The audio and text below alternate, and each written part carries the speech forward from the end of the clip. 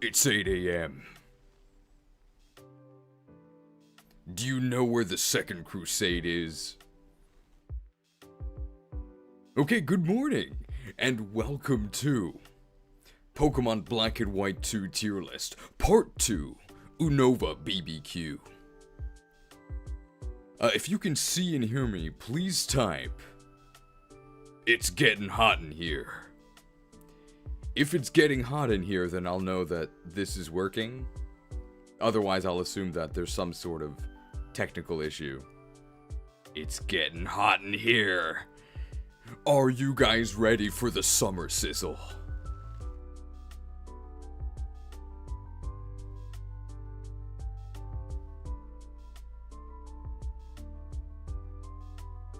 Everything should be kind of close to what it was last week. Nothing has really changed. I tried to make sure the audio settings were sort of the same. I'm just checking to make sure, so... because I can't hear myself. But you should be able to hear the music. There should be music playing. I am recording. And you should be able to hear me. So if anything doesn't sound correct, now is your chance to let me know.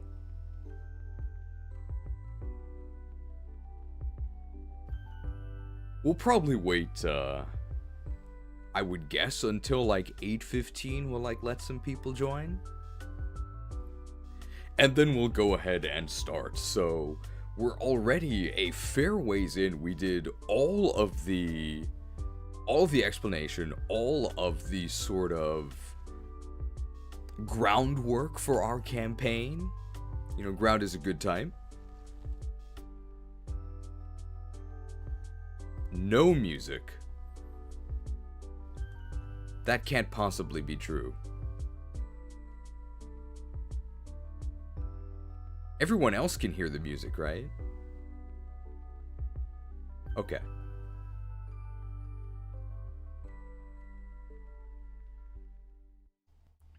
We've done the groundwork for the entire thing, so all we have to do is just rank. And a lot of these are going to be really, really quick, especially as we get into around here-ish. Around when we get to Humalau City, I think, because then a lot of these are just going to be like, just toss them in the sea. I don't really know what to say about that. And then we've got the Great Chasm Pokemon as well, starting with, I think, Snivy. A lot of these are just like, probably okay, but super, super, super late. So I can't really say good things about them.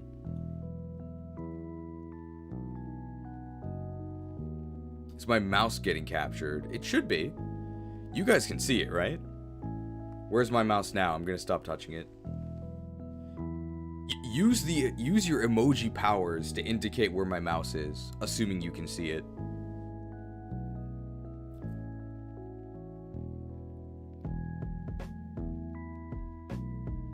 Perfect, yes, okay. So it's definitely captured.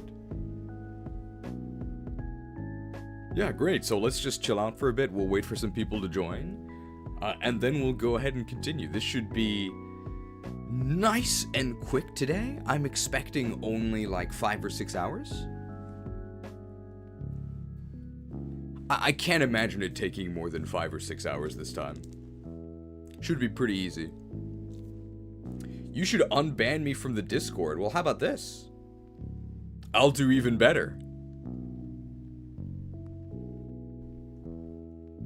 I'll ban you here too. How about that?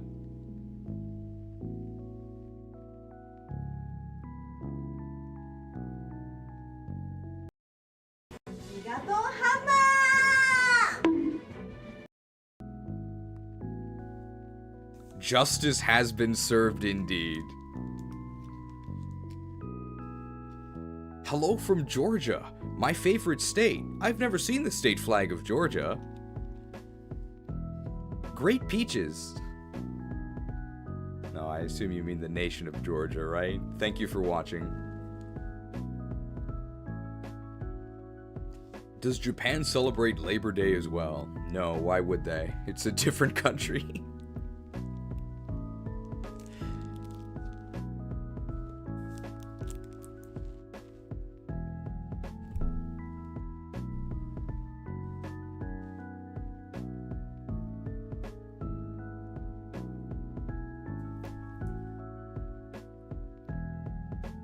Are unions a thing in Japan? I assume so, but believe it or not, there is no union for YouTubers.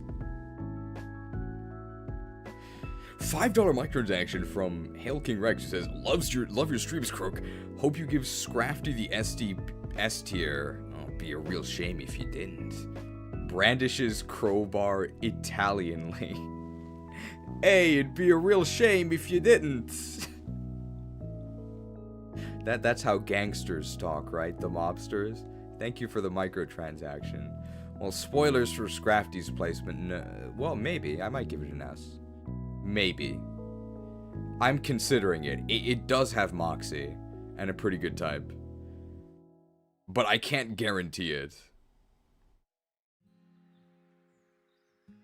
Thank you for your generous contribution to Crook's Crusaders. Remember, everyone, miracle seeds sown in-game will be harvested in the post-game. Plant your miracle seeds now. Miracle seed sown.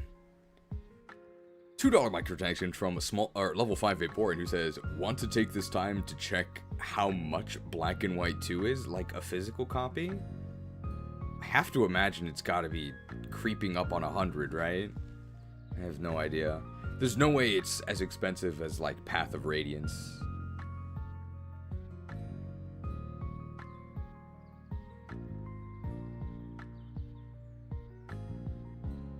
It's like 2 to 3 times that? Wow. I'm not gonna pay that.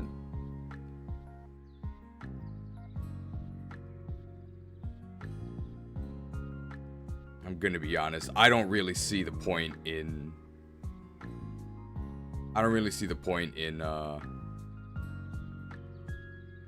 purchasing that. I guess if you're like a collector, right? But I don't really care.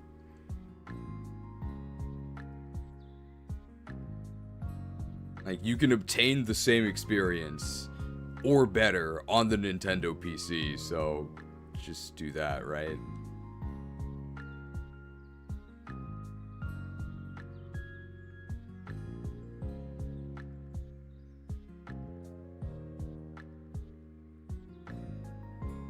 What's the Pokemon right next to Golad? It's Druddigon. It's really obvious. Guys, if you don't even know the Pokemon that are in the game, please don't comment, okay? This is a serious tier list for serious players. At the bare minimum, I expect you to actually know the Pokemon that are in the game.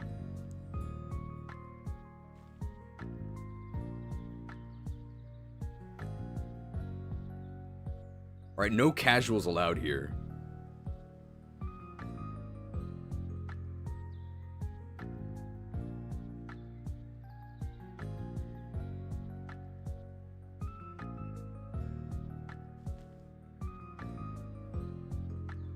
So how many do we have to actually do today? One. We don't actually have to count everything, right? 1, 2, 3, 4, 5, 6, 7, 8, 9, 10, 11, 12. Okay, 12. 1, 2, 3, 4, 5, 6, 7. So 84. Plus 4. So 88. Okay, that actually makes it sound like kind of a lot. Never mind. So I think that's actually almost twice as many as we've already ranked.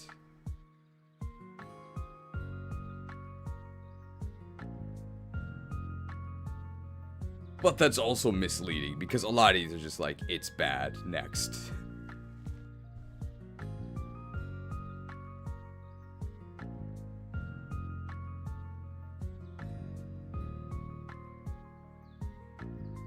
The Crazy 88? For my favorite movie, Kill Edge.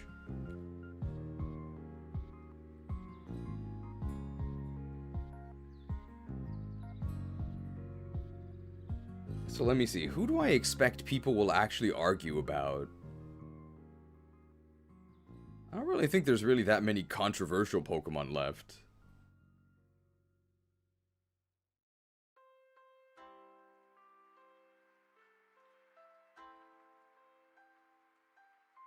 I guess ULGAMOTH, some people might initially him and haw about, but I mean, if you've seen the thumbnail, you know why I'm not actually going to be placing this that highly.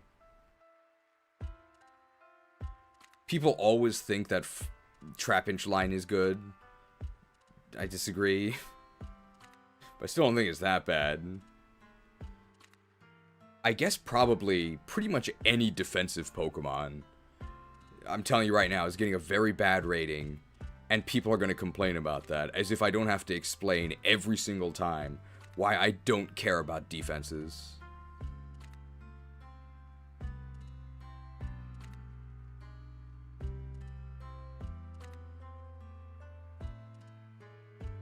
So aside from the normal controversies about people thinking defenses are good, I don't expect anything else.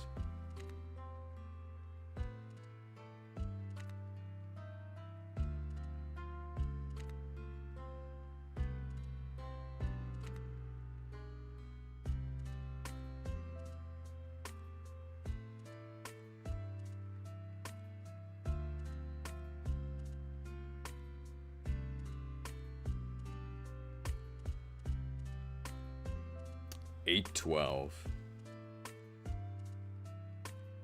Well, I could just put a timestamp, right? To skip to when we actually start.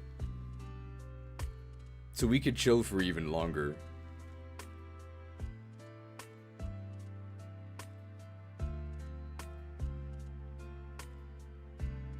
Where even are we in the game? We are right outside of the third gym, right? Because we're going to be starting with this Minchino, which is the Grotto Pokemon, right? It's like the hidden Grotto one. So this one guaranteed has some pretty good IVs and hidden ability.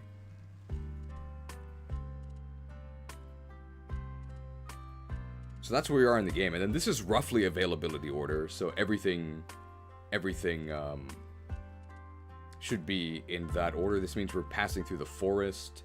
So we got these monkeys and this garbage and then this actually good Pokemon. And then this is the event Zoroa, like the one from Team Plasma. So Ducklet should actually be above here, right? Because Ducklet is the bridge on the way over. And Floatzel is...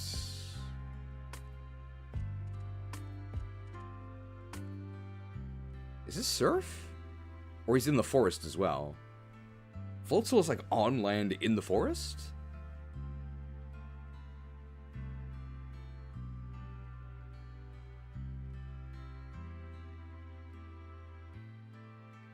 I think.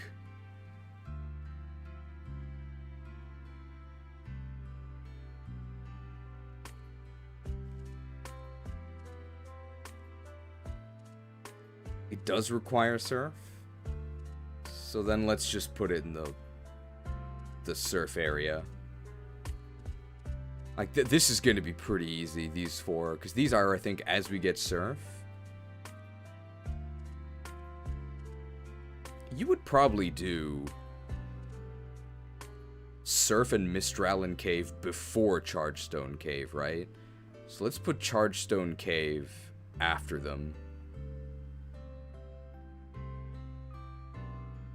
There we go. So now this is Driftvale Bridge, Event and Driftvale. These are the route leading up to Chargestone Cave. This is Relic Passage. This is Chargestone Cave. So maybe we'll put Relic Passage here. So you'd probably do Relic Passage after PWT.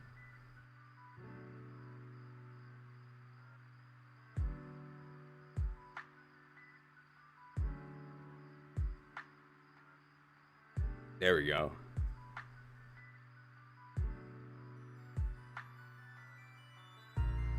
So then after Relic Passage, we are in... Blitzel is the first one outside on the other side of Charnstone Cave. All this stuff is leading up to not Dragon Spiral Tower, it's the Ghost Tower thing. And then this stuff is going over to Twist Mountain. This is the haunted house.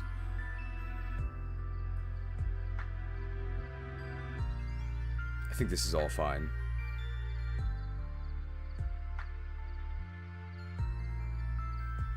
So Cobalion, Terrakion, and Virizion probably should not just be at the end, because they're not actually at the end. They kind of show up throughout your adventure, right? I know Terrakion is last.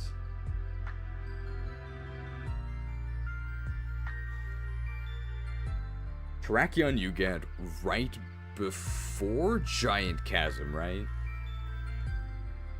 So Terrakion should be before Sneasel. Cobalion should be with Absol, okay. And then Virizion is with Gligar, Terrakion, and Corsola.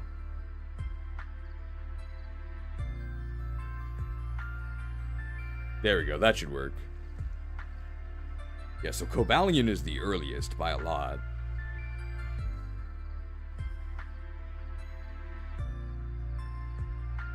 Okay.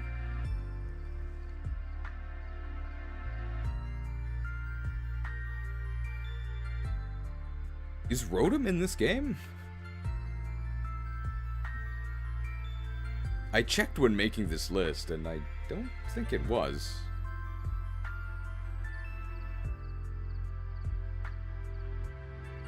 It's a trade? Okay, yeah, so it's not usable for us.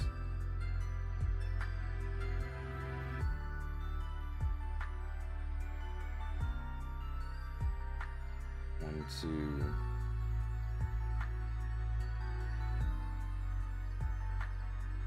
There we go, okay.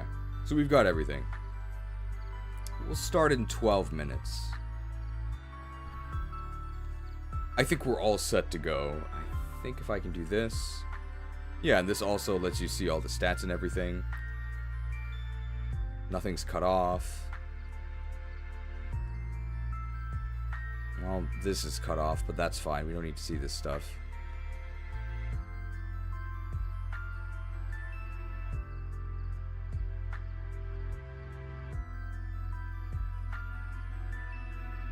How early is Shiny Stone? This is Shiny Stone, right?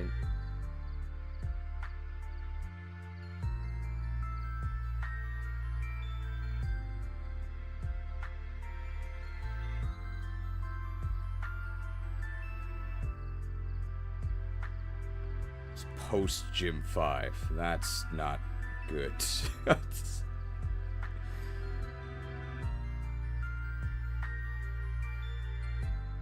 Then Tail Slap, 125, so 25 more than Return for 15 less accuracy. And it's normal. Gross. Yeah, I don't actually like this thing.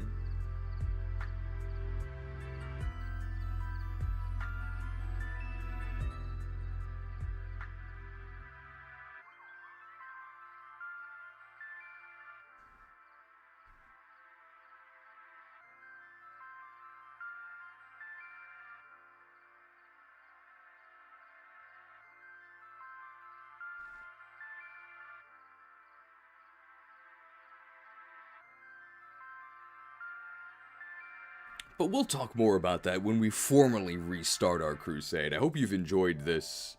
Is Skill Link hidden? Yes, but this is the Grotto. So it's guaranteed to have Skill Link.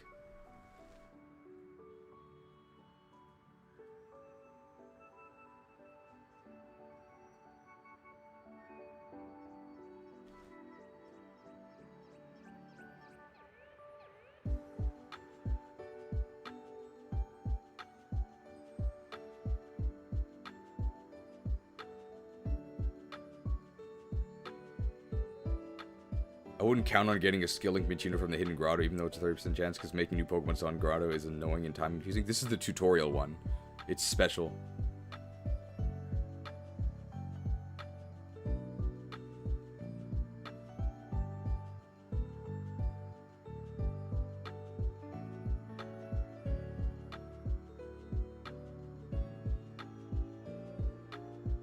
"8:21 a.m. It's very early.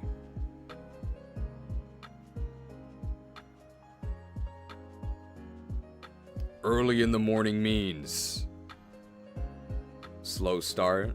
How do you counter slow start? With items. Consumed.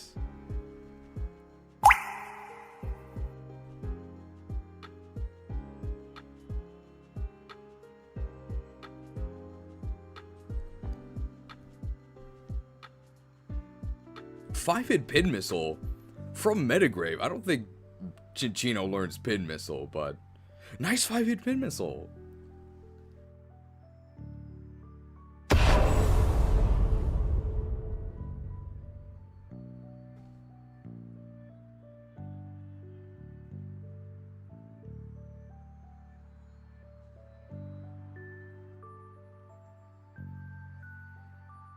Well, hopefully you had a very nice week in the meantime, everyone.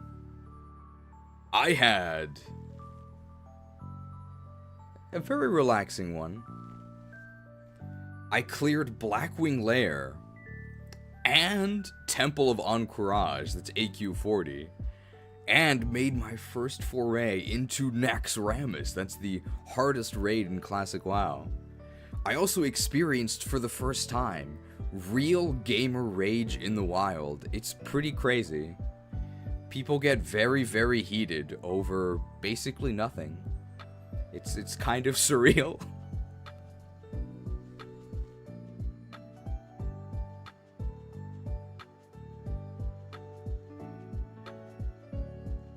It's also reinforced that our crusade is justified. Okay, you can hit us with a dark type move, and we'll keep on going with increased attack.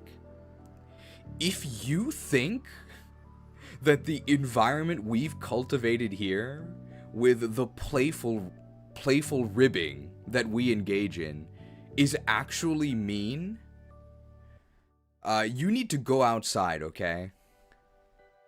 Touch a meadow plate, because wow, if you go literally anywhere else on the internet that isn't militarily policed like Reddit, wow, the way people act, raw and uncensored, is pretty wild. But yeah, it turns out you might actually encounter people with different views, unless those views are censored.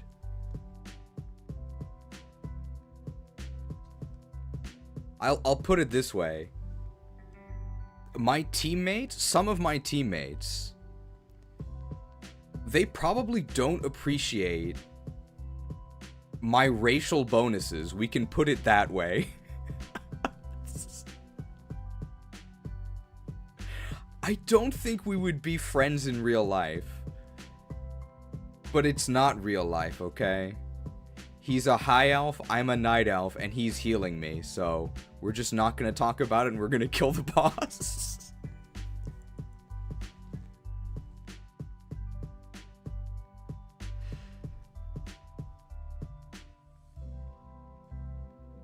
If you want something done right, leave it to a human. It's wild.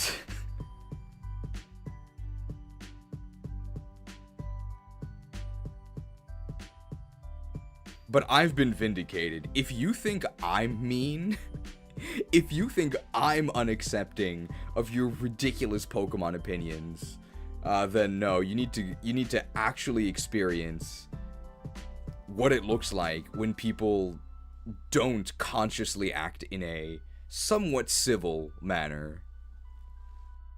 If you can call ripping apart viewers with legions of undead, civil.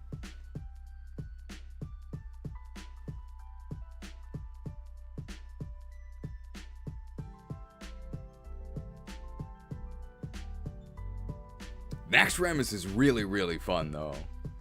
I think my favorite part was actually during a wipe when everybody was dying.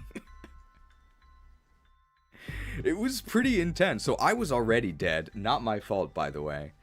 Unironically, not my fault. I didn't mess anything up, but it was like everybody was dying. There was nothing I could do.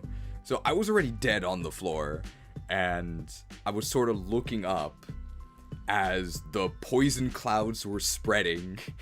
Everybody else was sort of choking to death, and like the string instruments in the background were like hitting the crescendo as this giant monster was walking around killing everybody that the poison didn't. Really, really great atmosphere. We did not reach Chadius, no, but it was our first time, and we cleared Plaguewing, so we killed Lotheb, and we cleared Spiderwing, we killed Maxina, and I got my first kiss! I got the Spider's Kiss. Very, very good item. Actually, like, best item in the game in that slot. So, like, in the game, not just in the raid. So, best in slot forever until they shut down the server. Whoops, because the Blizzard Ninjas have located our position. But I was very happy.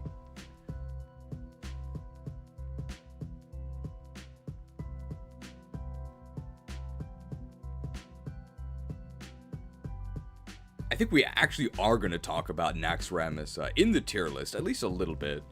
Actually pretty soon, because we have to talk about the strategy for Gothita the Harvester.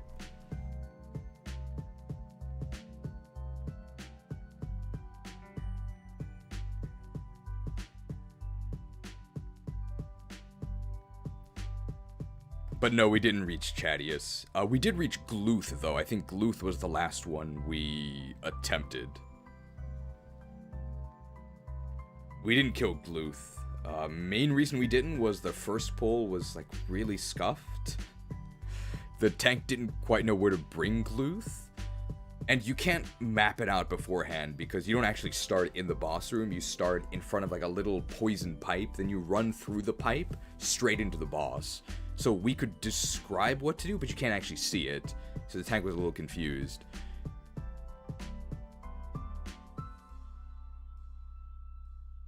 Yeah, we also didn't know there was a tank swap, so we died to that as well, but we'll get it next time.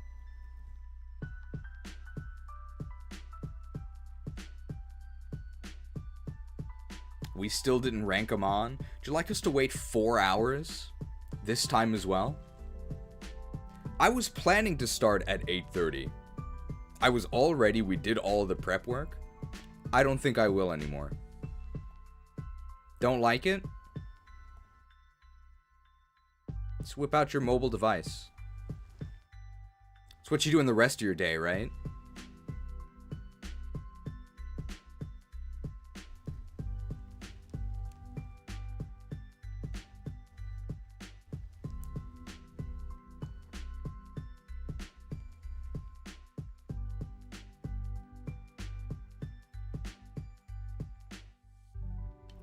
Seen any good movies lately?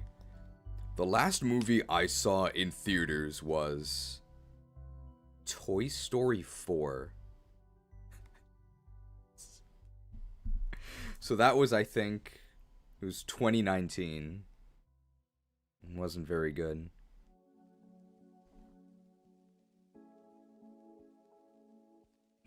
I don't even really remember the movie. I remember that I went there, it was on a date with my ex, and then she was mad that I didn't want to buy concessions. Whoops. I don't think we have a graphic for being a cheapskate, but whoops. I mean, what's more important? Saving $10 or just not starting an argument? Whipped.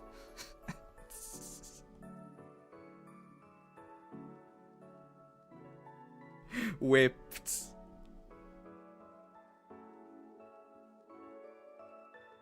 Beat it, chick!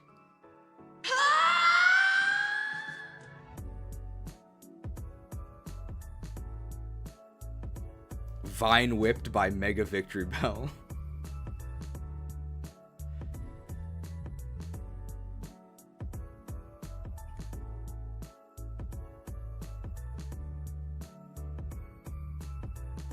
I'm fishing sacred eels in RuneScape while watching and listening to the stream. What's the price of Zulrah scales now? Did any get ranked this live yet? I just joined. Well, I was gonna rank at 831. How about we rank at 835 now?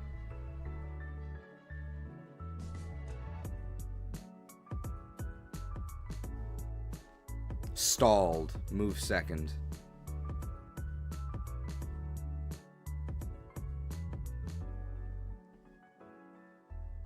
$163 GP each. That's really low. They were like 250 when I was fishing them. What's your fishing level? If it's below 90, don't ever speak to me again. Okay, well, it depends how close you are to 90.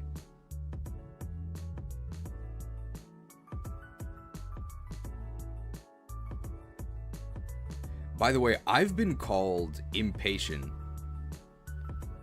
And I have 99 fishing, woodcutting, and mining. Widely considered to be the most boring, insanity-inducing skills in RuneScape. I unironically love them. How could you call me impatient? My fishing and cooking levels are 94. Excellent. Alright. You are authorized to continue speaking. Cooked.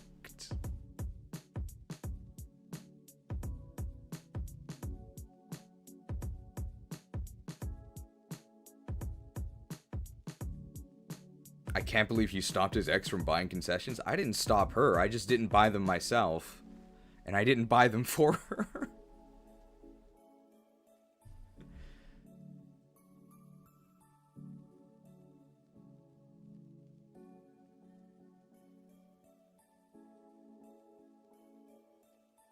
You thought I quit RuneScape? Yeah, I have not played since I made the video about quitting. But, I mean, I still know about it.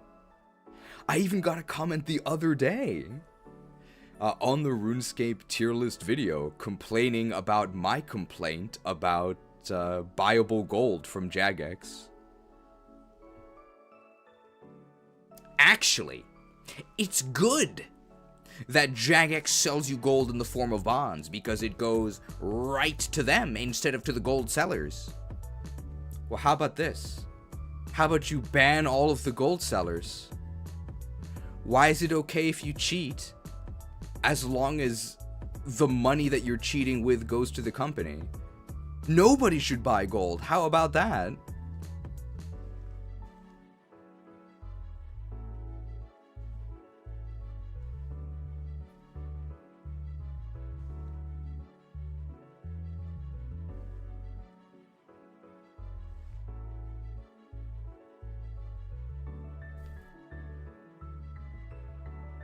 Alright, I don't even think we need to acknowledge it being a second week, right?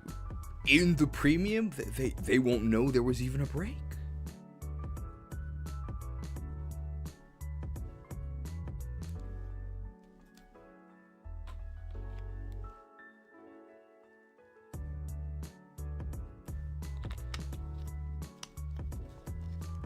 Alright, I assume I don't need to refresh anyone on how we do things around here, but I guess I'll do it anyway, so same rules as always, right? For our in-game tier list, we do not care at all about post-game stuff, so there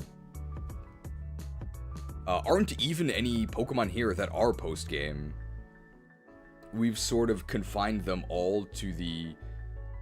Oh wait, hang on. Unknown Dungeon is actually not full of them. So let me actually grab them and add them to the Unknown Dungeon. I actually have them, I just have to put them in.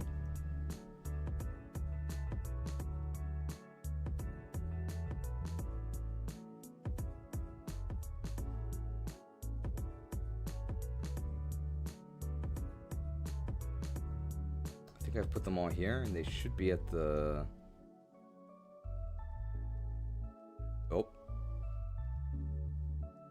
Ah, here they are.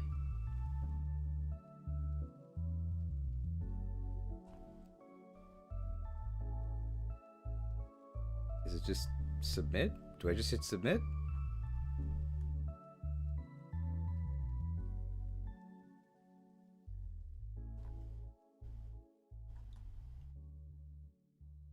That doesn't seem right.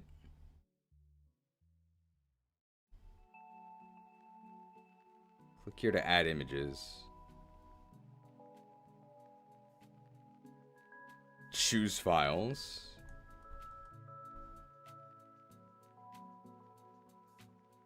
These guys. There they are.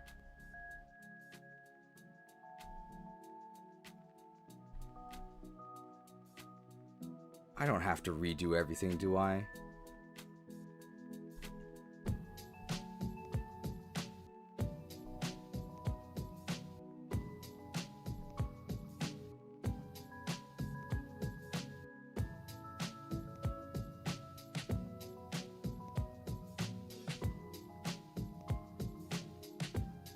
This isn't even in the right format. What's going on?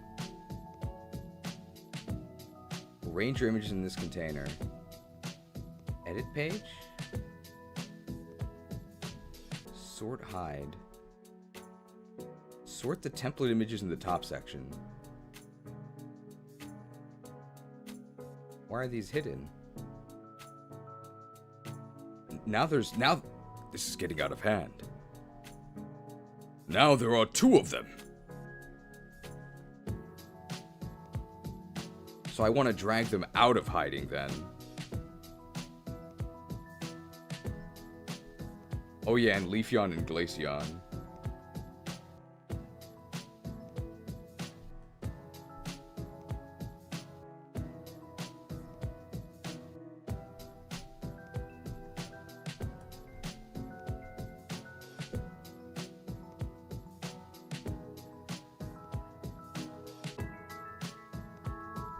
And I think Leafeon and Glaceon I just pulled from... No, they were already there. Leafeon and Glaceon were already there. So I don't need to add them. Do I have to hit submit twice? No, it didn't actually add them.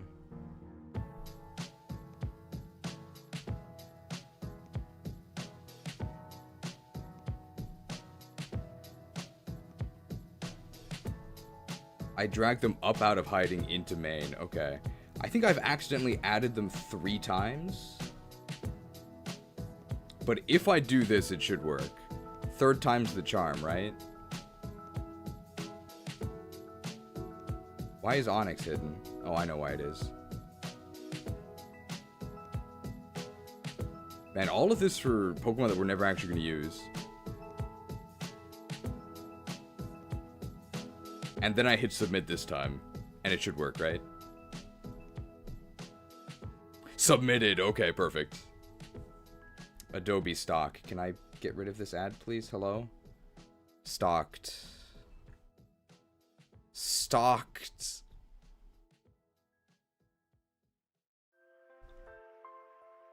I don't want to deal with this Adobe ad. This wasn't here before, right?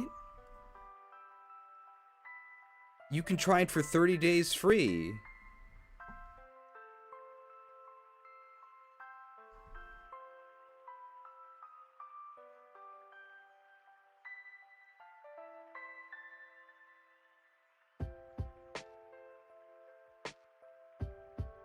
Well, now it's just a brick wall. If you use the Brave browser, it has a built-in ad block. I want to save the durability on my Brave weapons.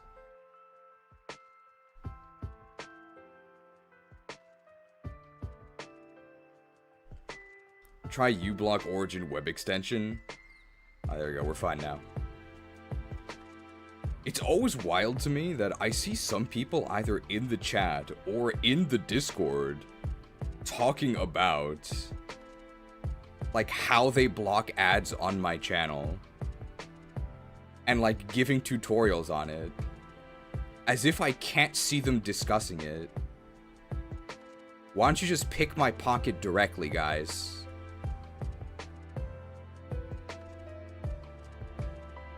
I'm being a little bit facetious, but it's like it reminds me of that scene from I think it's Gravity Falls, where I think it's Uncle Stan was in like an antique shop and he asks like, "Hey, how much for this statue?" "Oh, that'll be $20. $20? I'll just take what you're not looking." "Excuse me? I said I'm gonna rob you." Like, it really doesn't matter that much.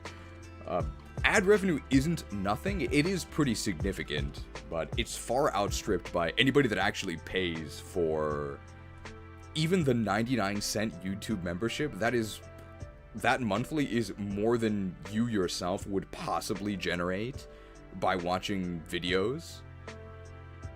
And of course, the number one way you can support, and a way you can absolve yourself of any guilt, an indulgence you could purchase, you could say, would be to evolve.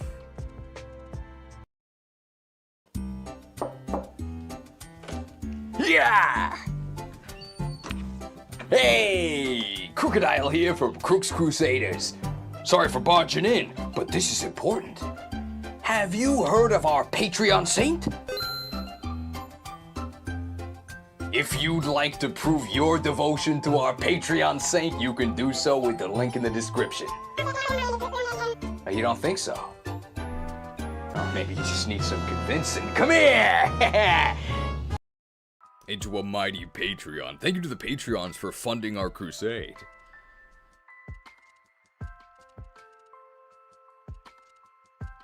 But yeah, I just think it's kind of weird that people just talk about ad blocking so openly.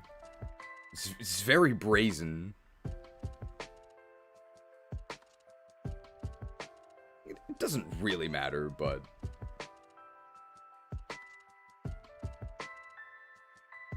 also confuses me. People getting really upset at YouTube cracking down on ad blockers. Like, what do you expect? Like, if you ad block them, you're essentially stealing their service, right? Because YouTube is paid for through ads. Do you expect them to just let you to get away with it? No. Of course they're gonna try and stop you.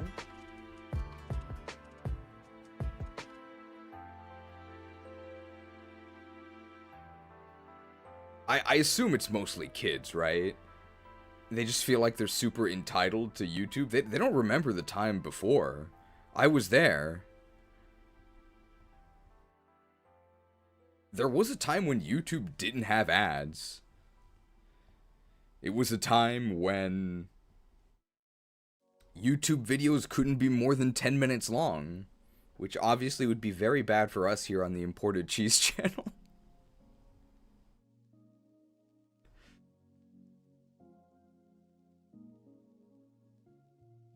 But I myself just pay for YouTube Premium. I will admit, if I wasn't a YouTuber myself, I probably would just ad block, right? But I would be a hippowdon with a scope lens. Definitely a hypocrite if I didn't myself pay.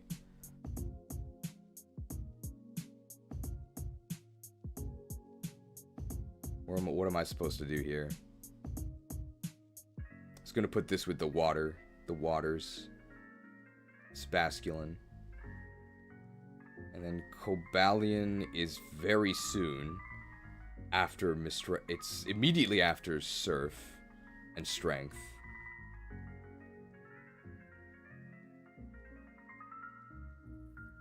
So it should be next to Absol. And Terrakion is the latest, so right before Giant Chasm, so right before Weavile. And Virizion is like very slightly earlier. It's like there. Alright, there we go. And I think we're ready. Is there like a little more fishing we have to do? I don't think so. We shuffled around Relic Passage a bit, right? This should go down here. Relic Passage should go here. There we go. Okay. And then we wanted to move Chargestone Cave to after Mistralin Cave.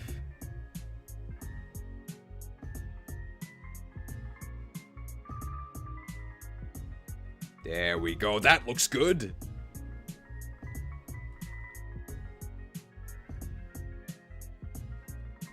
And I think we will go ahead and start right after this inspirational message. To all Crooks Crusaders, we've been blessed. Never forget this noble financial sacrifice made by your fellow acolyte. Almost reminds me of my own miraculous redemption arc.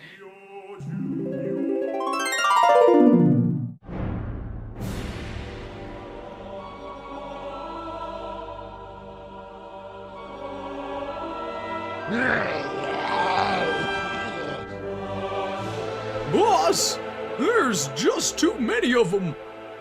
Well, looks like it's curtains for us, boys. It's been an honor.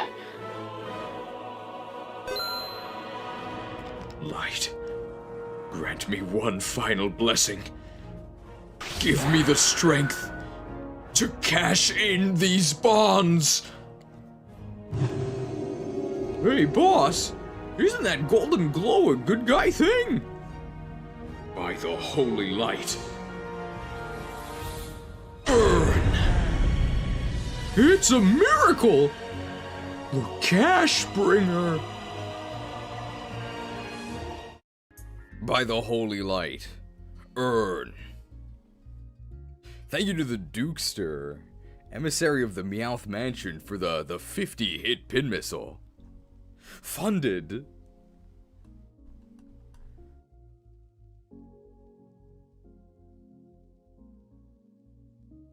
Well, now that our coffers are full, let's begin. Part 2. Been gone a little while, welcome back. You're right in time for not quite Meowth.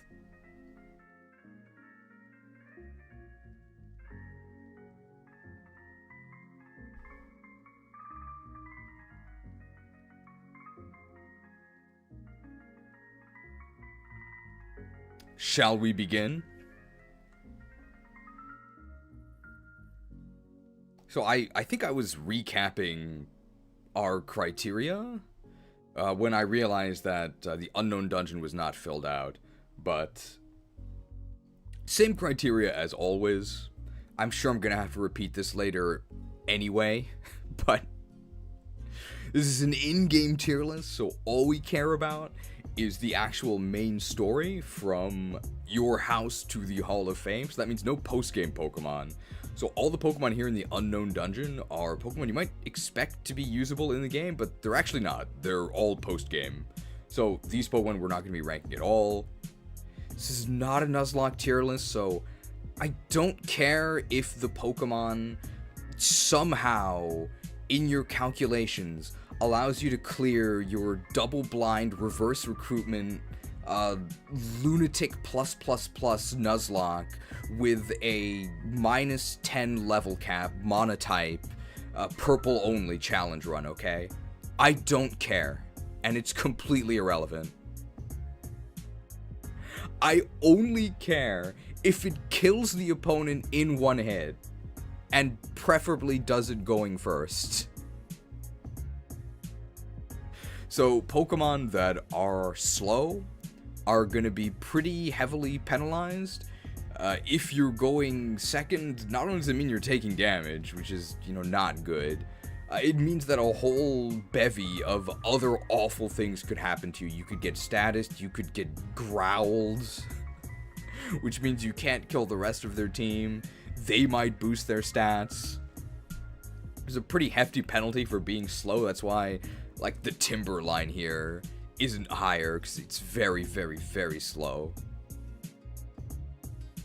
And if your main thing is being defensive, that is worth less than nothing to me.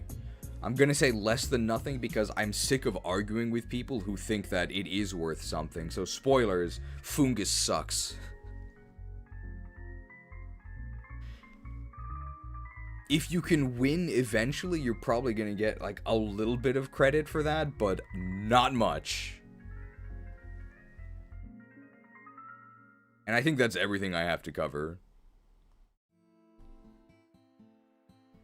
I can also just quickly run through what all these tiers are if you weren't here last time. I can't imagine there's anybody watching a part 2 of this who hasn't seen either part 1 or at least something about what we've done. So we have a special sacred realm. These are those who are deemed worthy of wielding the Triforce. The Triforce, of course, consisting of the Triforce of Power, the Triforce of Power, and the Triforce of Power. They just all have the Triforce of Power. And I'm going to say these are Pokemon that are like rule breakers.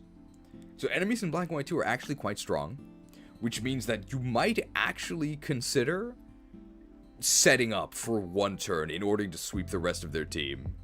And the Pokemon in the Sacred Realm either don't have to do that, or very, very rarely have to do that, and are just incredibly good otherwise. So Crocodile does not have to do it because I've got Moxie. So I get my boost naturally by just eating their lead Pokemon. And Excadrill is just ridiculously broken. It's super, super strong. And very rarely does it have to set up, and when it does, it dances with swords very safely because its type is amazing, and then wins. And there's one more Pokemon that's going to get the third Triforce of Power. You can probably guess who it is. Then the S tier. These are Pokemon that are just really, really good. But they still sort of have to play by the rules. A tier, strongly recommended, but they have a pretty noticeable flaw. I won't say major. Probably it's either going to be availability or they're too slow. Or they have like a bunch of bad matchups, like that's why Espeon's here. It's like it can't do anything to the bad dudes, and there's a lot of bad dudes in this game that are immune to Psychic. B tier, these are like average Pokemon. I think they're totally fine. I can't really recommend for or against them. You can use them if you like them, they're okay. SEAC tier, these are water types. Give them Surf. Water's a good type. It's probably fine. Letter C tier, I would say these are below average. I would not recommend using these, but I wouldn't say it's a disaster either. Like, you can. It's still reasonable, just not really recommended. D tier, getting into strongly discouraged. I think these Pokemon are actively bad and making your team worse, but there's probably something they can do. And Unova's finest, these are like joke Pokemon that I think are extremely bad. And using them is like an active challenge mode thing. I would not say use them. Of course, disclaimer, like, if you want to sweep the game with Sunkern and Sunflora, like, you can. Despite the fact that Black and White 2 is, I think, one of the hardest Pokemon games. Probably the only one that I would say is harder is like Ultra Sun, Ultra Moon. Like, it's still a Pokemon game. It's still a joke. You can do whatever you want, but you're gonna be making it harder for yourself. Swaddle in Unova's finest? Yep. Have you seen the type? Are there any points awarded to Pokemon for being a good morale booster? Something that makes me feel good that I get to see when I open my team view? Nope, it's worth nothing.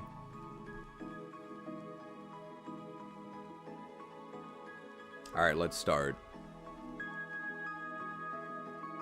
Minccino into Cinccino.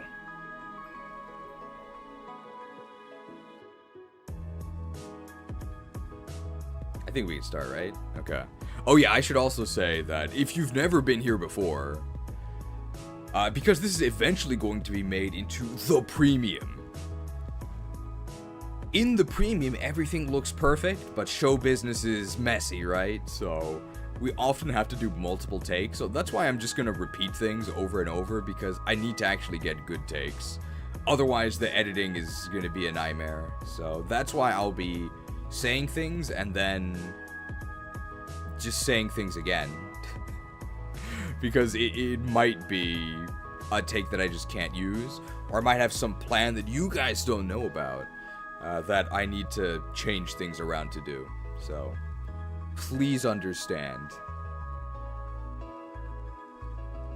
Alright. Minccino and Cinccino. Minccino evolves into Cinccino. Any fans of mince pie? I think they call ground meat mince in some areas of the world. Now, if you put vanilla flavoring into your cappuccino here, now if you put vanilla flavoring into your Cinccino here, then this would be like an okay C tier, I guess. It's a normal type. What are you gonna do? Hit him with a stab return? We're sort of getting into the mid-game. That's very unimpressive.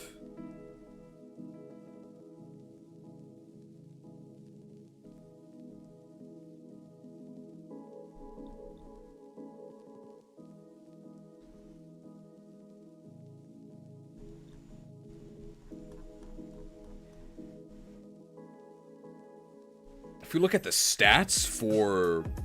These are the stats of your... These are the stats of the baby form.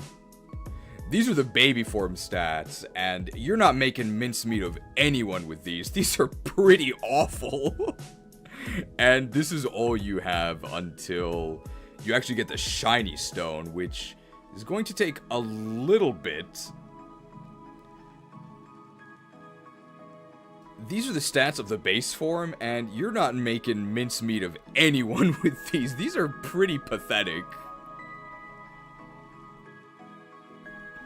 They do get a lot better once you get shiny. You need the shiny stone, but that takes, I think, 1 or 2 gyms after Minccino becomes available.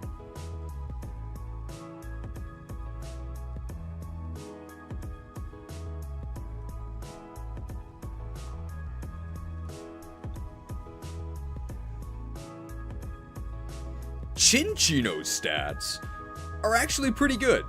You get a pretty enormous stat bump in the stats that actually matter. You get a lot faster, and you get significantly stronger. I mean, this is still a 2-digit number, but this isn't the worst thing ever.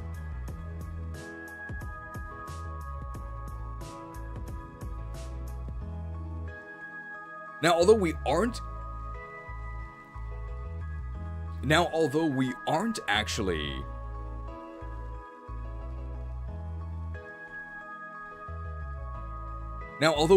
actually considering hidden abilities for most Pokemon, because those hidden abilities are either completely inaccessible or really obnoxious to access through the hidden grotto system, right? It's not the obvious grotto, they're hidden. The Minccino grotto is not hidden at all. In fact, it's the opposite. It's mandatory. You are forced to explore this grotto. And because of that, you are actually guaranteed to get a skill link Minccino. Because of this, you're actually guaranteed to be linked with a skilled Minccino that also has pretty good IVs. Because this Minccino specializes in skill. Because this Minccino specializes in its skill stat, it always gets a 5-hit Astra proc on its multi-hit moves. And Astra's pretty good, right? When you wish upon a star.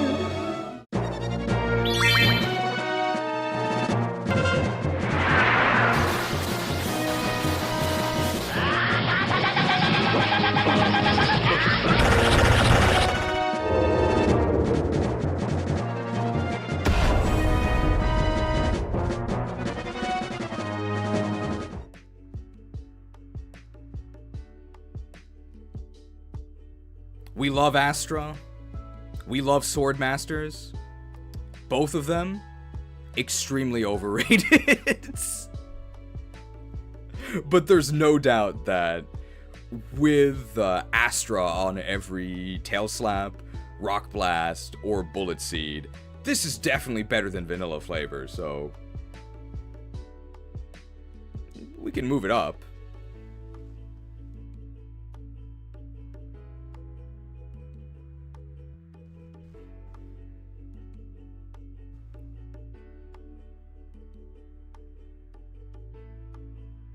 All your skill link moves are 125 base power, which is pretty good, but a 125 base power Tail Slap is not that much better than Return, considering it has 85% accuracy, so you're actually going to miss a fair amount of the time.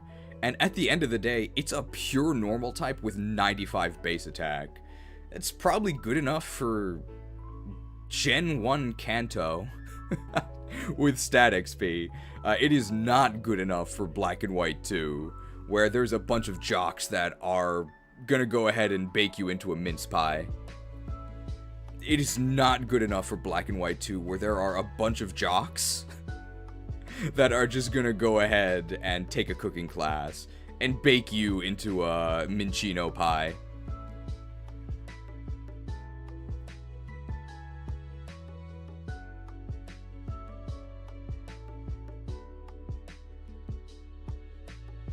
I think that's everything I have to say about this line.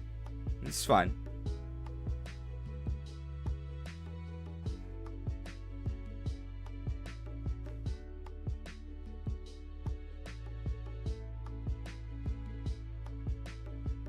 Mostly held back by being a pure type and that pure type being normal, which is horrible. This actually might be kind of generous. And if it was just a pure vanilla one without skill link, I think I would keep it in C. It's not very good.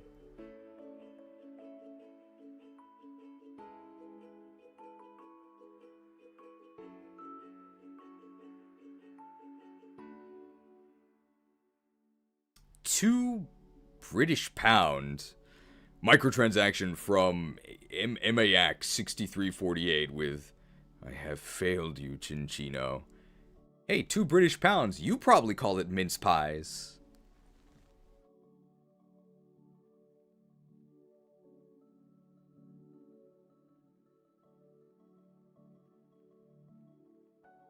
Is it really better than Arcanine? Probably not, but I don't want to hear people complaining about it.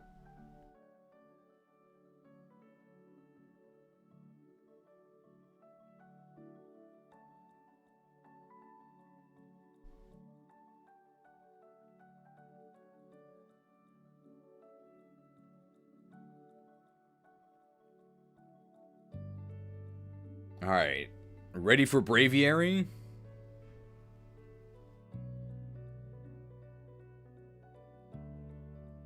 Did you know that Unova is based on the United States... Oh, probably US of A. Did you know that Unova is based on the US of A? Patriots rise up. It's Braviary. And I really do mean Braviary.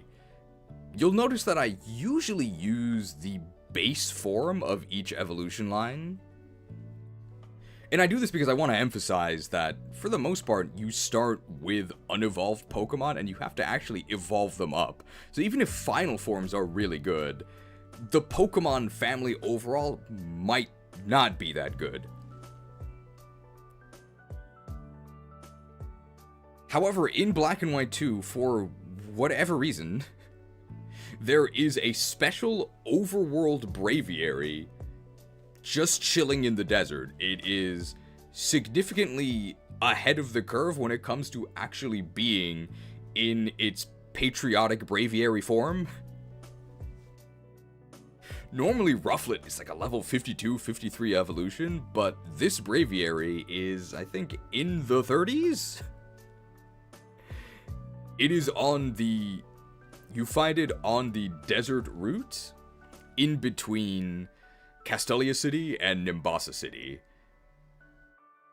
Oh, it's level 25.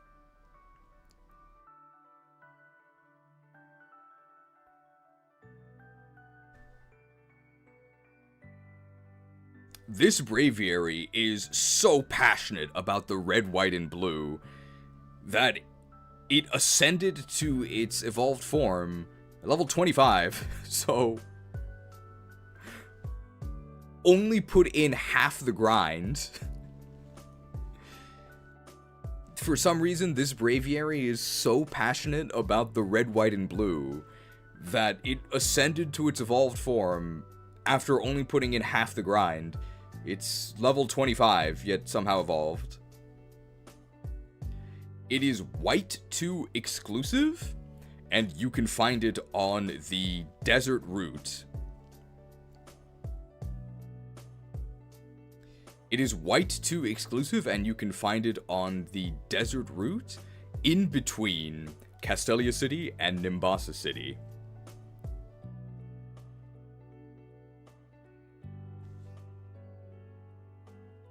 But you can only find it on Patriot Day.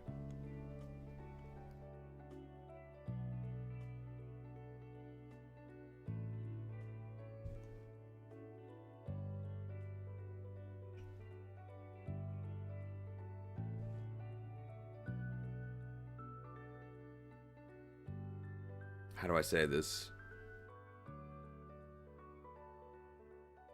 Are there any there's no like orange cats, right? I'm thinking about Garfield.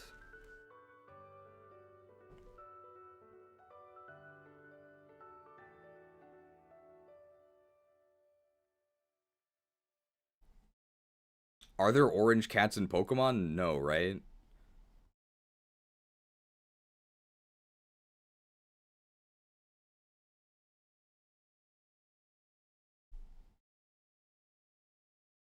Oh, the music's over. I'll go to a new one.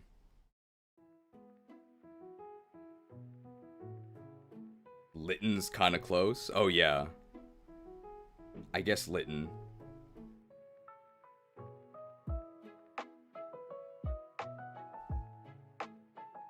Growlithe? I mean, Growlithe's a dog.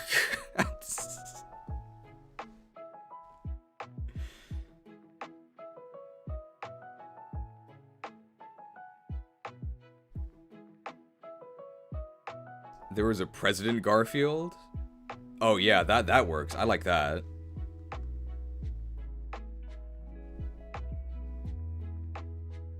Now, although Braviary is a symbol of our great nation. The President Garfield one is good idea. Although Braviary is a symbol of our great nation, it's hated by President Garfield.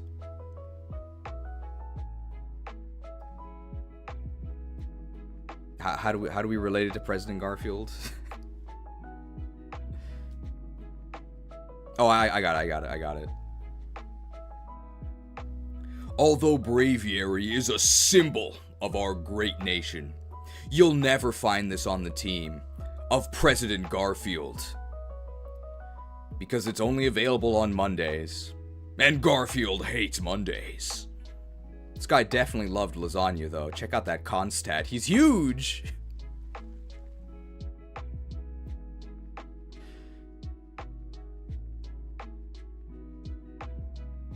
I think that'll work.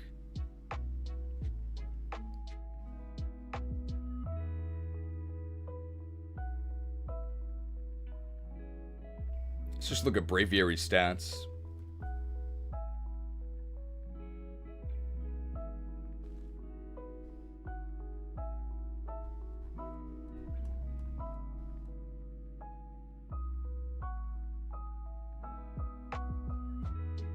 I'm on the wrong tab.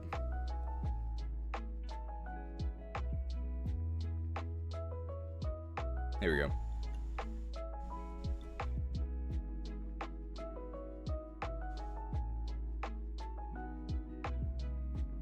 And it gets acrobatics later, right? As in, you can teach it acrobatics. Here we go.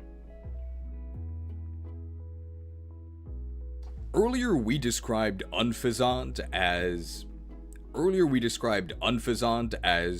Great Value Staraptor.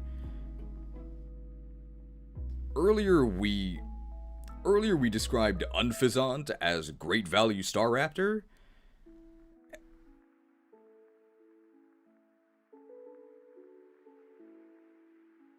Oh, it does not get acrobatics, so it's just a return bot.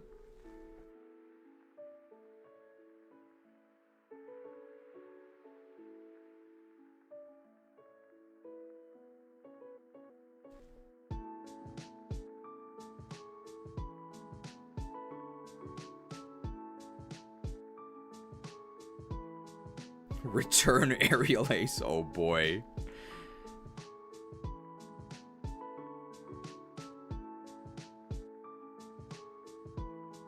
Earlier we described Unfazant as Great Value.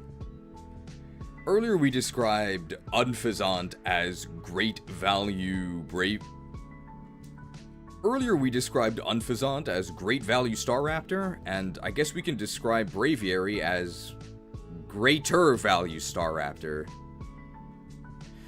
The attack is the stats are almost the same as Staraptor, just slightly worse.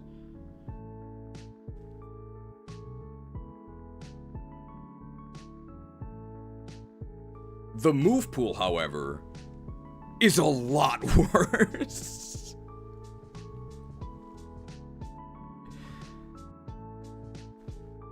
America is a superpower. America is a global superpower, so you learn superpower at level 51, which you're very far away from. And eventually you do find your bravery as a bird, but that is at level 63, so essentially outside the scope of an in-game tier list. I hope you like Return. I hope you like Return and Aerial Ace, because that's all you're getting. No, it is not an acrobat. I hope you like Return and Aerial Ace, because that is all you're getting. And despite the fact that I pay $65 a month for Adobe, and I get non-stop pop-ups for Adobe Acrobat,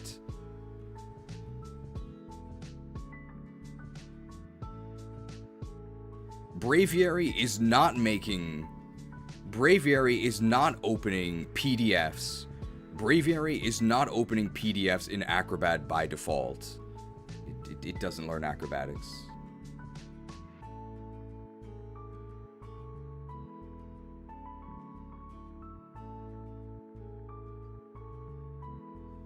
I think we've mostly said negative things about this, but I think it's pretty good.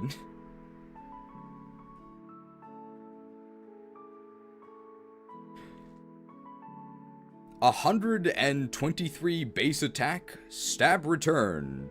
Pretty early in the game. I would recommend that you use that.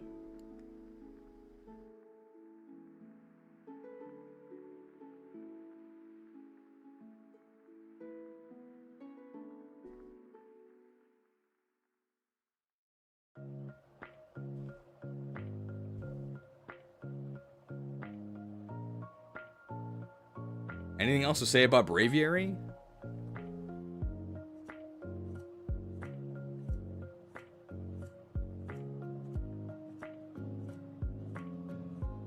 Oh, we should mention the abilities, right?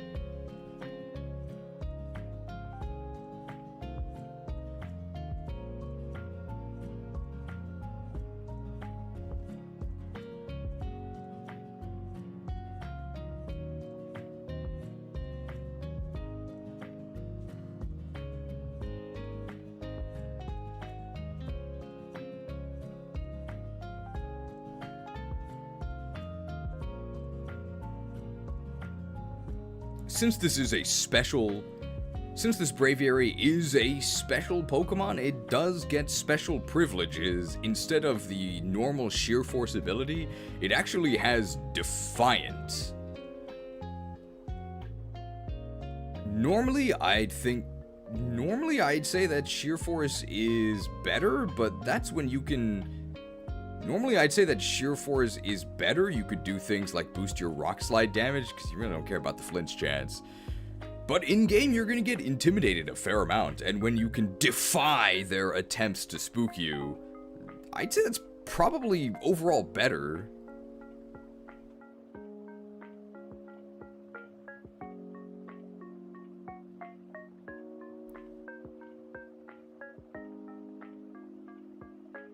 Final word on the bird.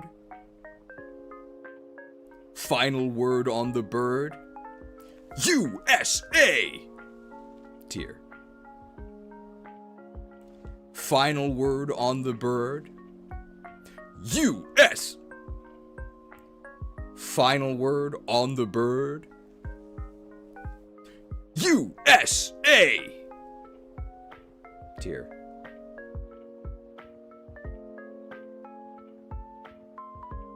There we go. I think it's good.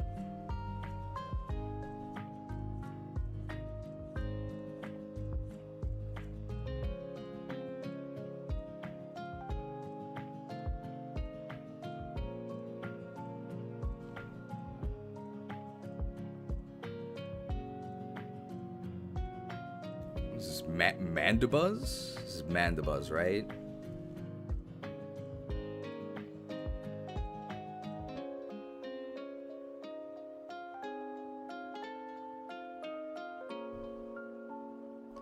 The parallel to Braviary. The parallel to Braviary. It's J Mandibuzz TV? I think that's a Poketuber, right?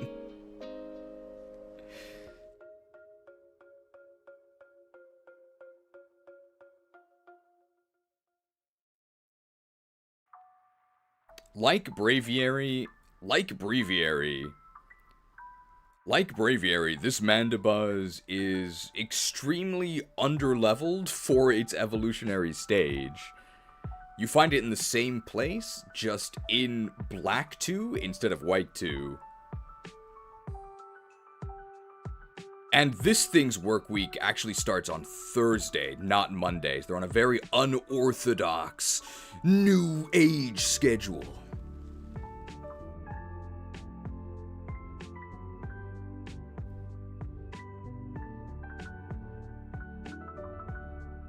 It's a dark type.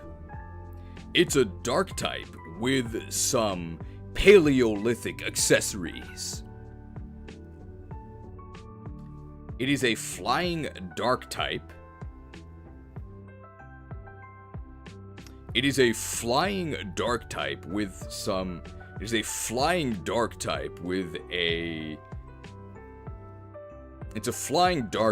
a very, how do we say, like, traditional fashion sense? It's a flying dark type with a very traditional fashion sense, as in, it's a flying dark type with a very traditional fashion sense, dating back to the Paleolithic era.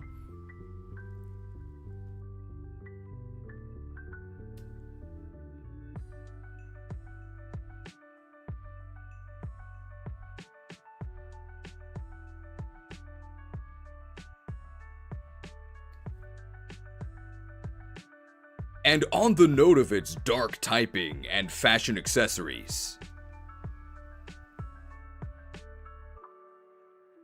And on the note of its dark typing and fashion sense, I would describe this thing as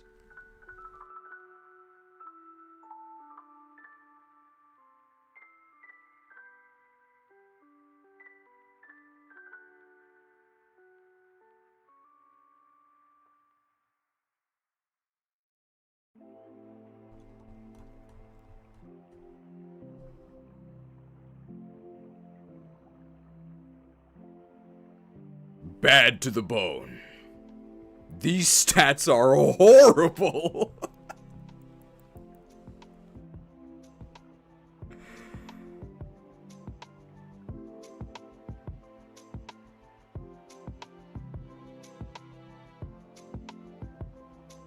Great bulk. Unacceptable offenses. I care about offenses.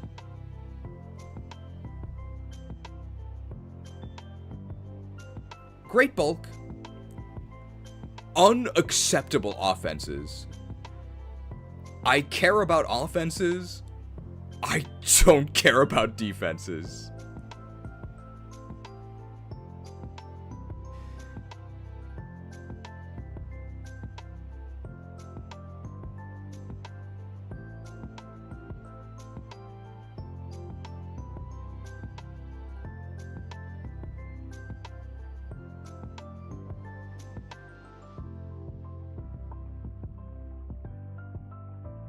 What are we thinking about this? It's not like finest bad, I don't think.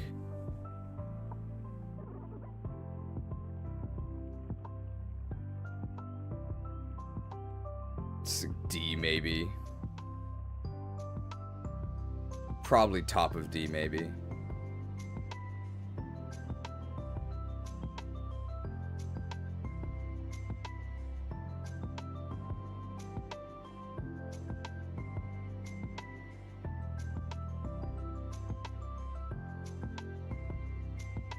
As a carrion bird, he can only prey on the dead. Yeah. Because you get the evolution ahead of the curve and you can win hit trades. Because you get the evolution so ahead of the curve and you can win early hit trades, I think we can build our nest in D.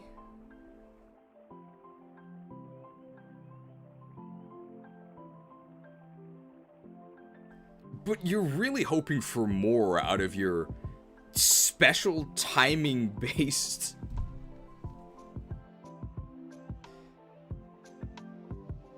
But you're really hoping for more out of...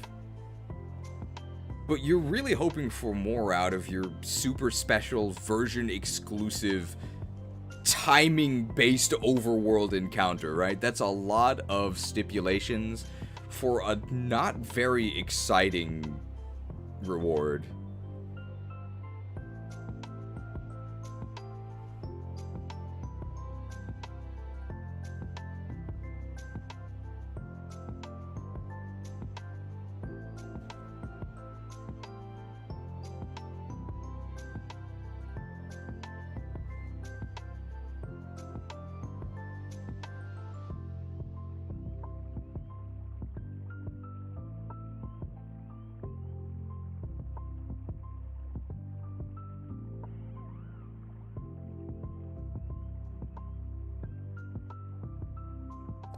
And despite being a flying armored unit, that armor is actually weak. It has the weak armor hidden ability, which is almost all downside. When you take a physical hit, your defense drops, but your speed increases. You were already decent, but your speed was already fine at 80. That's okay if you have a level advantage. And you actually do need your defense, since there is no way you are hitting anything in one hit. So I think actually, as our armor breaks, you'd think we would fly higher, but I think we're actually going lower.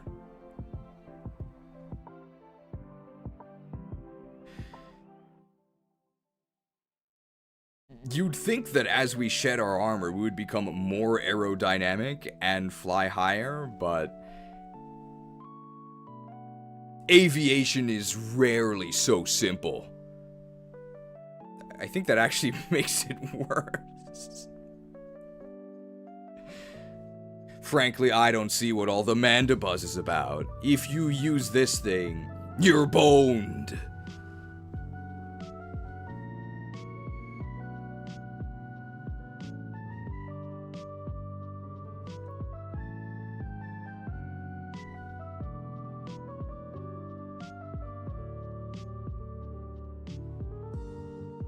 We're beginning to trudge into the desert map, and everyone loves those. Welcoming us into the desert. Greeting us as we begin our descent into the desert. Everyone loves those maps. It's Sandshrew. How early does this thing learn Earthquake?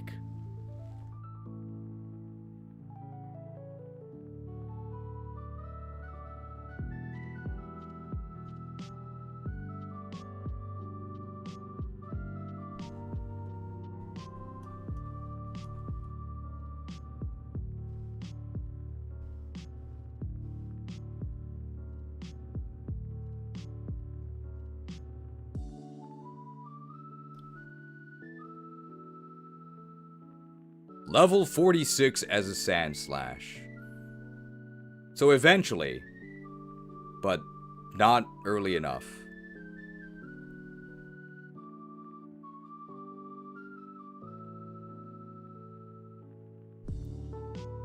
Excadrill, but worse in every conceivable way.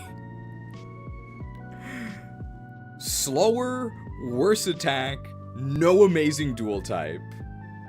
I don't know why you would ever use this over Excadrill.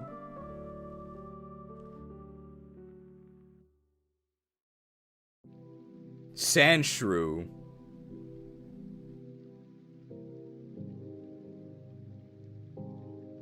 We're digging an underground path.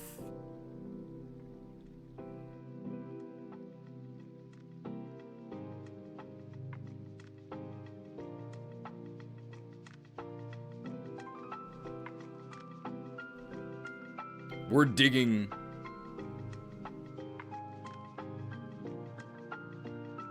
Can you dig it?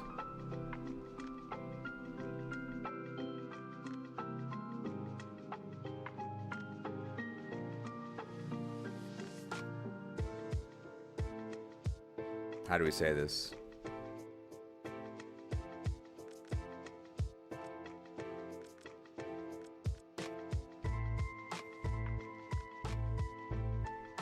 Can you dig it? Da, da, da, da, da, da. There, maybe? But, like, how do we get there?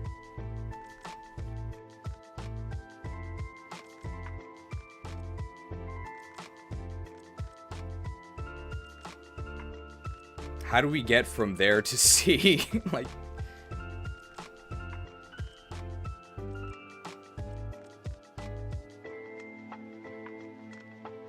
What's Sandshrews attack? 100. It's not very good. Like, it's okay.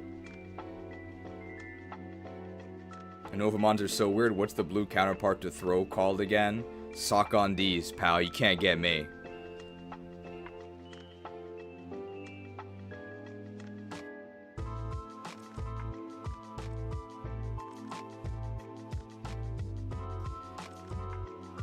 Can you dig it? Can you dig it? Well, dig shut down. And Reddit is still... Well, dig.com. Can you dig it? Well, dig shut down. And Reddit is still rolling. So Reddit is better, right? But we know how awful Reddit is.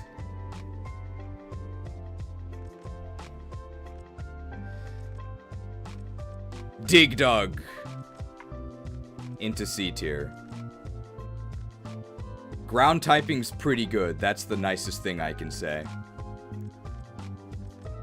Sandshrew. More like Sandshoe.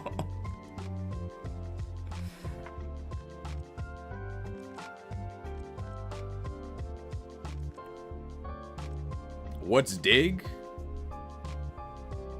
So this guy was complaining earlier about how old he was, yet he doesn't even know dig. You whippersnappers.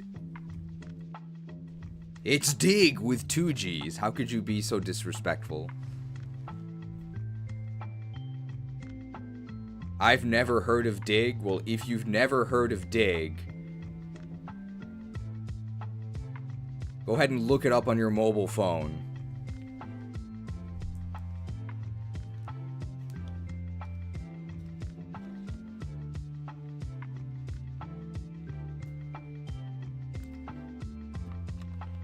Damn kids.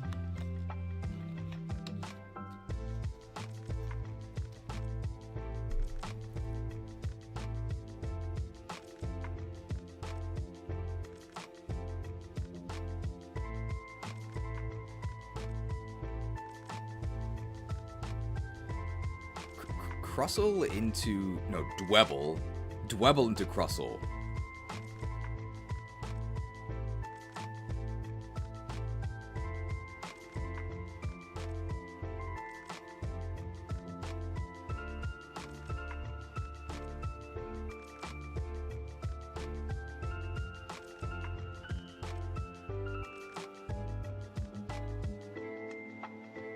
I just want the Pokemon.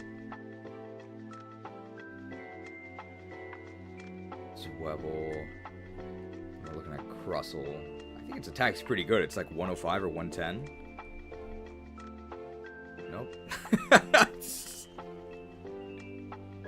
Well, it's 105 eventually, but not in this game.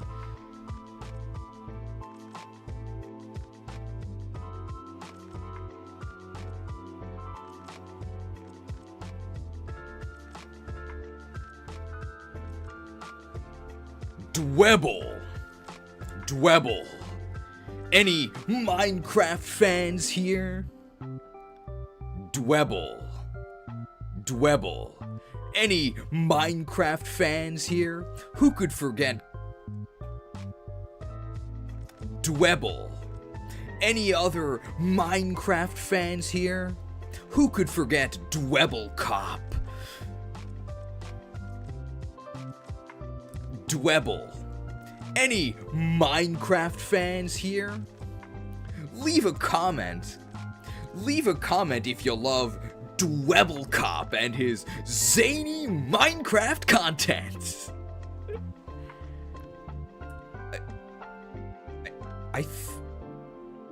So you could, may shock you to know this. I don't watch Minecraft videos, but I think Dwebble Cop has become an AI grifter? That term kind of gets overused, but I really do mean he's become obsessed with automating his channel with an AI clone of himself to generate infinite amounts of automated AI Minecraft slop. Sounds like an absolute nightmare.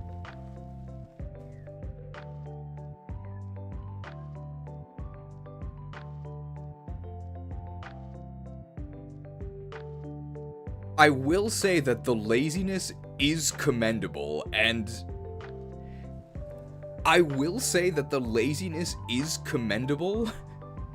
and if his audience of infants can't tell the difference, then why not do it?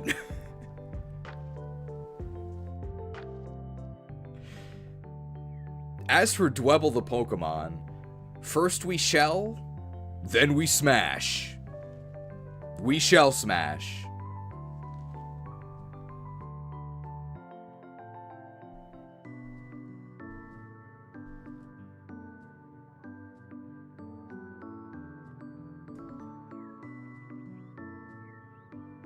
At level 43.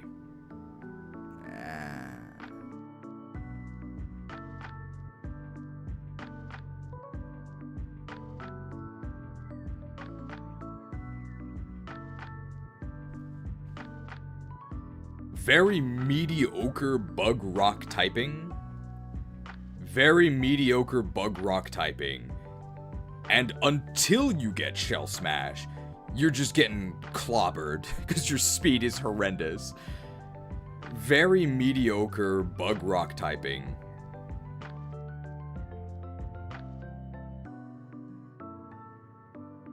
Very mediocre bug rock typing. You get clobbered every single battle until Shell Smash. And even once you get Shell Smash, you get clobbered the first turn of every battle because you have to Shell Smash in order to actually sweep.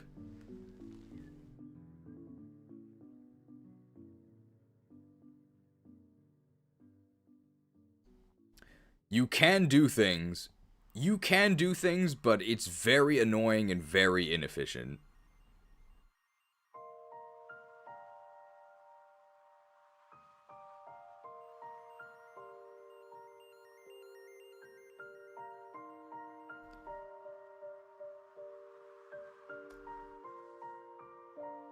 You can do things, but it requires setup. You can do things, but it requires setup, and that's... You can do things, but it requires setup, which I would say weighs it down, much like the shell. You can do things, but it requires setup, which weighs you down. You can do things, but setup is mandatory, which weighs it down, much like the shell upon its back.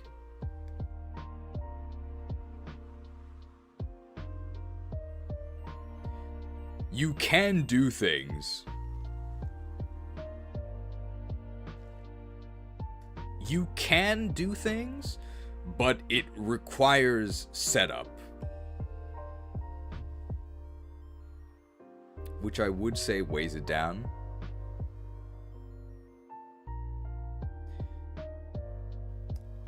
You can do things, but setup is mandatory, which really weighs Crustle down.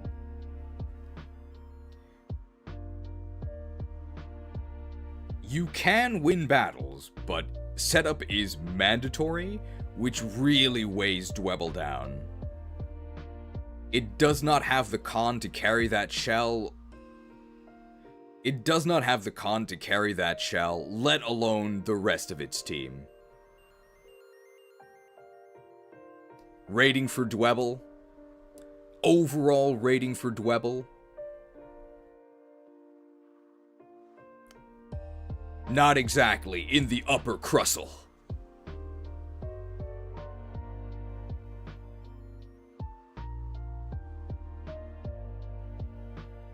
There we go. How does that work? I think that's good.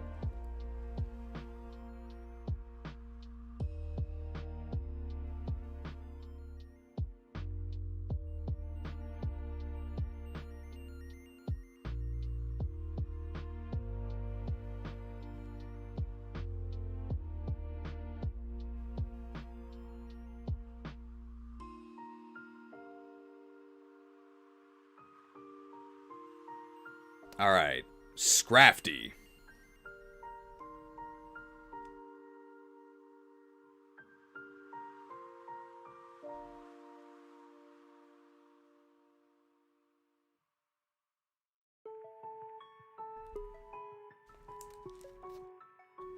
Gotta drink this, sorry.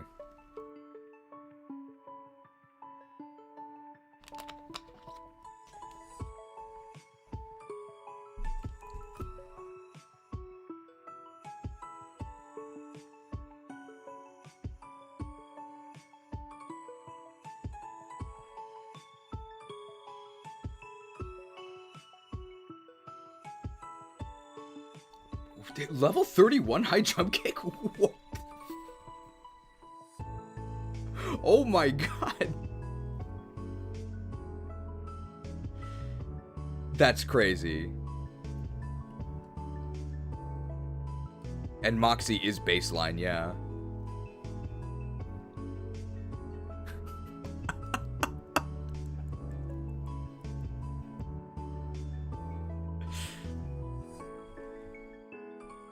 Scrafty at the Unova bank booth. Put the polka dollars in the bag. Put it in.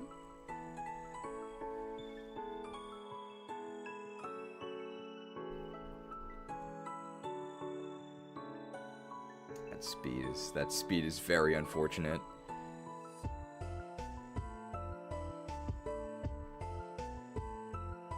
And Dragon Dance is breeding, right?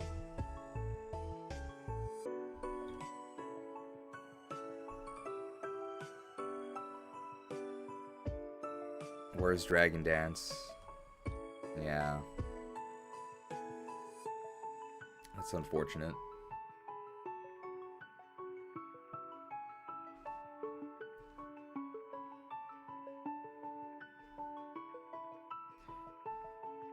Following off of Dwebble Cop, since we've already captured the Dwebble Cop audience,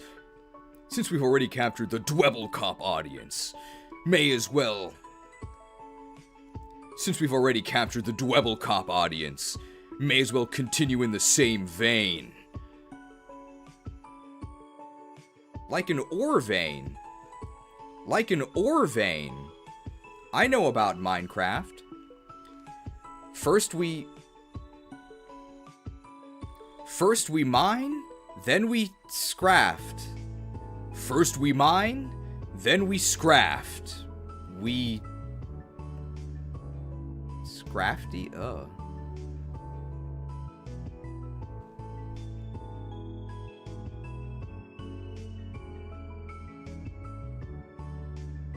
Scrafty line.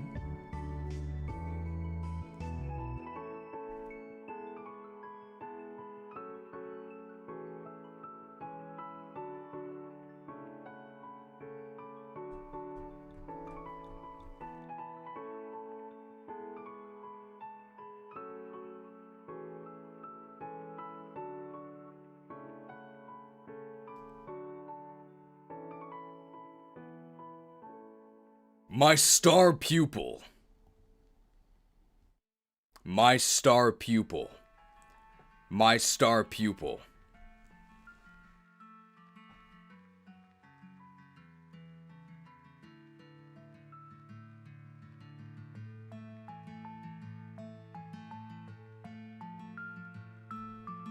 Disciple? I guess so.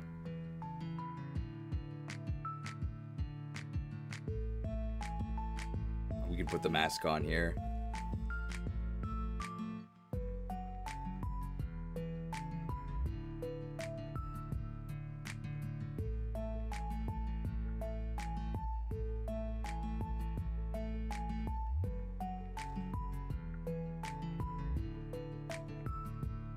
Apostle? Oh yeah.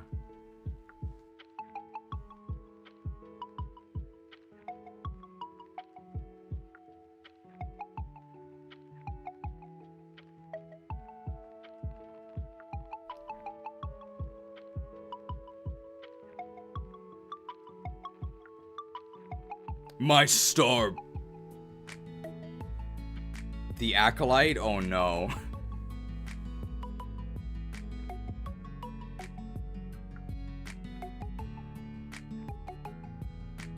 Let's see.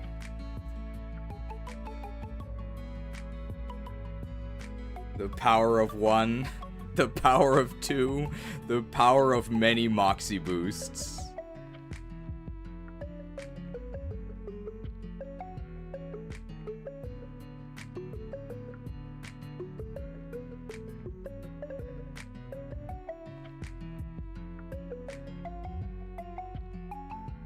Goons, right?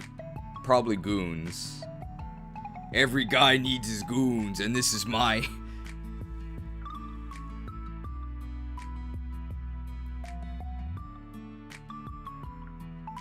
Every guy needs his goons. And this man's got the Moxie. Every guy needs his goons. And aside from me, this is the only other man with the Moxie.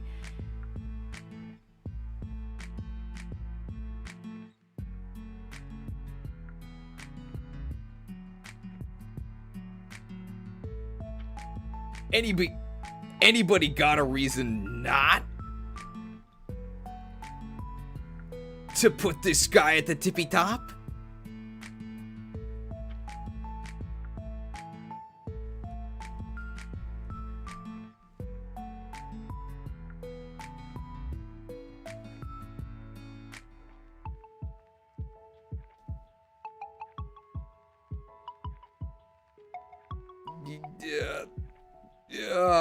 Yeah, that's a reason maybe why not. 58 speed is horrendous, and there is absolutely no way to patch that.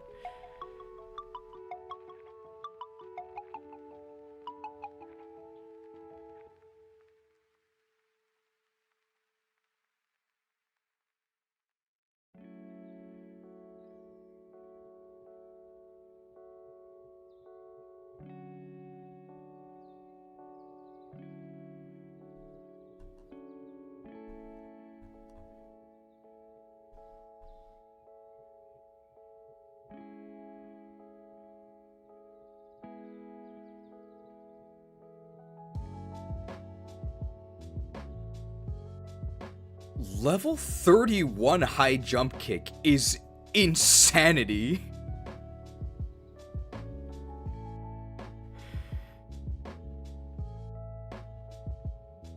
Level 31 high jump kick is insanity, but this is on Scrafty.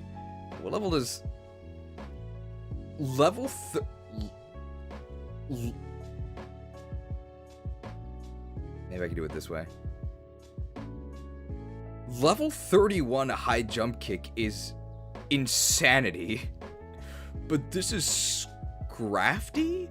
And Scraggy evolves at level 39, so what level does Scraggy learn it?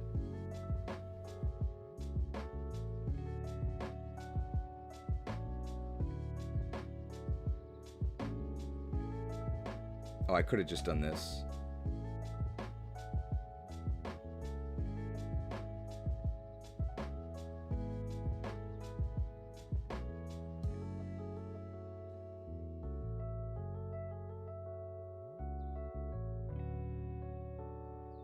It's also level 31.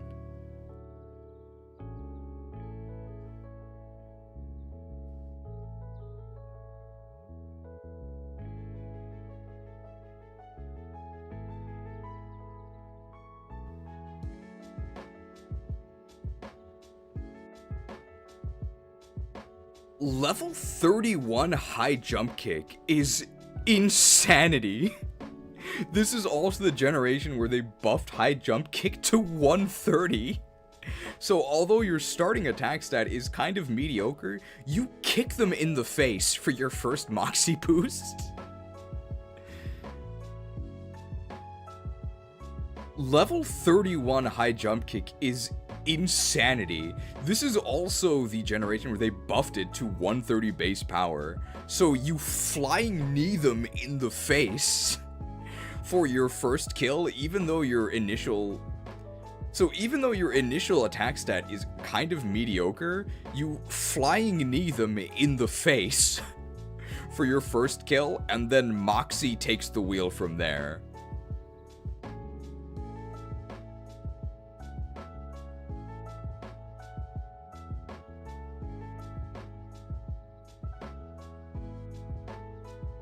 Your coverage options aren't great, but your coverage options aren't great, but your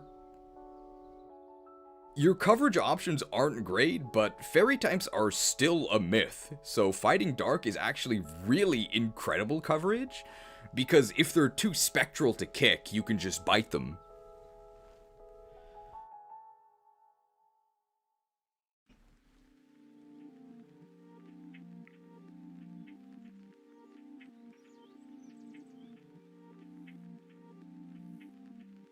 Scrafty kept going and crashed. Scrafty kept going and crashed. Into the top of A tier. It's just too slow. But in terms of power, no problems there.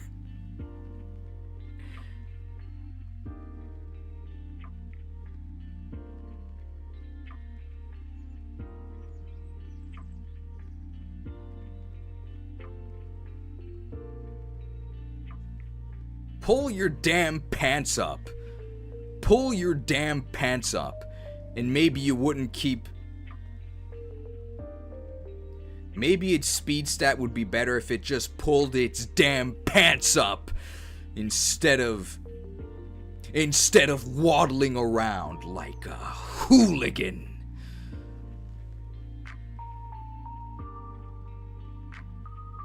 Maybe we should implement a dress code into our... Maybe we should implement a dress code into our crusade. No crusader of mine is gonna walk around looking like that. I say, even though I'm wearing this disgusting sequin vest.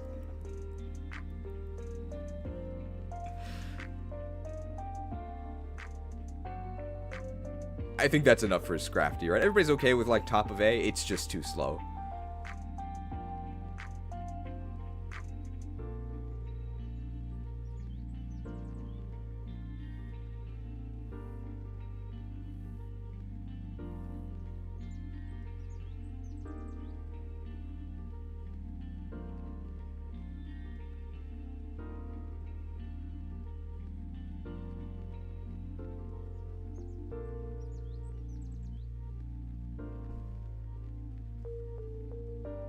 Alright.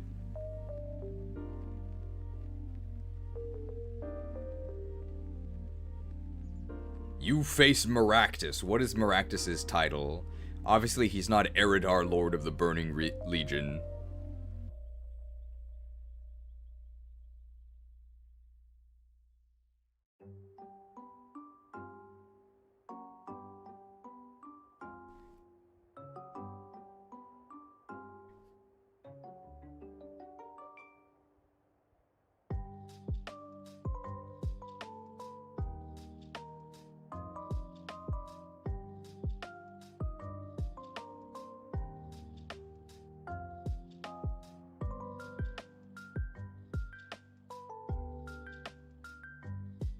Trifling gnome.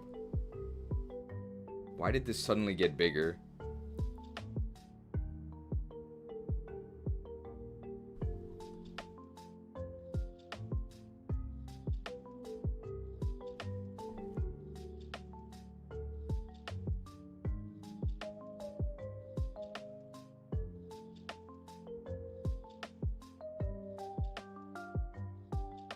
Alright, so we just need a title for Maractus. You face Maractus! And what do we say after that? You face Maractus. Botanical Lord of the something Lord of the something. Cactus Lord. Oh, the Burning Sands, like the Burning Legion. I like that. Anything we can say instead of Cactus Lord. You face Maractus. Something Lord of the Burning Sands. It has to be Burning because it's Burning Legion is the original one. Botanical Lord of the Burning Region. I like that one. I think that's the best one.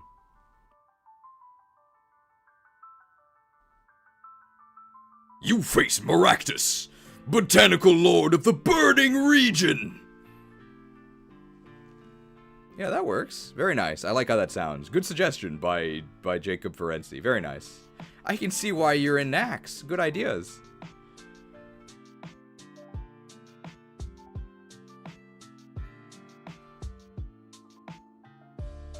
We probably need some, like, hand motions to go with that, right? You face Maractus! You face Maractus, Botanical Lord of the Burning Region! I gotta be more hammy at the end. You face Maractus, Botanical Lord of the Burning Region!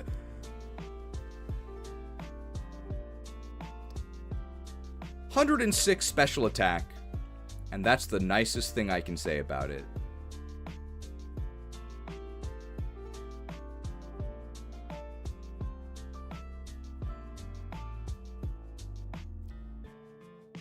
Level 26 Giga Drain. This thing?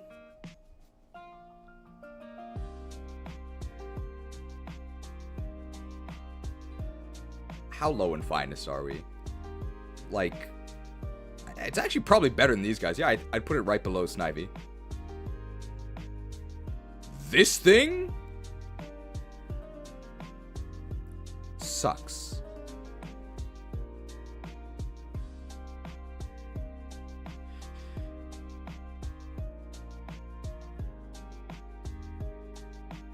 And we can end by saying something instead of Inferno, right?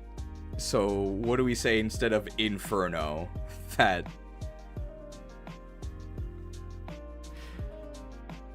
For those of you guys that don't know what we're talking about, it's a character from World of Warcraft called Lord Jaraxxus. And then when you fight him, he says, "You face Ingrain!"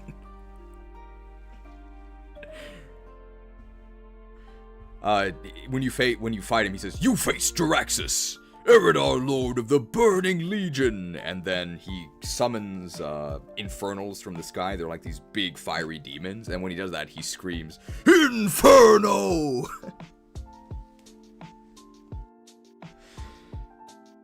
So what do we say instead of Inferno for Maractus? Like, I don't think there's anything else we have to say to describe this thing, right? It's terrible.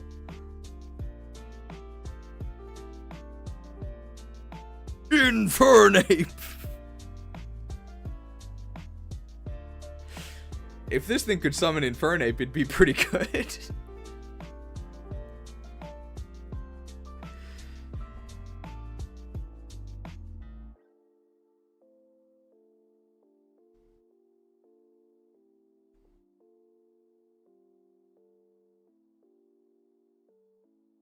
I mean, we could just say that, right? Infernape! And then we can have an Infernape come down, and then... Oh, Inferno! I like that one, because it's a grass type. That's really good.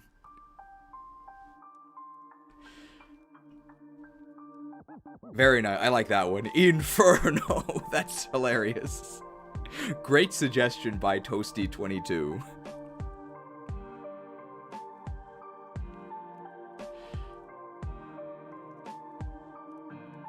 Inferno!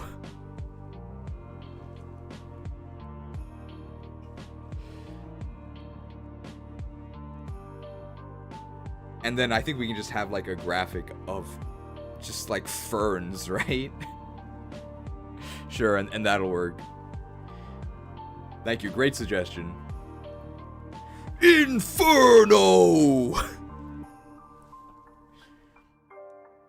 Inferno! Alright, that's it for Cacnea, or what is this thing? Maractus is horrible. Alright, so the actual review of Maractus was like 10 seconds. I don't think there's anything else to say. And I'll fix it in editing. Alright.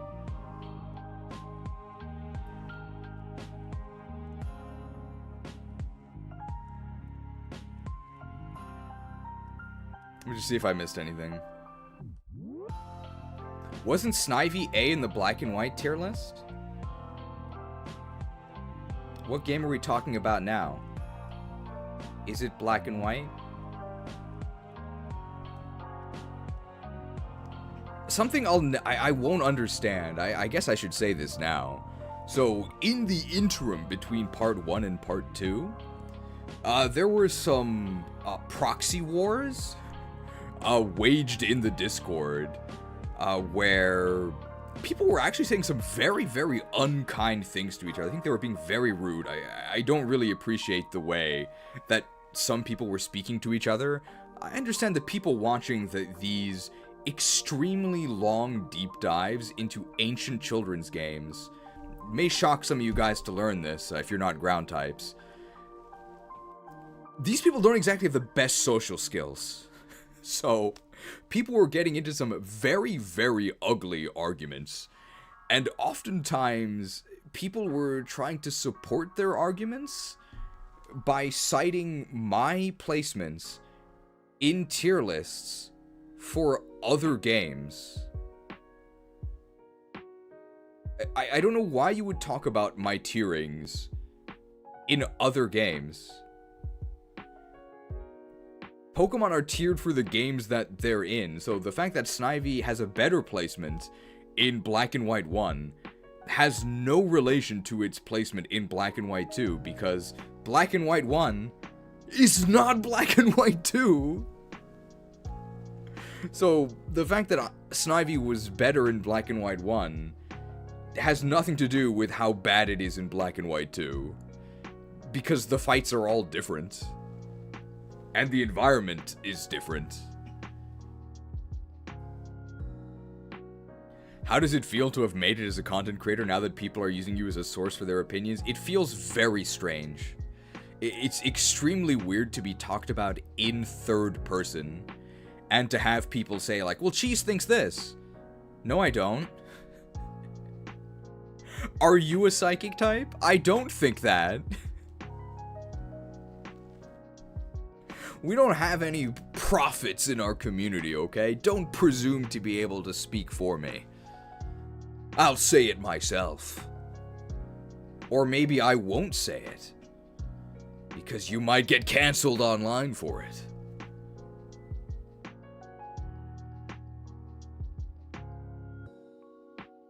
That's true. We do have prophets spelled that way, though. Good to see Cheese isn't getting a big head. I assume that's being facetious. I think the way I talk is actually very conceited, but unfortunately you kind of have to be in this industry. I don't know if I would call it an industry, but there was actually a comment on the Japanese job application video, and then somebody said, "Narcissist's POV, the video." I mean, like, you're aware that this site is called YouTube, right? If I make a video about my own life experience, obviously I'm gonna put a lot of myself and my perspective into it, right? Like, what do you expect? Am I gonna talk about it from somebody else's point of view? Like, what? Bizarre.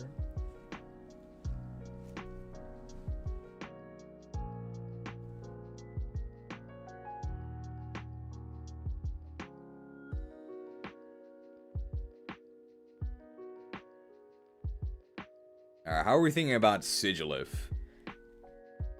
I remember Sigilif's stats actually. Apparently I'm just too mean. You guys should hear what these Aussies are saying in Discord, okay? They play by different rules in the land down under.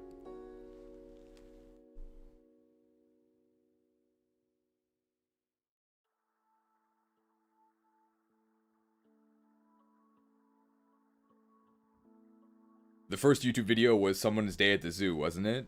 Yes. That's someone being the founder of YouTube. The elephants have really long trunks.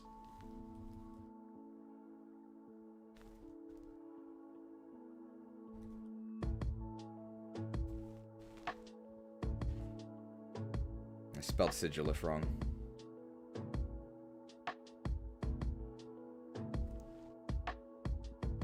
Sigilif? There we go. Yeah, the moves are 41 air slash, 44 psychic. Oh, 18 Psybeam. Oh, that's actually pretty good. Yeah, it's legit. Yeah, that's pretty good.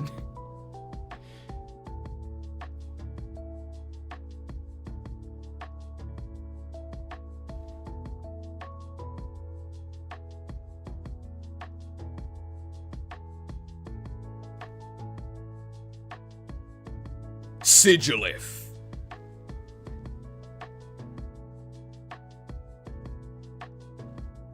Sigilif. Anyone that can decipher these mysterious runes. Sigilif. Anyone that can decipher these mysterious sigils and runes.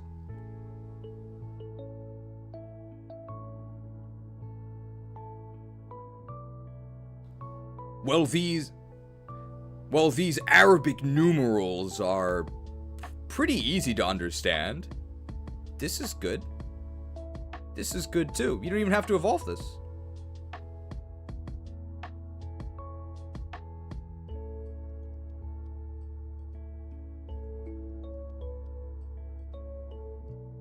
Decent early and late move pool as well.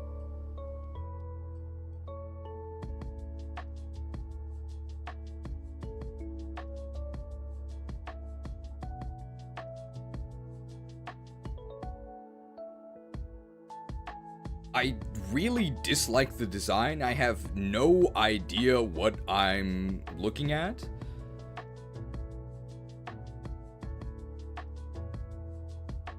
Really dislike the design. I have no idea what I'm looking at, but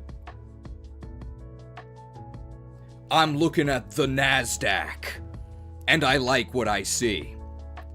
Sigilif, of course, based on the infamous... A Sigilif, of course, based on Sigilif, of course, based on the Nazca lines in Sigilif, of course, based on the Inca Nazca lines, which are used as which are one of the indicators of the stock market, I believe. I think that'll probably work, right?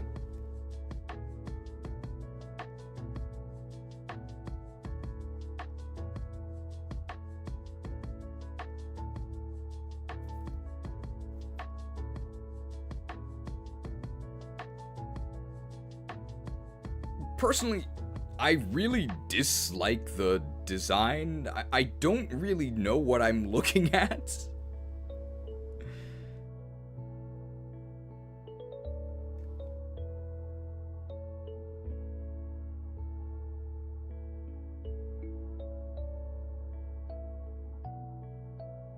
Really dislike the design. I don't really know what I'm looking at. It's kind of just a jumbled mess. And that's with the knowledge of Sigilif being based on the NASDAQ lines, which I believe are what the Incas used to track their stock market. The NASDAQ indicator, right? And looking at the NASDAQ, I like what I see.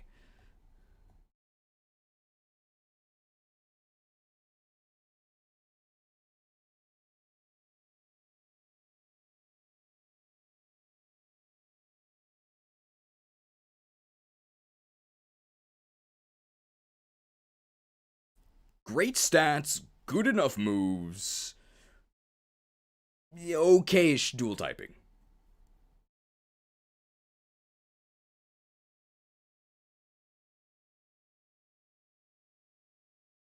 Everybody okay with low A for Sigilif?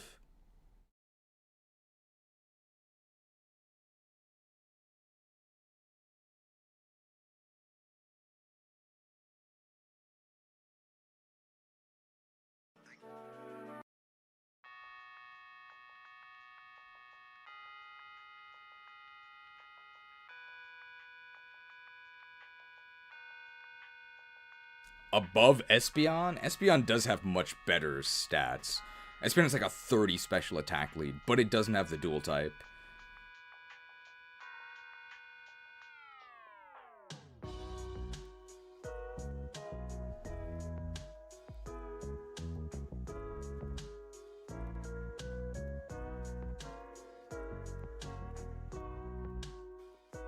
It has Magic Guard as one of its abilities. Magic Guard isn't really that great in game. Like, it's good, but the best part of Magic Guard is Magic Guard's much better in competitive.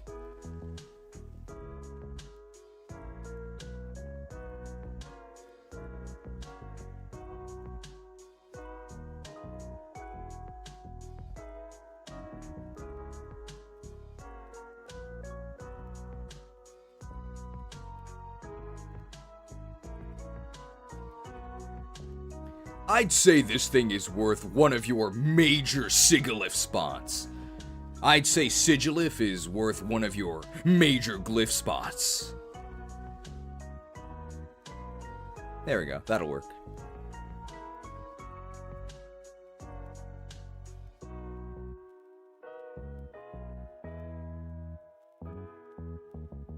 We can mention Wonderskin. Is this the only Pokemon with Wonderskin? It is, right?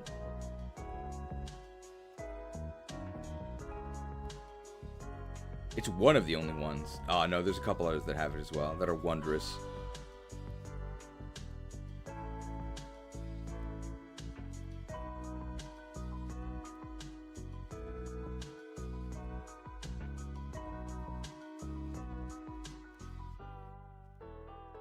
Wonderskin is just strictly worse than Magic Guard? I don't think that's true.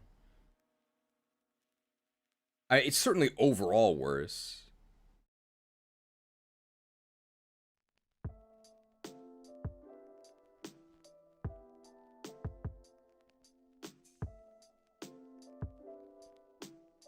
$5 or 5-hit pin missile from Smash Hero 75. Nice 5-hit pin missile. Did you catch the skill link Minchino? Thank you.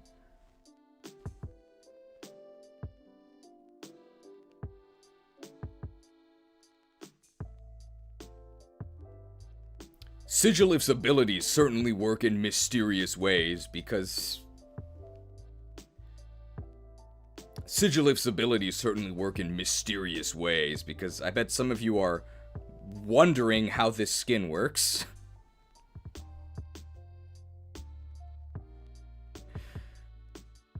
One of its abilities, Wonder Skin, turns all status moves against you into a coin flip at best. Lowers their accuracy to 50.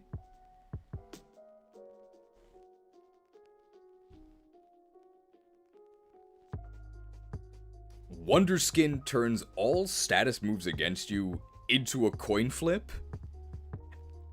Wonder Skin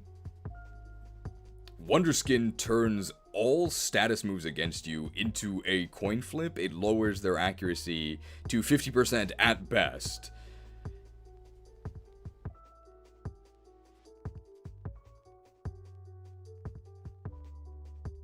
This probably doesn't matter that much because you never want to give opponents the chance to attack you anyway. And you have Magic Guard as... Oh. The lag. And you have Magic Guard as your other option, which is probably better. Magic Guard, of course, one of the best abilities in the game, but probably not for in-game, since you really don't care about... And Magic Guard is your alternate ability, so you'd probably want to go with that anyway.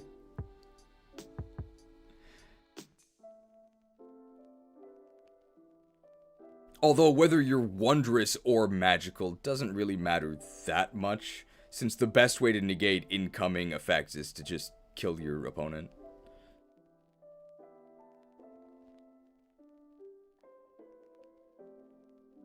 I think it's everything we have to say about Sigilif. It's pretty good.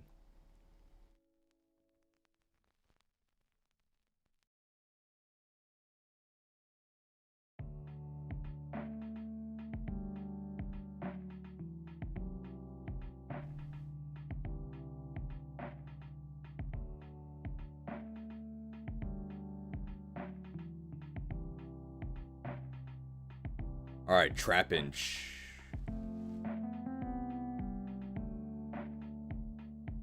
Sigilif is always welcome on my in-game Sandstorm teams because of Magic Guard, and don't say no one uses Sandstorm when you have Crook or Drill on your team. Nobody uses Sandstorm. Why do either of these care about Sandstorm? Crocodile doesn't get any benefit from it, he just doesn't get hurt by it, and you don't need Sandrush. There's no Sand Streamers.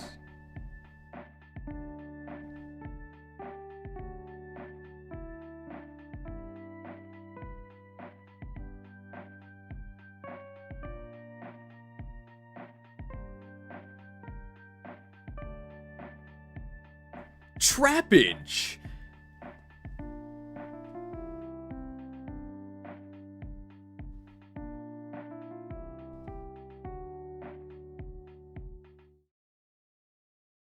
How do we introduce Trapinch? Trapinch! It's an ant... Trapinch! It's an antlion, so I... Trapinch! It's an antlion, and I would say... Trapinch! It's an antlion, and how fitting, because trying to make this thing work is definitely a pitfall.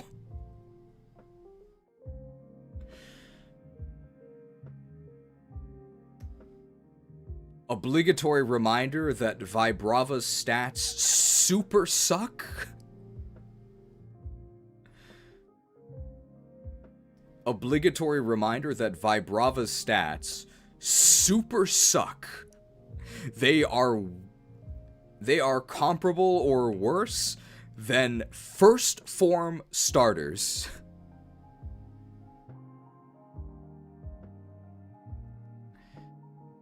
And the payoff of Vibrava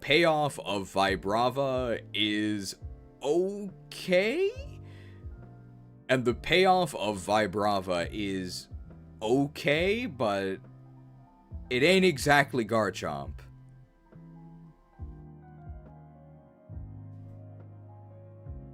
Apparently Trapinch gets Natural Earthquake by level up, but neither of its evolutions do, so you would need to stay... So you would need to leave it larval up until level... So you would need to leave it larval up until level 55, and there's no way you would do that.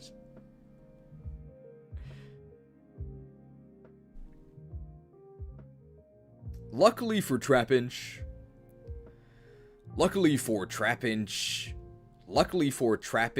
you do level up pretty quickly in Unova, which does help reach the Flygon power spike earlier than you would in other games. Has Cheese gone insane yet? Greetings from Kanto. The cameraman is actually in Unova himself. I don't think we've had any... No, we've had like 1 or 2 outbursts so far, but we haven't actually played the Insanity graphic.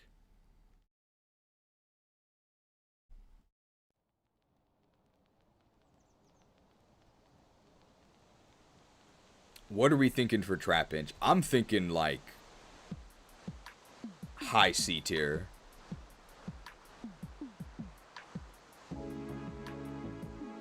Mostly because you can actually reach Flygon and use it for a reasonable amount of time. It's fine.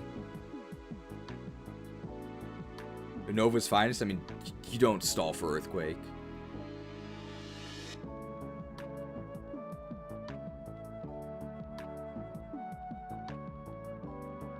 Below Jolt and Vape.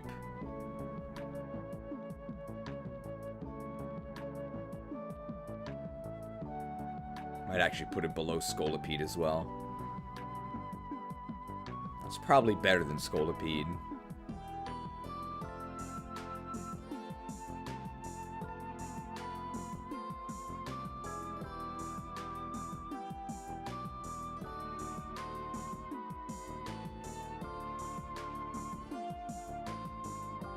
It's actually the fastest dragon, right? Because it has 100 base speed. So you can actually get the jump on and outrage enemy Haxorus. And like Druddigon. And there are some dragon type fights. It's actually pretty good. Oh, is Stunfisk not in here at all?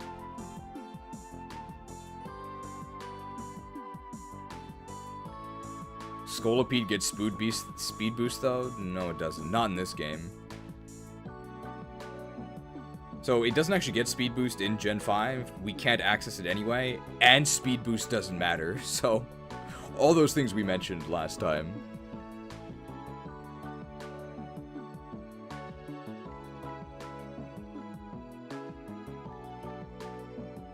Dragon Claw's probably good enough. It definitely gets Dragon Claw, right?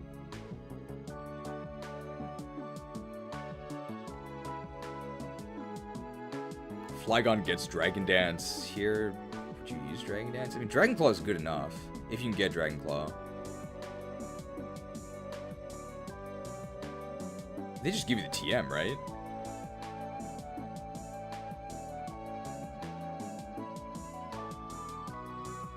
Oh, Dragon Claw's post-game? Does it get it at all? Flygon. Catch those claws? I don't know if I want to. Don't tell me we're just breathing on them. Are we breathing on them? Oh, level 50. This move pool is not great. You do get Dragon Claw at 50. You do get Natural Dragon Claw at level 55, and until then, you're breathing on them. Oh.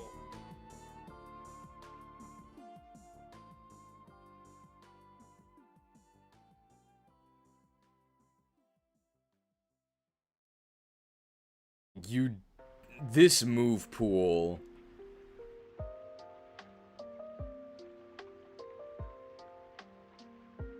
this level up move pool is kind of dire. You do get natural Dragon Claw, but it's at level 55. I guess level 45 in Black and White 1 was just too powerful.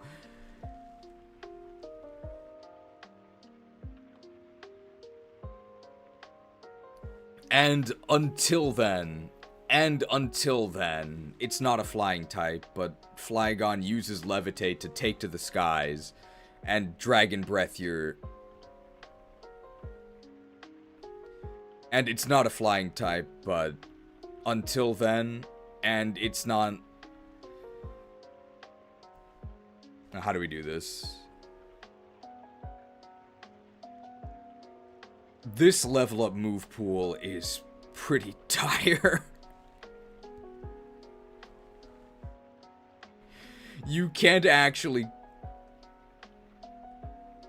This level up move pool is pretty dire. Does get natural Dragon Claw, but that's at level 55. For some reason, level 45 was just too good in Black and White 1, so they actively nerfed it and delayed it to 55. Definitely a Phase 3 move. Until then, you're stuck in Phase 2, where despite not being a flying type, Flygon uses Levitate to take to the skies and take some deep dragon breaths.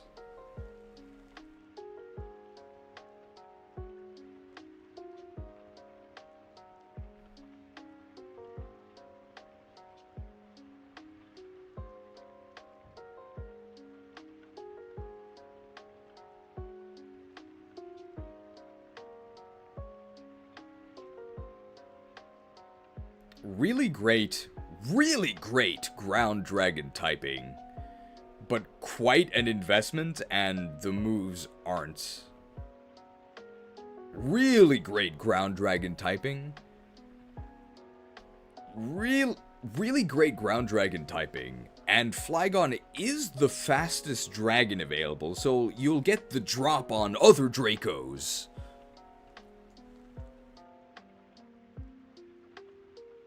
But it's quite the investment to get there.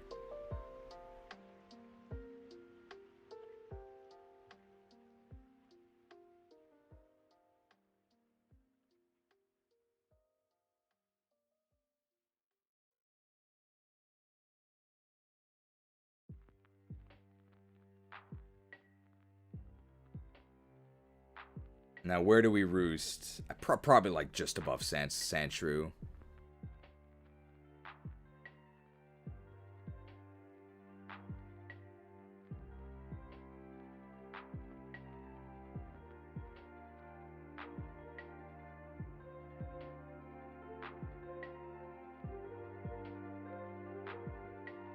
I wouldn't quite say it's a trap. I wouldn't quite say it's a trap, but I'd only use this in a pinch.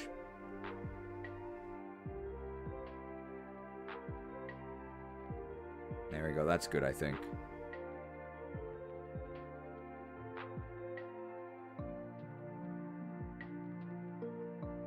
We can mention here one of my proudest nicknames. We used this thing in Super Eevee Edition, and because Super Eevee Edition is based on Final Fantasy, we named a lot of our party members after Final Fantasy developers.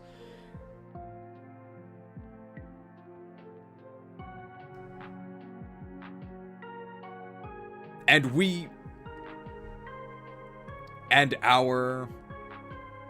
our Trapinch was able to equip tons of expert belts. We named it after Tetsuya Nomura, although in our case, because it was the Trapinch line, we named it Tetsuya Nomega.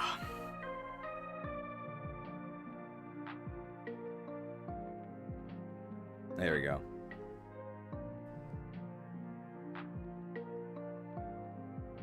Alright, that's it for Trapinch.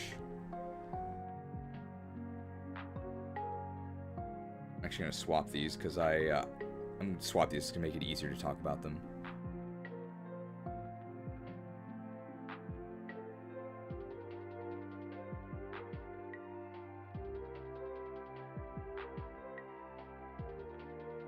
I spell this right? Configrigus? There we go. It's actually got, like, pretty good... Yeah, it's actually got, like, okay special attack. It's, like, so slow. It's so slow.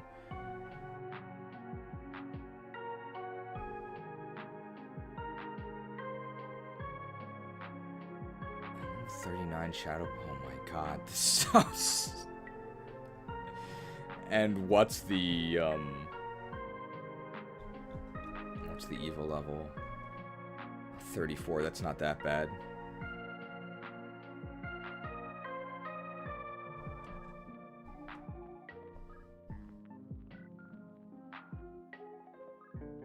I mean, I think it's just like bottom of D. It might even be finest, right? Because it's so slow and mono ghost with like no moves. It's literally just Shadow Ball, right?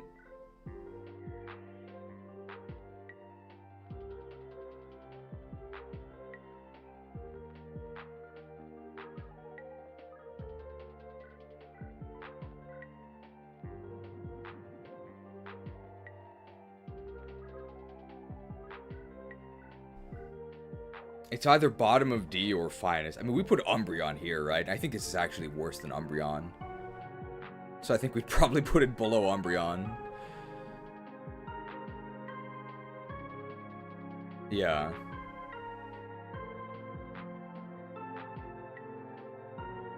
Nobody cared who I was until I put on your mask.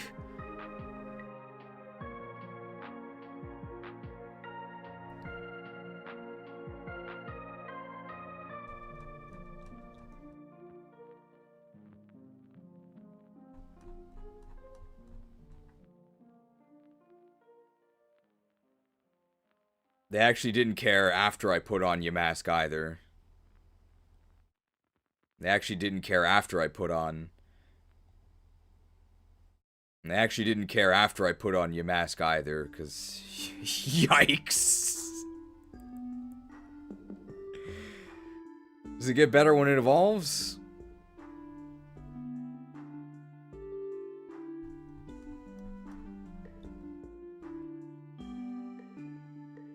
Well, the numbers went up, but... Well, the numbers went up. It's got the... Well, the numbers went up.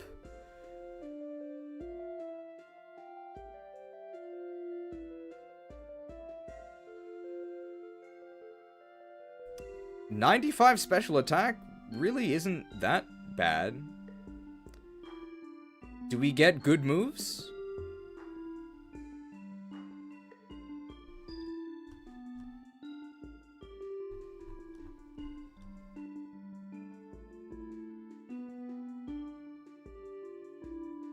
Well, the numbers went up. 95 special attack really isn't that bad, although it does fail the Go-Goat gradients. Do we at least get good moves?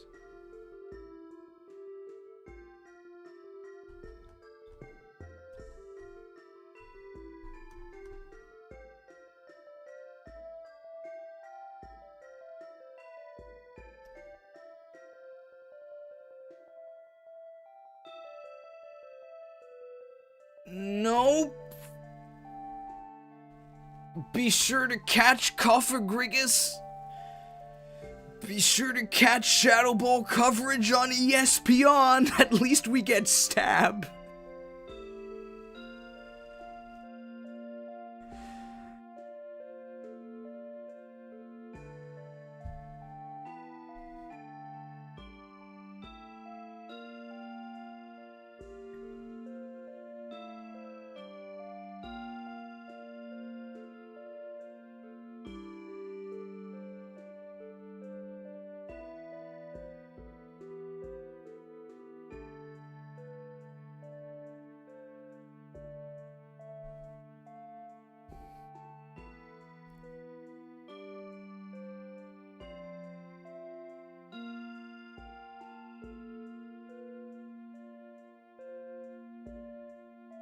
How do we,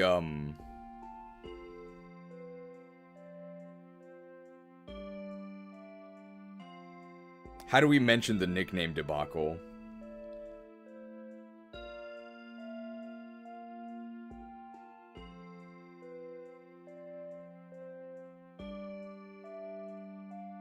There was a huge scandal.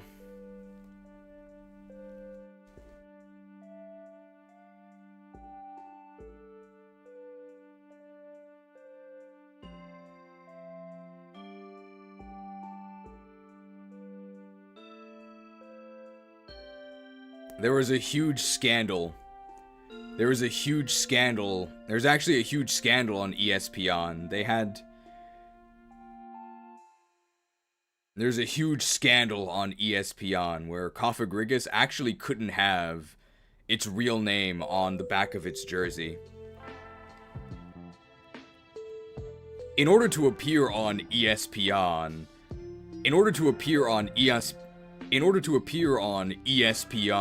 an all-ages family-friendly network, Cofagrigus actually has to play under a pseudonym.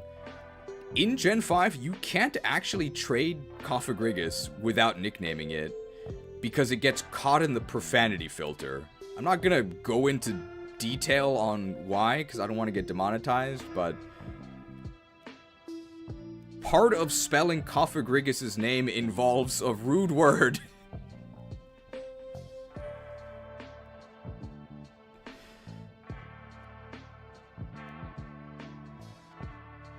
Slow, defensive ghost type in a game swarming with bad dudes who are just itching to raid your tomb. Bury this thing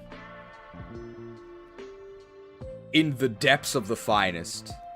Oh, it's kind of too small. Bury this thing. I want to put it below Umbreon, I think.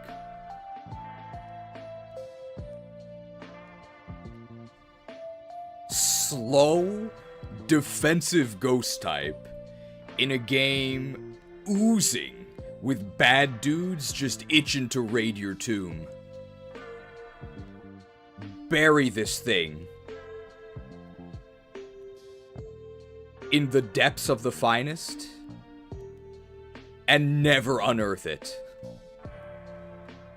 lest you be cursed and lose 25% of your health a turn.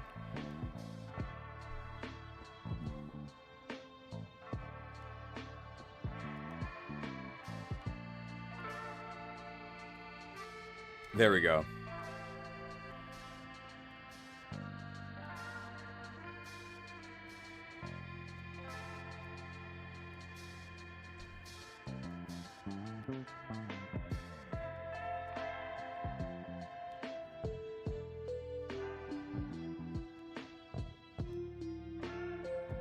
Belongs in a mausoleum? Oh, I like that.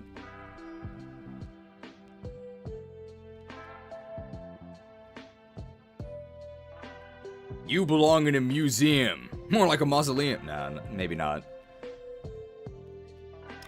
It could belong in a museum next to Concord, maybe. Concord isn't a museum, I think. You belong in a museum. Yeah, next to Concord. You belong in a museum. Yeah, the museum where they're housing... You belong in a museum. The same one that's... You belong in a museum. Maybe the same one that's... Maybe the same one preserving Concord. You belong in a museum. Exhibited right next to Concord. Oh.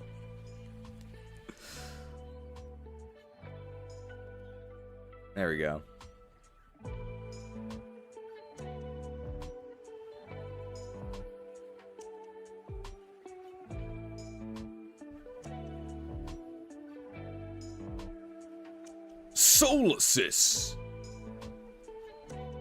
Solasis. Solasis evolves into Reuniclus.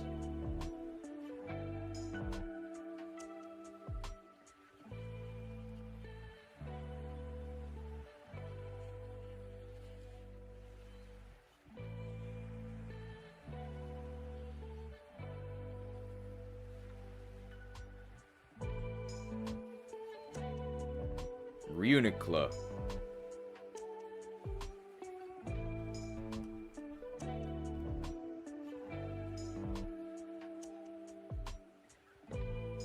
Wow, that's a lot of special attack. And that's not a lot of speed.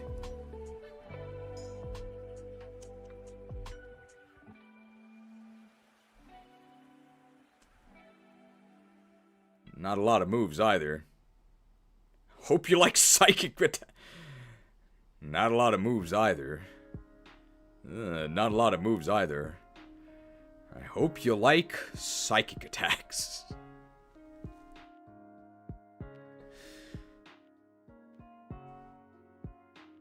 Mitochondria is the powerhouse of the cell, but is this the powerhouse of your team?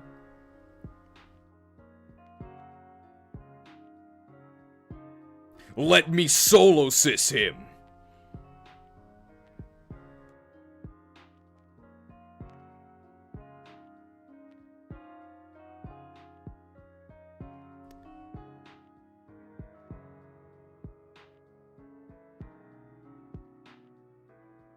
Might need to tag in some teammates.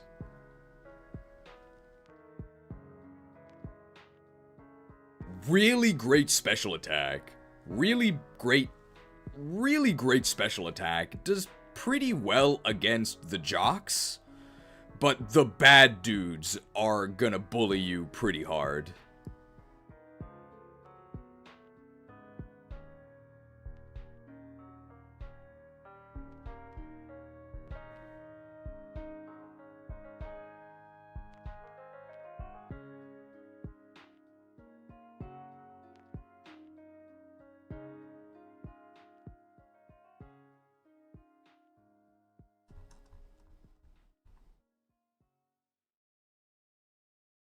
Such like Abra, but slow, which is bad.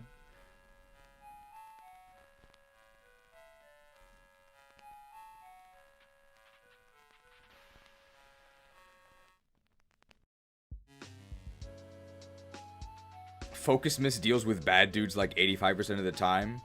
What's your speed stat?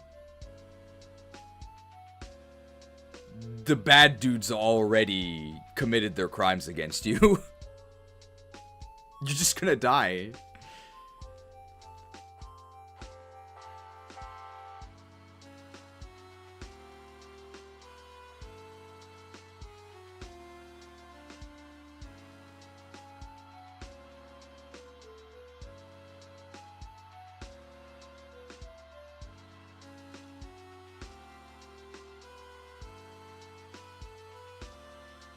It's alright.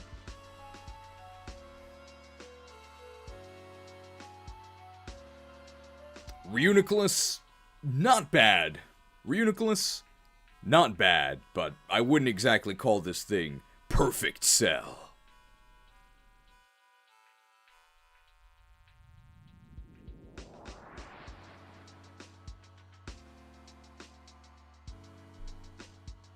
Anything else to say about this thing? I think that's it.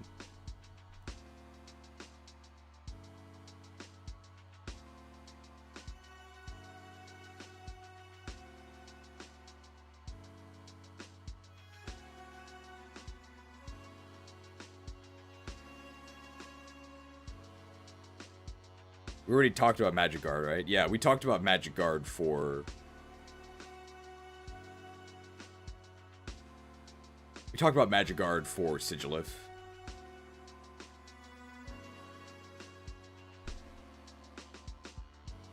Why does this thing get a pass while Garbodor and Vanillix get trashed? Oh, design-wise? It's cool. Mitosis.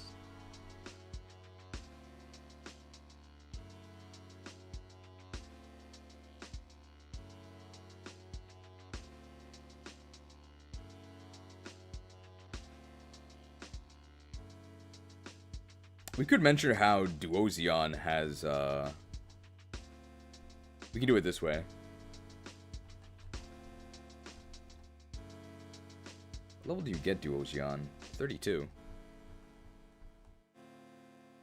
Oh, yeah.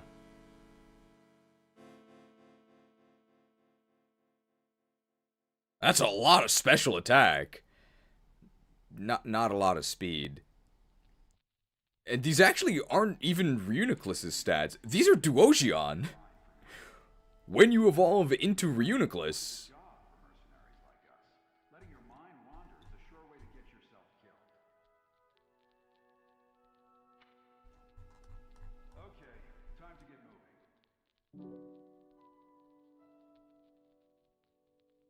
Your offense actually doesn't improve. It's only your defenses.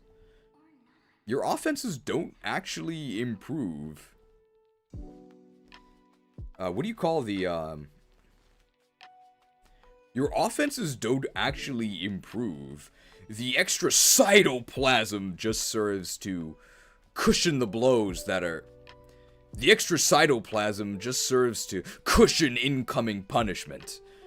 Punishment still being super effective against you.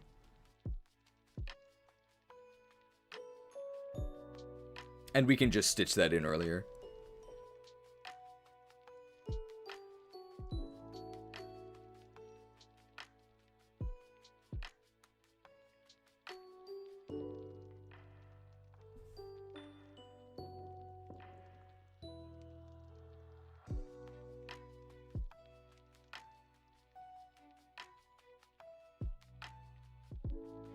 Reuniclus does have a lot. Reuniclus does have a lot of useful tricks in competitive. Reuniclus does have a lot of useful tricks in competitive. You can get full value out of the amazing Magic Guard ability because you can get a life orb. Reuniclus does have a lot. Reuniclus does look a lot better in the context of...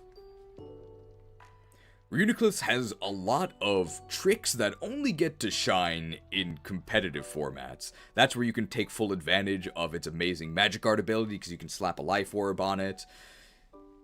Mitosis is an essential part of life, and it is an orb.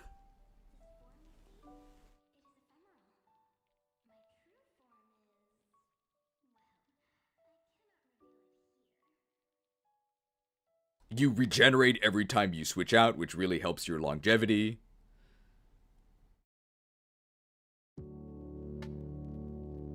And it might actually be worth making the room tricky. And attempting to sweep.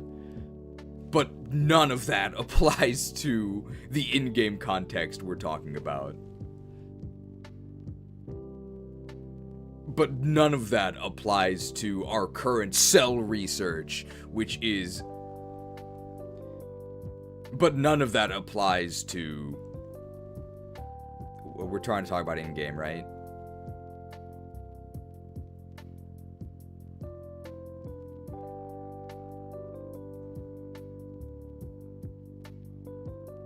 What Cheese is doing right now is literally my job. I hate it. What's your job?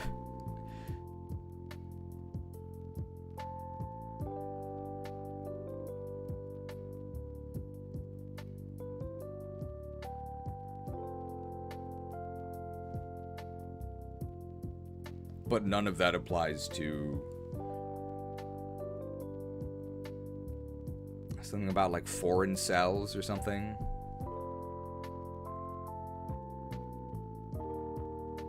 Stem cells.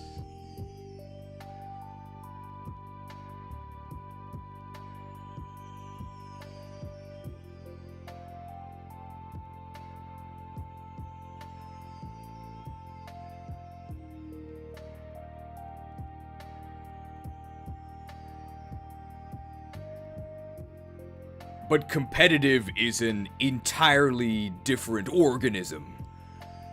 Oftentimes in-game, you're going to try and use Reuniclus, and you're going to end up yelling dead cell. Because the bad dudes just...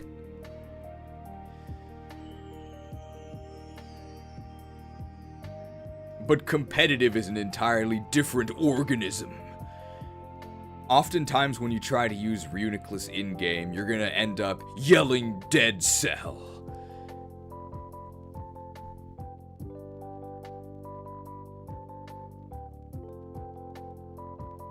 As the bad dudes pummel you into submission. As the bad dudes pummel you. And as the bad dudes pummel you. And as a psychic type nerd, you just have to take it.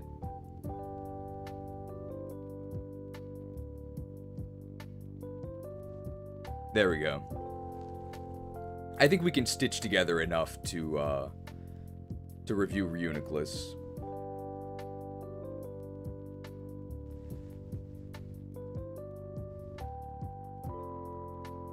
I create lecture videos using OBS, so I guess you have to repeat yourself a lot, right? When we reviewed Timber, we already talked about Tim Burton casting Gothitelle in every single movie, right? So I don't think we have to talk about it here.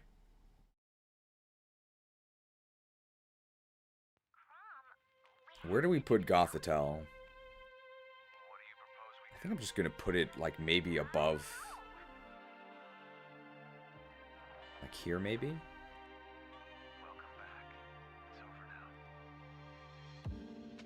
Above Scolipede? I looked at this beforehand.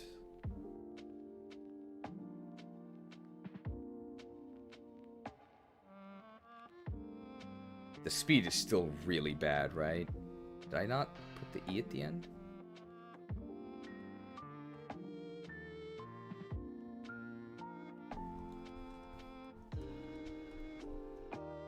God, 65. Yeah, that's what I'm thinking.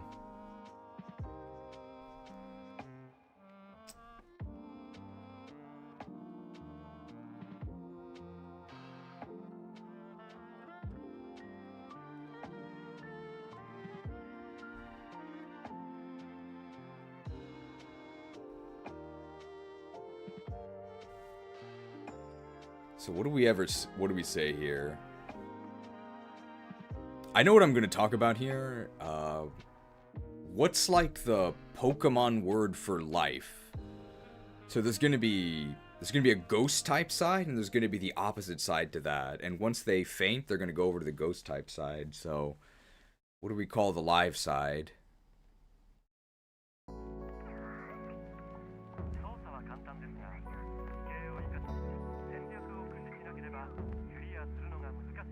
I'm trying to remember. Life Dew, the Life Dew side. Fairy, unfortunately fairies don't exist yet. Life Orb side.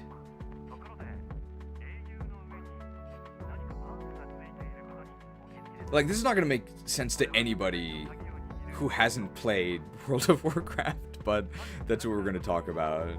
We're talking about the strategy for Gothita the Harvester.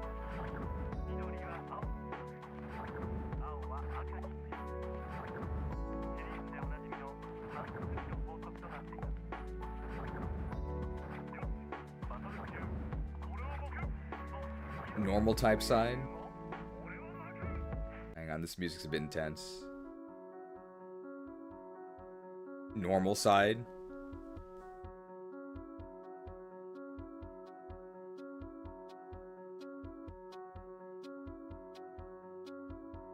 I guess normal side.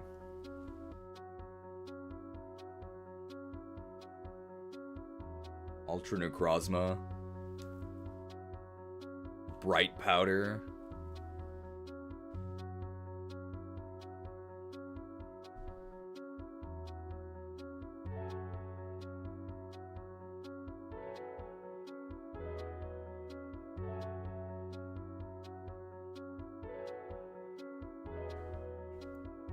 Light Ball.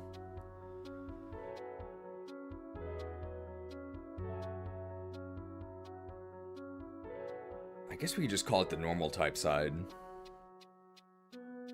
Or Life Dew. Soul Rock? Because the actual mechanic is, we call it live side and dead side. So it's not necessarily light, it's just like literally like alive.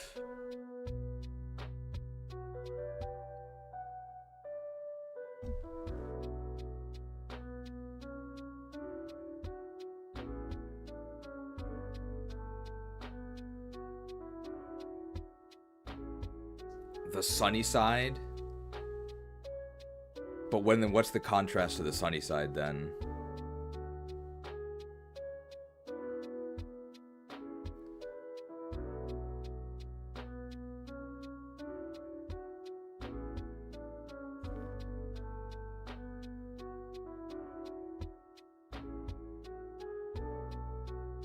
Synthesis side? The refreshed side? And that doesn't quite... I'm probably overthinking this. I don't really think anybody's gonna understand this anyway, so... I don't know about the refreshed side, but we can visit the refreshed side now.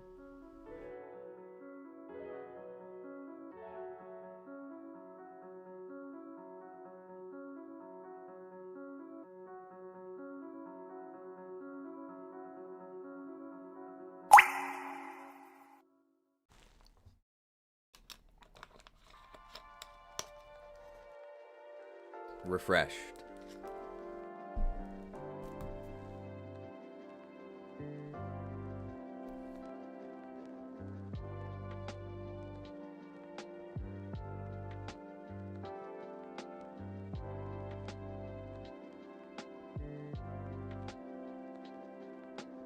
I mean, it could just be the live side because we're in a live stream, right?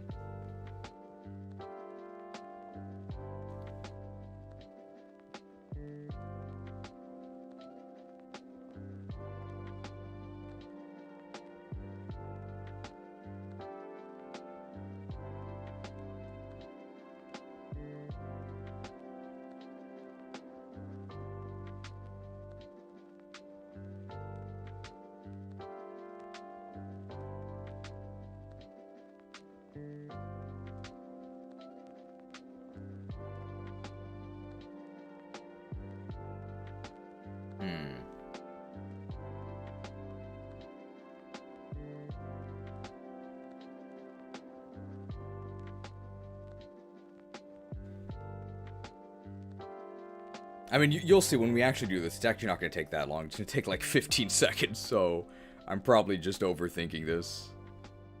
Now we can just start it.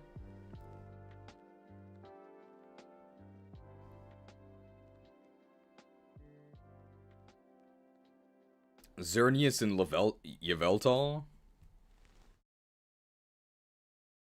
That's life. That is life and death, right?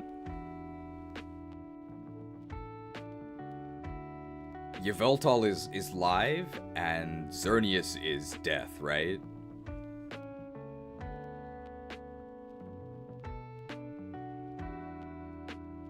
It also doesn't have to be Pokemon. It could be some life and death thing that any of our viewers understand. Oh, right. Yveltal is the spooky one.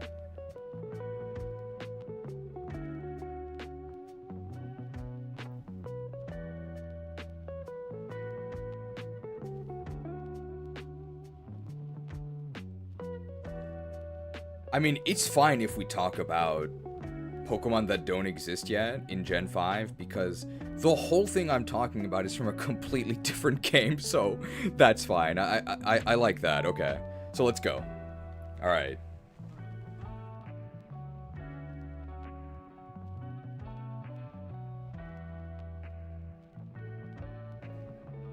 And, I guess, what's the name of this, what's the name of the raid we're in? It's, so the actual raid is called Naxxramas.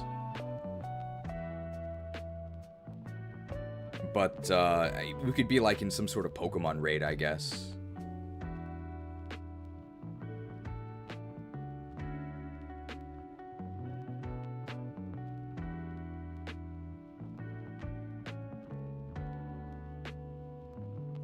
I don't know any of these Pokemon raids.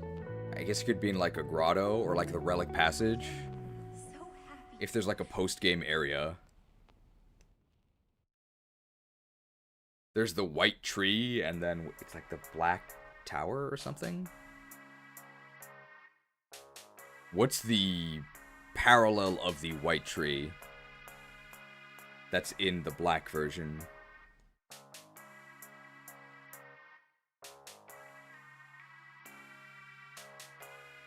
And then I think we'll be good to go. The Black Tower? The Black Tower definitely sounds like a raid dungeon. It essentially is. One of the last raids in Burning Crusade is called Black Citadel. So yeah, the Black Tower, for sure. Oh, perfect. Okay, thank you guys for your help. Alright, hopefully in the preview this will all make sense, but we'll try it, alright.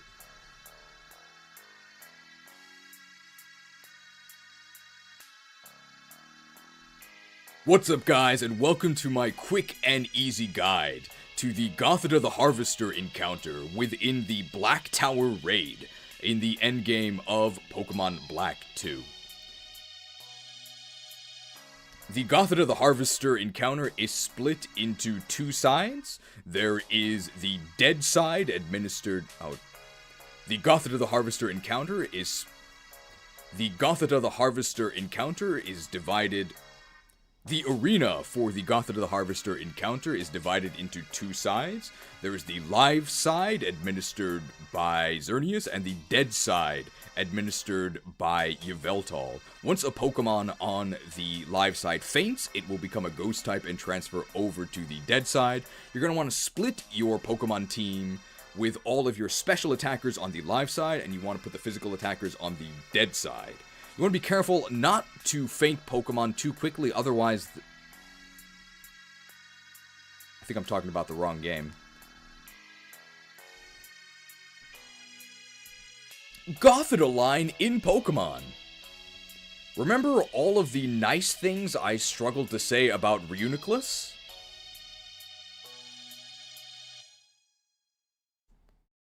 Remember everything I said about Reuniclus?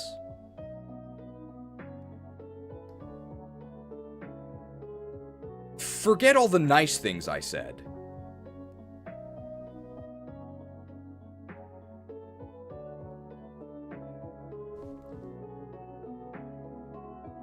People are always thirsty for goths.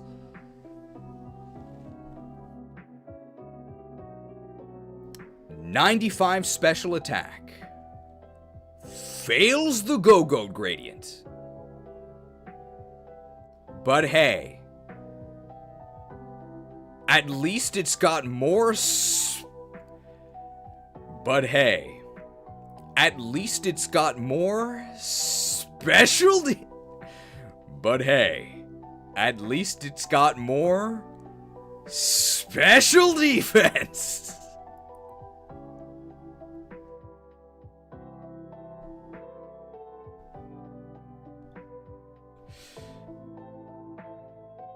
Magic shall not save you.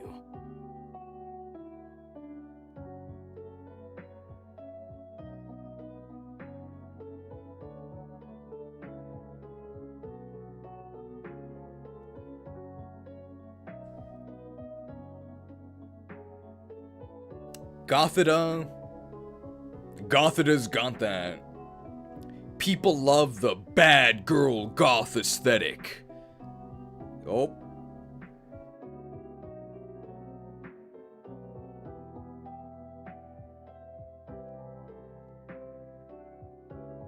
Thinking like bottom of C, right?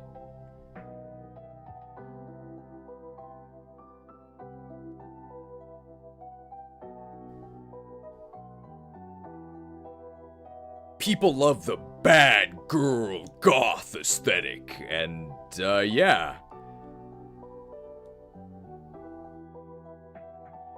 It's pretty bad.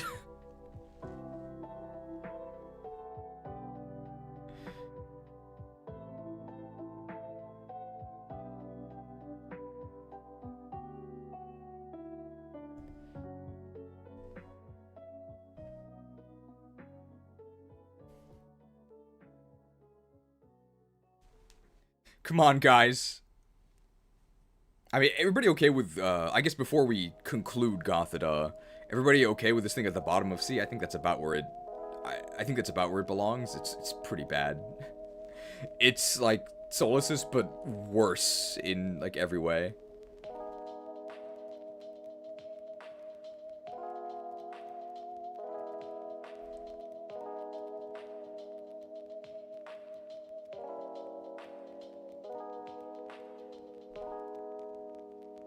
Come on, guys. Come on, guys. We just wiped to Gothita. Gothita. Come on, guys. We just wiped to Gothitel. Gothitel. Don't play like you're just going through the motions. This is like a pretty famous, like, raid wipe voiceover thing that we're parodying here.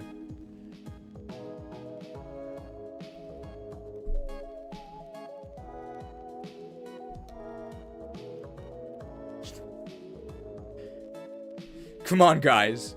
We just wiped to Gothitel. Gothitel.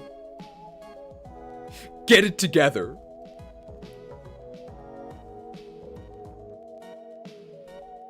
Come on, guys. Come on, guys. We just wiped to Gothitel. Gothitel. Get it together. Do it right. Don't play like you're just going through the motions. You get your goddamn... Come on, guys. We just wiped to Gothitel. Gothitel. Get it together. Do it right. Don't play like you're just going through the motions. You get your loot eventually. God damn it! And that's it. Alright, Molga.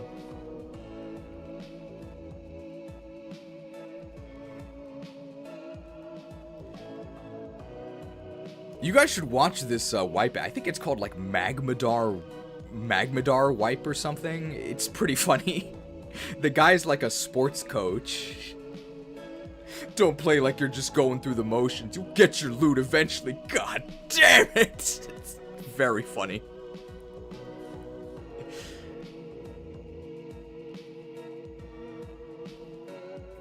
And like the whole time he's saying all of this, the entire group is just dead on the floor. And like some of the raiders are like nervously laughing, like as they're being like abused by this dude. Alright, so where are we gonna put Emolga? It's might actually be like low B. Like, it's got good stats for, like, a Pika clone. This is the first Pika clone I think that just wasn't a joke. It's actually pretty good.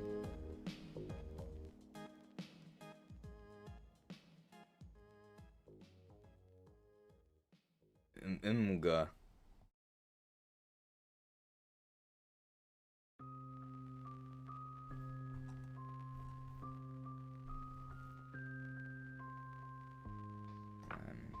Actually not that good.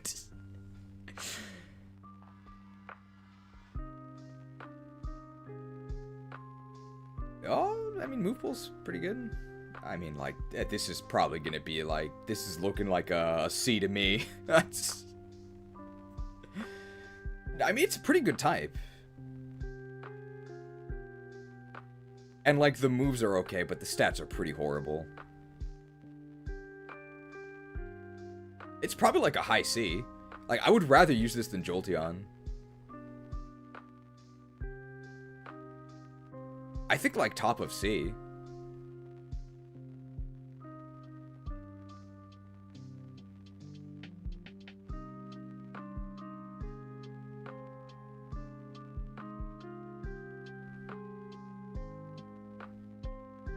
Emolga!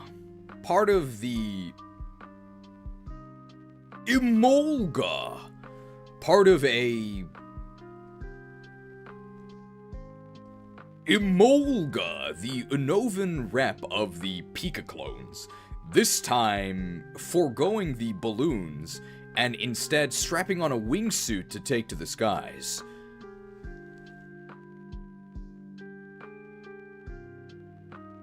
Electric flying is a really great type.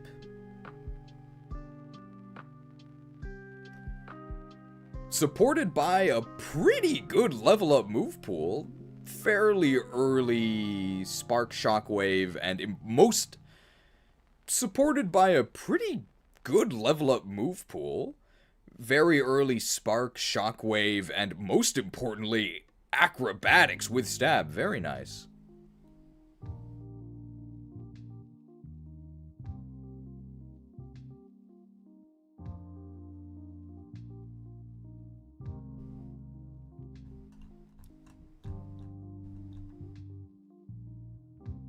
And the stats? Not so nice. The best of the Pika clones so far, but that... And the stats? Not so nice. The best of the Pika clones so far, but... The best of the Pika clones so far, but...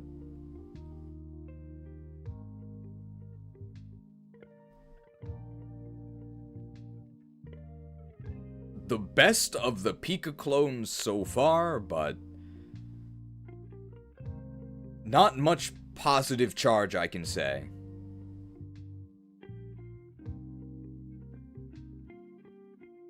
The best of the Pika clones so far, but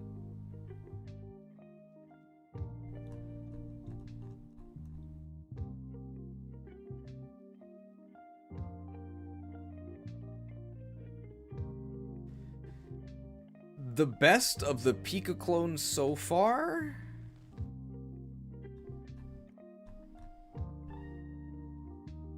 And although Emolga's ability is static, I don't think I would invite this thing to my static. I think Final Fantasy XIV players call their raid groups statics.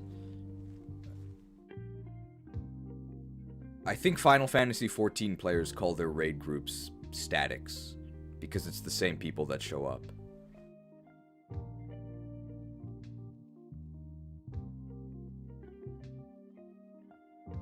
How high does this squirrel fly?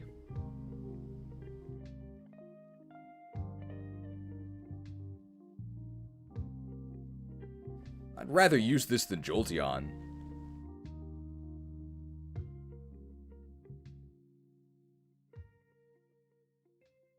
Overall, not too impressive. And keep in mind, this is Emolga.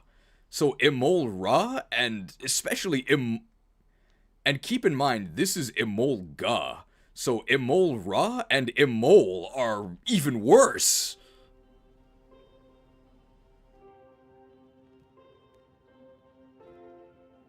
There we go.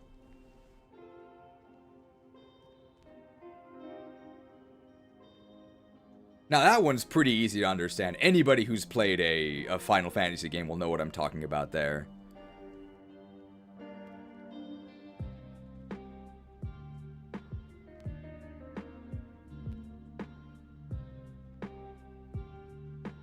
Yeah, Molrog is the Mega.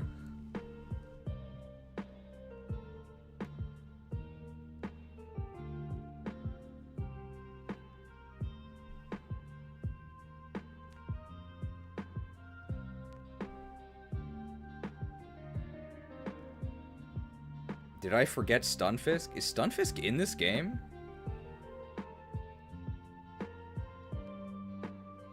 It's pretty late, right? Remind me to add Stunfisk when we actually get to No, Stunfisk is post-game, okay.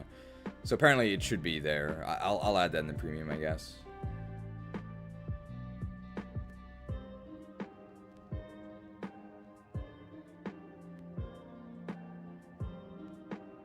Stunfisk is Gen 5? I know it's Gen 5, but some Gen 5 Pokemon actually aren't in the game. They're all in the Unknown Dungeon. Alright. The Elemental Monkey Trio. The Elemental Monkey Trio. I'll try and spare you guys because I know nobody likes these, so we'll try and make this quick.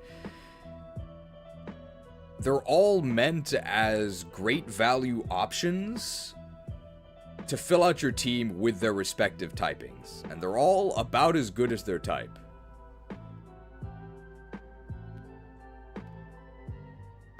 Pan Sage. Pan Sage. Quite the title. I'd call him Pan Mage, but I don't even think he's that good. More like Pan Pupil. Grass is ass.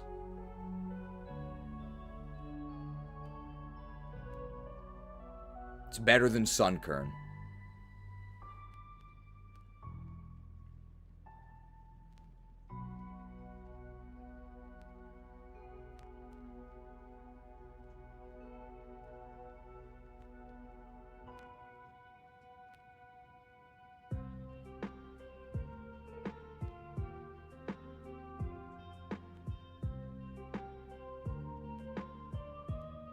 Move him up one space for the hair. It's so bad. Look at this.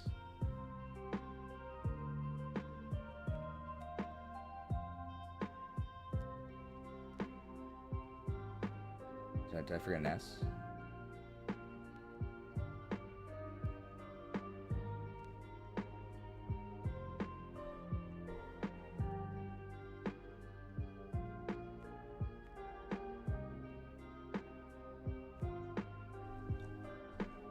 It's so bad.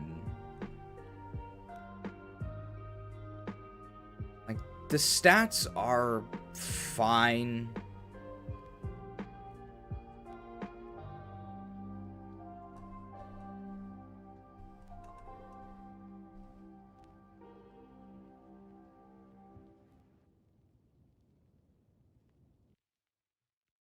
Oh, it's a Stone Evo.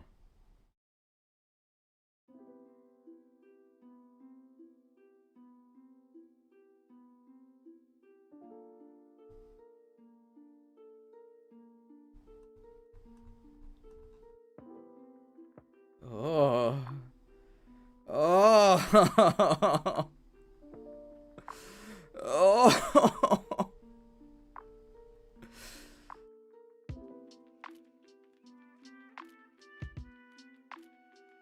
Level 22 Seed Bomb is the highlight of the Pan Sage experience.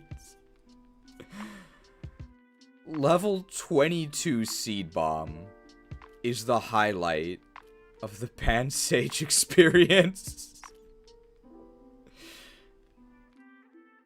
Level 22 Seed Bomb is the highlight of the Pan Sage experience.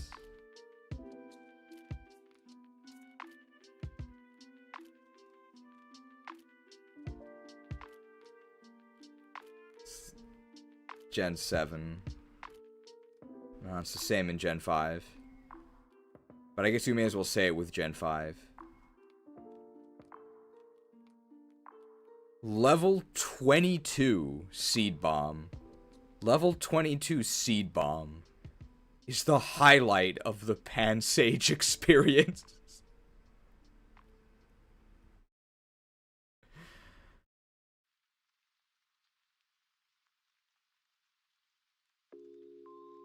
Monkey see, monkey do.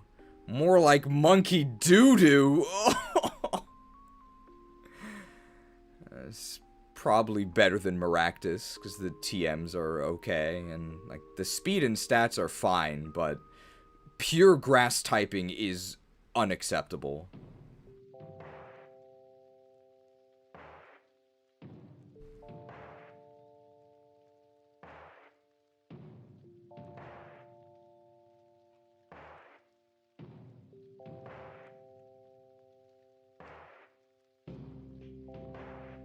We're being pretty generous here.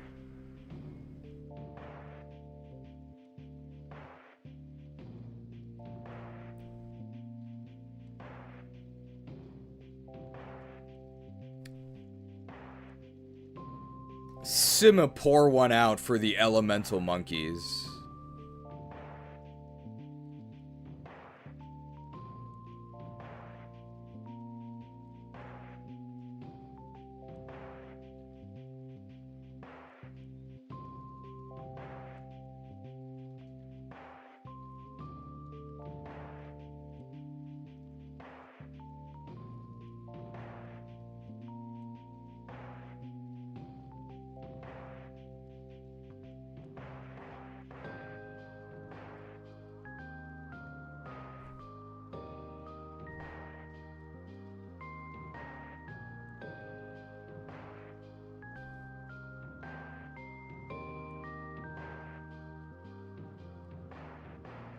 Level 22 Scald. Better than Seed Bomb. Monkey C.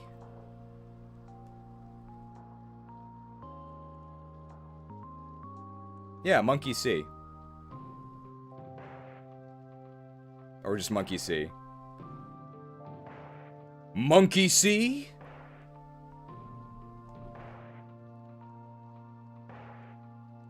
Monkey C.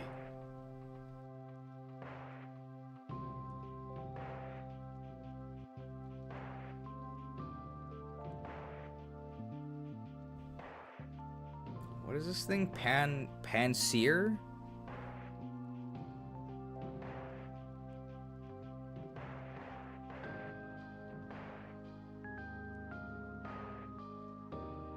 What does he get at level 22?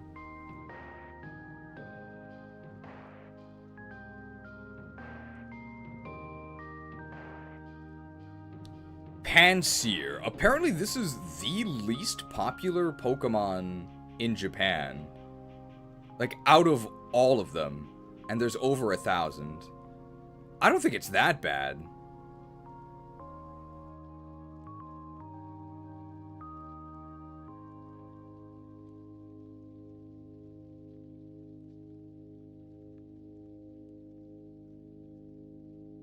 Deals some burst damage at level 22.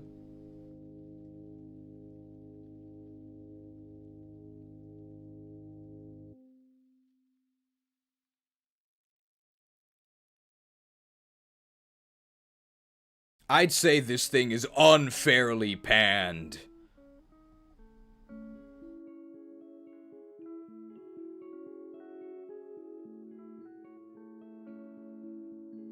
Better than Booster. What a compliment.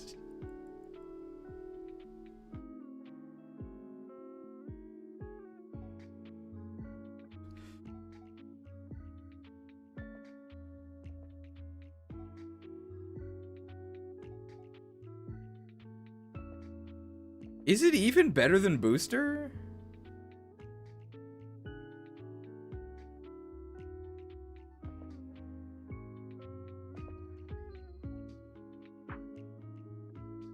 Simisear.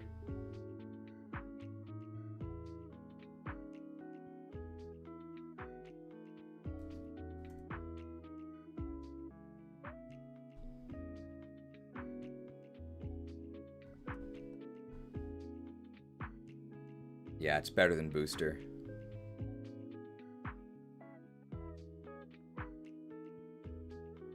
They all have the same stats, right? They're all the same stats. They're just type shifted.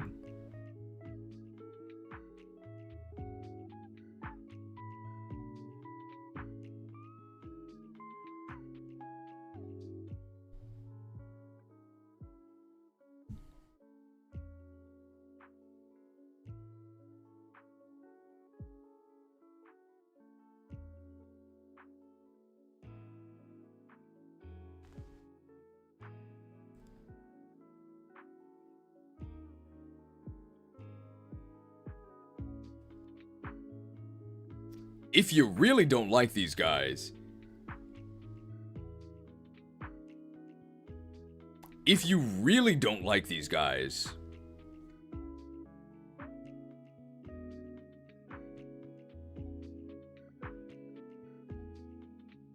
how do we introduce this? So I'm going to talk about the there's actually a boss fight in Sekiro against these.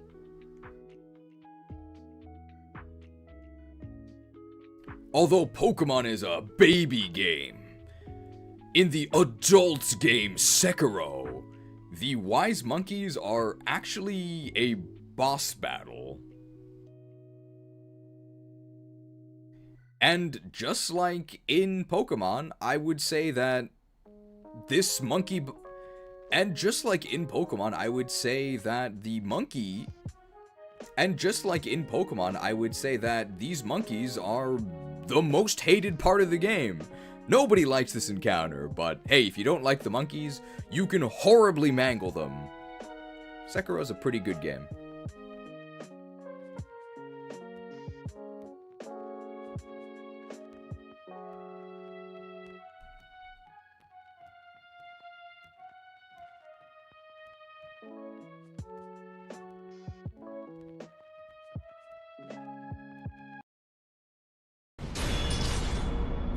¡Vamos!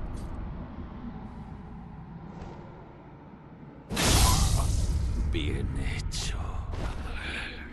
Sekiro. Adiós.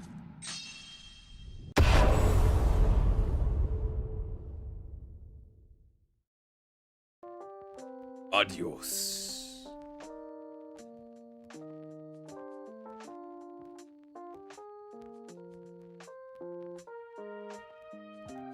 I thought the monkeys were a fun boss. I think it's really annoying. It's either you don't know what to do and it's really frustrating, or you do know what to do and it's kind of pointless because it's just a puzzle boss. But the idea of the encounter is fun.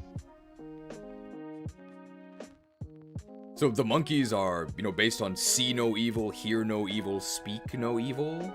So one of them is invisible. You can't see him, but he's always behind you. So just turn around and you just stab him. One of them has really good hearing. So what you have to do is lure it into an area where there's a Bronzong. Then you hit Bronzong, and then the Bronzong stuns the monkey, and then you kill it. And then one of them has really good eyesight. So you have to lure him into a dark room. And then after the Dark Void gets the 80% chance to sleep him, he can't see you, and then you just kill him.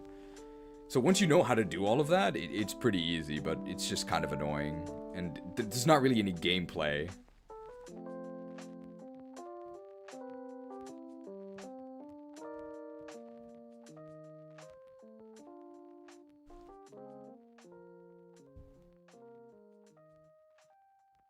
Alright, time for Roselia. Anything we want to say about Roselia? Like to introduce it. We always talk about stopping and smelling the roses, so we can't do that here.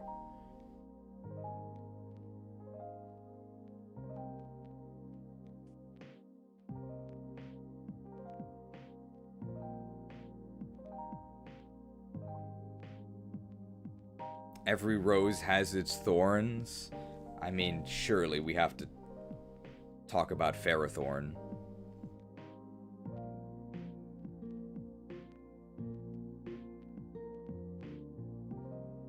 I mean, we can say that. I'd say every Roselia has its thorns, but a different grass type actually has the thorns ability here. I'd say every Roselia has its thorns, but the thorns ability is actually on a different grass type in Unova. $4.99 microtransaction from Glowing Orb 645, who says, "Please be refreshed, cheese." I will refresh, but I won't play the refresh graphic. One of the keys to Apple is Apple's an incredibly collaborative company. I mean, you've really put a big investment in our country. We appreciate it very much, Tim Apple. Applejack's 30% of your donation. Wake up, Mareeple! We've got to have money. Refreshed. Drank some bad apple juice. Thank you for the $4.99 microtransaction. I think Apple has been stopped. I don't think they can take 30% of your donation anymore. I think it's ongoing. But I think at the moment, they still Applejack 30% of your donation. Don't support Apple, guys. But thank you for the microtransaction. Okay, All is saying that apparently Badoo is really good in the TCG. You can trust Allyo because they also make... You can trust Allyo because they actually make a bunch of Pokemon TCG videos. On their YouTube channel, you should check it out. Click their name.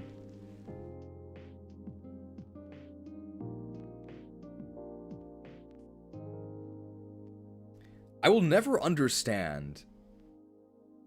If you're ever here live, if you're ever here live, one of the staples of my tier lists is every single one of the staples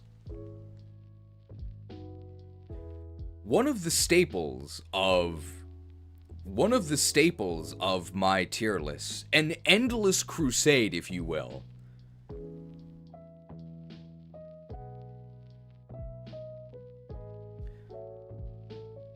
One of our tier list traditions, you could say we're on an endless crusade, is we constantly have to mow the lawn.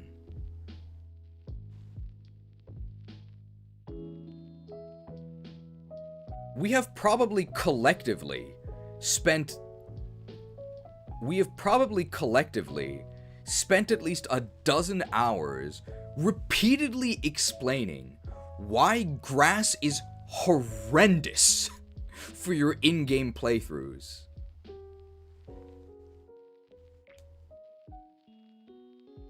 Despite my very calm, collected, and measured responses. Despite my calm, collected, and measured explanations, I am constantly accused of unfair bias against the grass type. Despite the fact that I regularly pollinate my team when appropriate.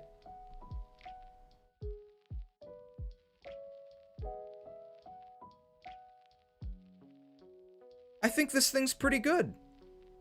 Why?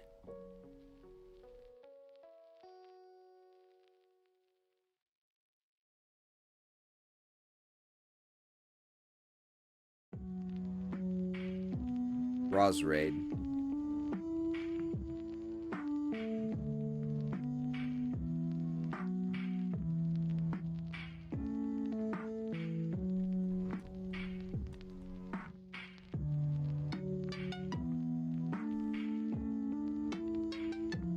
Because it's got really good stats. Really good.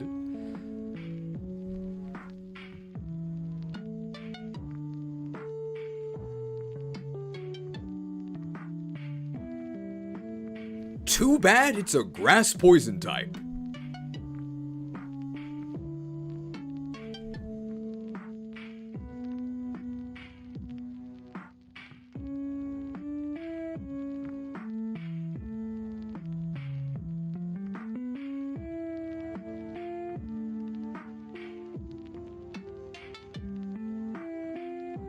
And anything else to say about Remoraid the Ruthless?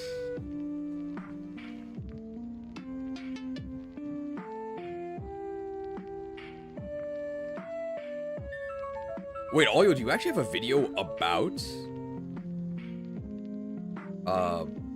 Badoo? I guess we could talk about that here.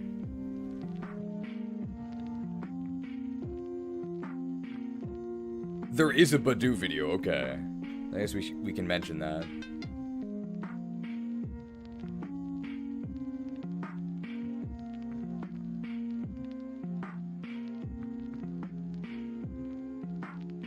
And it's really broken, right?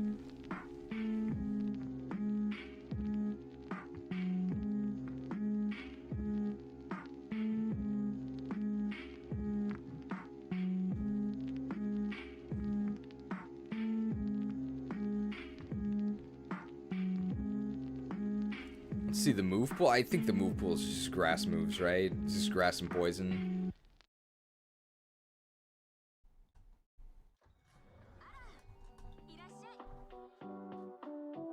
If you use Itchy Pollen, it feels great, but on the receiving end, it's rough. Itched.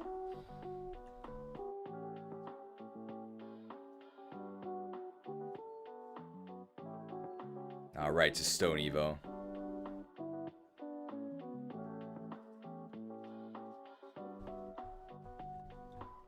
Roselia.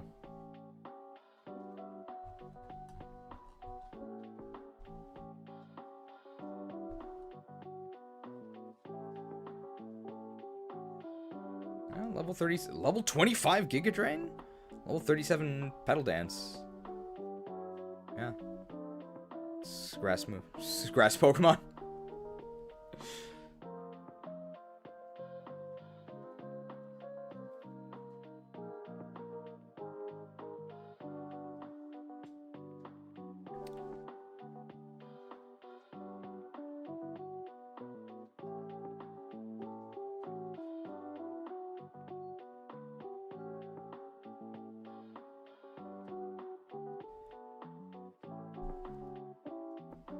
This thing's only real attacks are eventually Sludge Bomb. This thing's only real attacks are Sludge Bomb, and you're gonna be spending. This thing only really gets 2 attacks. You get Sludge Bomb, and you're gonna be spending most of your time.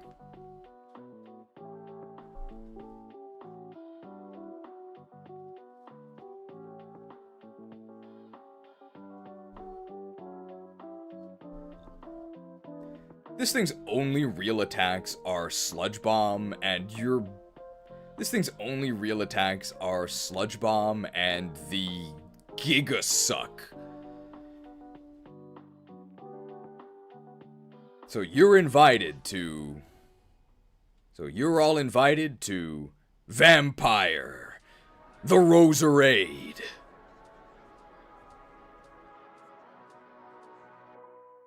B tier.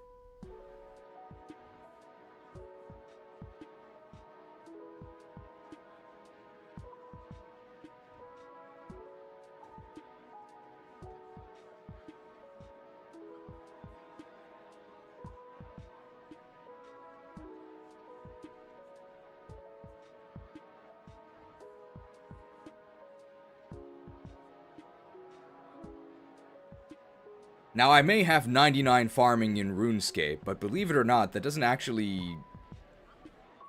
Okay, what is horticulture? Can I use the word horticulture here?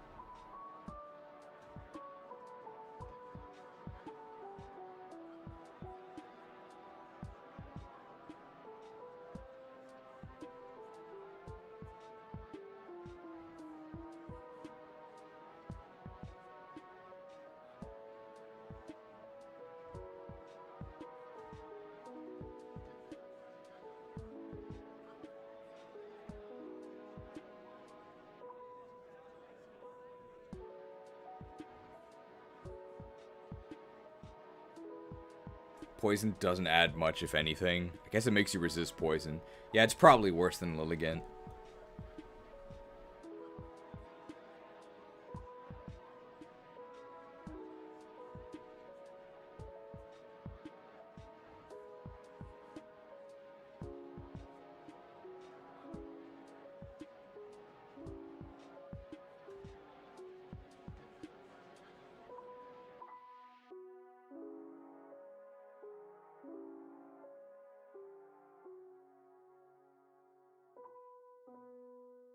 Poison does add a fighting resist and a secondary stab.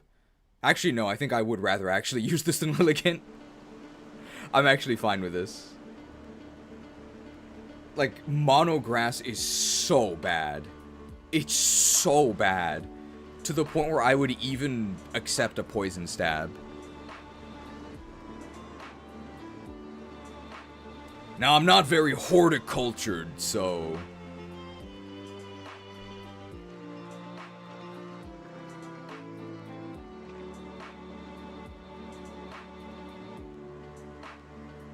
Now, I'm not very horticultured, so I don't know anything about...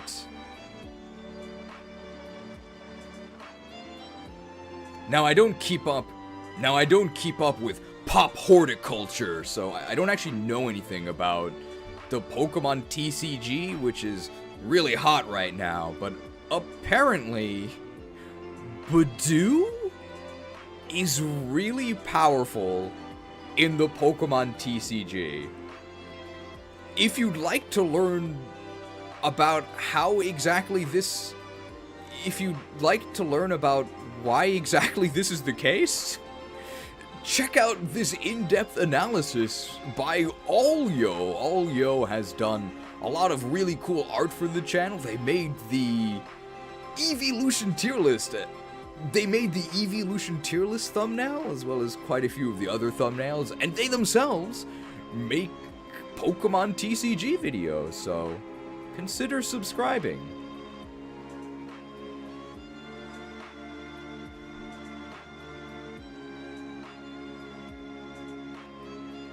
I'd consider them a friend of the channel, maybe a bud. A Badoo.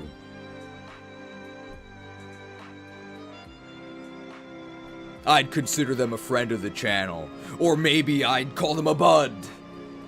A Badoo. How do we say this? I'd consider them a friend of the channel, or perhaps more fittingly, a bud. Badoo. Next. Previous.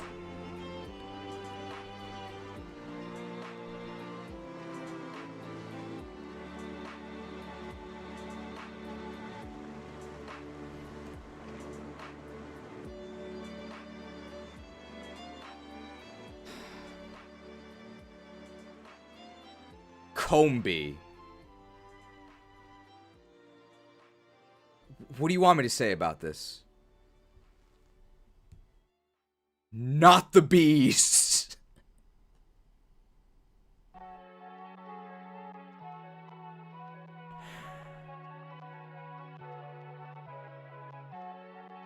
Combee. What do you want me to say about this? Not Combee. What do you want me to say about this?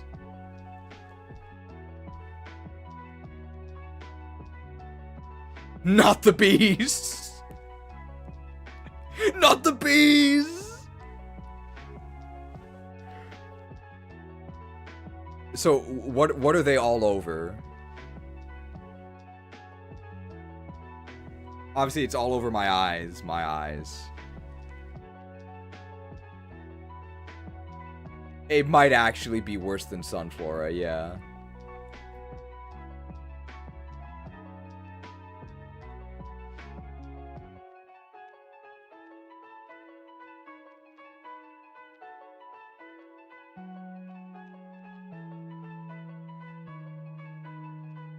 All over my eyes, my compound eyes.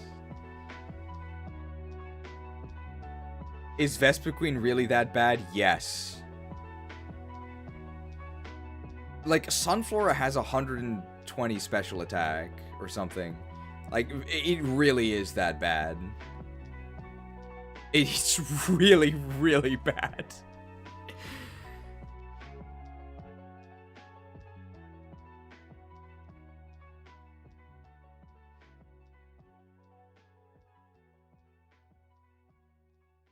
What are its stats? I remember it being okay.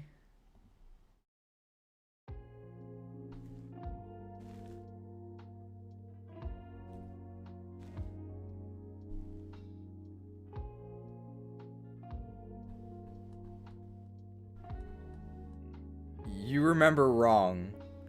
For in-game, at least.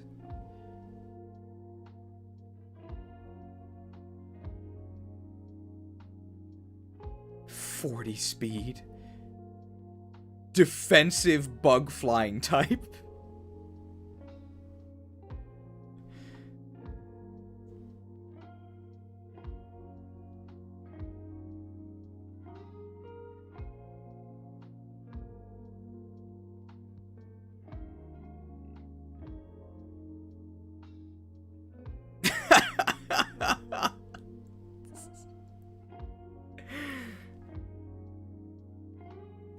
Vespiquen. Combee. What do you want me to say? How about a story in 2 messages from the same user? Jet J Black says, is Vespiquen really that bad? I would put them in D. I then showed them Vespiquen stats. And they changed their tune.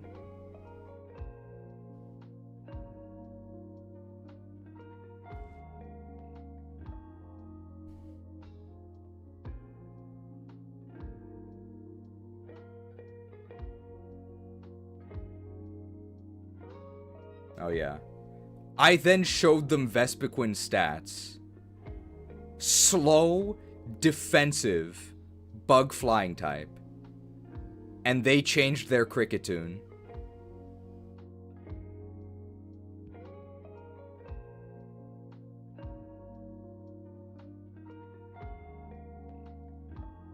Combee. Natural pairing with Sunflora. The synergy. Combee. Natural pairing. Combee. Huge synergy. With sunflowers.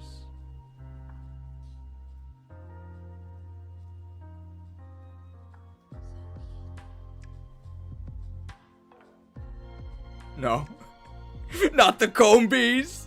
Not the Combees! All over my eyes! My compound eyes! Oh, I've got a mask. I'm actually fine.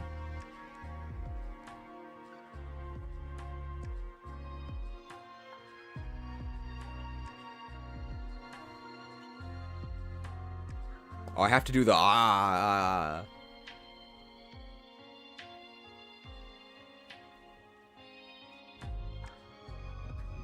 No, no. Not the Combees! Not the Combees! All over my eyes! My compound eyes! Oh. I've got a mask. I'm actually fine.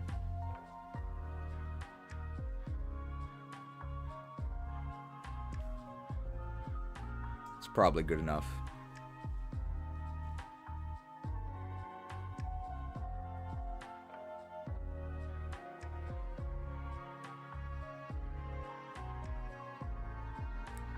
Heracross!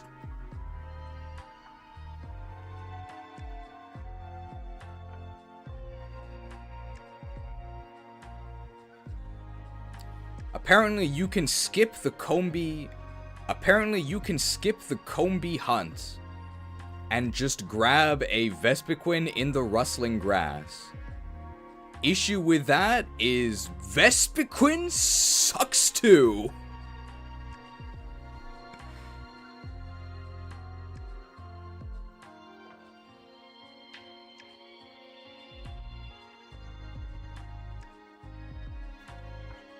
Heracross!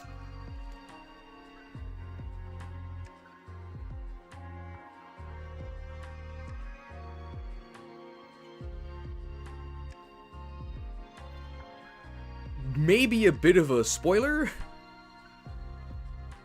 Maybe a bit of a The image we used here is maybe a bit of a spoiler.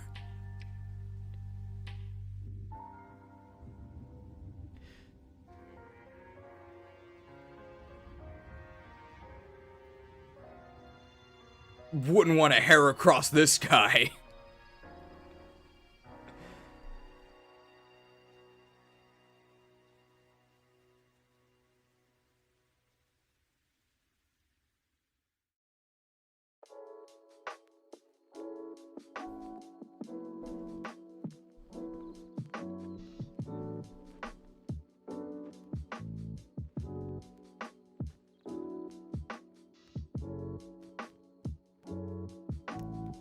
Incredible stats fairly early in the game No investment required.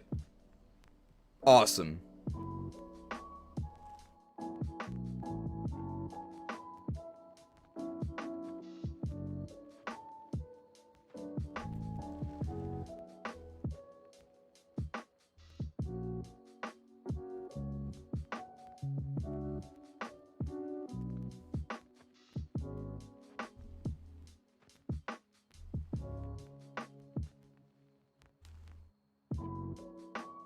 How do we describe the...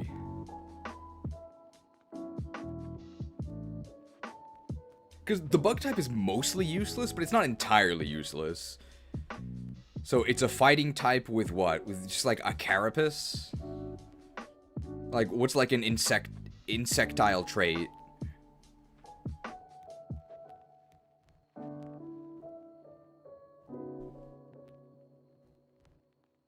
Yeah, with like antenna.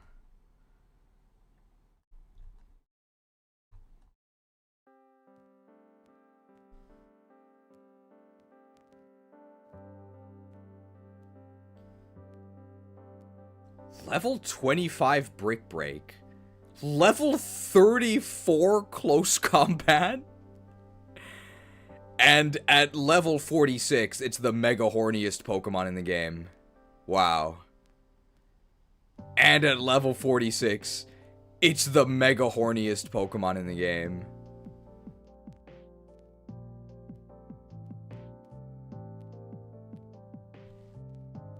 This is for the most part a jock with antenna. The bug typing doesn't really matter.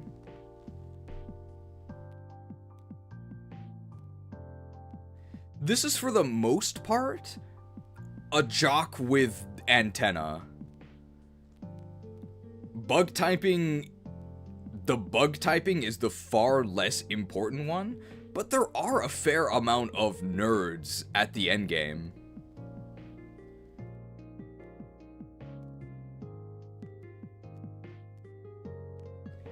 Heracross is for the most part a jock with antenna. The fighting part... The fighting type muscles are the far more important part of the Heracross. The fighting type muscles are the most important part of Heracross's viability. But there's a fair amount of psychic type nerds in the endgame.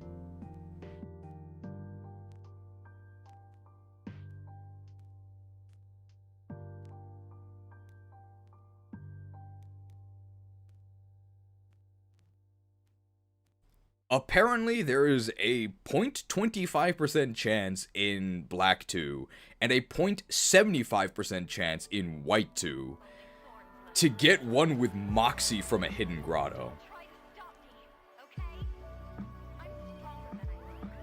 If the grotto is...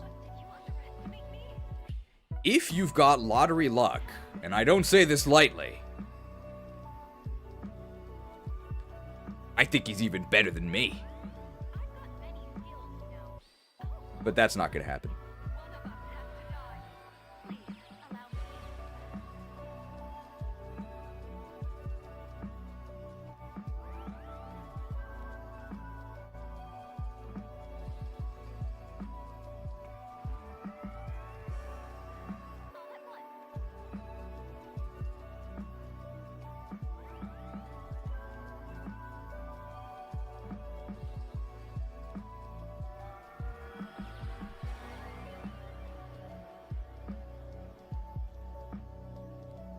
Even without Moxie, you get the Toxic Orb for free in Black 2 for Guts. That's possible.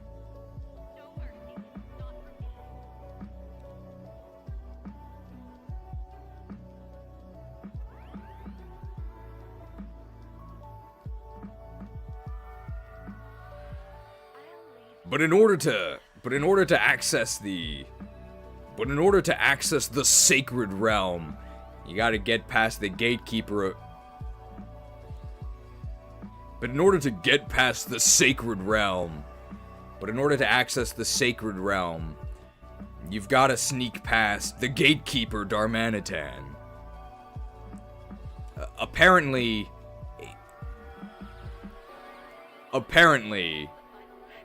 a 500 Norwegian kroner bribe was paid to the gatekeeper.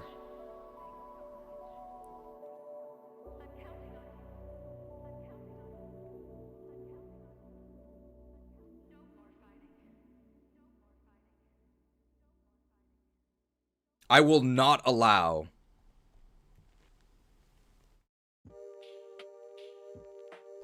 I'm not gonna allow corruption in my ranks, okay? So I'm just gonna confiscate that.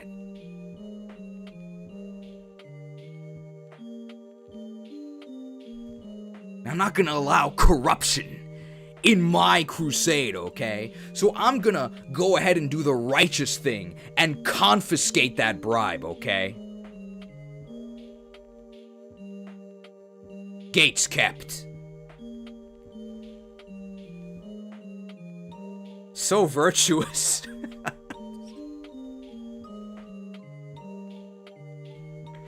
But we will mention that funding from... But we will mention that funding from Ivikson.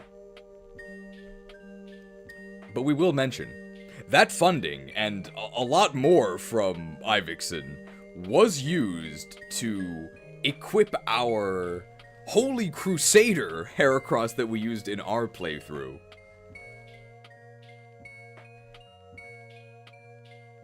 Ours had Major Nerubian Holy Blood, which allowed it to equip a Super Silver Lance, also known as cheating to access No Guard Horn Drill.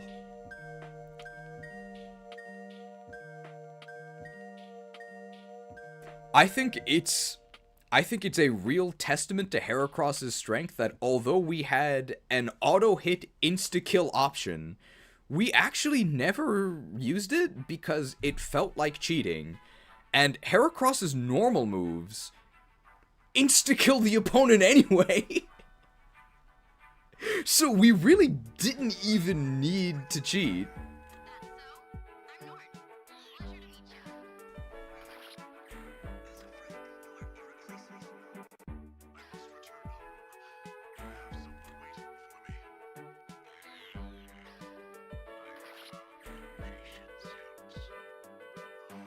Do I still have the drill graphic?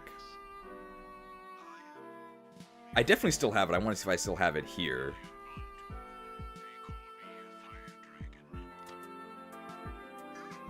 No, it's not here, but I'll play it in the premium. And we'll mention the horn drill thing.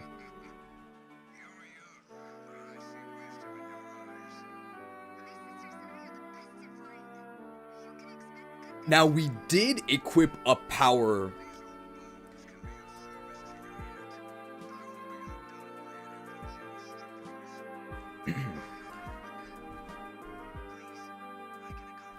Now, there are regulations in Unova which stifle industry and innovation, preventing us from horn drilling every possible spot for oil. Now, unfortunately, in the Unova region, there are regulations that stifle industry and innovation.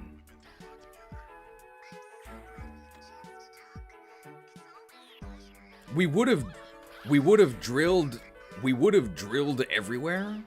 We would have drilled at every possible opportunity, except we would have drilled at every possible opportunity, but we would have drilled at every possible opportunity, but we were repressed. We could have horn drilled at every possible opportunity. How do we say this?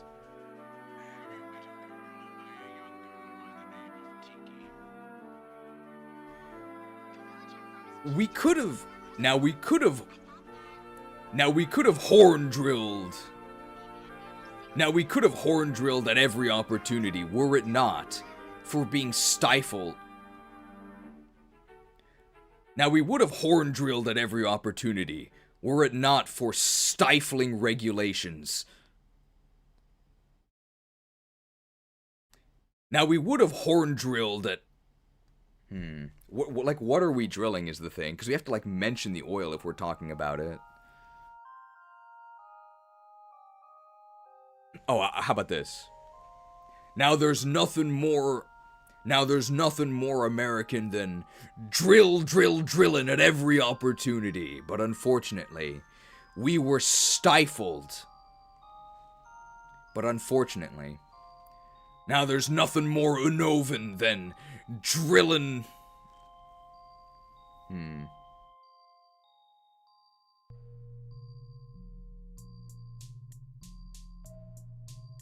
How do we say this?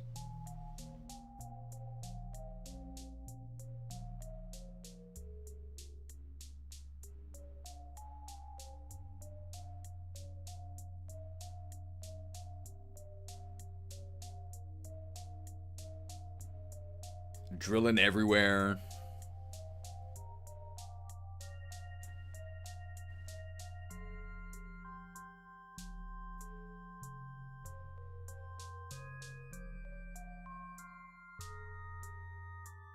Now there's nothing more Unovan than drilling first and asking questions never. But unfortunately, there are regulations in place that stifle industry and innovation.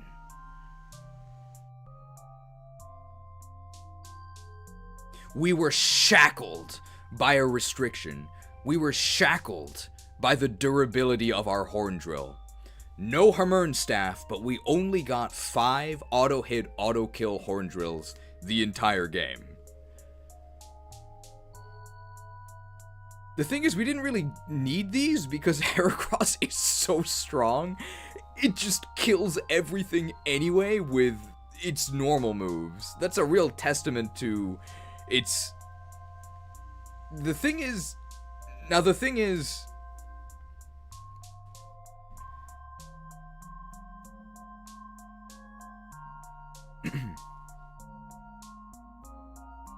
Now, the thing is that the greatest testament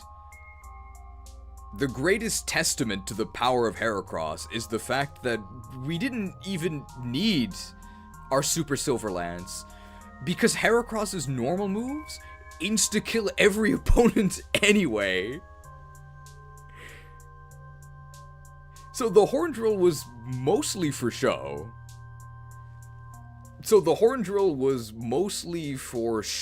And some... So the Horn Drill was mostly for show and for hype.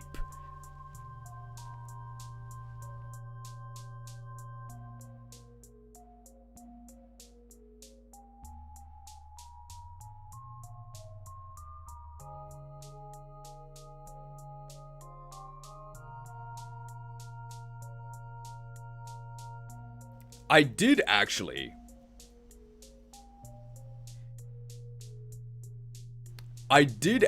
learn something new.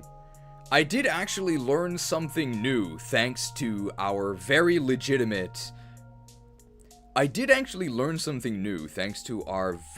legitimate Super Silver Lance. I thought that one-hit KO moves just auto-killed your opponent.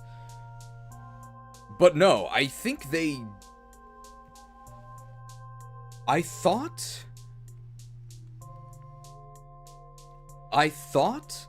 that one-hit KO moves just auto-killed your opponent. I didn't think they actually did damage. But no, apparently it is possible to survive lethal damage.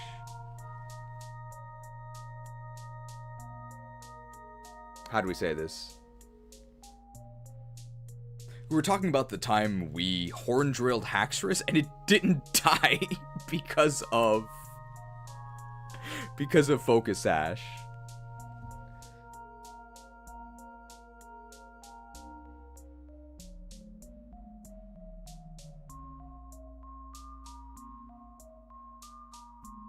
So how do we say that without sort of spoilering the outcome?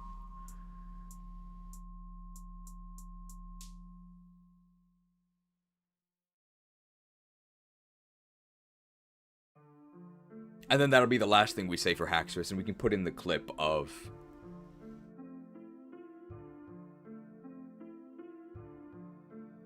When a KO moves, deal damage equal to the opponent's HP.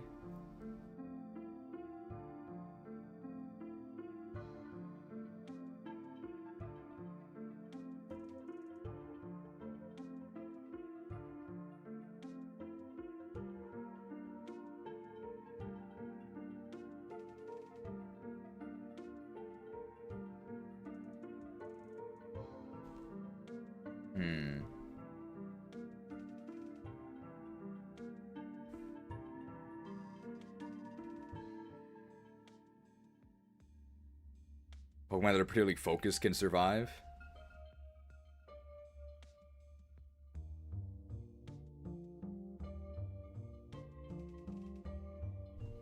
I'm looking here. Yeah, we're still okay on time.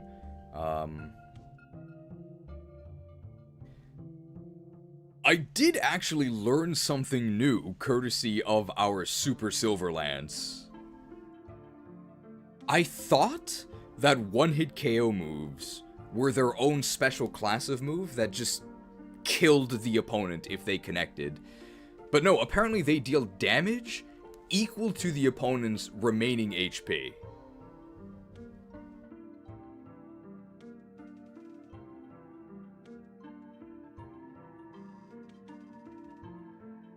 Now, of course, taking damage equal to your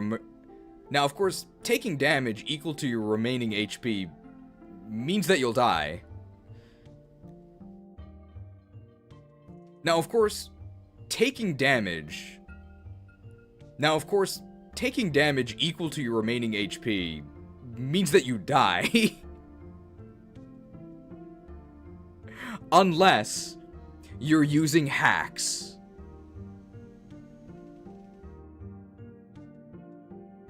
Then we can play the clip.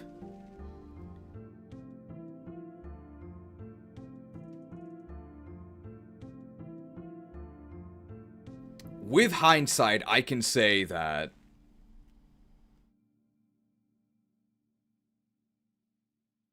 I'm trying to get the blunder here.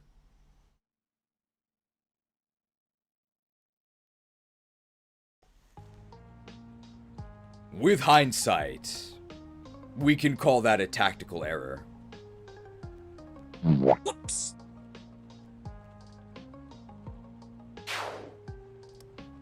Shouldn't have used spears against axes because with the weapon triangle, it meant I dealt one less damage.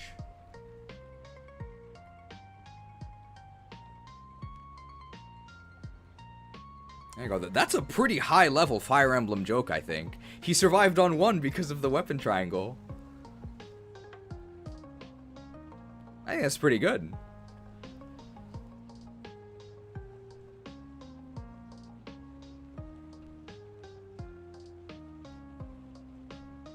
No complaints about this Heracross placement, right? Like, it's all really good.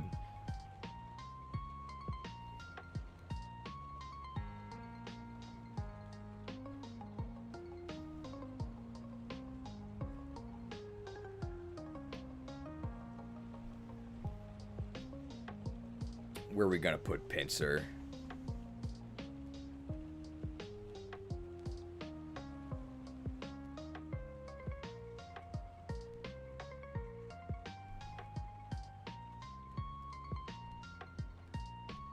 I mean, it's got good stats.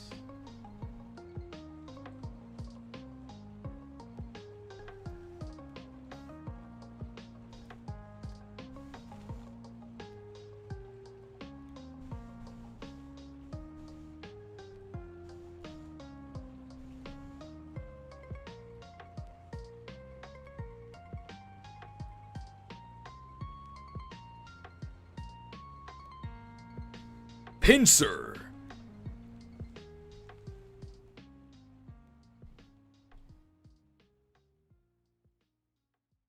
I mean, like, it's pretty good. I think I'm probably gonna put it, like, maybe here.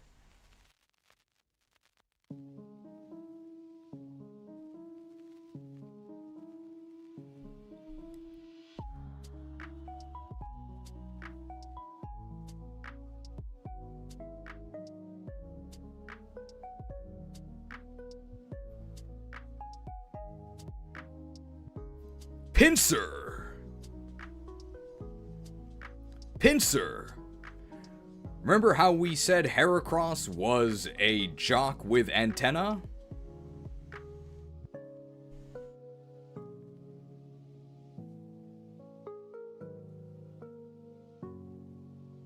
Well, Pinsir certainly has the stats of a jock, just not the actual jock tag of fighting type.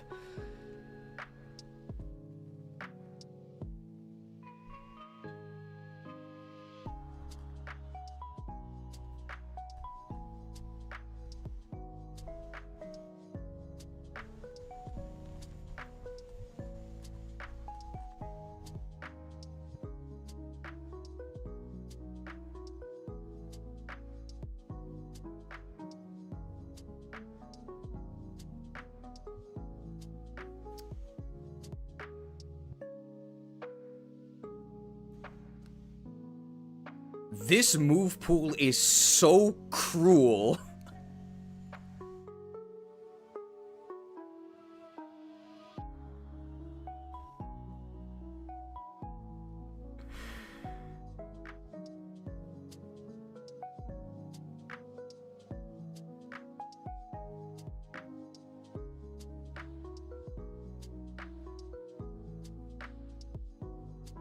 This thing learns more fighting moves than Heracross.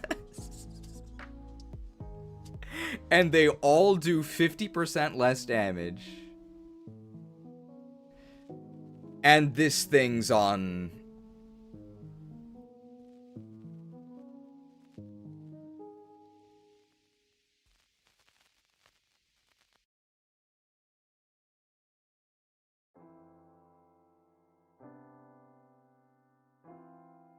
And despite...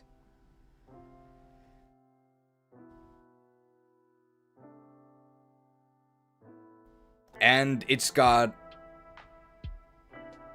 a Pinterest account. It posts on X.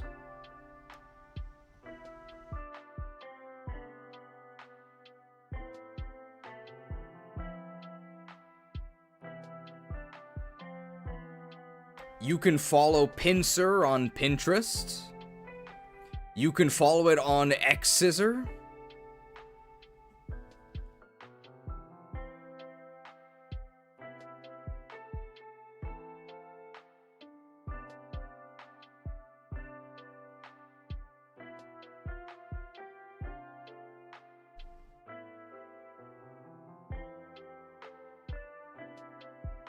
It's critical on X.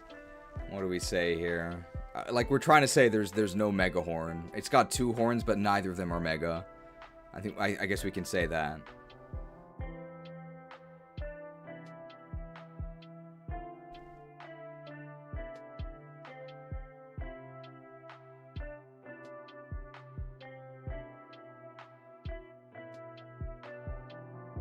You can follow...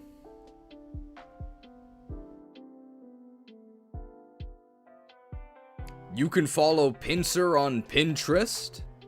Maybe follow him on Xscissor.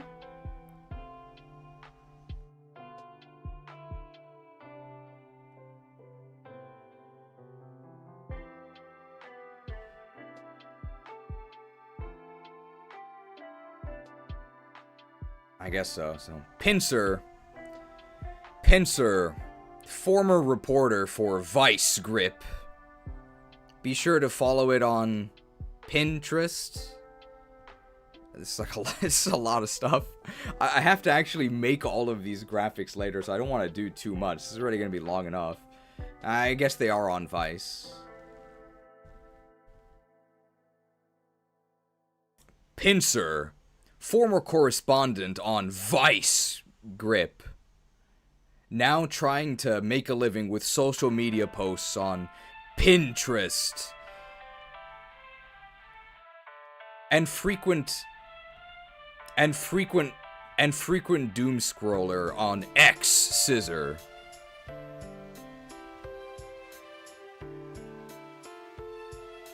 At this point, maybe Vital throw in the towel. It's been years. It's not working. At this point, maybe Vital throw in the towel. This thing's got 2 horns, but neither of them are mega. Maybe wait 1 more generation for that.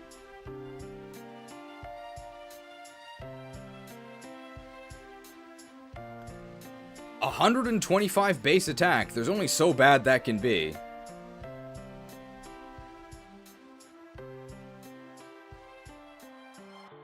B is right.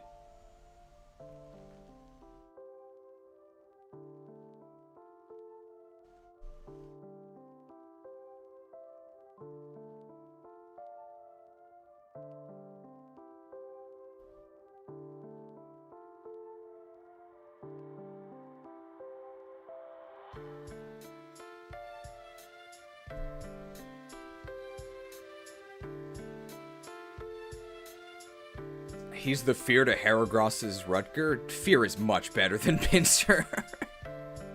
Fear, I think Fear is really underrated. I think Fear is pretty good. It's just that, yeah, obviously Rutger's better.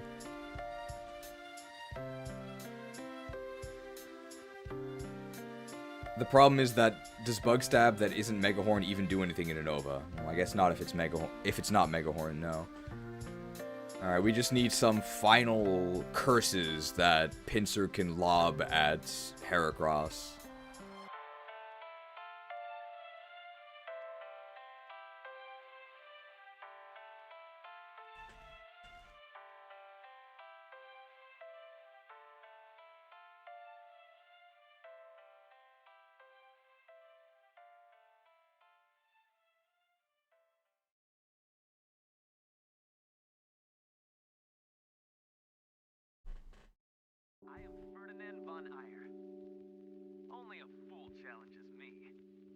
And then once we have that farewell, we can go on to the next one. Luck is always on my side. Keep up the momentum. Ever so grateful. Splendor of nobility. Bug moves might beat some dark types. Team Plasma got some of those. You know what else beats dark types? Fighting moves. And Heracross has those too. And they're better.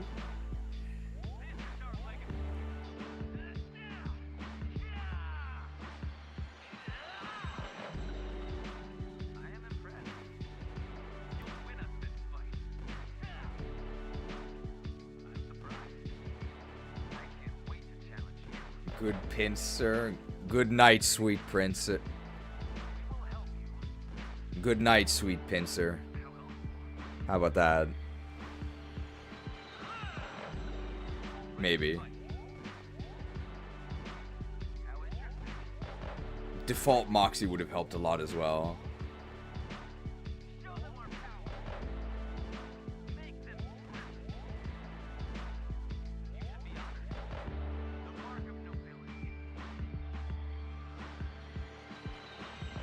Pinned. How do we close out on Pinsir? It's a beetle. Like, Pinsir just needs something. I mean, it gets it next gen.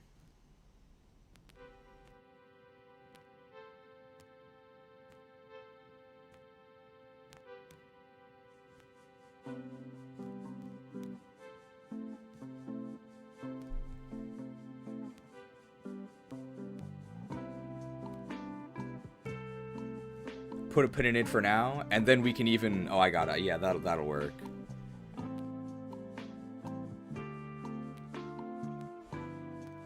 Yeah. Hang in there. Hang in there, buddy. Buffs are coming soon. For now, put a pin in it.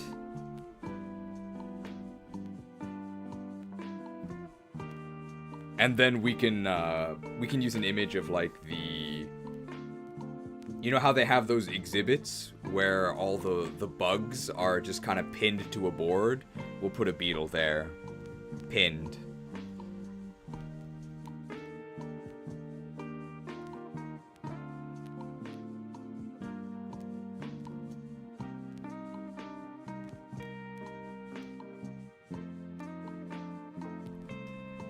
Ducklet. Whoa. Ducklet.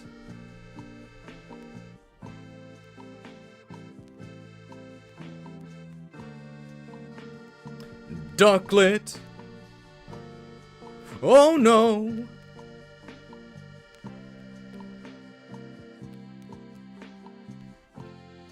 It's a water flying type.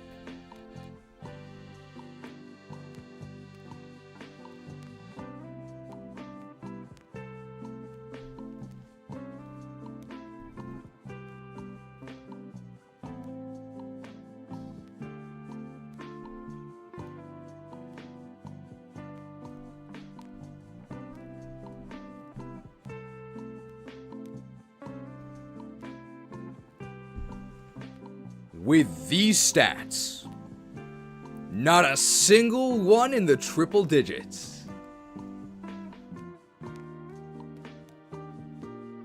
Best thing Ducklet can aspire to is H Employee of the Month.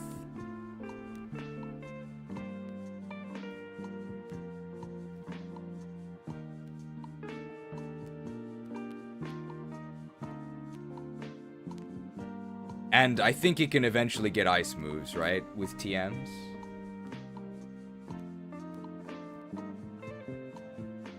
Yeah.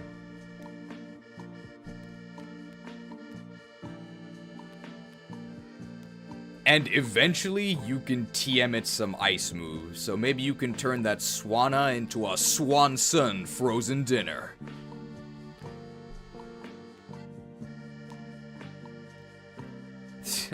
I don't know.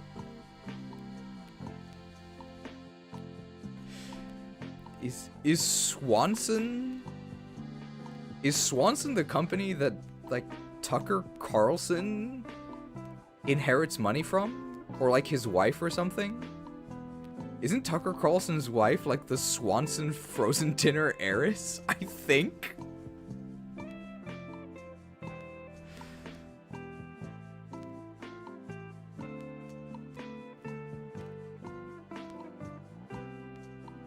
Okay, alright.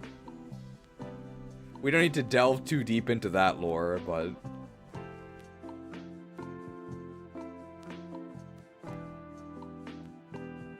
I'm sorry, this is new lore to me. Yeah, I think Tucker Carlson's wife is like the heiress of the Swanson frozen dinner fortune.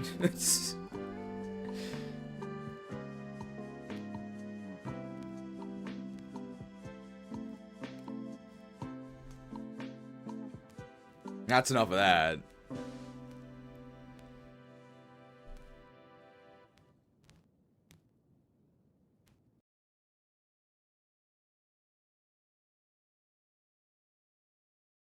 Alright, Zorua.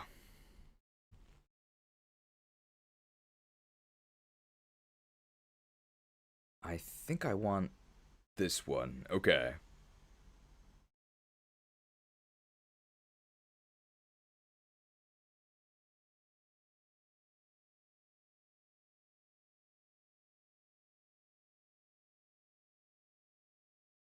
Zorua! This is actually a... Zorua! This is actually a very specific Zorua.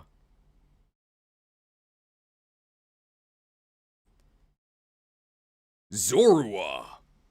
It's actually a very specific Zorua that you are given as part of a story event in Driftvale City? Driftvale City is actually where I hosted a tournament for my... Driftvale City is actually where I hosted a Pokemon World tournament. Driftvale City is actually where I hosted a grand tournament to test the mettle of my up-and-coming Crusaders. And I remember Zorua as one of the entries.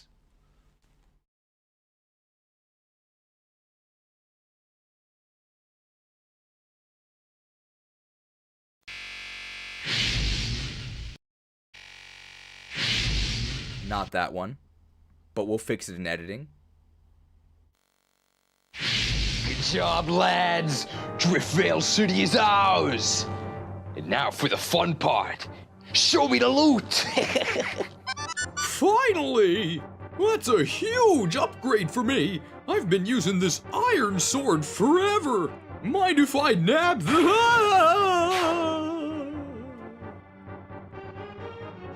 And nobody minds if I nab this for my Dodge Tank off-spec, right?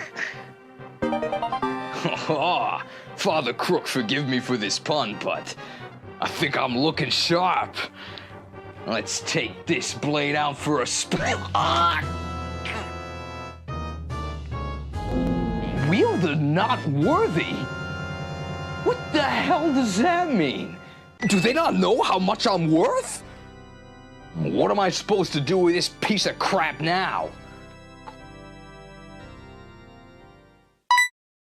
A call to arms for all Crooks Crusaders. You're invited to participate in the Pokemon World Tournament. Put life and limb on the line for the chance to win fame, glory, and this one-of-a-kind magical sword. There can be only one winner, and it could be you. Don't delay. Sign up to fight. Today.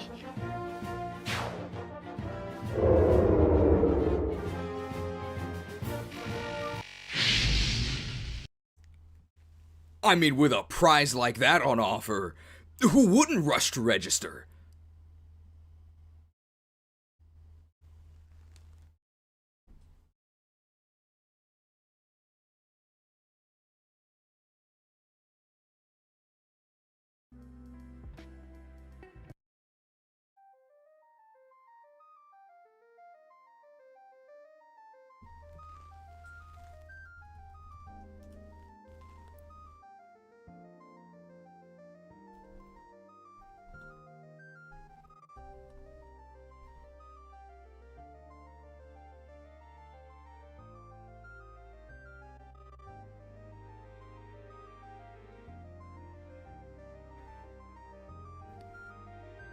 With stats like this, I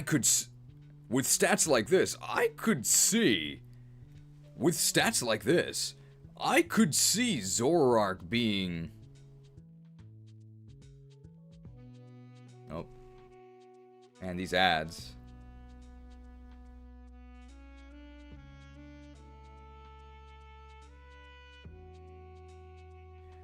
With stats like these, I could definitely see Zoroark taking home the grand prize.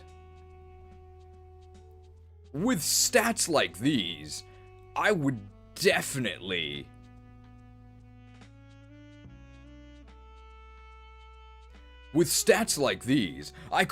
see Zoroark as the #1 seed. Even though it's a dark type and not a grass type.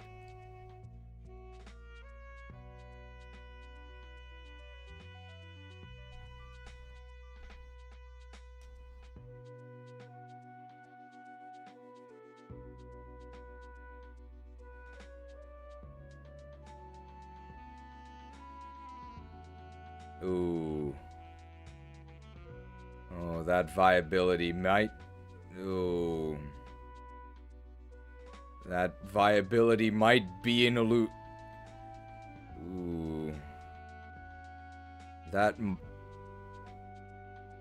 Ooh. That viability might be an illusion, though. Reality is looking like level 64 night days.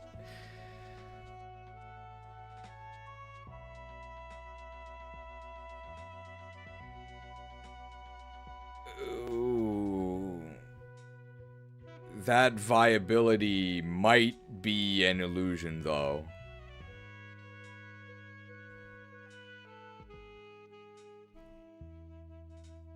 Reality is looking like Night Slash as your primary stab off of your far worse attacking stat, although 105 isn't bad. Any good TMs?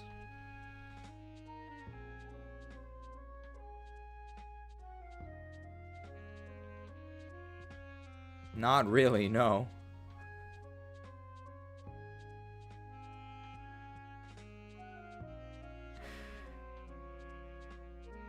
Flamethrower is probably the best, but that's basically the end of the game.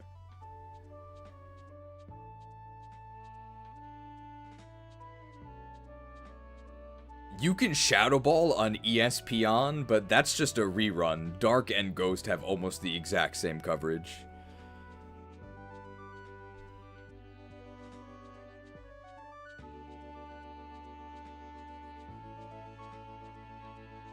Oh, these tutor moves are terrible. What?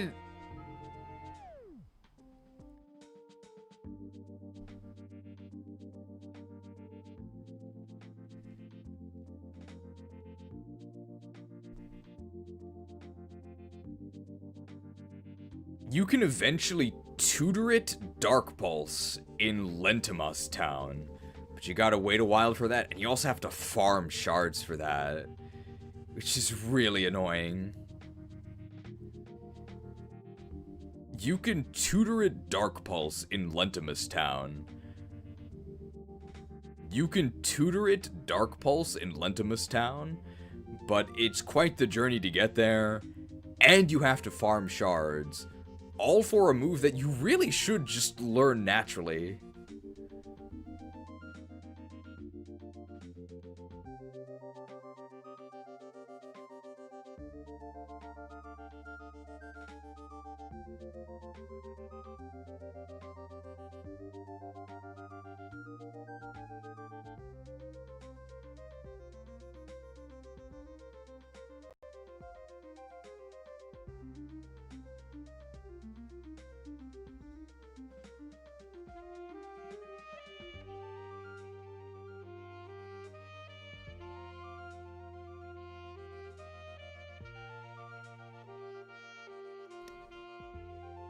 Zoroark is a dark type, so he doesn't play by the rules. The event Zoroark you get does have very good IVs, and it also counts as a mercenary. And it also counts as a mercenary from a foreign faction, so that means it actually gets trade XP bonus, which is huge.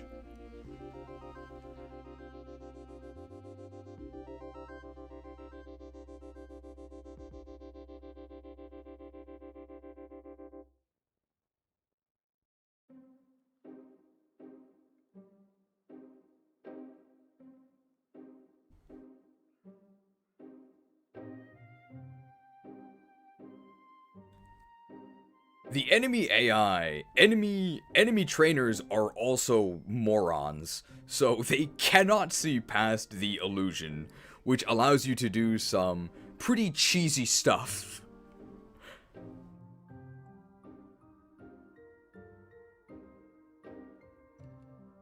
Enemy trainers are also... What are we thinking?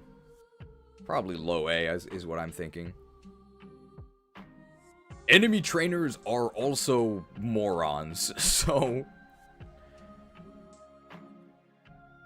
Enemy trainers are also not very perceptive.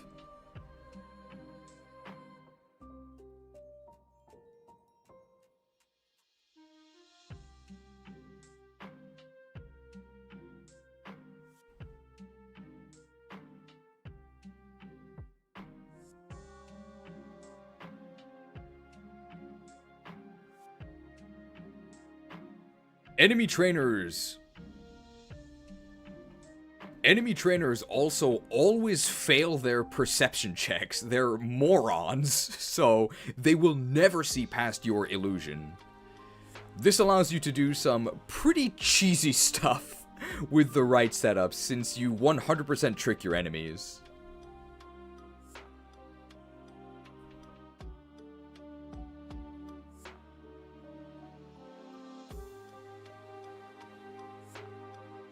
You can't fool me, though. I see you. You can't fool me, though. When I put on my power peepers, I see you for what you really are.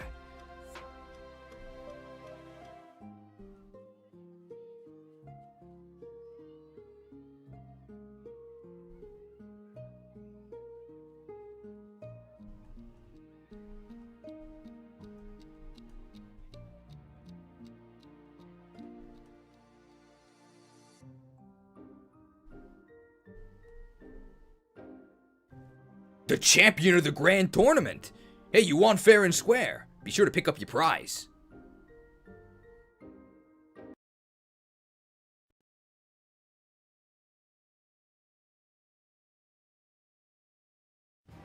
Congratulations to this mysterious challenger for conquering the Pokemon World Tournament. This legendary magical sword is all yours, but first, anything you want to share with the crowd? Who am I? None of your business. All right. Well, congratulations. Here you go. Oh, it looks great on you. Well, congratulations. You're gonna love the proc effect or the weapon speed or the stat bonuses or whatever the thing has. Anyway, good luck.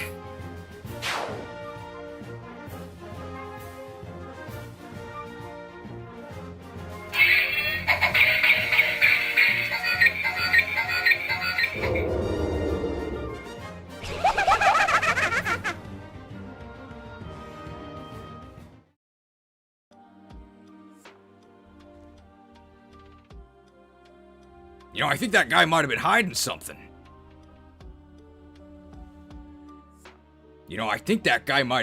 something. He was pretty suspicious. Strong, though.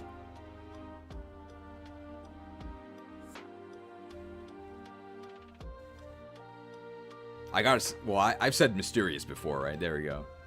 Alright, so bottom of A for Zora. This is pretty good. Specifically this Zora.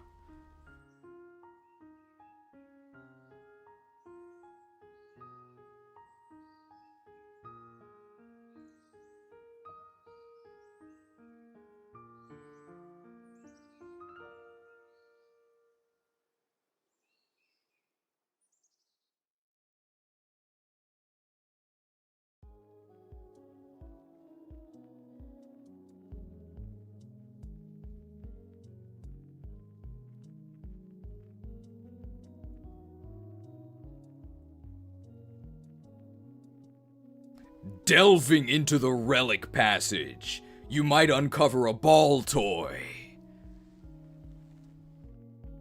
This is one toy I don't want to play with.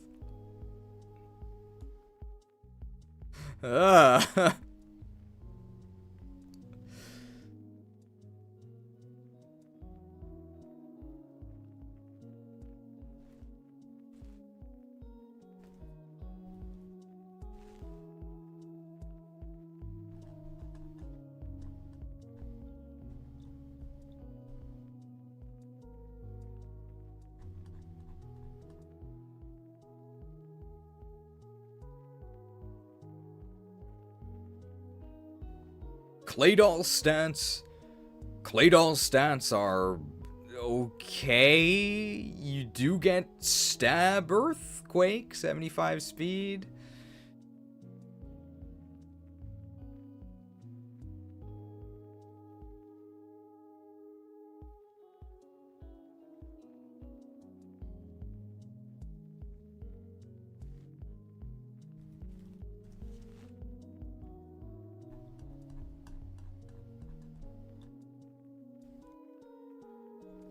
Ball toy stats are putrid. This is unacceptable. Suffer through this.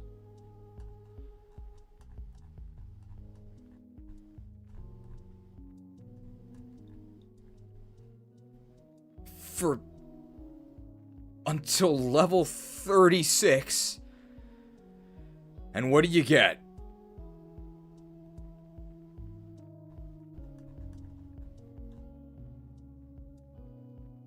You get this. 70, 70, 75 offense. When do we get Earthquake?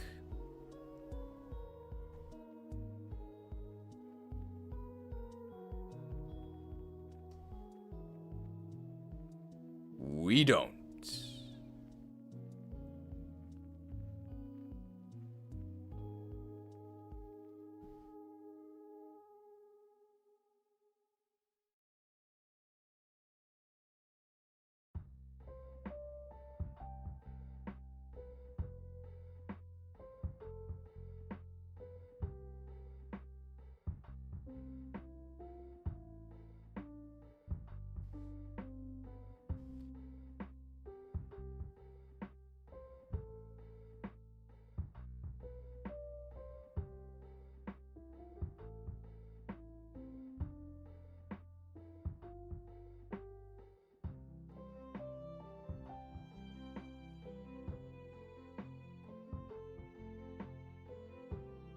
We might actually lower this. Where do we actually put this? It's just pretty bad.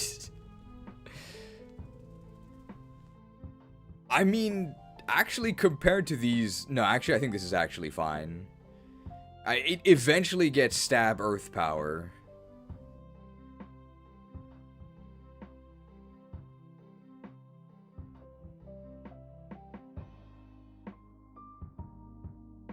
Which is more than I can say for any of these others.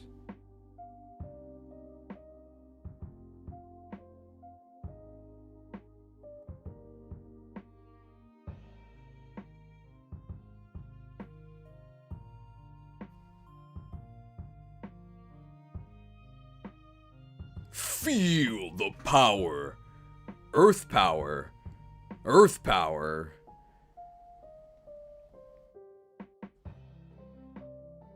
Ground is a good typing, and although you're never quaking, ground is a good typing, and although enemies will never be quaking,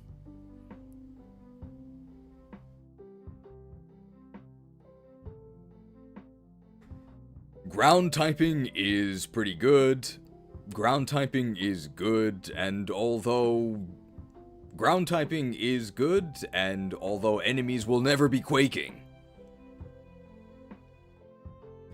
ground typing is good, and although enemies will never be quaking, you can eventually give them...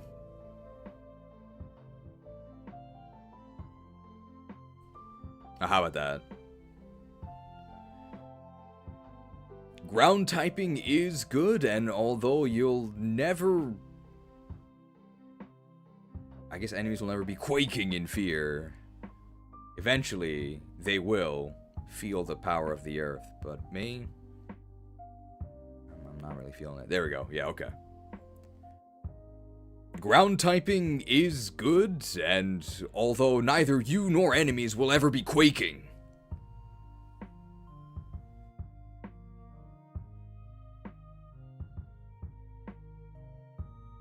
maybe Earthquaker Oats?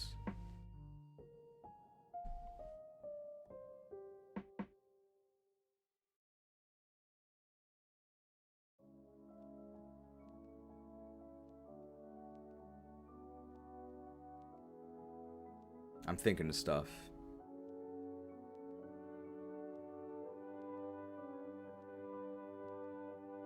Oh, here we go. I got it. Okay. Dreidel, dreidel, dreidel.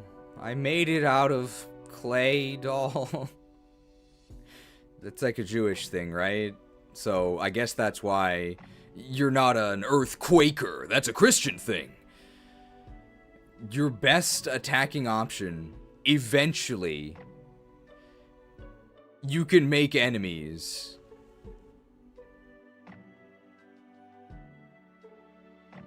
But myself, I'm not feeling it. D.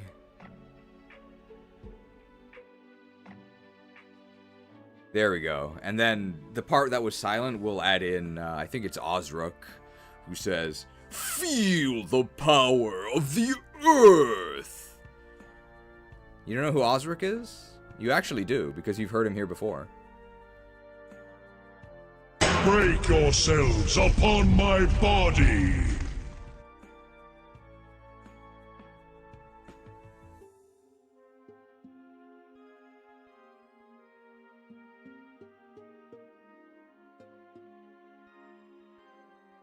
ULGAMOTH, the fire moth. If you're wondering why I never call this thing by its English name, I can't, because its English name contains a certain virus that was circulating about 5 years ago, and if you mention it, YouTube will flag your video as an unofficial source of misinformation about the outbreak. So I have to call this thing ULGAMOTH.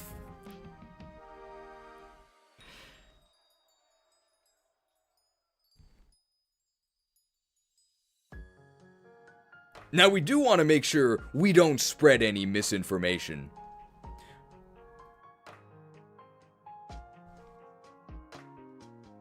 Now, we do want to make sure that this video isn't flagged as misinformation about Pokemon, so let's take a look at ULGAMOTH.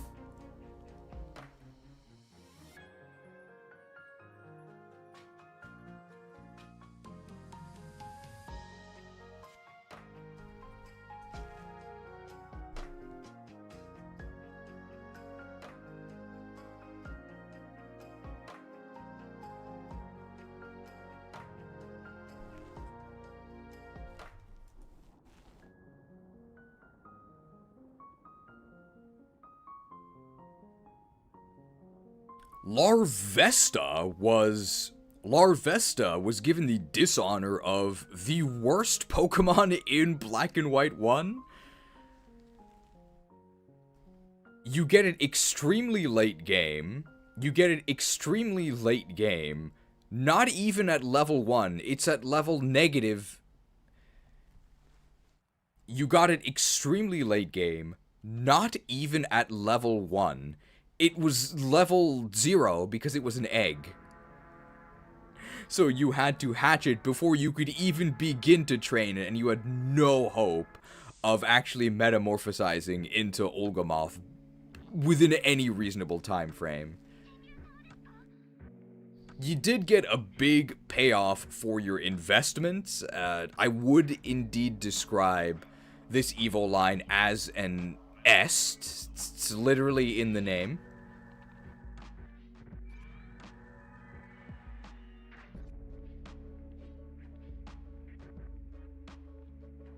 But of course, you'll notice I used an image of ULGAMOTH and not Larvesta, and that's because this game actually gives you the evolved form, ULGAMOTH. It awaits you at the terminus of the Relic Passage. Level 35?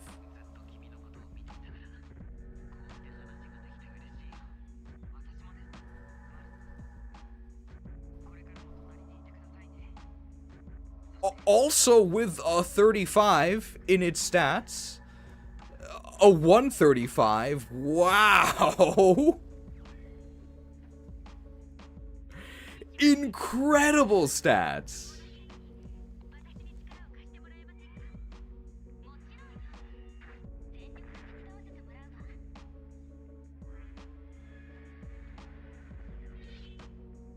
And you get these stats way ahead of the curve, right? You could stomp the Elite Four with this.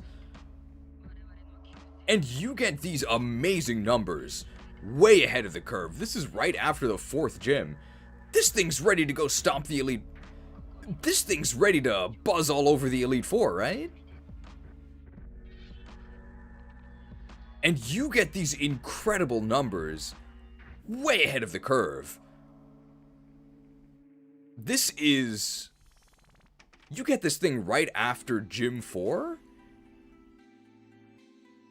And you could skitter all over the Elite Four with stats like this.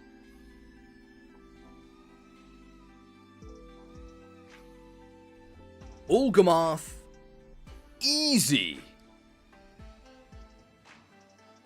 3rd member of the Sacred Realm.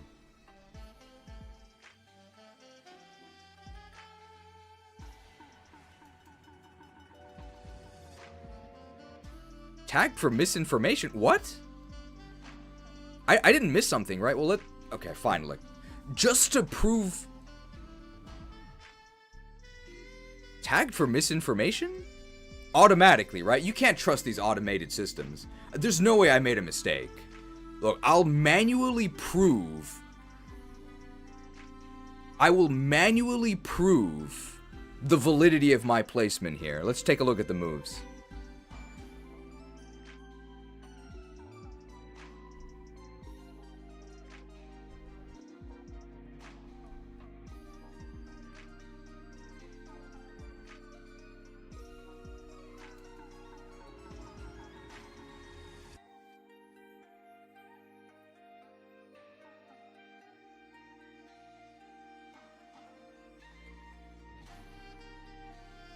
Oh no. Anyone got some ivermectin? I think I want to deworm my team.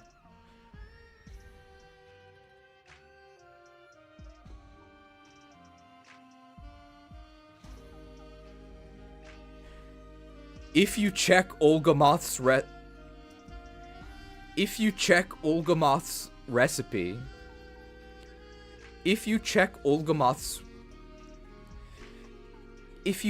ULGAMOTH's resume, you'll see lead developer of Project Ember.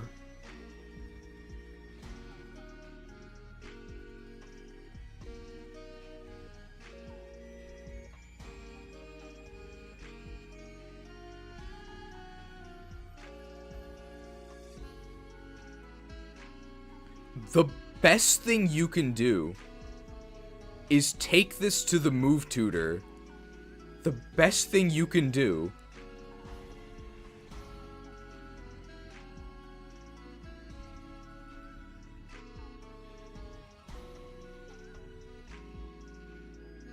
now, there is no salvation to be had here, but for a salve that could maybe ease the itching a bit.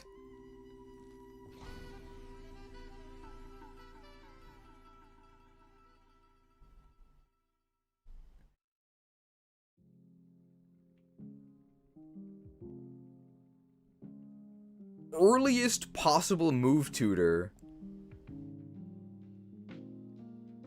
Earliest possible move tutor. Signal beam.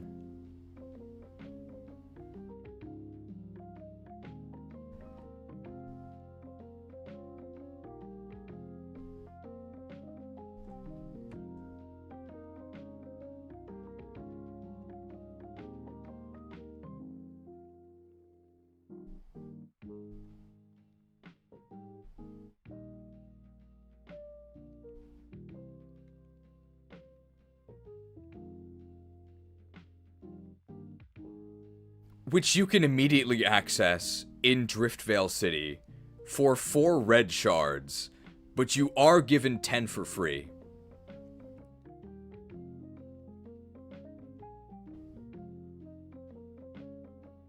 You can learn this from the Driftvale move tutor, which you can access immediately. Costs 4 red shards, but thankfully, you don't actually have to grind for these because you are given 10 red shards for free from, I think, an NPC in a Pokemon Center. So you can use Signal. So you are able to access. Signal Beam.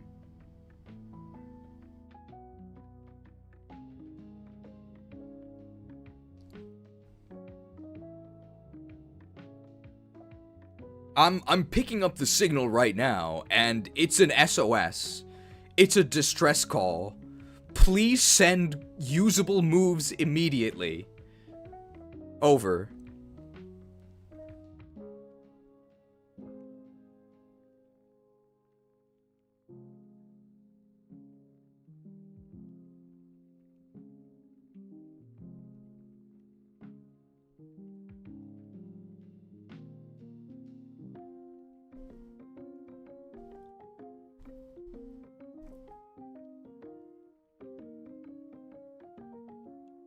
Eventually, you can access the Fire Blast TM, and once you do, you're golden. Eventually, you can access the Fire Blast TM, and once you do, you're good to go.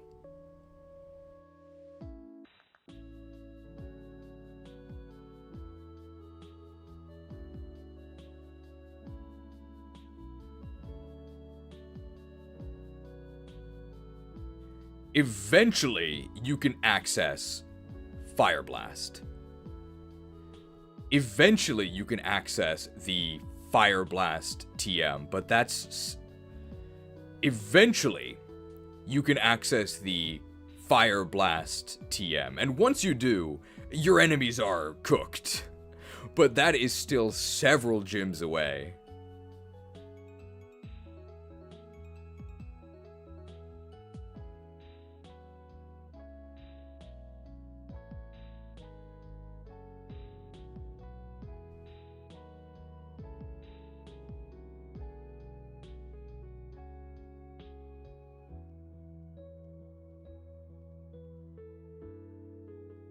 I can't believe I ever allowed this thing to defile the sacred realm.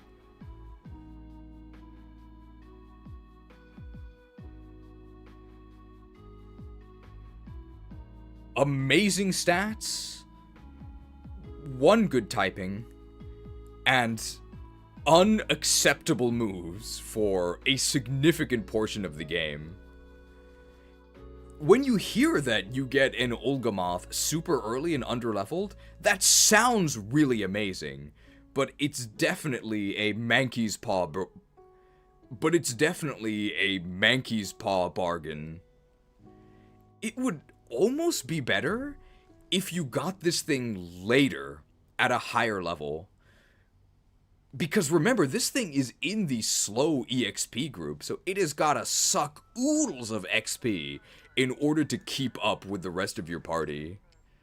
So in a way, the better availability is almost a downside.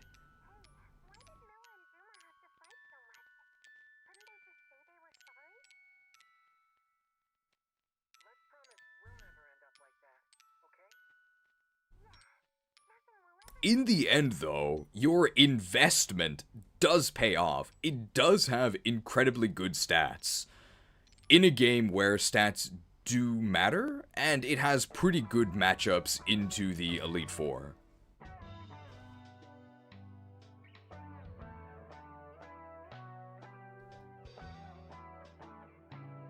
If you couldn't SOS Signal Beam for help,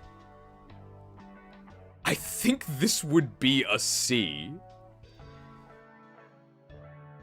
But it does have huge numbers, so even though half the signal gets cut off because it's a bug type move, it still does a lot of damage.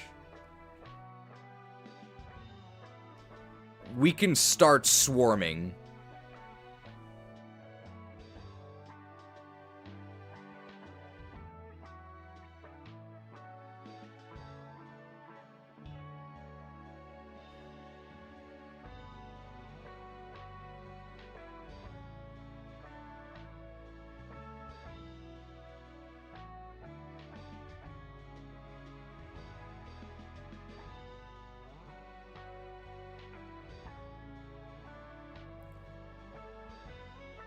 We need to, something about the plague.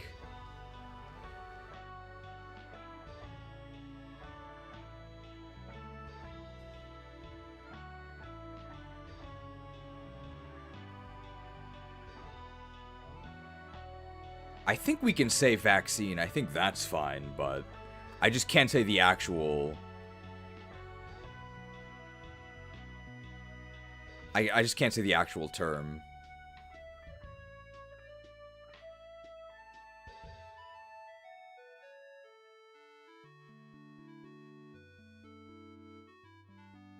It means crown, right? The word that starts with C.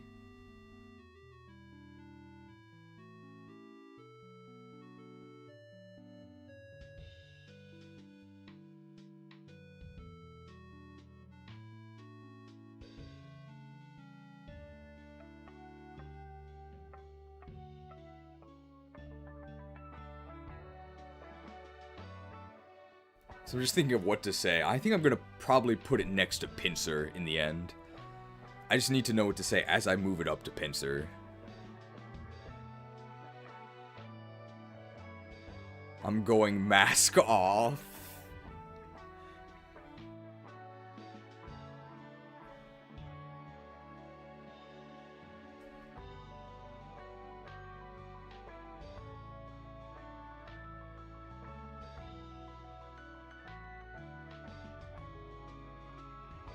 The sun rises.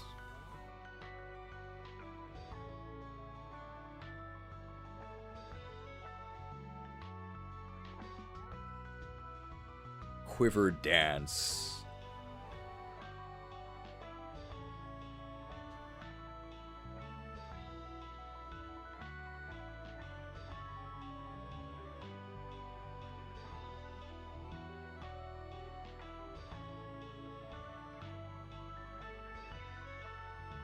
It's a moth, but really it's a bee.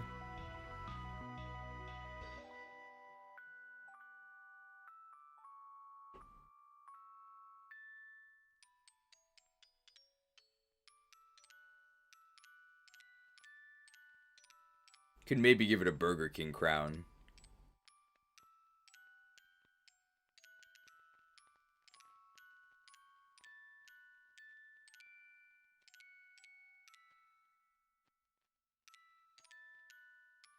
Maybe we'll give it a Burger King crown. Did you know that? Did you know the forbidden...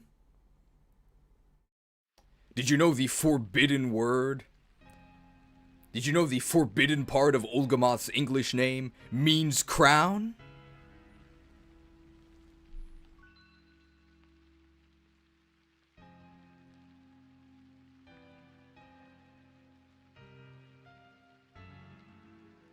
Time for the coronation ceremony. Place the crown upon its head. Sorry, it's the only one we could afford.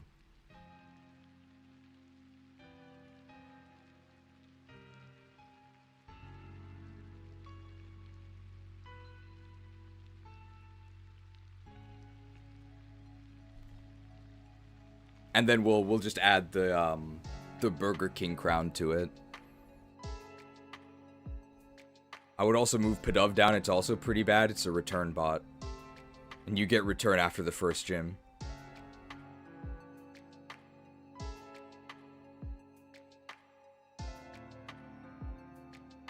Alright, I'm pretty happy with this for ULGAMOTH.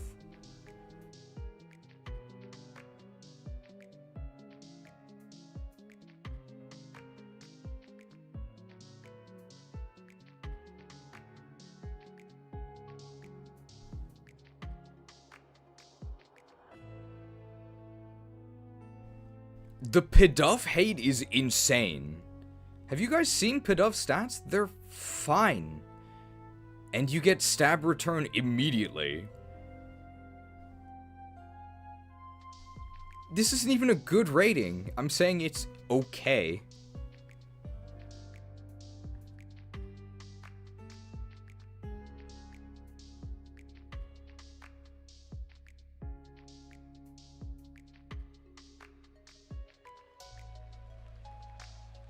Oh, this should probably be a Shelmet. Whoops.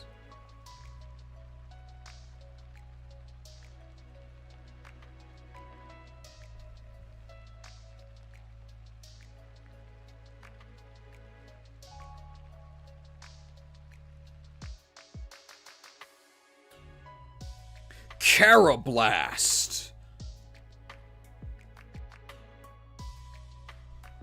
Karrablast. Karrablast and Shelmet. This should probably be a Shelmet. I guess I could get Shelmet. Because I have to add Stunfisk anyway, right? I should just do that now.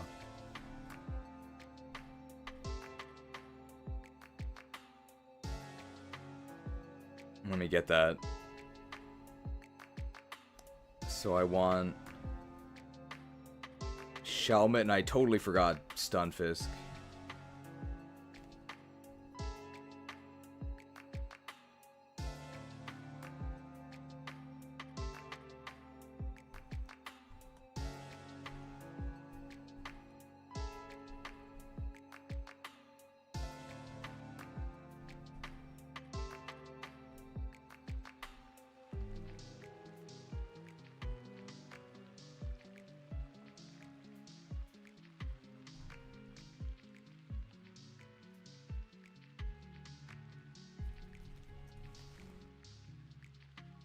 And Stunfisk.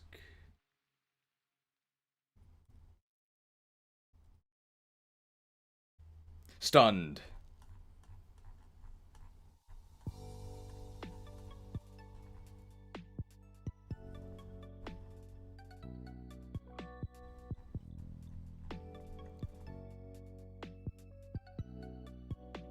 I'm just adding all this stuff to the list.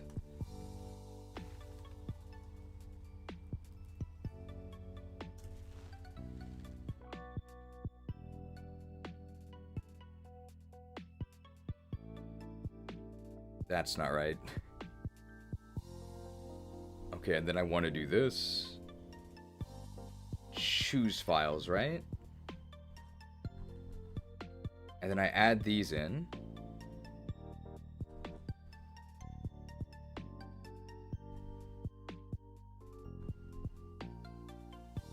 Submit, there's like 2 steps here.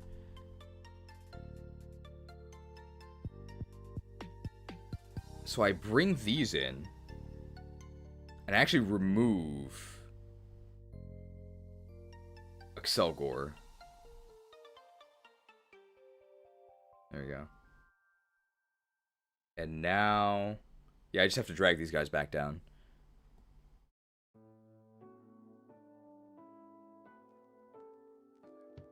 Yeah, there's no way we could have done this in one stream.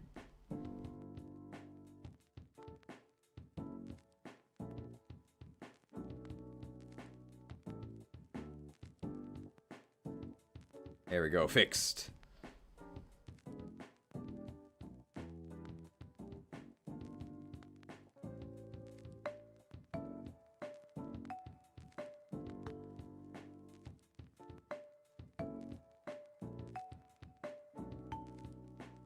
I think a lot of these at the end we're just gonna kind of speed run because they're really just not in the game.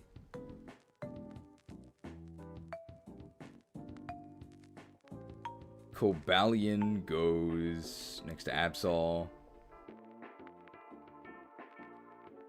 Virizion goes next to Gligar.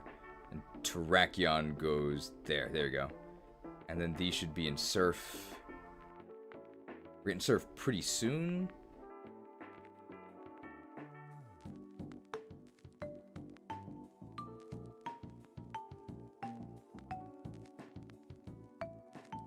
Where is... Oh, here we go. Shelmet goes there.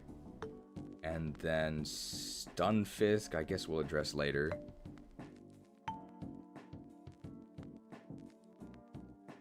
And we were doing Chargestone Cave after Surf. And Mistralin, so it should go there.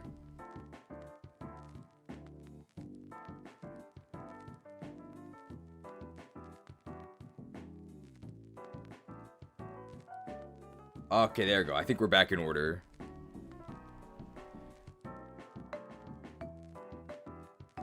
Dota X!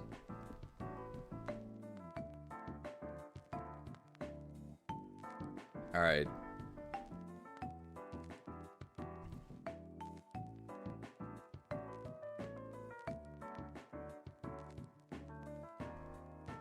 Karrablast and Shelmet. Can anyone invite me to your any invites going out for Karazhan? It's a good dungeon. Very unique evolution method. Karrablast evolves into Escavalier and Shelmet evolves into Excelgor after you trade them with each other. So even more obnoxious than a normal trait evolution. Fantastic.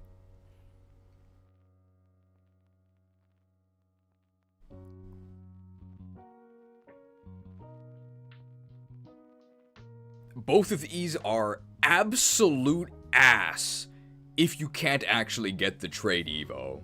We're gonna be generous and assume that with Nintendo PC technology, you can.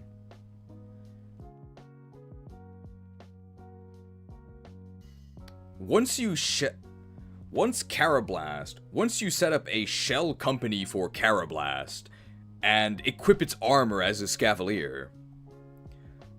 Once you set up the shell company for Karrablast and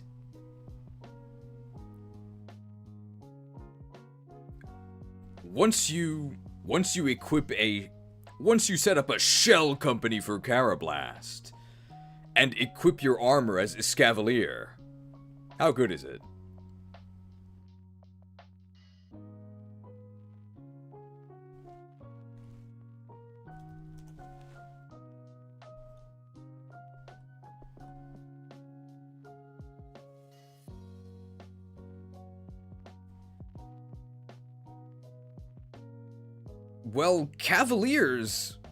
Cavaliers are a good class, but they're noted for their mobility, which this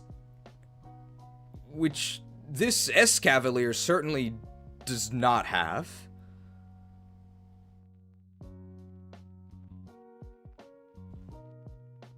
But it does have strong weapons and pretty decent armor.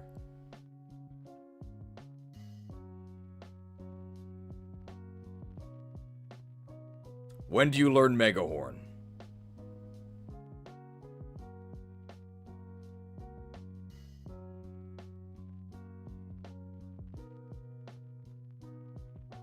Never.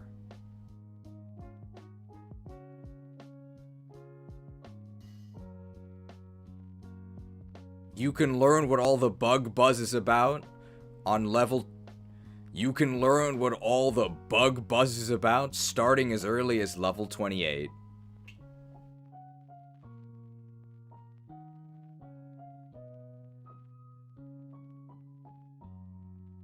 Be sure to follow Escavalier on X Scissor.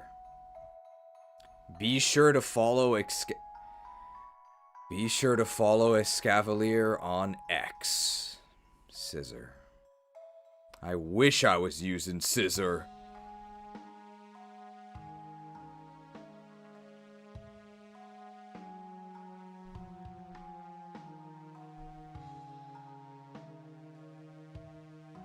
It's breeding move. You're not gonna get that.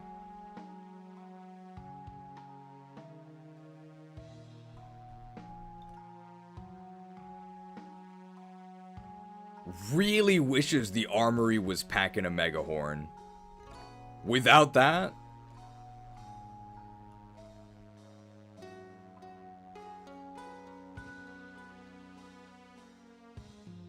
How low are we thinking? Like, that's just really, really bad.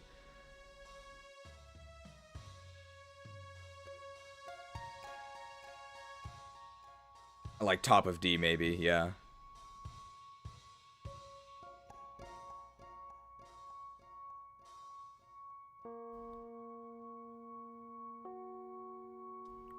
Really wishes the armory was packing a Megahorn. Without that, and with the really mediocre stab options and horrendous speed, we are weighed down to the D tier. It's called Escavalier. It's a lot more like an Armor Knight.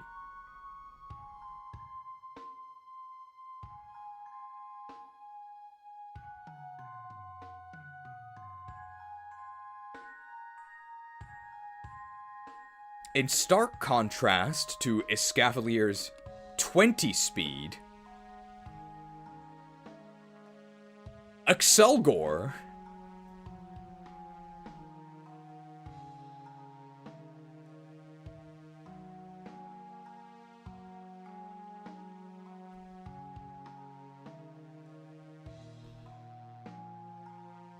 can't spell anything.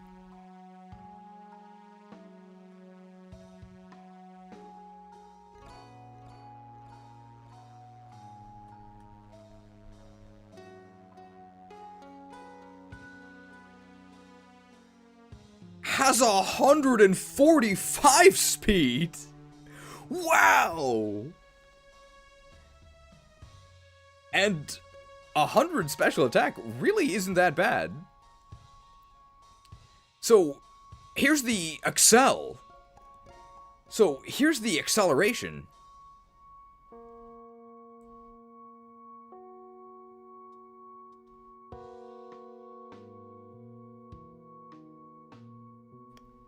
And here's the gore.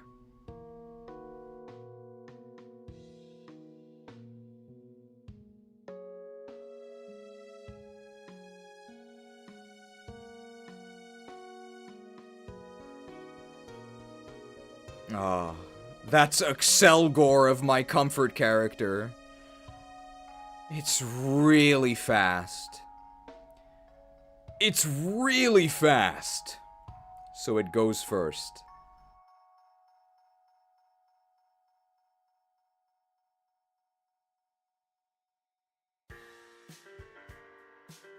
And then what?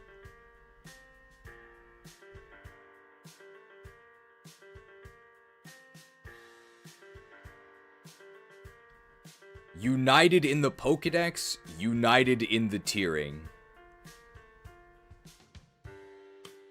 They must be using the pair-up mechanic.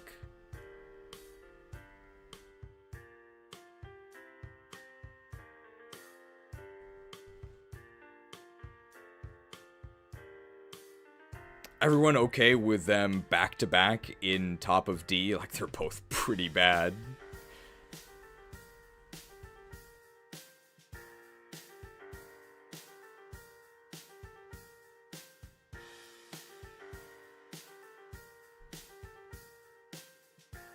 Shelmet's better? I mean, I don't want to use either of these. Alright.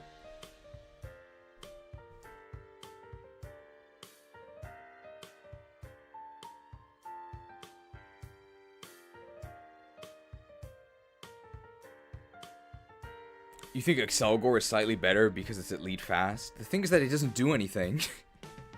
Like, yeah, it goes first, but it doesn't do anything.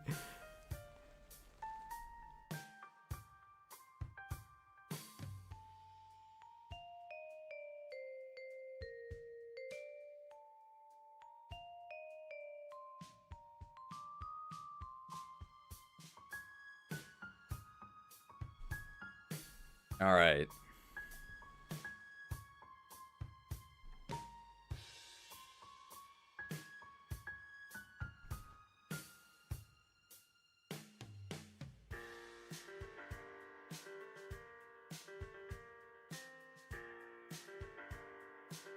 Deerling! What do I have to say about Deerling here? I guess let's decide on its placement before we actually... Just that we know where to drag it to. It's really not that bad. Its stats are surprisingly good as a Sawsbuck.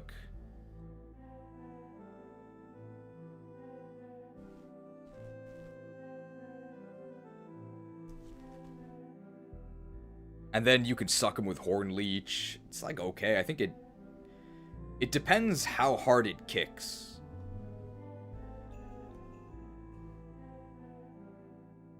The site cannot be reached. Okay. Wow, that's actually pretty good. Yeah. And the guaranteed hidden ability is... Serene Grace. I guess you can Serene Grace Headbutt with that. It's like... Pretty useful, I think, right? Or Stomp. Stats are like okay. Taken down. Okay, does the Serene Grace actually do anything? No, right? It doesn't even have Headbutt.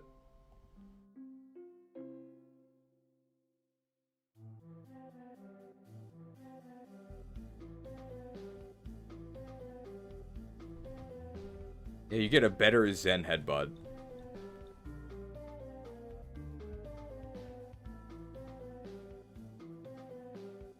Chlorophyll or Sap Sipper. And what's the Evo level? It's not that bad.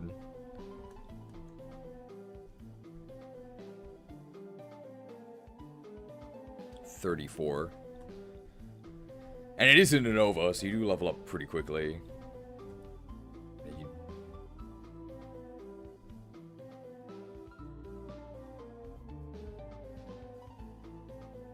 It's like okay.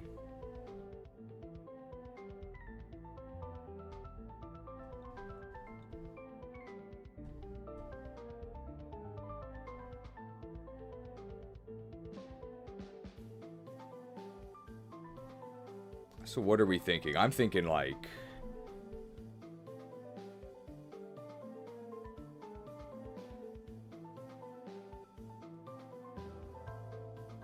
because of Jump Kick. Stab Return, Jump Kick, okay stats. Yeah, like bottom of B maybe. Like I'd probably rather use Lilligant.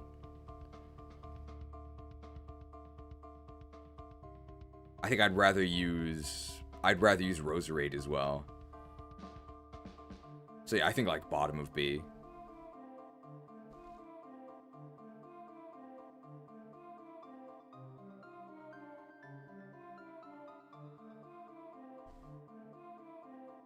Deerling! Deerling!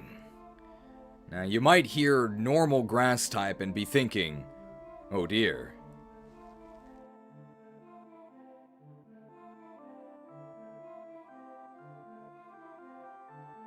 These stats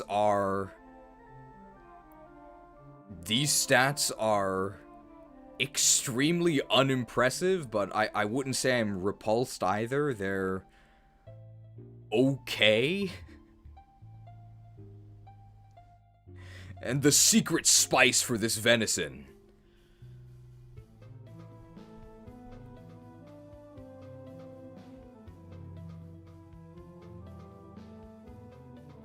is level up Jump Kick.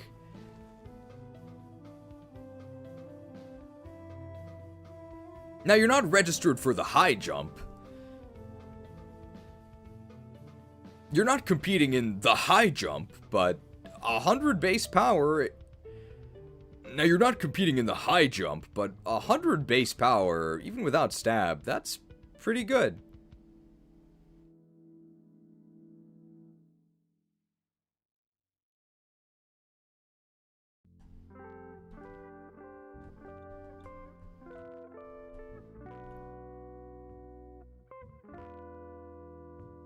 You can actually get a gift Sawsbuck.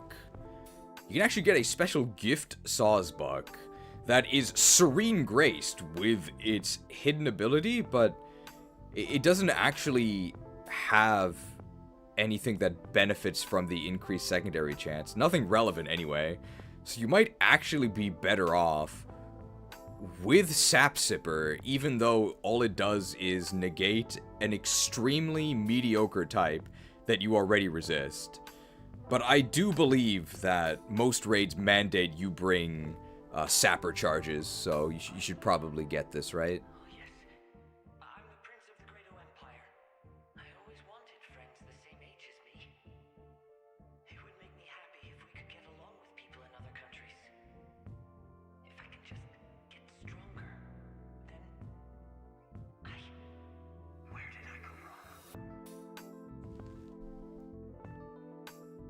Sawsbuck does have seasonal forms, but they're purely cosmetic.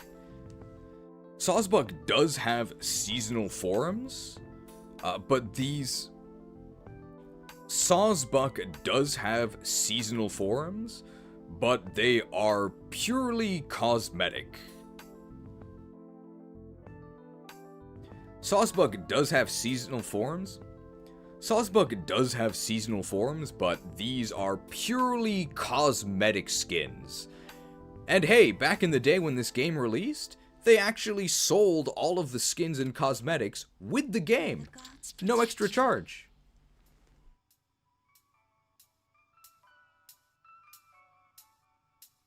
No matter the time of year, it's open season on Deerling.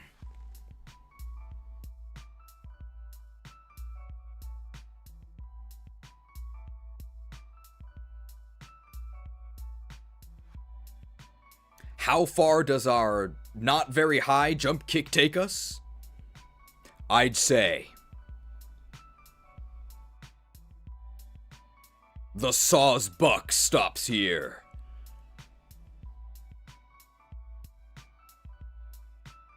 There we go.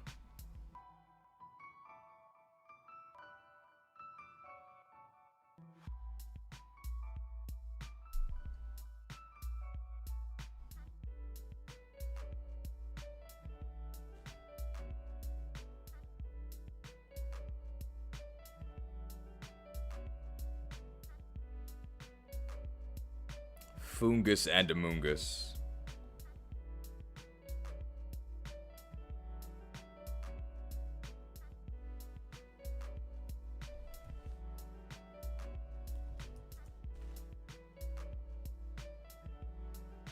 I spelled this wrong? What? Are there two S's?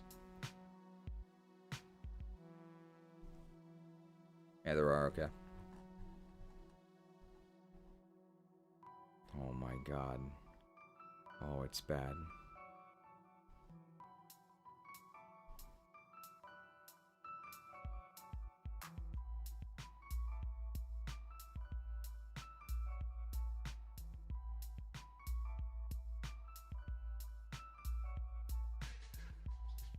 I think we're just gonna make a garden.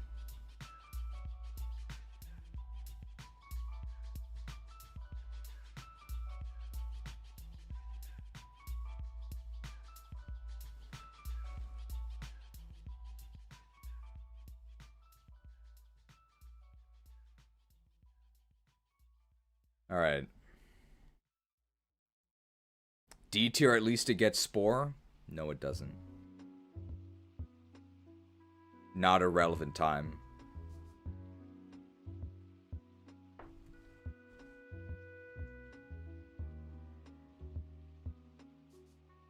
Hey, is that a...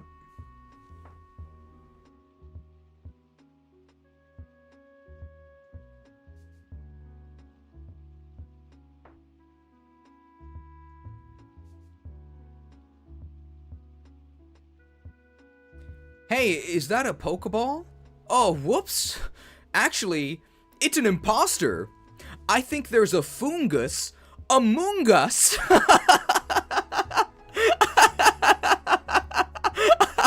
Hilarious reference, guys.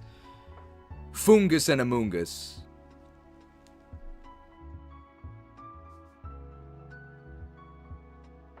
A Pokemon that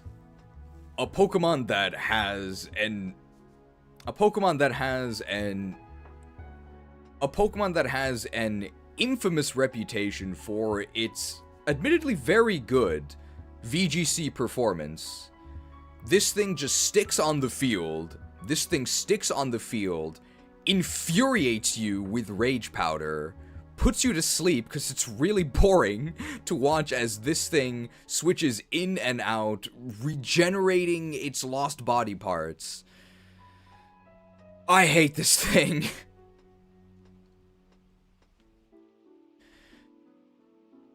Amoongus has an infamous and well-deserved reputation in VGC for infuriating you with Rage Powder, forcing you to attack it as it puts you to sleep with scintillating gameplay, and it never dies because as long as you don't... And it never dies because... And it never dies because, much like a real fungal infection, it continues to regenerate. And it never dies because, much like a real fungal infection, it regenerates endlessly. I can't believe there are 2 separate game metas that have been completely ruined by fungal growth.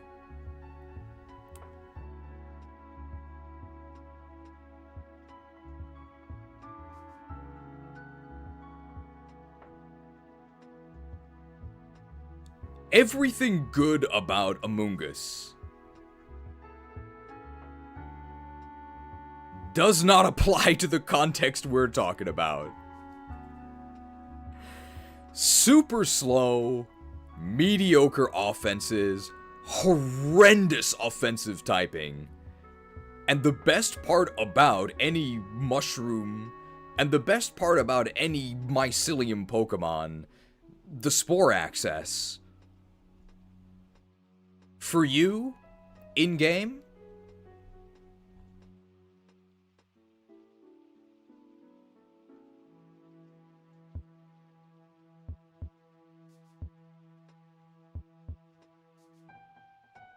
inaccessible.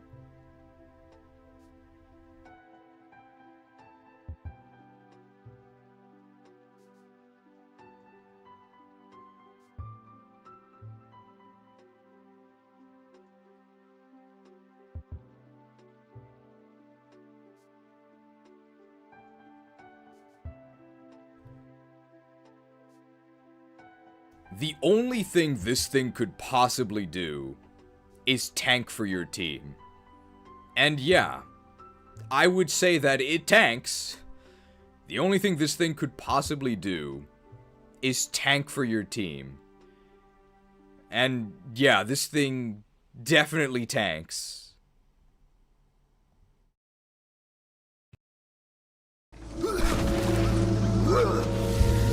We're finished. No escape for any of us.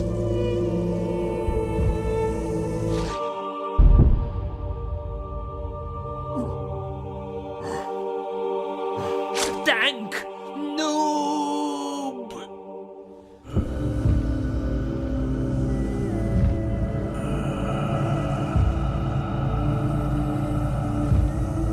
At least I picked Torchic.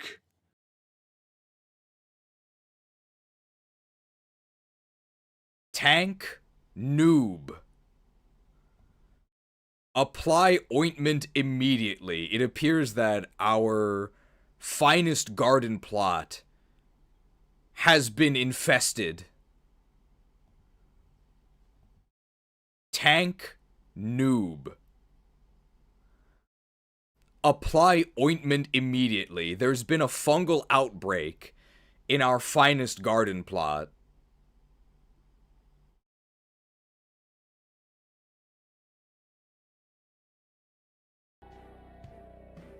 I think that's it for Amoonguss.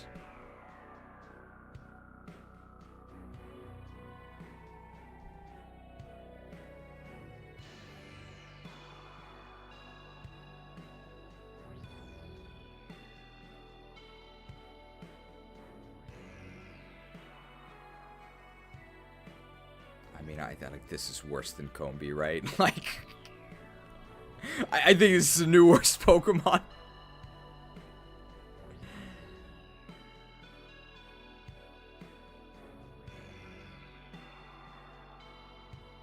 Cast form.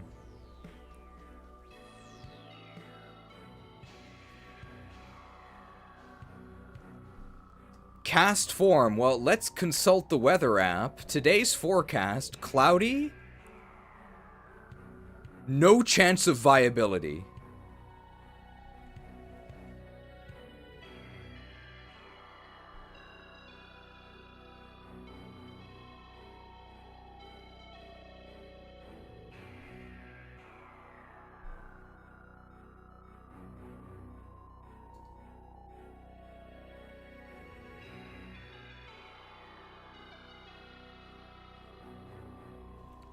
What do you want me to say about this thing?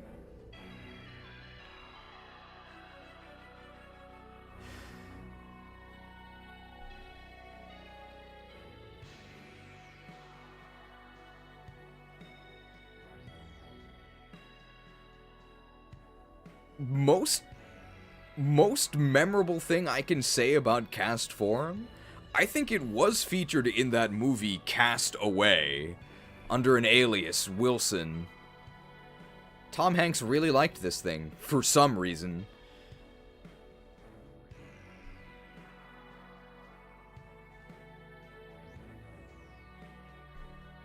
Like, I don't need to show you guys the stats, right? It's hopeless.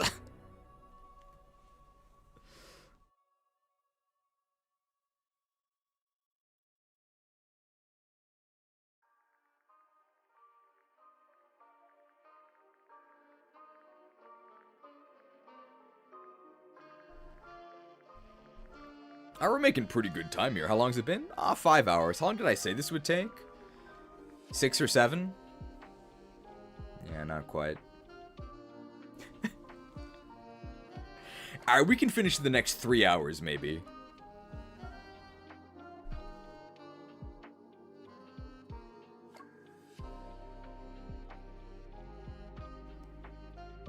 Hmm, 4 water types in a row. I wonder what HM we just got.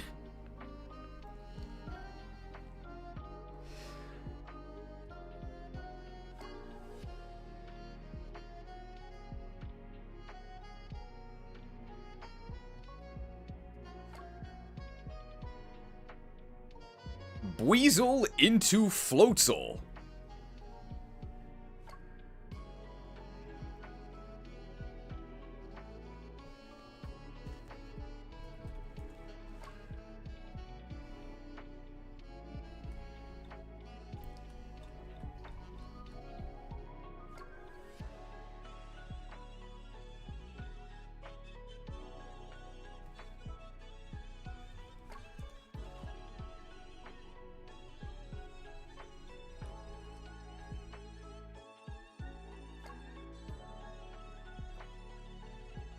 Pretty good offensive stats. How early's Waterfall?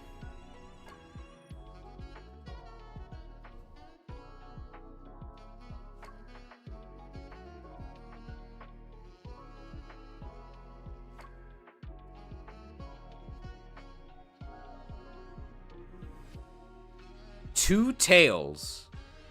And you can't use either of them until level 46. And the Waterfall HM is really late.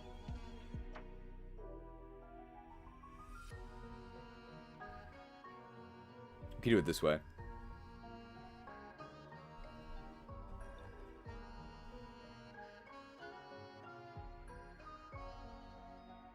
Mediocre special attack at 85, but pretty good attack. Mediocre special attack at 85. Okay attack at 105, and good speed. So, do we have any physical water moves?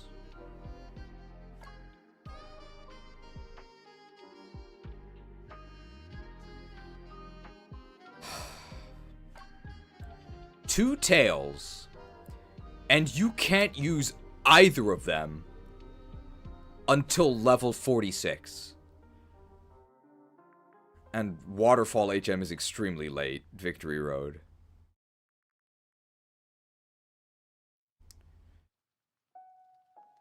Firmly grasp your flotation device. Top of the sea. Buoyant.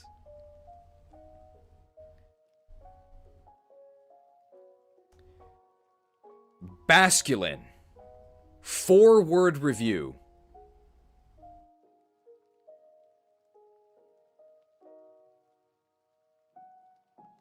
It's probably going to be 6 words. Basculin. 6-word review.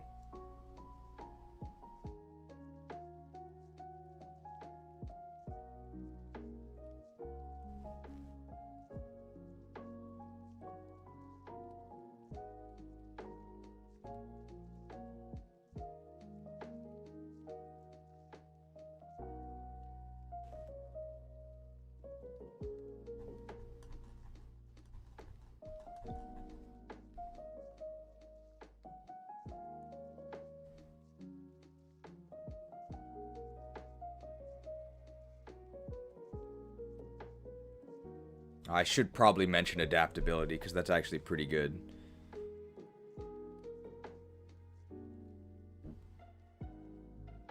So maybe 8-word review?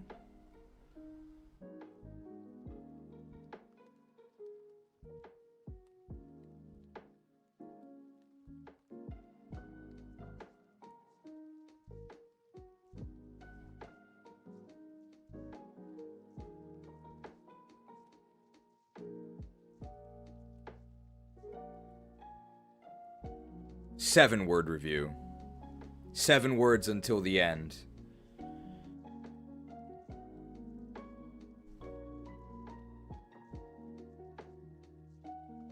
This video's long enough already.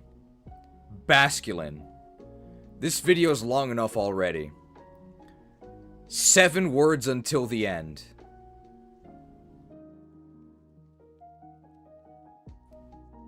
It's a water type.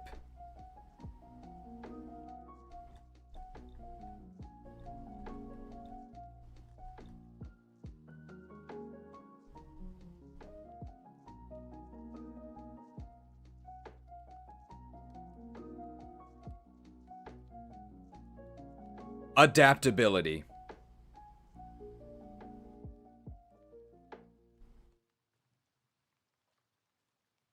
C tier.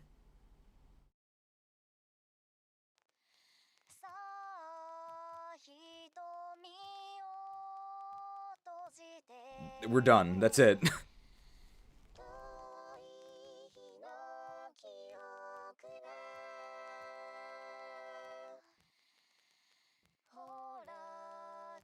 Fastest review ever. I don't have anything else to say. It's a water type. Has adaptability.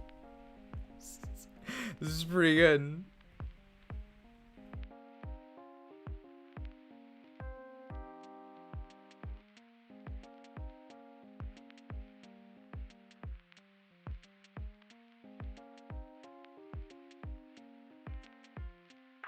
Jellicent. Jellicent.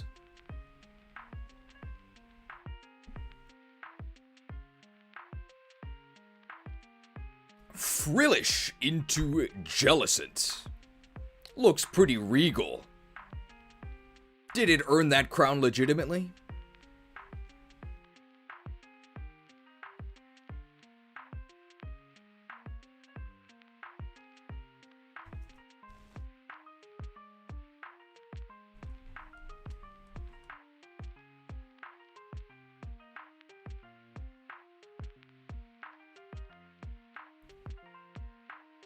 Well, same special attack as... Well, Jellicent has the same special attack as Floatzel, which is not good. It's much slower.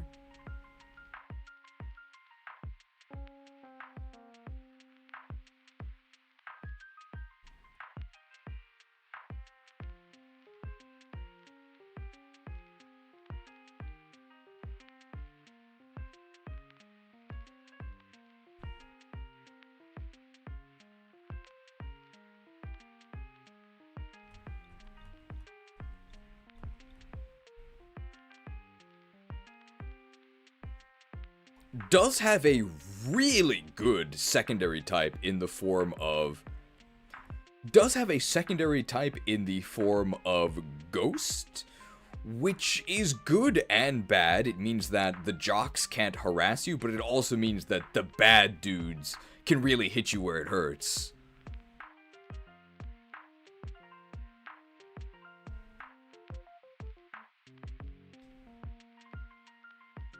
Be sure to check out Stab Shadow Ball coverage on ESPN. And we're even running a special where we're also energy balling with a guest star, Somalia. And we're even running... And we're playing a special away match featuring energy ballers from the nation of Somalia. And we're even playing an away game featuring the Energy Baller team from the nation of Somalia.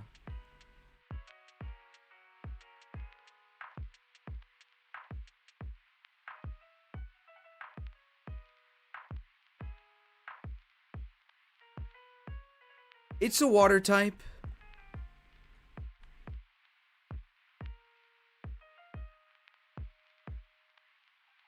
C tier.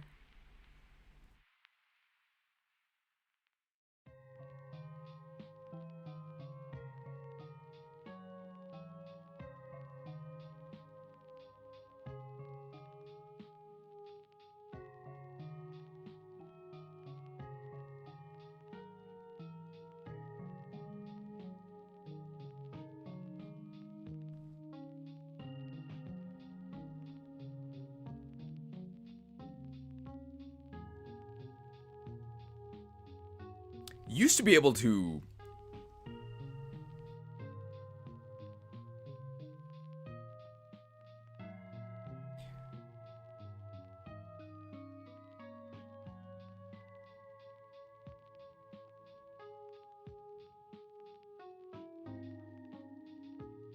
Talking about Pringles here.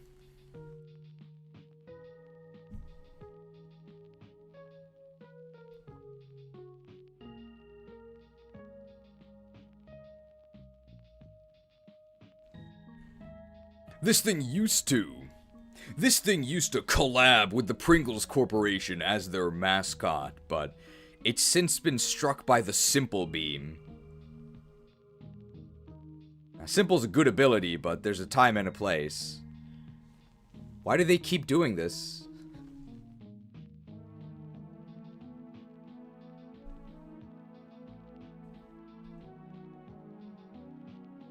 I don't know how much this has to do.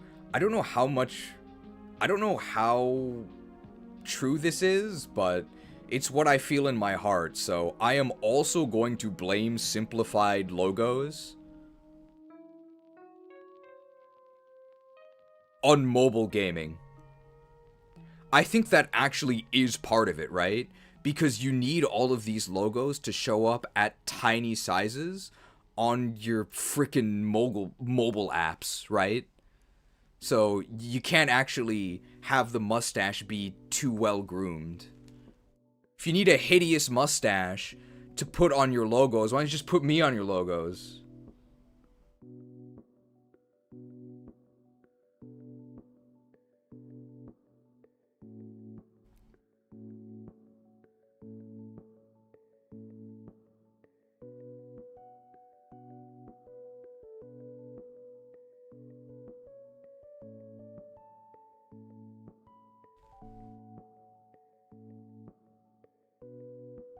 Alomomola! Very bizarre Pokemon. Alomomola! Do we praise the sunfish?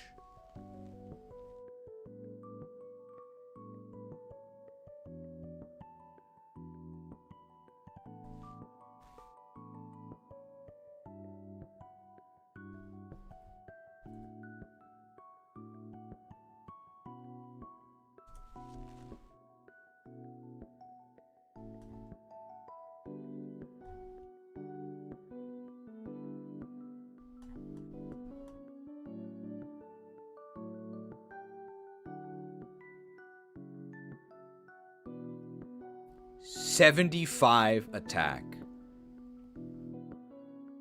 40 special attack.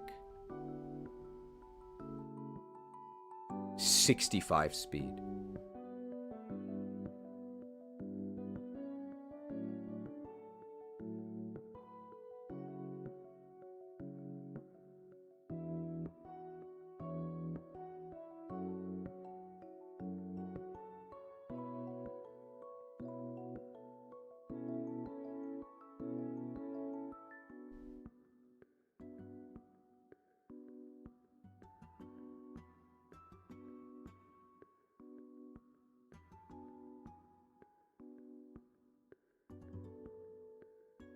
To the depths with you.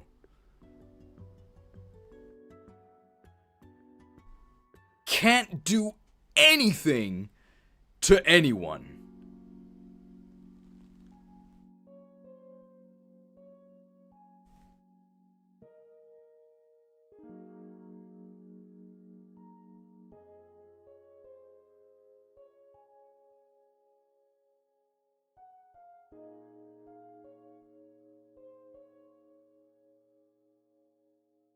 How do we say this?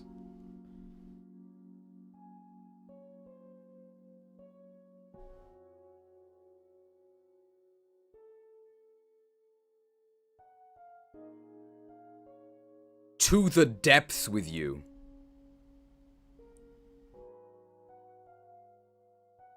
Long past time we sunset this Pokemon. You can't do anything to anyone.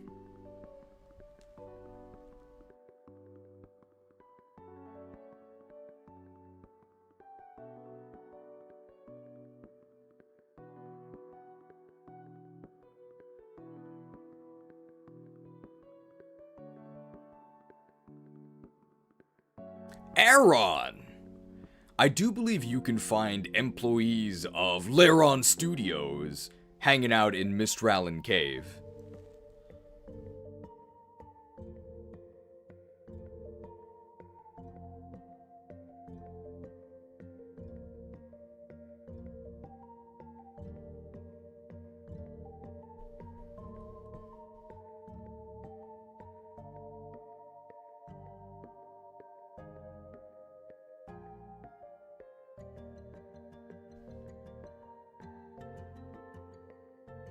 Aggron has pretty good physical stats, but of course these stats are...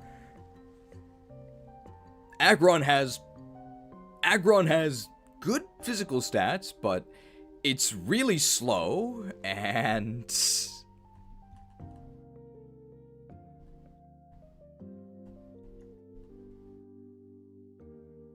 It's a rock steel type, which means...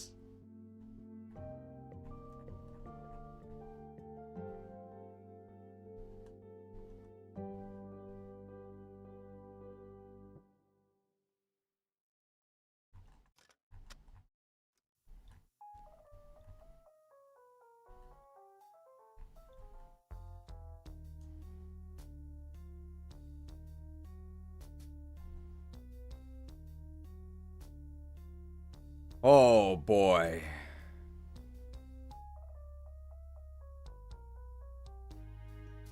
You get jumped by the jocks, you get jumped by jocks, and it's over.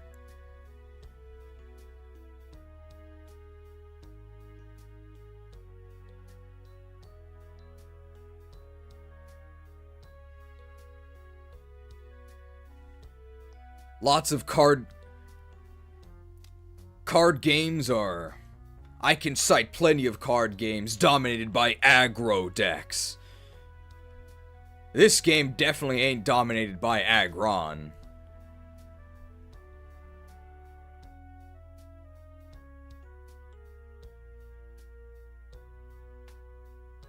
Well, it's probably better than Mandibuzz.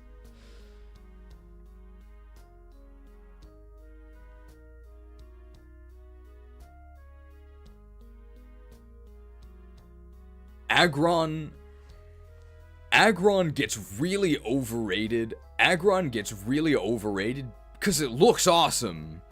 But when you actually try to use this thing, oftentimes you just end up with a pile of rubble. I can cite lots of card games dominated by Aggron. I can cite lots of card games dominated by aggro.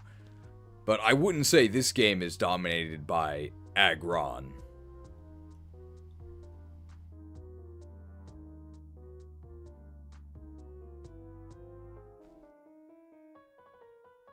D for durable. At least you can take one punch with sturdy, and if you're not against a jock, it's okay.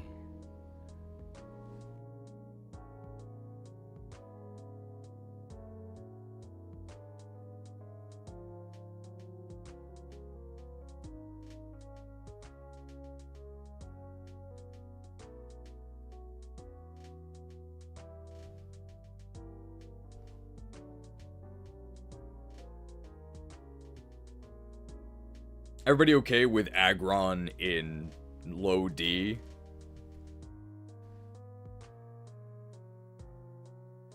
It takes stab returns really, really well. The enemy is not using that on you. You use it.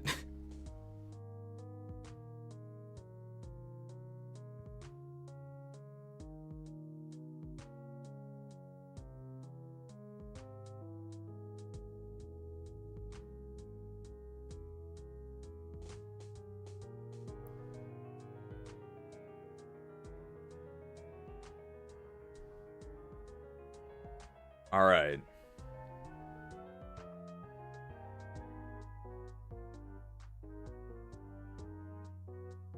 Aggron in agony.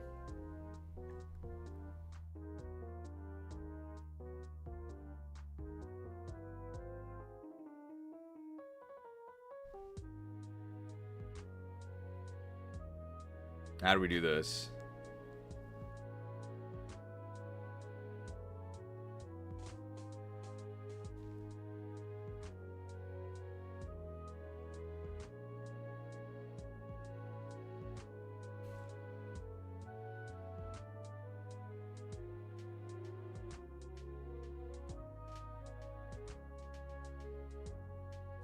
We can start up here.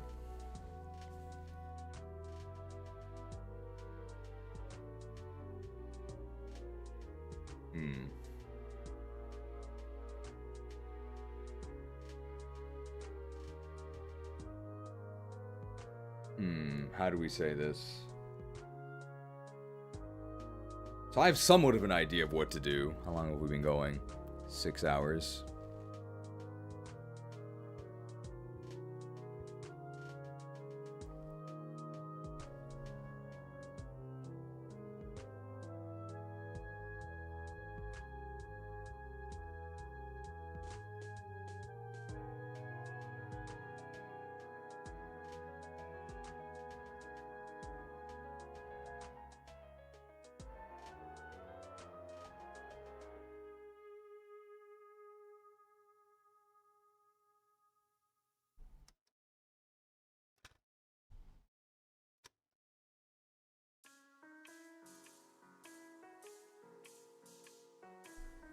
I don't know if there's any, like, bar tray, like, we don't have, like, bar tray graphics, right? Just the bionic one, which doesn't quite work.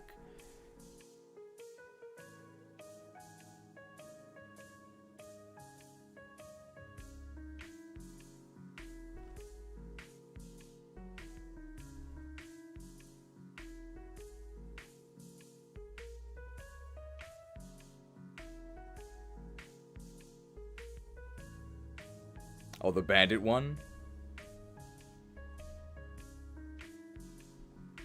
And we already used the axe one. Oh, we can have him do the...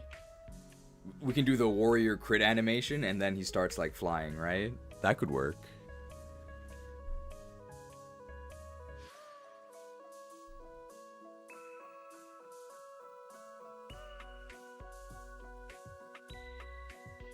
Anybody remember the good old days when Pokemon...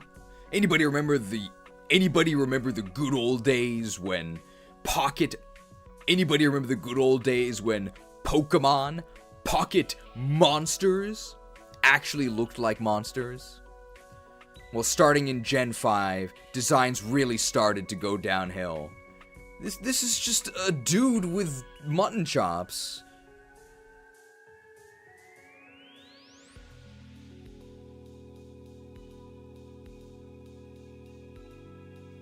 Well, let's take a look at the stats.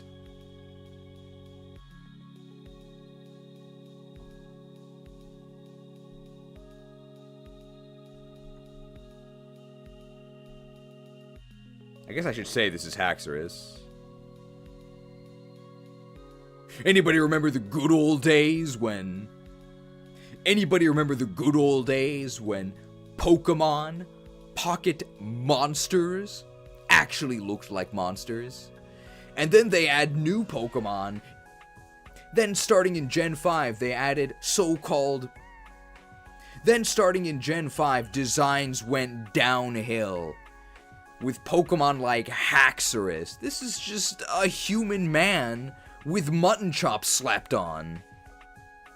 Well, let's look at the stats.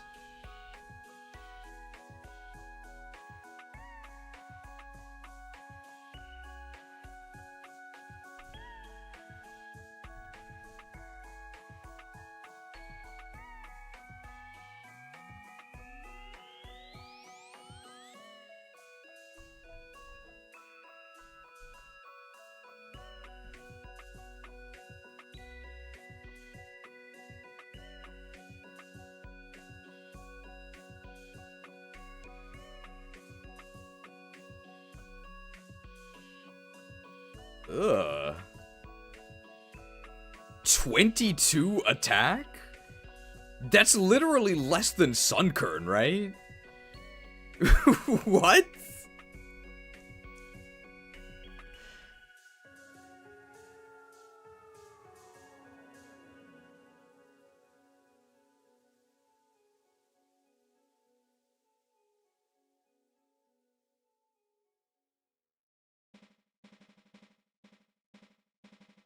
This dude is worthless, right? Sir?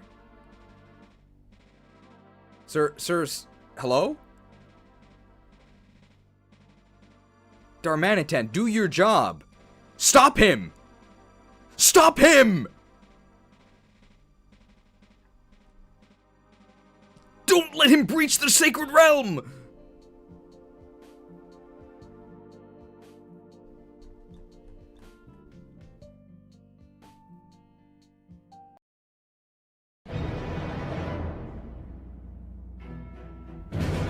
Alright, time's up.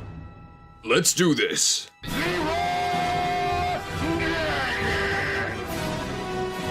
Oh my god, he just ran in.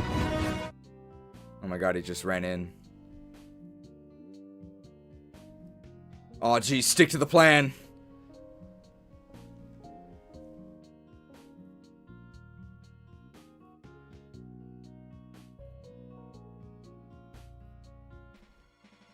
Haxorus, our third Triforce wielder. Now the trifecta is complete. We have myself, Crocodile, wielding the Triforce of Power. We have Excadrill, wielding the Triforce of Power. And we have Haxorus, wielding the Triforce of Power.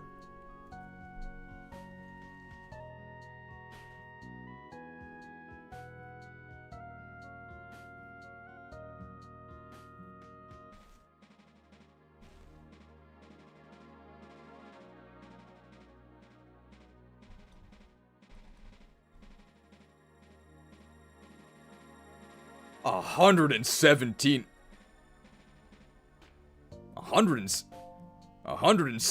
attack. Hey, that's pretty good, right?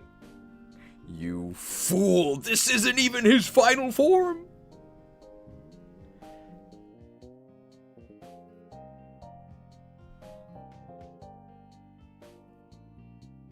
A 117 attack. That's pretty good.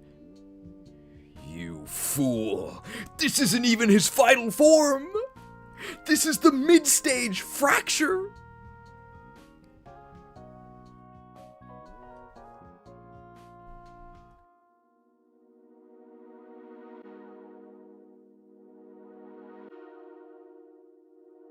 Now this is the Triforce of...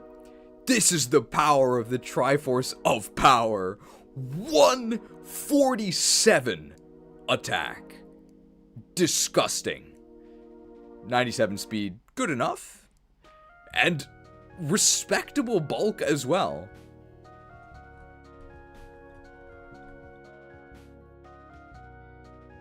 Haxorus is a monotype, which is ordinarily bad, but the main reason you want to be a monotype... Haxorus is a monotype, which is bad, but the main reason that monotype attacking is bad is because you lack coverage. This thing's a dragon type. There are no fairies. Everything is covered. This thing's a dragon type. There are no fairies.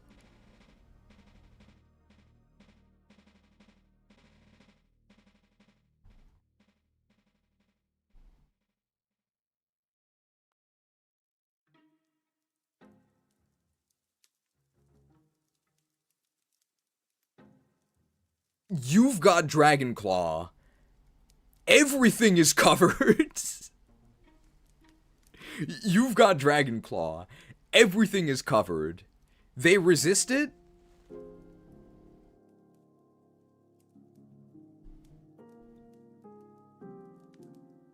Good thing you already dealt more than double their health and damage.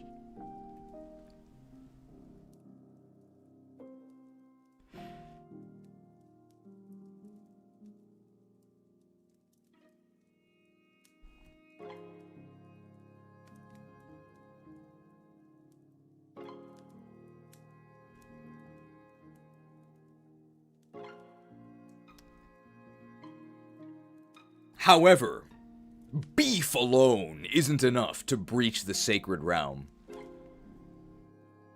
Those in the Sacred Realm are here because they're rule breakers. If I were to describe it in modern tech bro terms, I would say that they're very... If I were to describe this in modern tech bro terms, I would say that they disrupt the meta.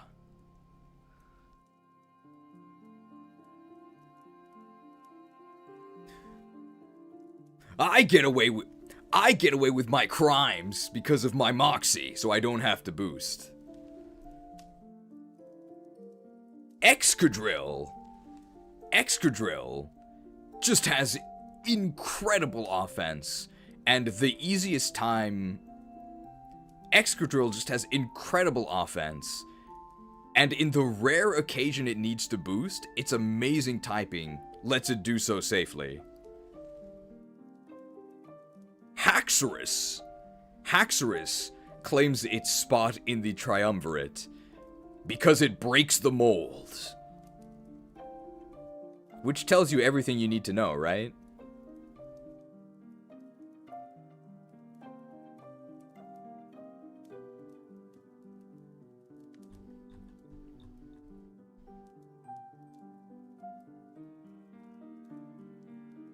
With Mold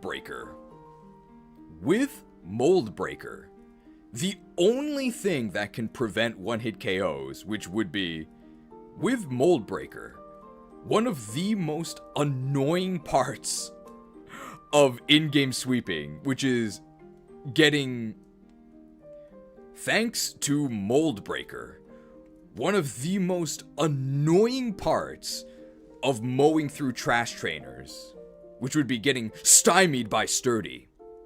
You break right through it.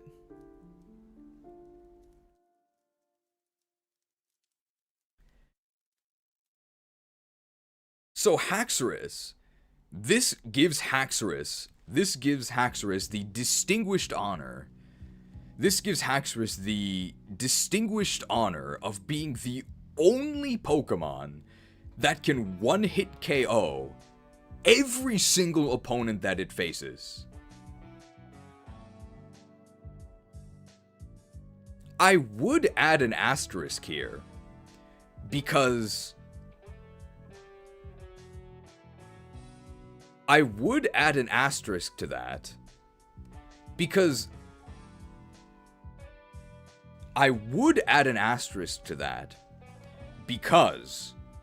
Mold Breaker, I would add an asterisk to that, because Focus Sash is actually outside of the mold.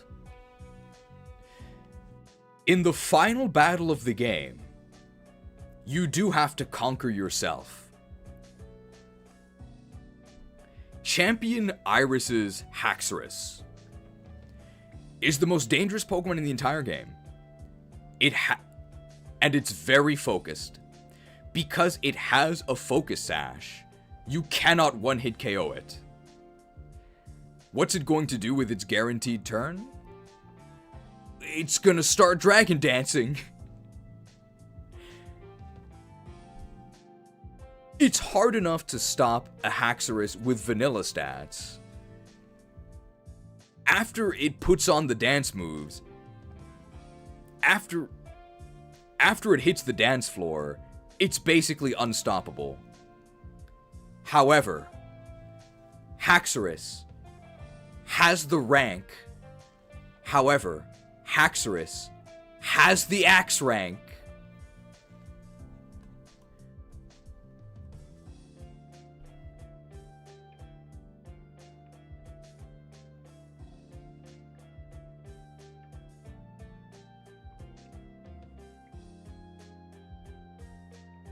For the Brave Axe.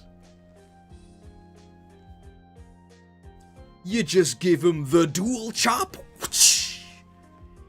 You just give him the dual chop. Pow! And congratulations, you just beat the entire game.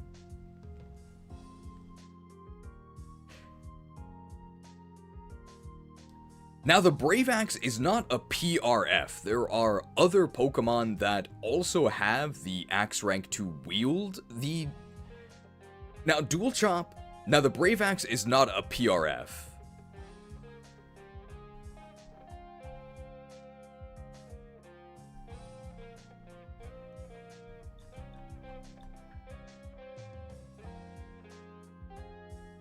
Now, the Brave Axe is not actually a PRF. There are other Pokemon in the game that can also wield the Dual Chop for some Brave Axing action, but they can't actually kill Haxorus, but they can't actually one-round Iris's Haxorus with it because they don't have the stab option, because they don't get the stab bonus, even though it's a chop and not a stab.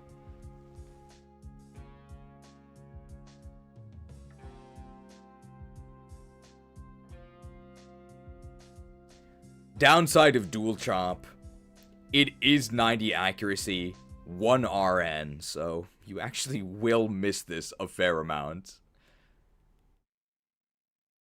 But hey, it's an axe move, so it's flavorful that the accuracy is imperfect.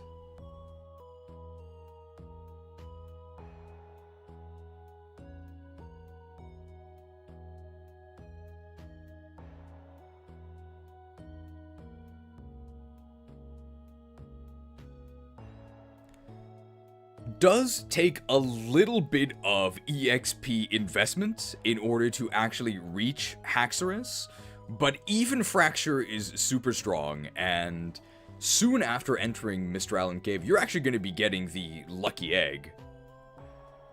So from this point on, experience is much less of a concern, assuming that the So from this point on, EXP investment is actually much less of a concern. The question is just, is that investment worth it? In Haxorus's case, absolutely. Haxorus is right. It's like you're cheating.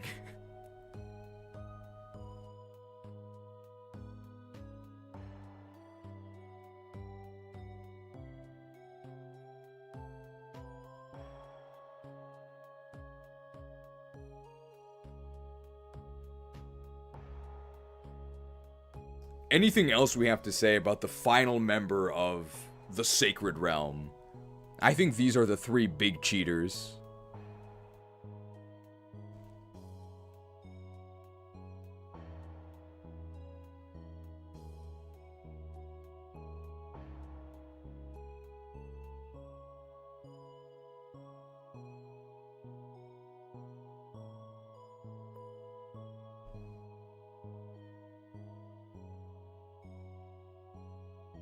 Apologize to Dual Chop for putting it in filler tier. No, I think it's still filler.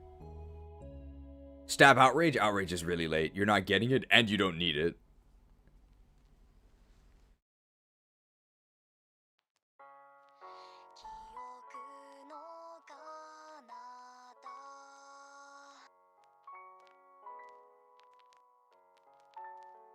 We can go back to Pokemon music. We'll start sort of looping it.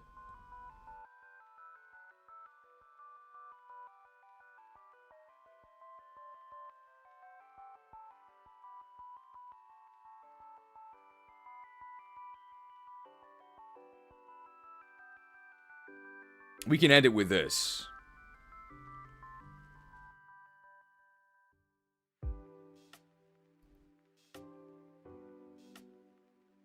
Not only does Haxorus have brawn, it's got brains.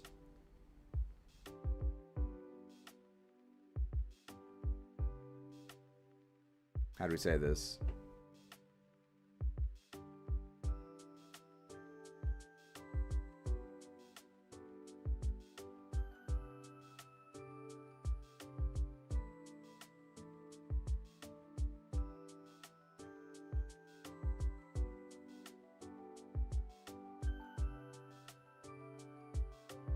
Okay. Did I mention that Fracture's 117 attack is equal to Crocodile? We'll just have to put that in a note, I guess. Not only does Fracture have brawn, it's got brains. So strap in for a lesson on Unovan economics. Did you know that Unova operates on a barterous system of trade?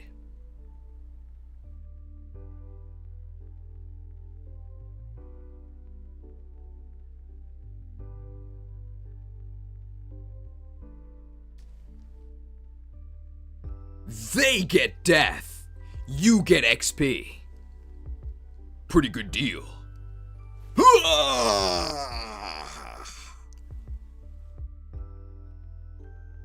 And I guess we'll just end the review with like a roar. That's fine.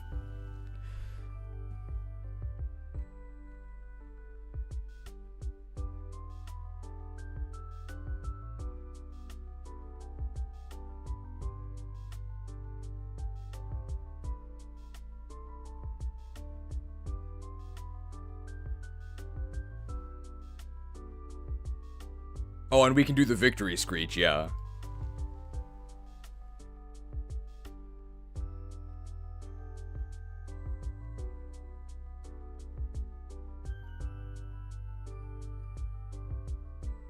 Alright.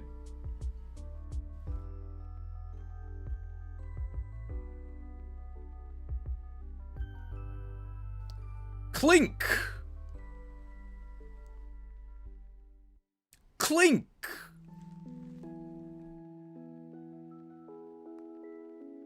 Clink! With the Haxorus review, I was being facetious when I said that Pokemon designs were going downhill, but in regards to the Clink line, I am no longer kidding. I'm gonna be honest. And don't call me a Puritan just because I'm leading a crusade to exterminate those who don't agree with me. I think we should bring back Clink shaming. If you think the Clink line is an appealing design, I'm gonna be honest, as a holy man should be. I think you're a freak. And I think you're a freak. And I'd rather you not exist anywhere near me.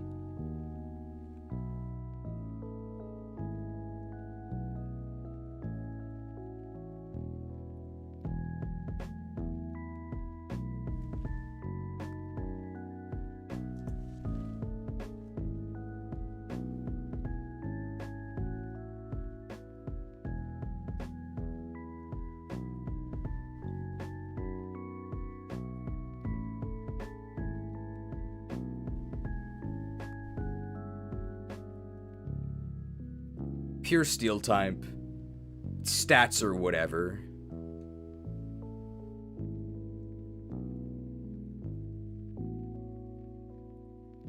Pure Steel type, stats are okay.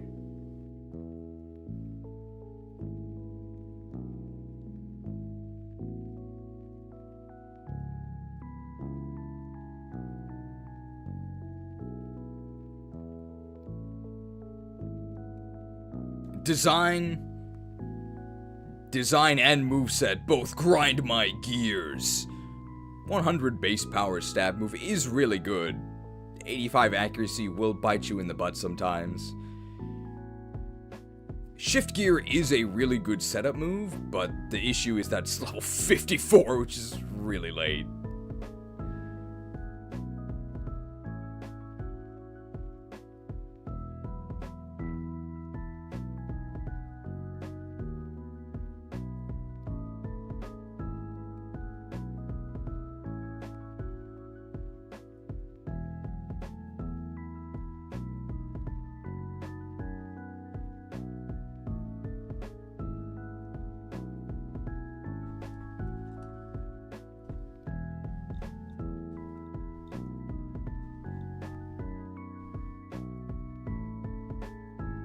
Evolution levels are also pretty late, considering what you get at the end, which is nothing particularly impressive.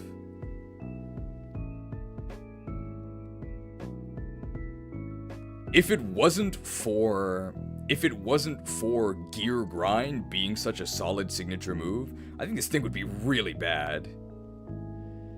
But it is on the Gear Grind set, so...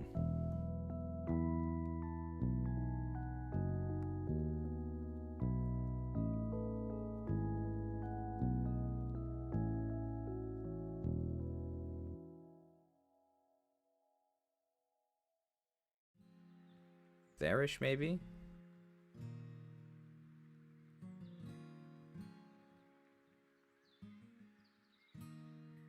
Trying to compare it to all of these. Yeah, I'd probably put it about there, right?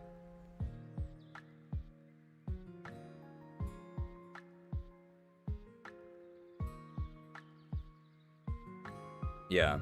So I'll just do it a little bit smoother so that it's just easier to edit.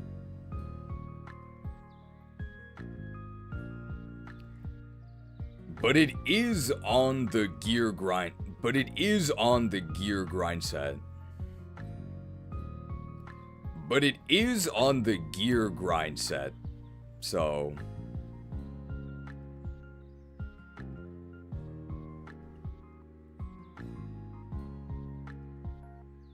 But it is on the gear grind set, so...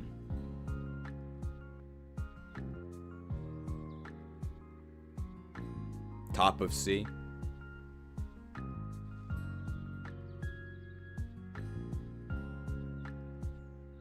Reminder, by the way, the fact that I detest its... Reminder, by the way, the fact that I detest its design does not affect my rating. I'm just airing my personal grievances. But if you like this thing, I am clink-shaming you. You're probably the kind of person that likes the characters designed by Gearbox Studios.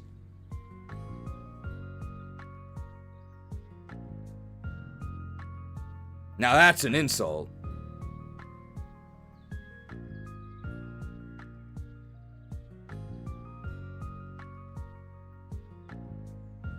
I think they made Borderlands 3 and 4. Giga Millennial writing. If you like snackies for brekkie, you'll love Gearbox games.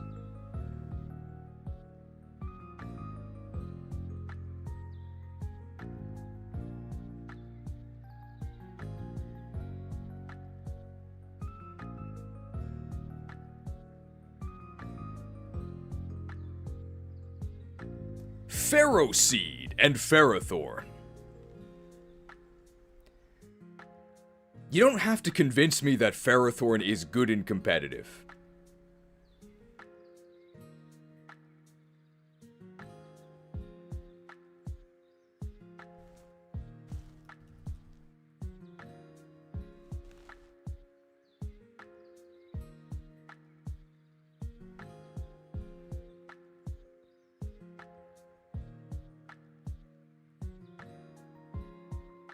I know it's good and competitive. I agree that it is. This thing min-maxed its stat total harder than the average WoW Classic player. But we're not talking about competitive. We're talking about in-game. Where Grass Steel, while great on defense, doesn't really do anything to your opponent.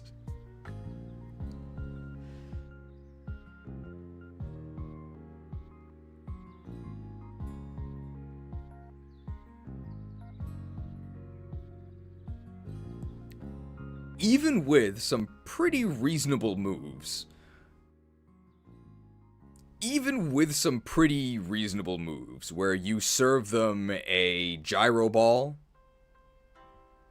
Even with some reasonable moves, where you can serve them a gyro ball fresh to order.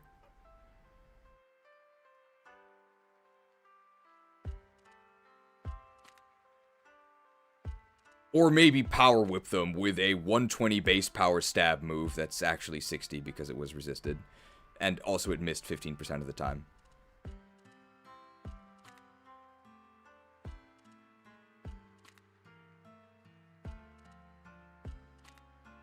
I agree that Ferrothorn is good.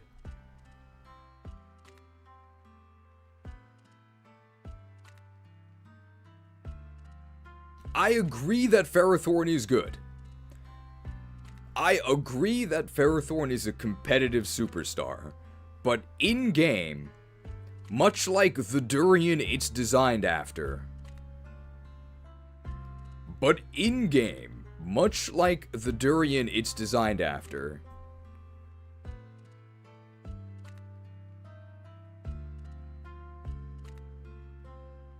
It's pretty stinky.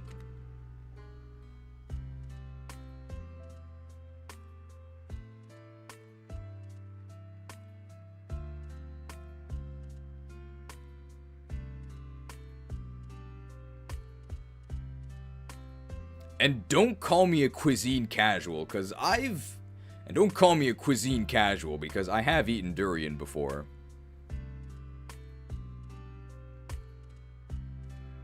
You ever notice that whenever a food is described as a delicacy, invariably, it's disgusting?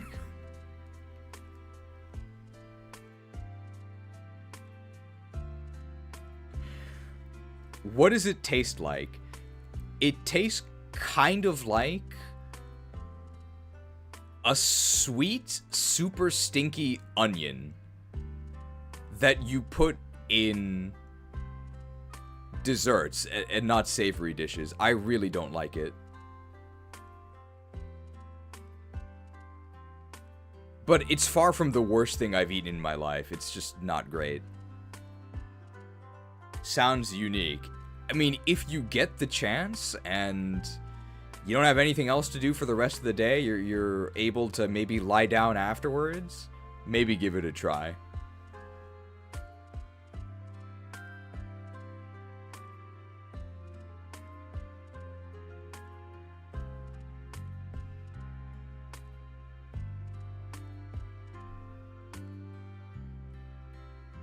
All right.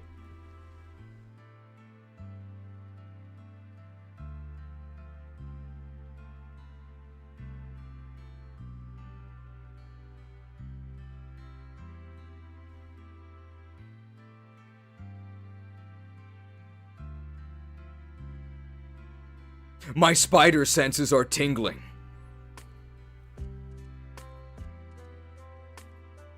My spider senses are tingling.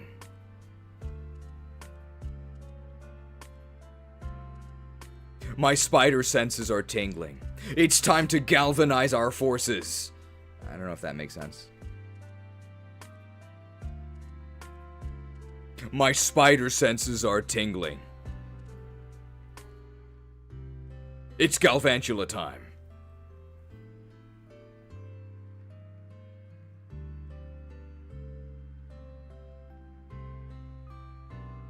My spider senses are tingling. Galvantula time.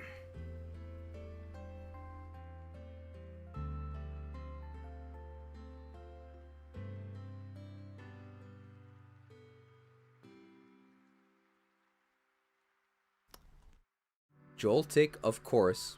Adorable. The attaching Pokemon? I would say I'm attached to this, yes. Don't just call me a hater. I think this thing's really cute.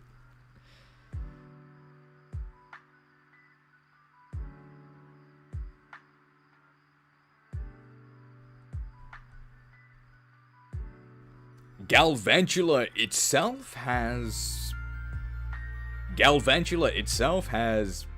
pretty mediocre stats. It doesn't fail the Go-Goat gradient, but it probably needs to retake the test. It's a tie.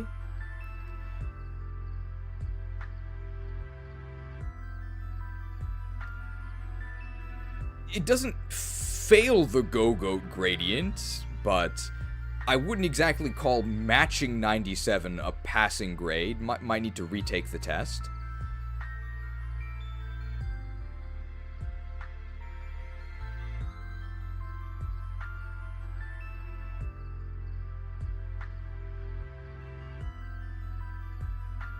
I want 5.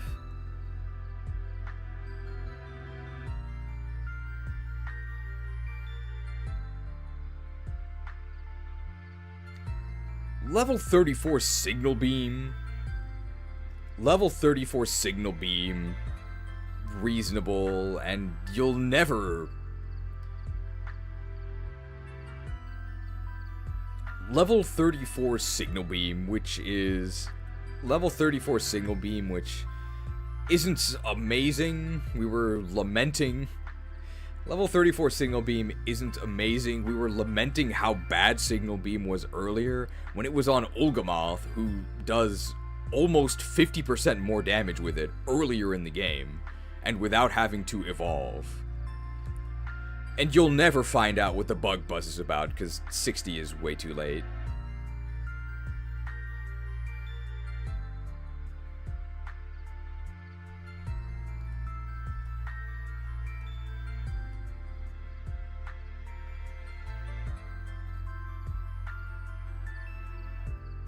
Although 97 special attack isn't great,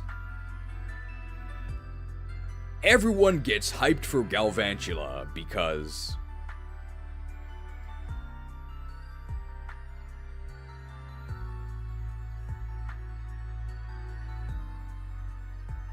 although 97 special attack isn't great, you do end up dishing out more than 97 special attacks worth of damage.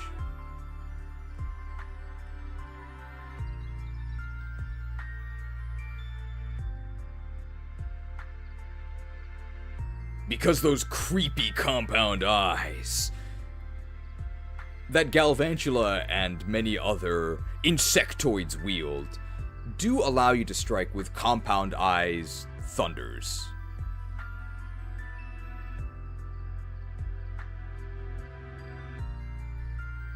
However, I do think that Compound Eyes Thunder is really overrated. You will still miss 9% of the time. And overall, it's like using... And overall, it's kind of like using Thunder... And overall, it's like using a less reliable Thunderbolt. Overall, I would rather just have a better special attack stat and just use Thunderbolt.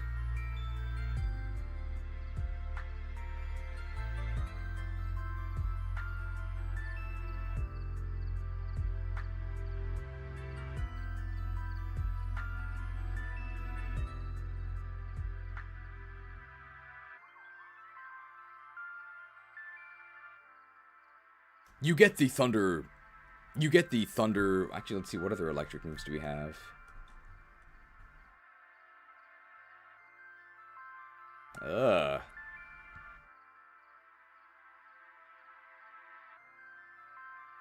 And until you get the Thunder TM, which is Lacunosa Town, a fair bit into the game, your best electric option is probably Electro Web, which is only 55 base power. Electro Ball is horrible. .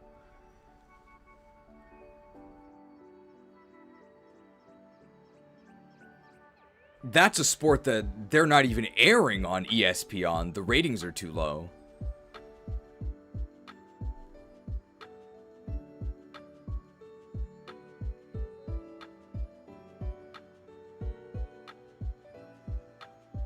I guess we could mention Volt Switch.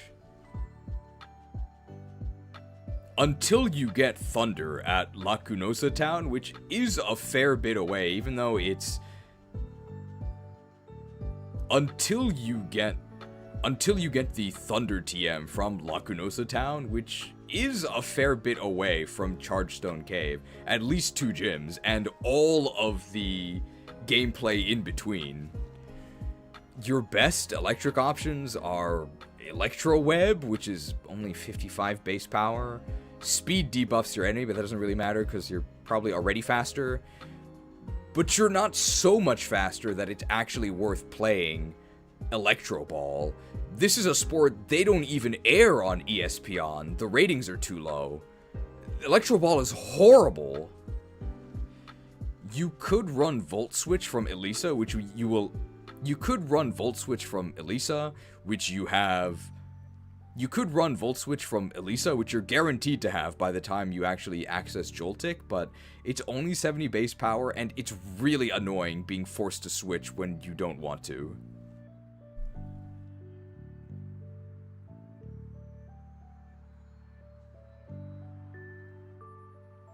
I'm gonna be honest, I've never really liked Spider-Man. I've never seen the appeal, even though I'm wearing a red and black patterned costume. I think this thing is extremely overrated.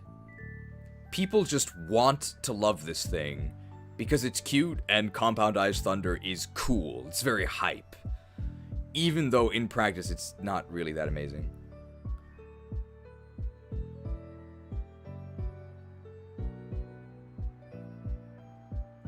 It's a Spider-Man. Spider-Man often described as a menace.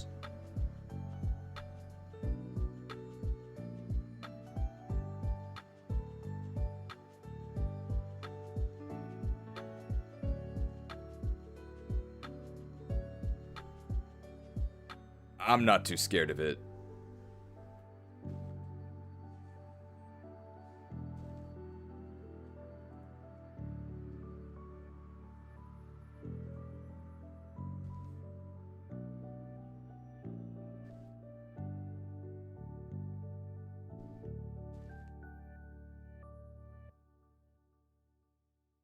I think Spider-Man was appealing because he represented the struggles of the everyman more so than heroes like Superman or Tony Stark.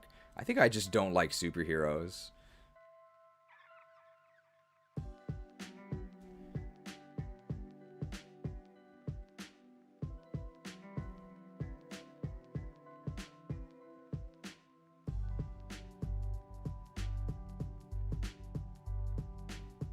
No need to call an exterminator.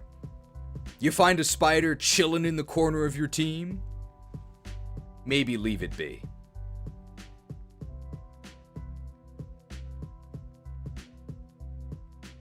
I will say this, it's probably going to get cut from the tier list. I am deathly afraid of insects.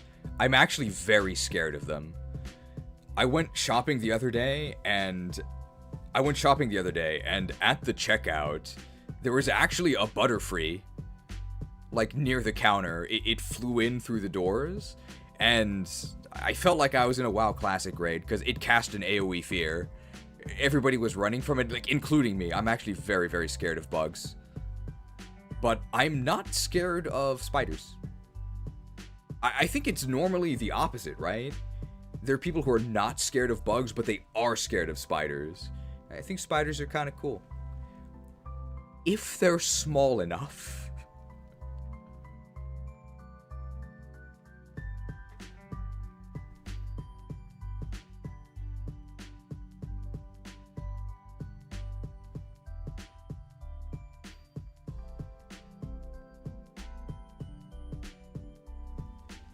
I know that arachnophobia options are the hot new thing for games to try and be inclusive, but no need for an arachnophobia option with Joltik. After all, it's friend-shaped. After all, it's shaped like a friend.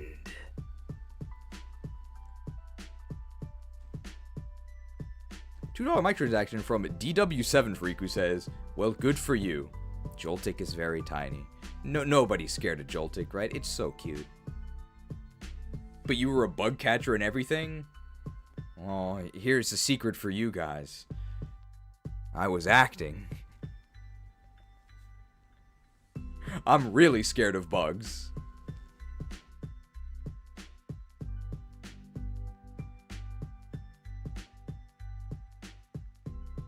I do think it's very strange that a lot of games nowadays have arachnophobia toggles. I really wonder why this is. Maybe it's just like an easy thing for developers to add. Like Monster Hunter has an arachnophobia toggle. The game's called Monster Hunter. You're gonna be fighting monsters. The arachnophobia toggle also only swaps out like the mini spiders. There are some bosses you fight that are giant spiders. Like enormous spiders that are actually horrifying. And it doesn't do anything to those. And it sort of can't, because the way Monster Hunter works is like the boss movesets are everything. That is the gameplay, reacting to enemy movesets. So they can't actually swap out the enemy spider for something else without just creating a completely different enemy. So I don't really know why they even bothered. Yeah, Nursilla looks the same. I'll show you guys this, because it's so bizarre that they have an arachnophobia option. I guess if you yourself have arachnophobia, you probably shouldn't look at this, because it's actually very scary.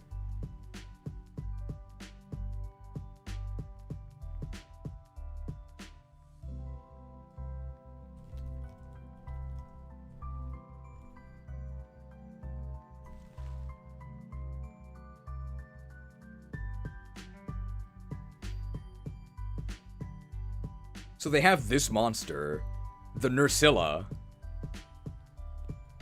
which is a giant spider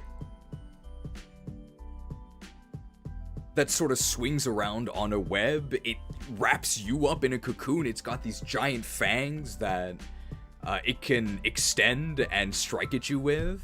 It's actually very, very unnerving. Like, if there was an arachnophobia option and it actually replaced Nursilla with a different enemy, that would actually be pretty cool. But no. If you've got arachnophobia, don't play Monster Hunter. It's actually scary.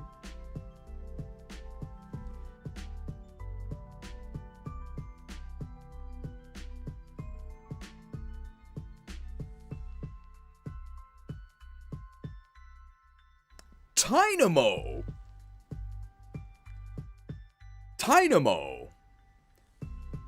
Tynamo itself is a joke. It's really, really bad.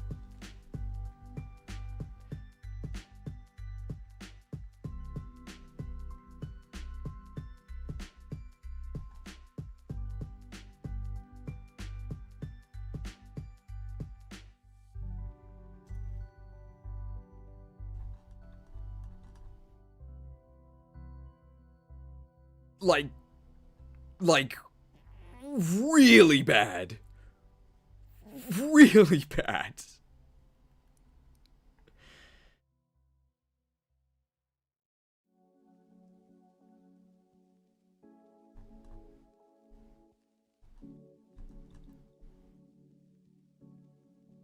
But as early as...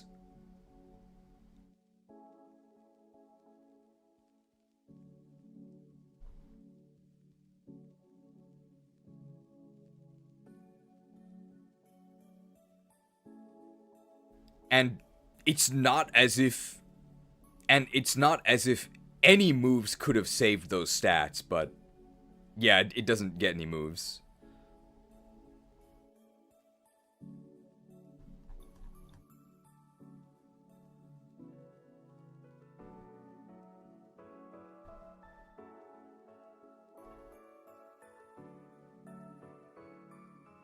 Electric stats are okay, but you're really never going to see these because the moment you get to electric, you can instantly Thunderstone to Electros.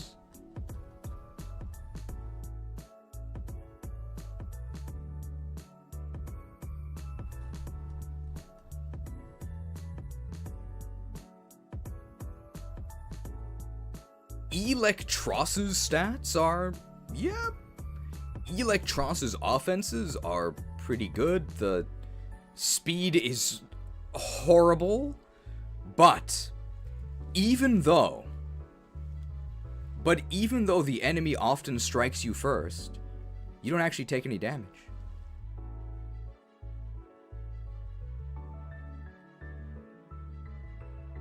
Pure electric type with Pure electric type with levitate? Electros has no weak? How do you kill this thing? It doesn't take super effective damage from anything.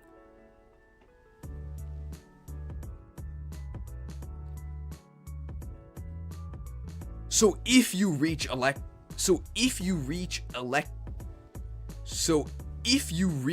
the second form, whose name I already forgot,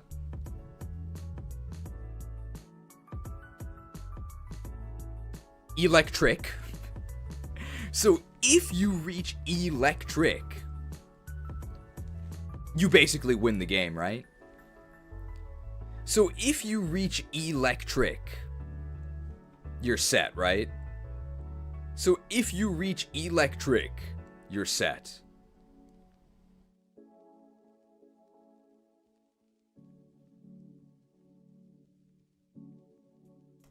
Shibibibil. Oh, this Japanese name is... well, I can't remember the English name, but I won't forget this Japanese name, because this is pretty fun. Shibibiru.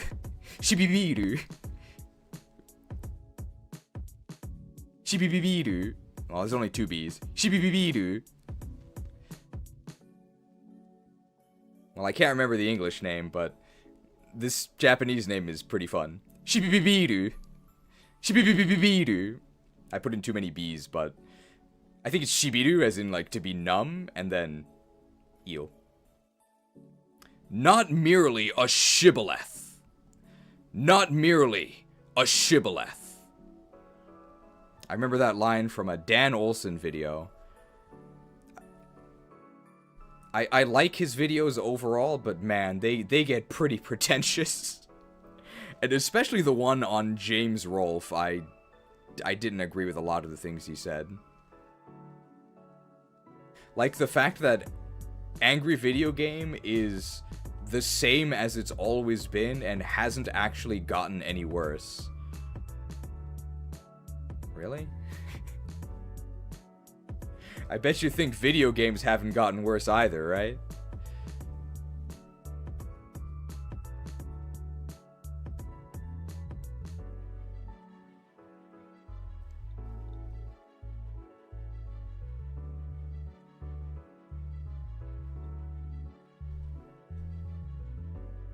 And I'll probably blur this out so we don't see the level.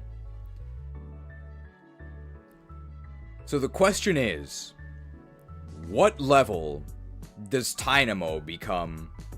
So the question is, what level does Dynamo ascend into Shibibibiru?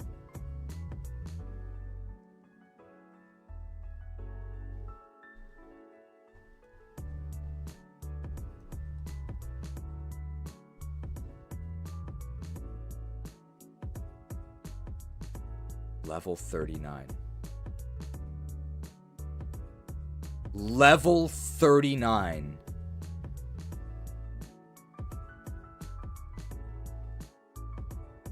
What level do you catch Dynamo?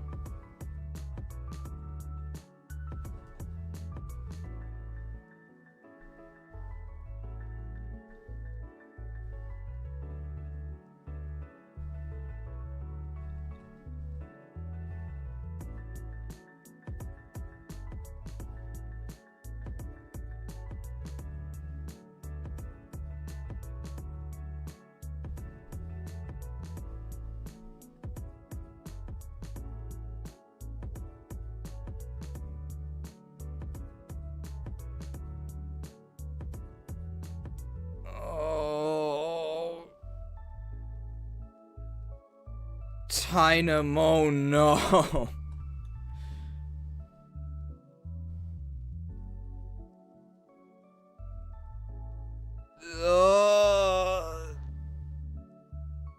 Dynamo, no.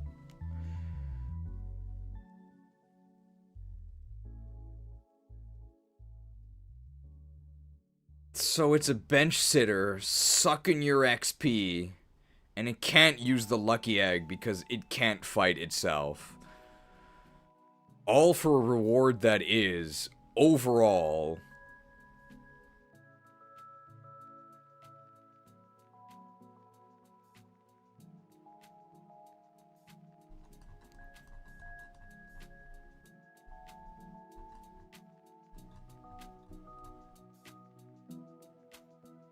actually quite mediocre.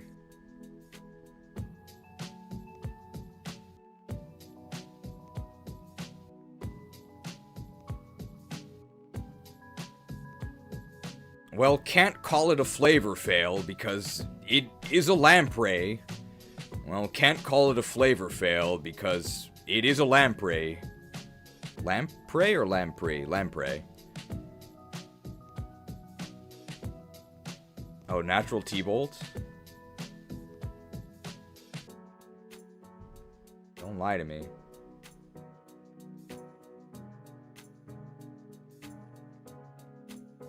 Does it need does it have to level up as Shibibidu?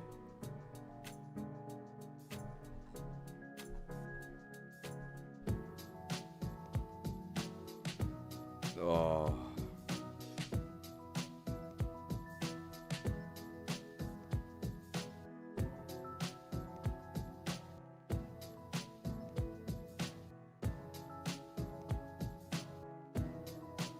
You can actually get natural thunderbolts.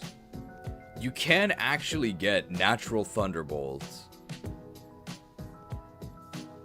You can actually get natural thunderbolt at level 44. You can actually get natural thunderbolt, but that involves unnaturally holding at Shibibidi. You can actually get thunderbolt, but that involves unnaturally holding at Shibibibidu stage and foregoing the better stats.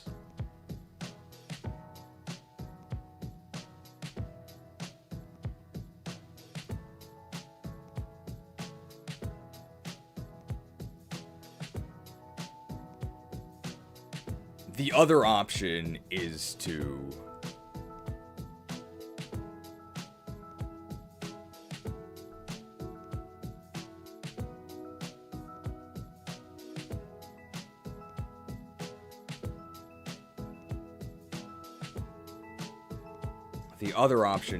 just discharge, right?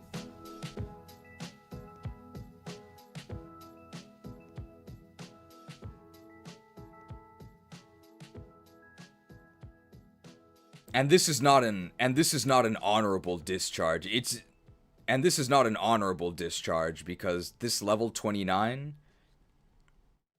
And although discharge is an okay move, this is not an honorable discharge because it's level 29, which means although discharge is a perfectly fine move, this is not an honorable discharge. It's learned at level 29, but you evolve after that, which means you'd need to pay a heart scale to move reminder this. I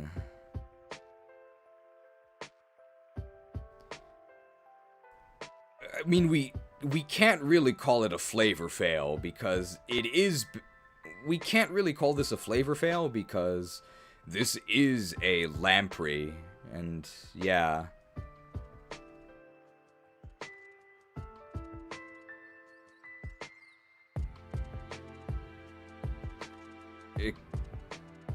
It's not that bad.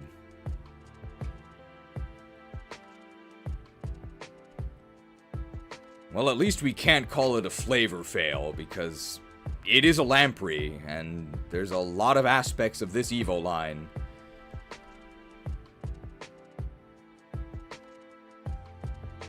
that kind of suck.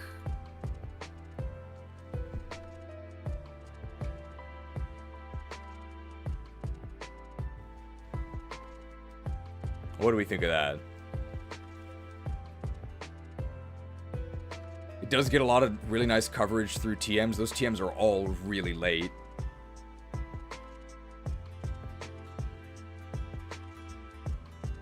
This is D tier worthy. It's only 7 levels to Evo. You eventually do get something okay.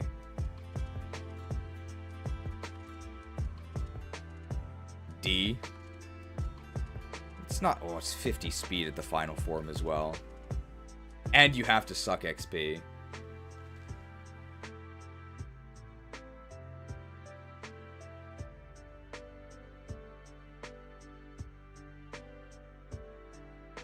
Yeah, probably D.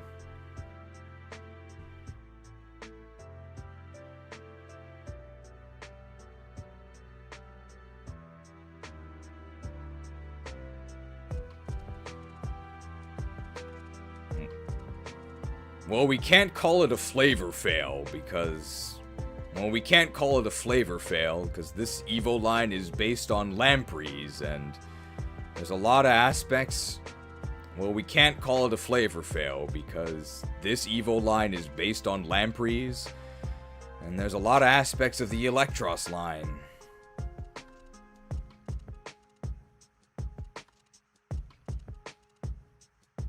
That really suck.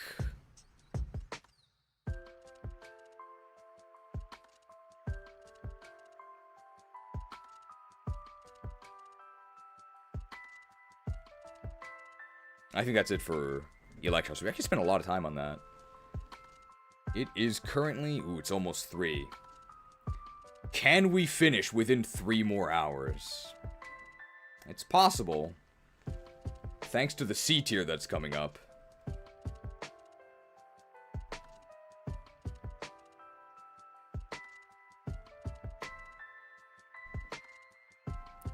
Did I pass anything? Oh, Jet J Black. Thanks for joining with your viewers. I wish the raid notification was a bit bigger. Does it tell you who the new viewers are? That would be interesting to like identify who it was so I could like thank them for joining. But I guess thank you for leading them here. Nose pass. I can just add in the sniffing graphics. I don't think it's here now. Nose pass. Nose pass. Nose pass. So how do we lead into the sniffing?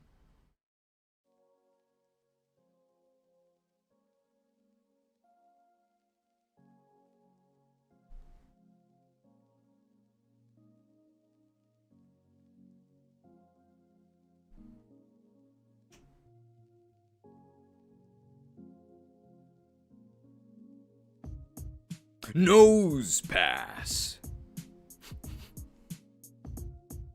Oh, I can do this.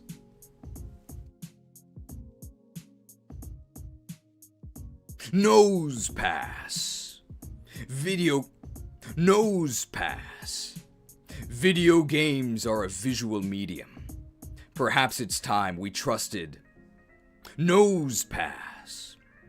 Video games are a visual medium. But perhaps we rely too much. Perhaps it's time we trusted our other senses. There it is. Nose pass. Visual games are a... Visual games. Nose pass. Video games are a visual medium.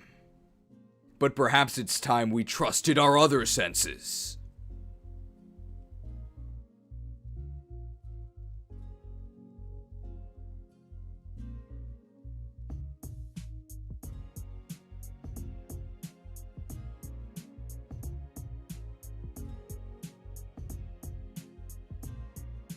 I was just giving time for the sniffed graphic that I'm gonna add later. Question trainers! Question trainers, smash? Question trainers, smash or nose pass?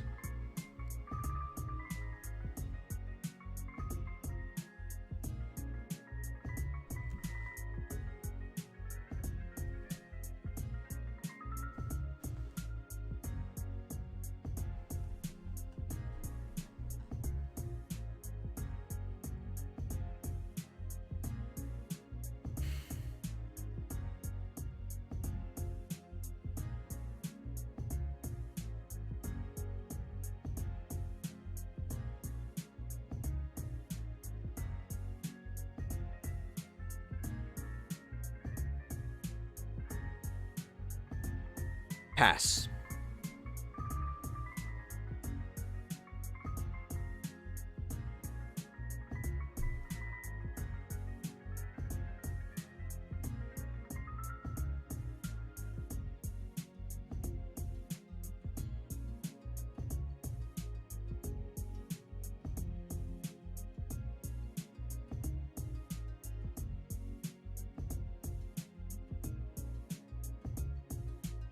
But hey, Probopass is a lot better. But hey, Probopass gets its chance to shine in Fire Emblem 7, where it's a very, very nasty ambush spawn boss. This dude is smelling in 4K. That's how he tracked you down.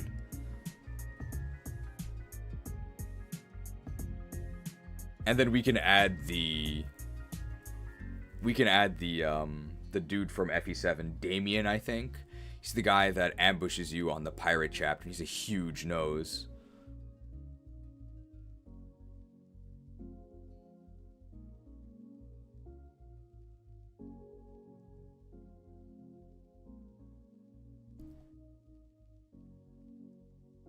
Done spelunking in Chargestone Cave, and now we're on a safari. It's actually kind of confusing because it's not the safari zone. Done spelunking in Chargestone Cave.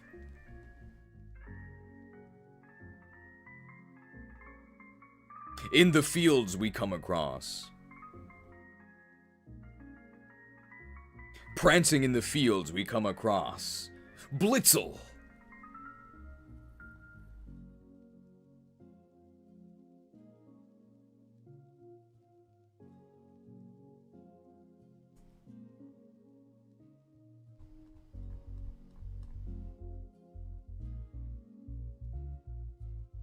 Zebstrika, really fast with okay attack. Physical electric type, that's a bit worrying. How are the moves?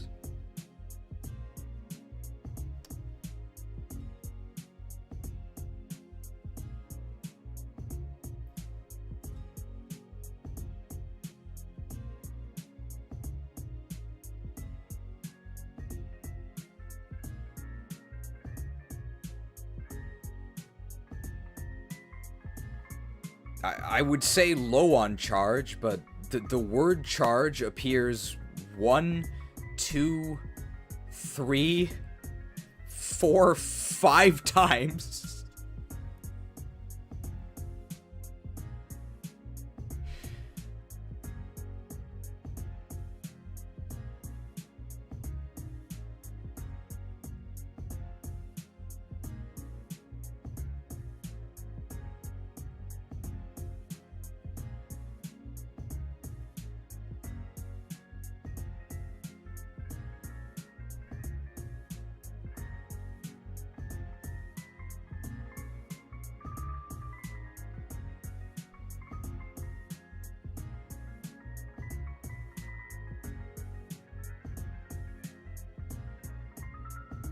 In some Marvel movie,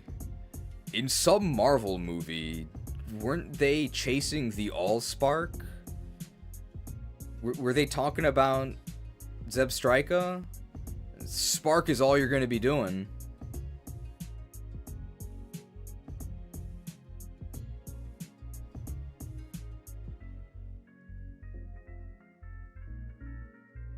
Okay, apparently it was Transformers, not Marvel.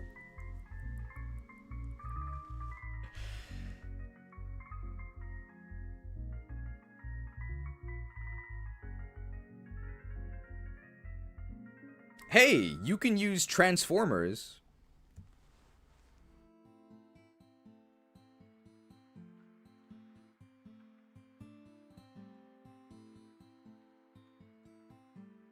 Hey, you can use transformers to transport electricity.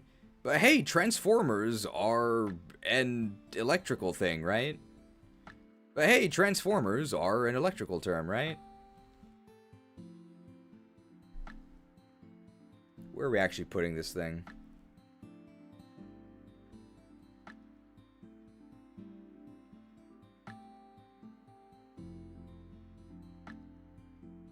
Put Galvantula here.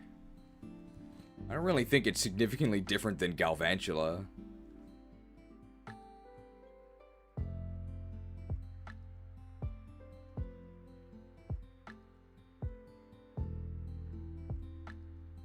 Electric is a good type. I think we're just gonna make like a battery farm.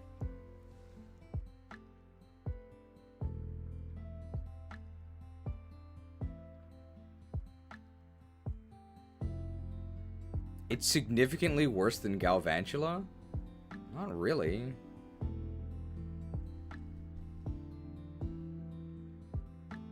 $80 special attack as opposed to 97. It has better attack. I think Galvantula is super overrated.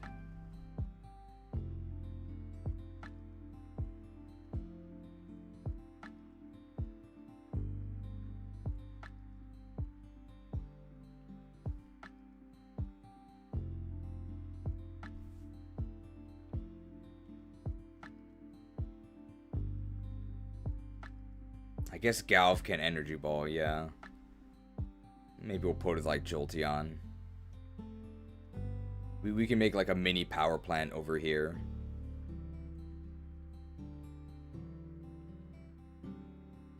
That's probably where we'll just do that.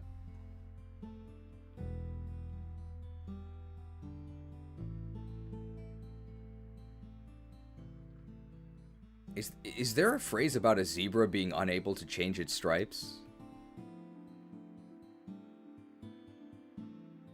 A zebra can never change its stripes. I don't know if that's a real phrase, but kinda sounds like one. And a Zebstrika can never change its move pool.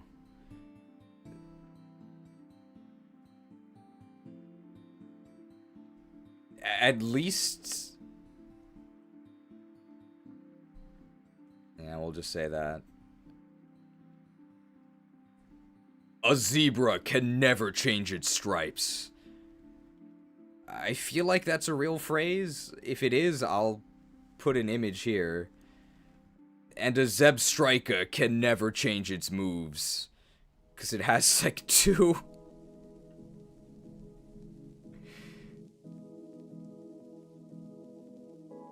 We're just gonna build 2 power grids, one in the lower tiers and one in the higher tiers. It's important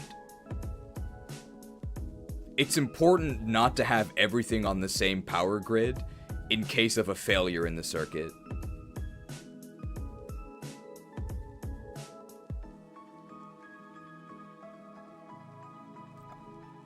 Okay, apparently a zebra can't change its stripes is from Rudyard Mudkipling. But he's immune to electric, so I don't think he knows anything about Zebstrika anyway.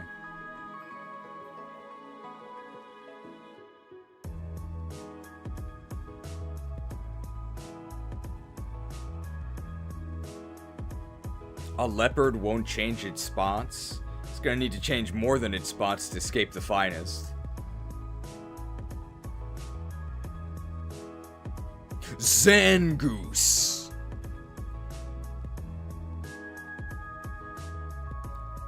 Isn't Ferrothorn one of the best Pokemon? Why is it in the bottom of D? I'm losing my mind. The cameraman came in earlier and asked me if I'd gone insane yet. Take note of the timestamp, because this is the moment of madness for today. Isn't Ferrothorn one of the best Pokemon? Why isn't it at the bottom of D? The entire explanation for Ferrothorn was explaining why, in the context of what we're talking about, it's not good. I'm losing my mind. It's endless. It's truly, truly endless. Ah! Did I ever tell you what the definition of insanity is? We've decided to keep you here for another 50 cycles. With endless options for renew. With endless options for renew. With endless options for renew. Hope is an illusion. Even if it takes forever! Forever! Madness will consume you.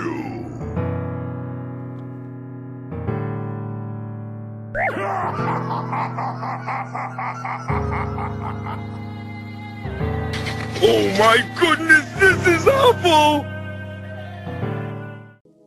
It's endless. Anyway, assuming you're a new viewer, thank you for joining. No, the reason why it's poorly ranked here is because this is an in-game tier list, so I'm aware that Ferrothorn is very, very good, but it is not good in the context we're talking about. That's why. Maybe I should have led by saying that. But hopefully that graphic is ridiculous enough that it's obvious that I'm not actually upset, but no, that's why we've ranked Ferrothorn poorly. Yo, from Detroit, love the streams. Battle in Violet collab stream? Thank you for the offer, but I am not booting up Pokemon Scarlet and Violet again. If you pay me $100, I'll consider it.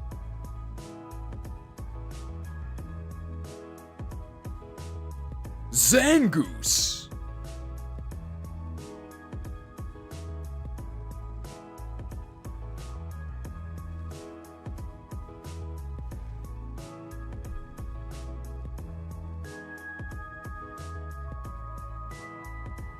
Loading.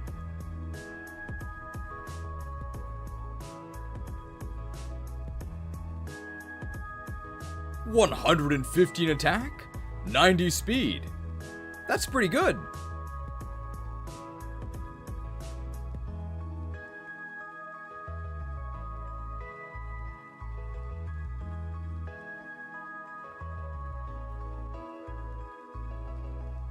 Too bad it's a normal type. At least it gets stab return.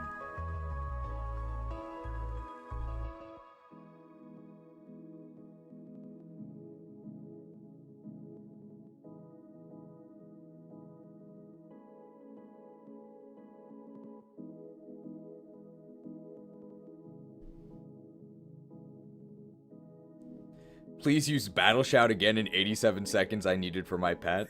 You other guys weren't there, but Ferenci was. I experienced, I know I just raged at a guy asking a very innocent question about Ferrothorn's ranking, but I experienced one of my first instances of real gamer rage last night. It was actually kind of surreal.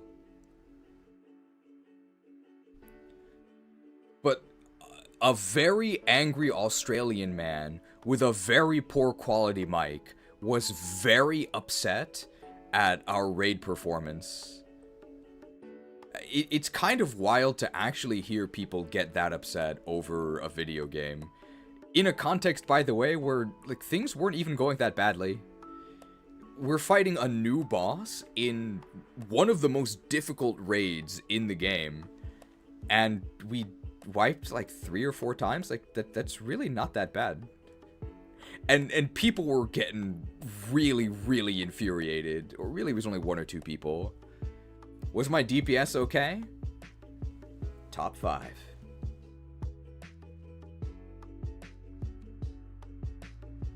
So my DPS actually was very good. It might be because they really buffed my class, though. I was a rogue. How would I describe rogue gameplay?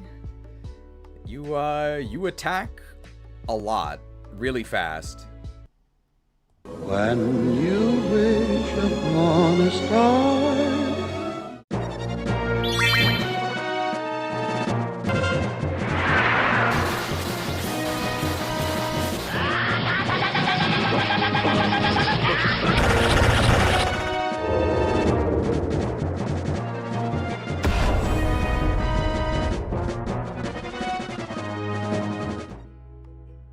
And we killed the boss.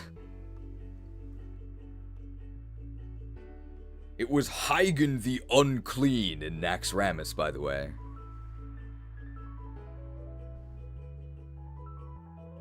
It's a fun boss. He's like this dude, and then his main mechanic, they call it the safety dance. So the ground has geysers in it that spout a bunch of plague, but only parts of it erupt.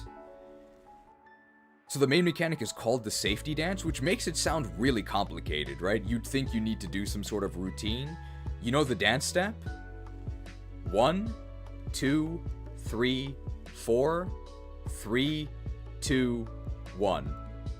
Repeat. So it's actually really easy. Now I died, but it's easy.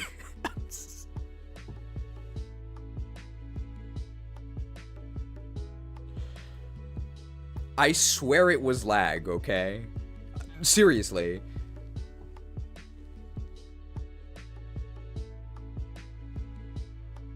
But it's a pretty fun boss. You just have to make sure you're not in the sections that are erupting.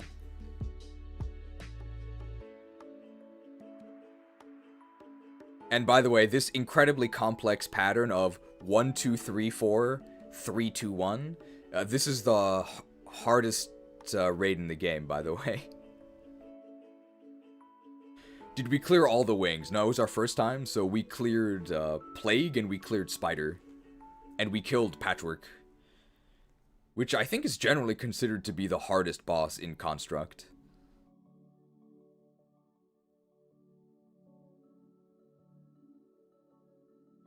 The issue was the guy who was talking was the same guy who used AI on the test and had completely wrong info? Really? Why would you use AI on a test? Is he aware that the test is not the actual test? You take the test so that you know what to do in the raid, right? If you just cheat on the test, you're not going to know what to do. Patchwork want to play? Yes. We killed Patchwork first try, sort of. We killed him first actual try. First pull of Patchwork, we instantly died, so I don't really think that counts. Because we got hated with the Hateful Strike, but once we actually fought Patchwork with the... we'll continue the tier list soon, but once we actually fought Patchwork, Patchwork's basically just a training dummy. It's like a super DPS test. You have 5 minutes to kill him, and if you don't, he gets really mad and kills all of you. So can you kill him fast enough? And we did, and I was 5th on DPS, which is actually pretty good. I'm not embarrassed of that at all.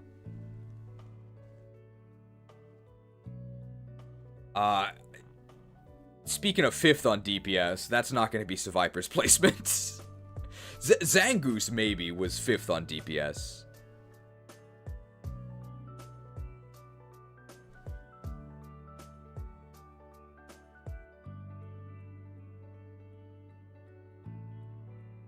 Seviper! Very weird that only Seviper is in the game, and neither of its prevos. Ekens or Chabak. There's really not that much to say about Seviper.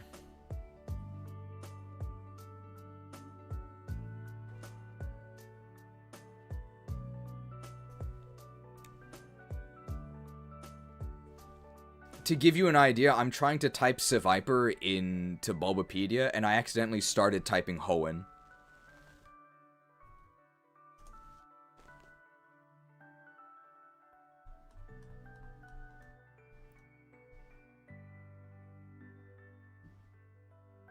100 attack, 100 special attack. Slow, bulky, mixed attacker. VIP. It's a hoe and homie for sure. You're all invited to the summer mixer.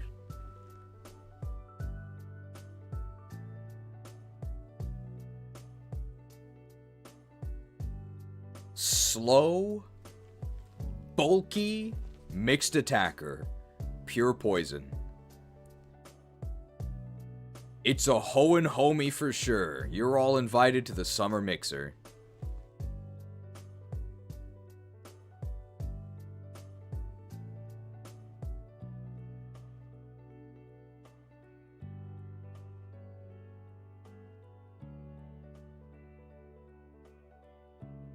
It's really bad. Is it this bad? It might actually be this bad. Yeah, I actually think it is worse than all of these.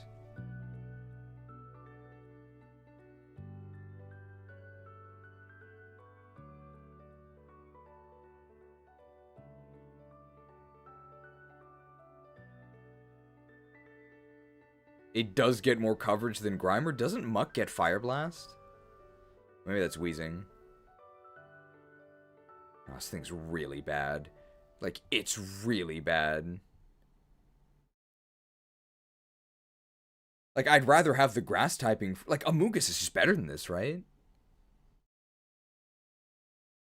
It's really bad. So Viper gets Flamethrower. Flamethrower is very late. Very late.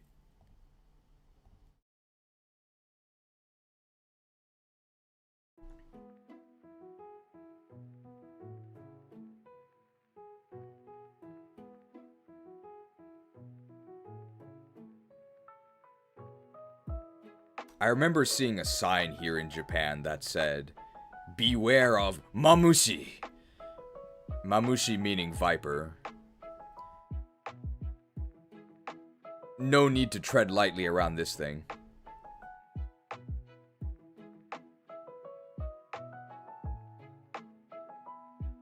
Yeah, I think we're actually going to put it just above Trapinch.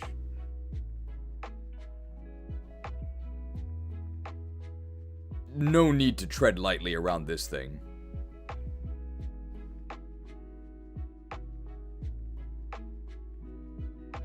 Hiss.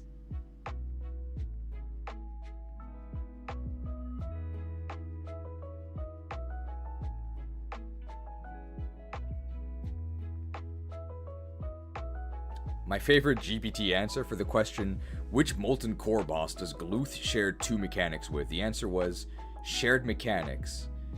Decimate and Zombie Chow. Similar to Ragnaros and Geddon.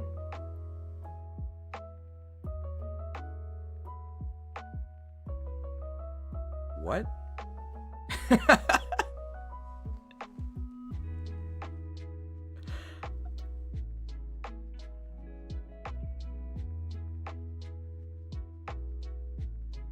Okay, well, let me see if I actually know the answer, because that's obviously not it. He has an AoE Fear, which is the same as Magmadar. Magmadar also has an AoE Fear. Nothing has Decimate in Molten Core. There's a Mortal Strike, but nothing in Molten Core has a Mortal Strike. Or a stacking debuff.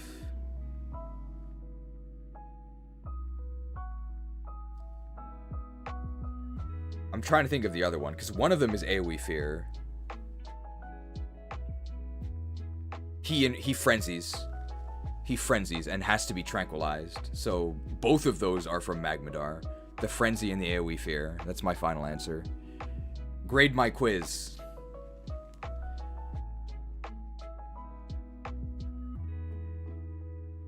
As we I got it! I got it, no AI! Don't call me a casual. Alright, Cub Chew time.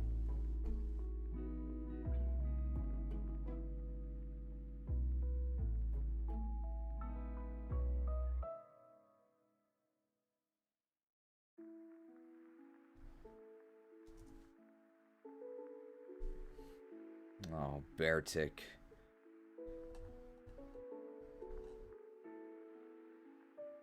Oh boy.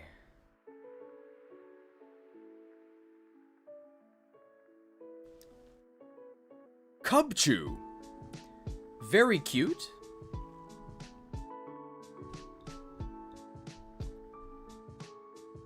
Evolves into Beartick, which is not very cute. It is in fact a ton of bear.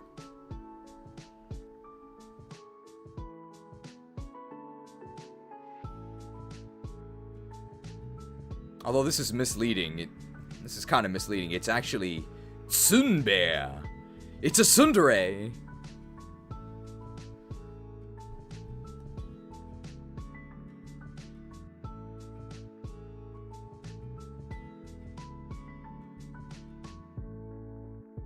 It actually only has 110 attack in Gen 5 and 6, which isn't that mad.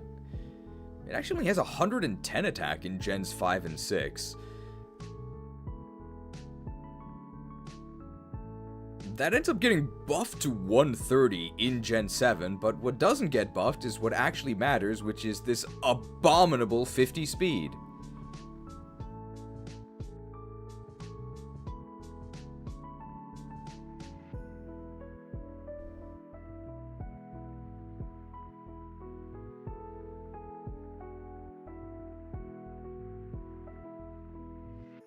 Ice is a really good attacking type. Ice is a really good attacking type, but unfortunately, all of these jocks are gonna hit on you with some atrocious... Ice is a pretty good attacking type, but unfortunately, all of these jocks are gonna hit on you with...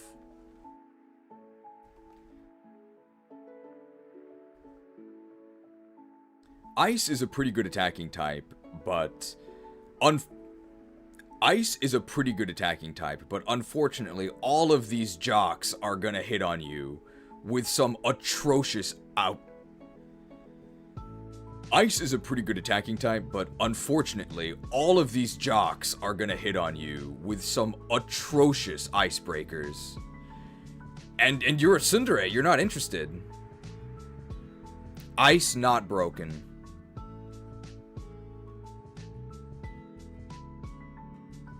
You take double damage and you die. That's why you don't go for the cold approach.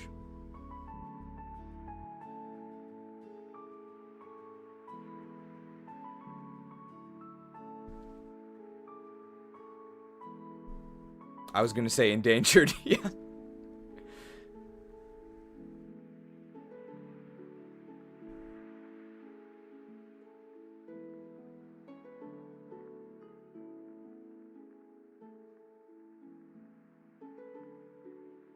D, what do we say for D here?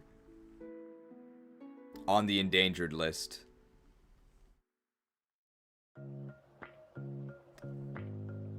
Cubchew. Cubchew. On the endangered list.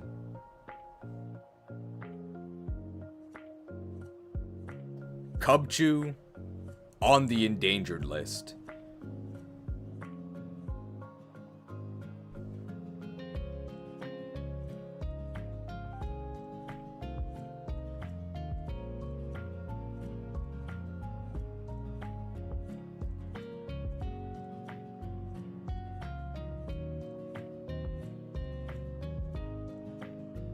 On the endangered list. Is that good enough? What else do we have to say? What's the... I mean, that's probably fine enough. What's the... Isn't there some organization that has a panda as a logo? And it has to do with wildlife. It's not WWE, is it? That's like something else. I think WWE is the jocks doing the oppressing. WEF. Okay, that's the one with the panda. No. WWF. That's the one with the panda, which is not a polar bear, so... Whoops.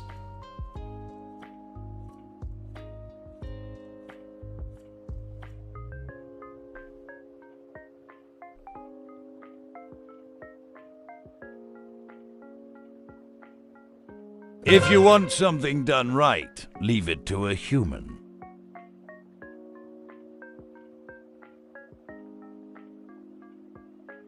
All these bears look the same to you, Crocodile?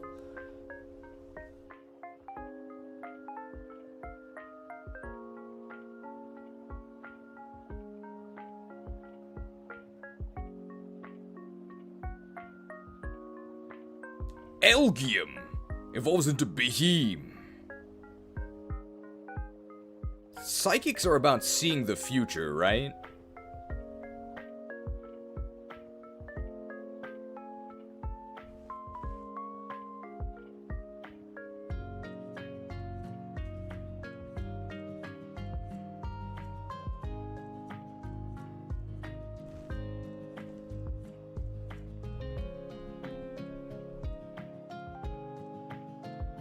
Well, if we peer into the past, here's Reuniclus, a really slow psychic special attacker.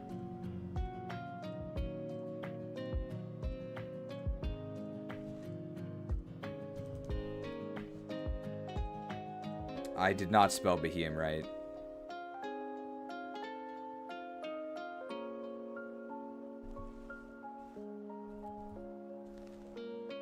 I didn't spell Elegum right either. Oh my god. Alright, here's how we're gonna do it. I'm gonna type Steelwing. Here's how we're gonna search Steelwing.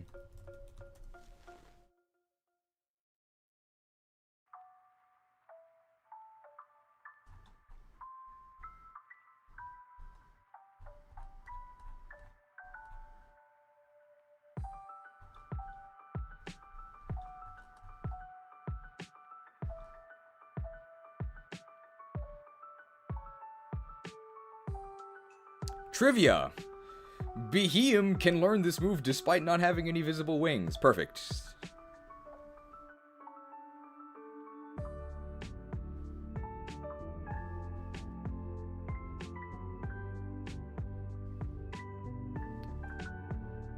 Well, here's Behem's stats. Worse than Reuniclus in basically everything.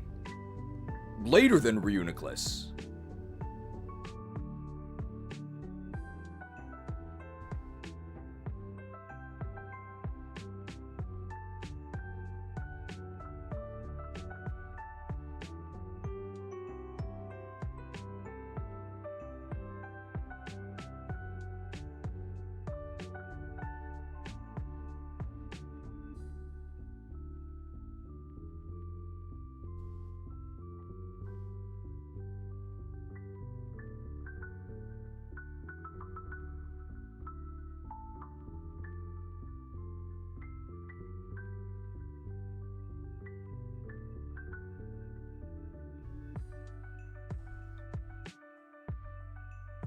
Put Reuniclus up here. Like, this is way, way later. This is like 3 gyms later.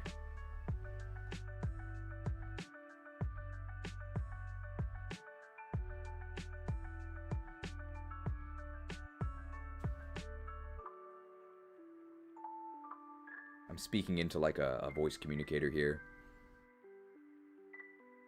What do they call, like, in all of those, like when Buzz Lightyear is,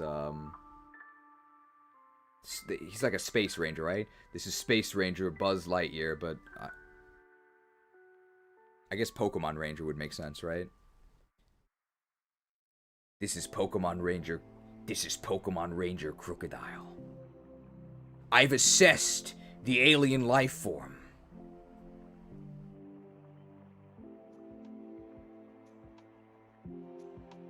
No signs of viability. Oh, to Star Command. So who am I? Who are we calling? To the Pokemon Center?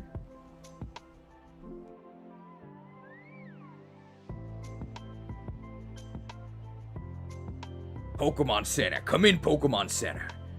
This is Pokemon Ranger Crocodile. I've engaged and assessed the...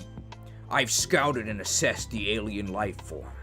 Submitting my report.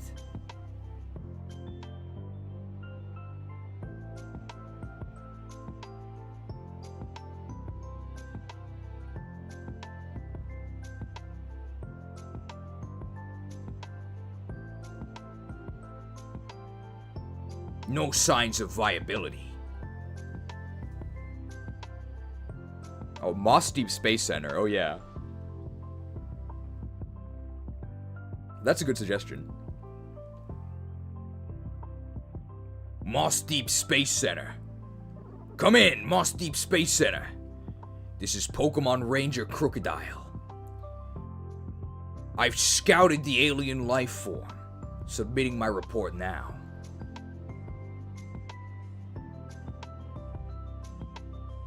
Limited signs of viability.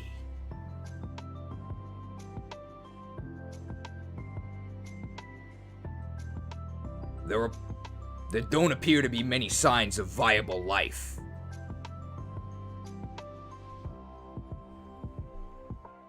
Maybe there don't appear to be many signs of viability. There we go, that'll work. I can splice that together. Obviously, the line is no signs of intelligent life, but... I guess the classic line would be no signs of intelligent life, but... It's a psychic type, right? It's nothing if not intelligent.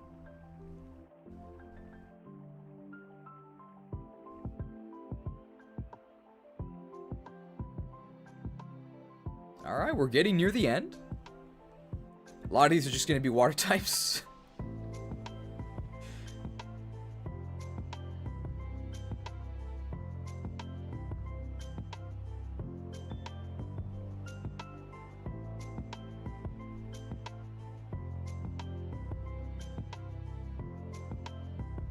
Litwick.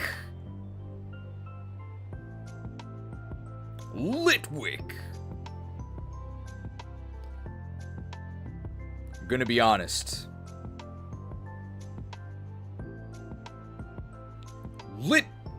Litwick. Gonna be honest. Base form Litwick?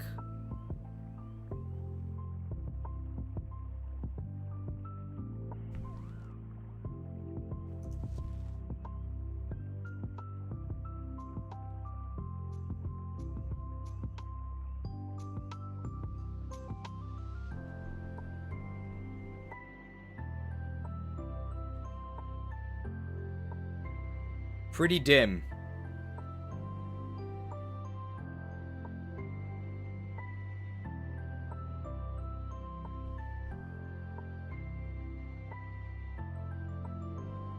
Level 41 to Lampent.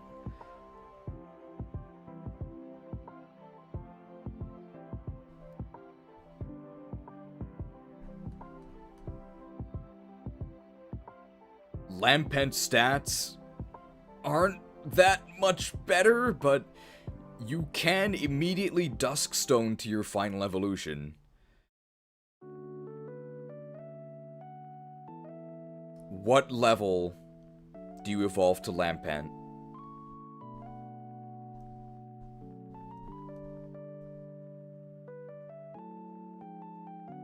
Level 41.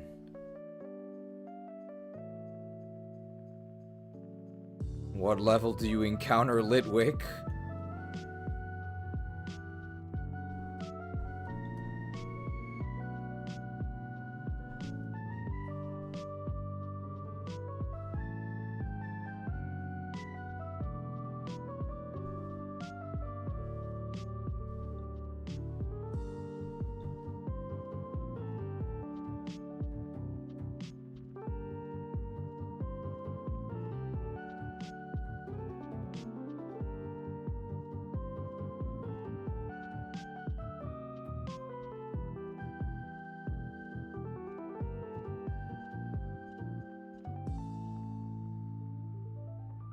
Level 33. So, at best...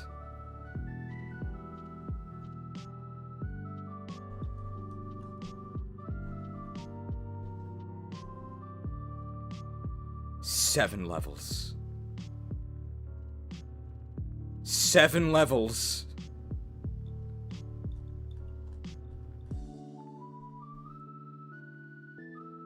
Of these stats.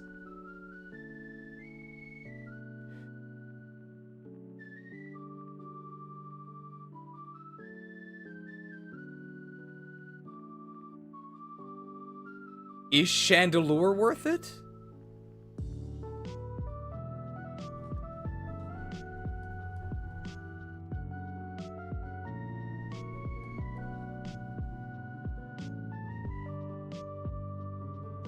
Oh yeah! 145 special attack! And 80 speed is good enough.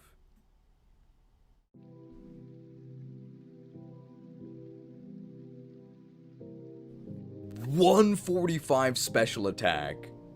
Ghost and fire stab. That is brutal.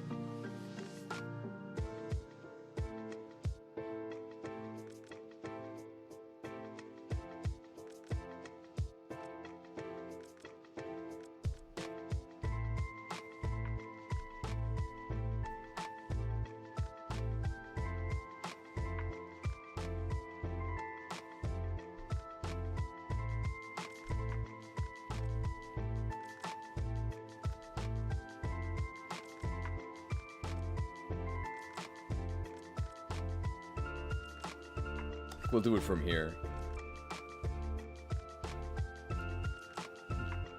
Do we get any good attacks? Do we get good attacks to go with the good special attack stat?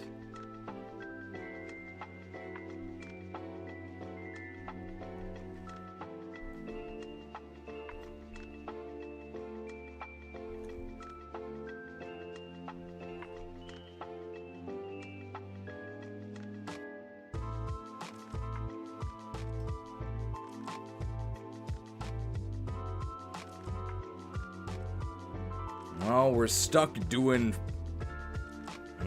stuck doing burst damage until we start. Well, we're stuck doing burst damage. Well, we're stuck doing burst damage until we reach Lacunosa Town, where we can start blasting.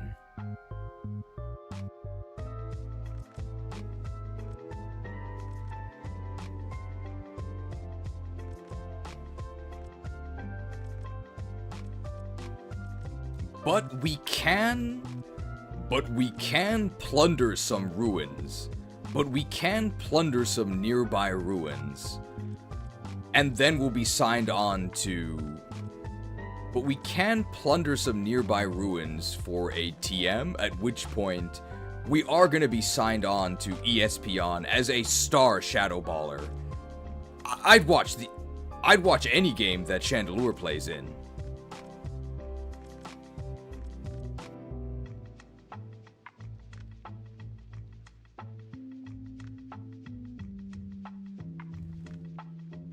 Kids these days would describe Litwick as...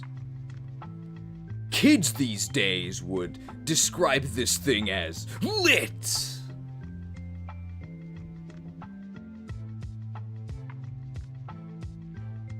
How bright do I think Litwick burns?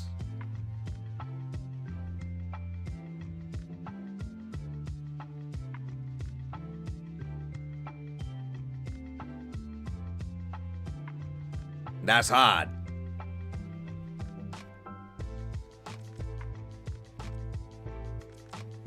One of the few remaining investment Pokemon I would say is actually worth it.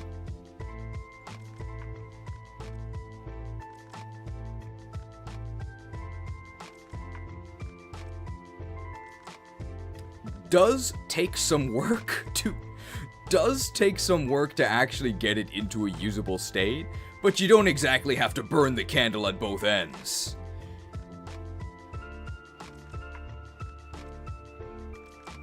And once you reach Chandelure, it's time to hold a candlelight vigil. And once you reach Chandelure, It's time to hold a candlelight vigil for every remaining trainer in the game. This thing is so strong.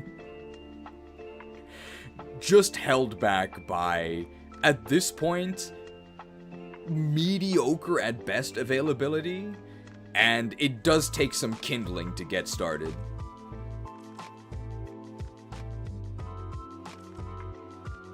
Okay, I think that's probably enough fire puns, right? We never did say Litwick guide my path.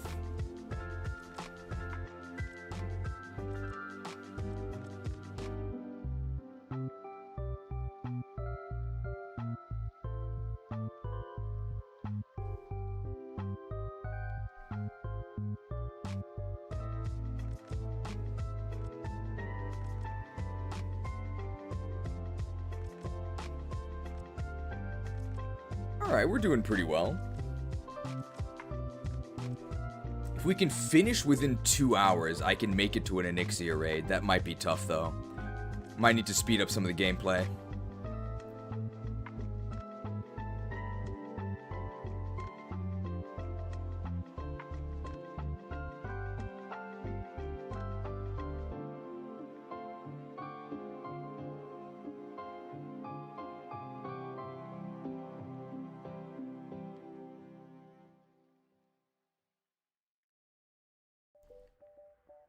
Scorpy.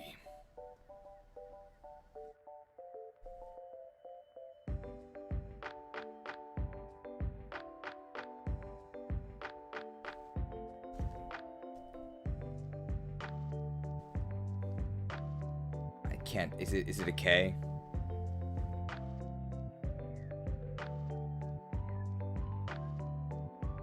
It is.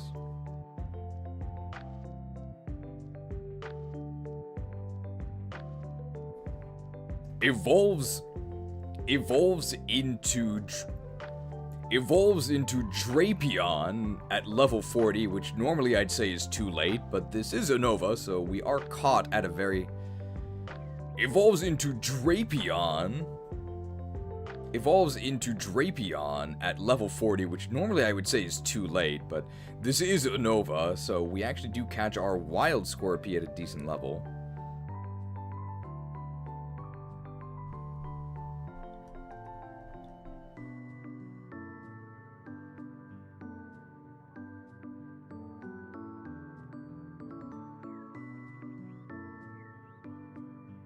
Pretty okay stats. 90 attack is a little bit low. 95 speed is fine.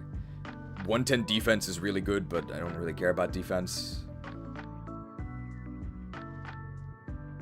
Poison Dark is an okay typing. Notably, you are not weak to the jocks. You do have the battle armor to withstand their fists.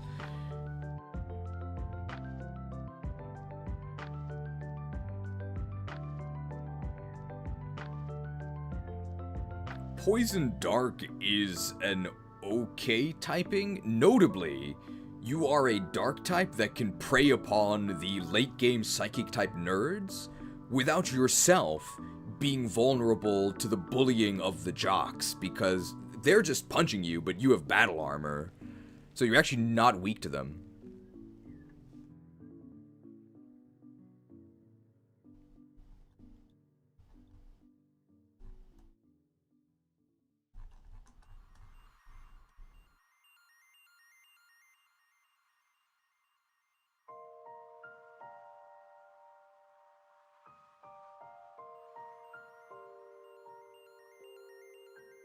Level 38 Night Slash. That's pretty good. You're never reaching level 57. Level 38 Night Slash. That's probably going to be your main attack. Level 49 for Crunch, which is a very minor upgrade. And you're both never reaching level 57 for Cross Poison. Nor would you ever use it because it's a poison attack and poison sucks.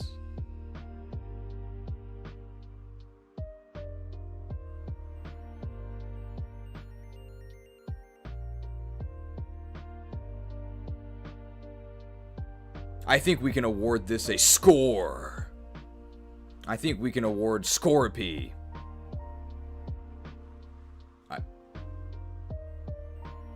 I think we can award Scorpy a score.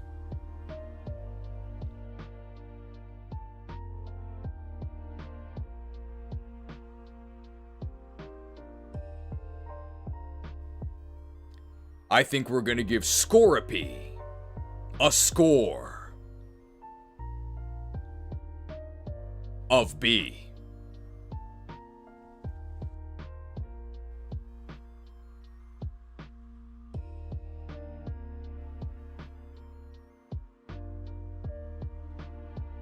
It's fine, but not exactly.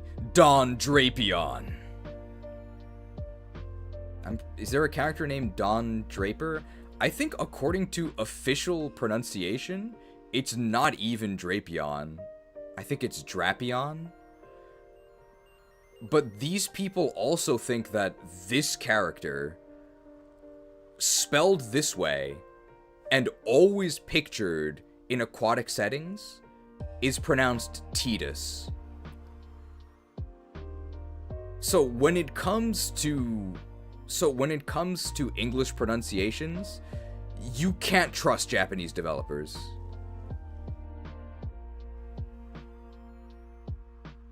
It's Drapion.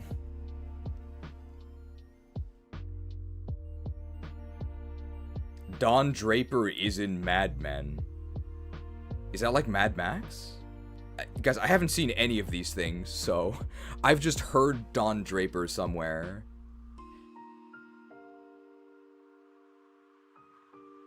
Why are they mad?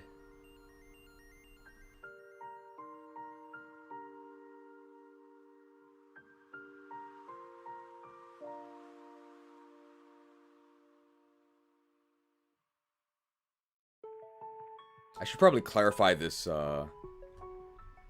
earlier on. I think I was talking about it with the stats, so I'll just have the stats up again and I'll splice it back.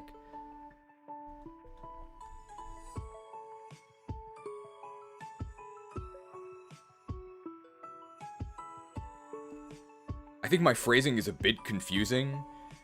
Because it sounds like... My phrasing is a bit confusing because I made it sound like battle armor is actually negating the fighting weakness.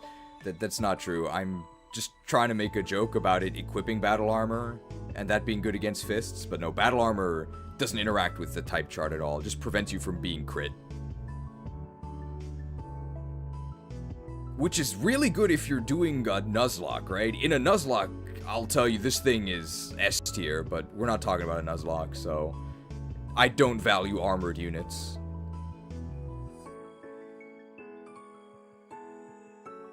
And I'll splice that in earlier.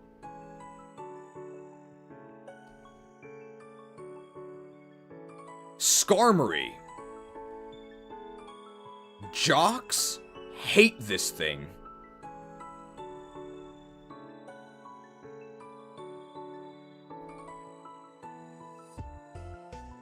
I don't think I actually need...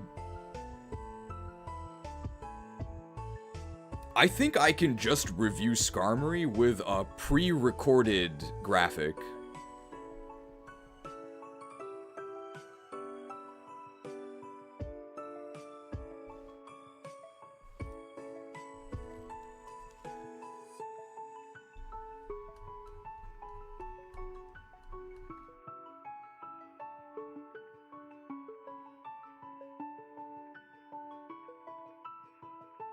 Break yourselves upon my body!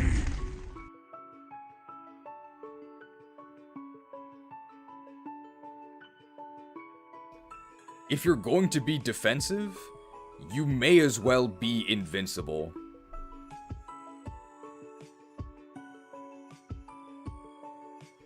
Jocks can do nothing but flail their fists wildly to no avail, while Skarmory counters them with super effective Flying Stab off of actually decent AD attack.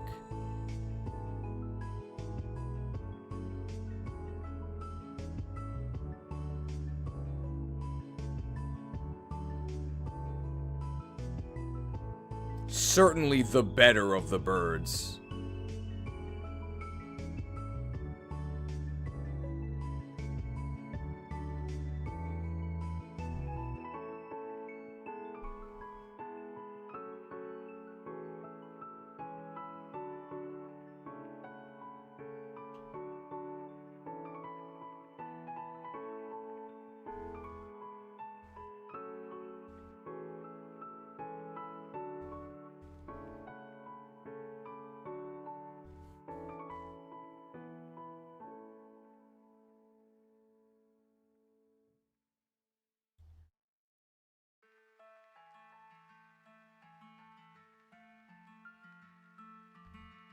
Don't accuse... This crusade is getting controversial. Never say that I lack courage. I, Crocodile, am brave enough to say that Skarmory is better than Pidove.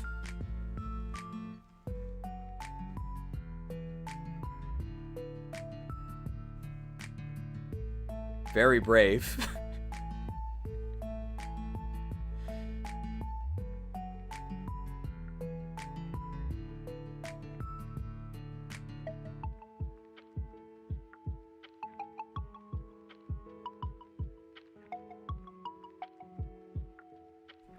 Nummel.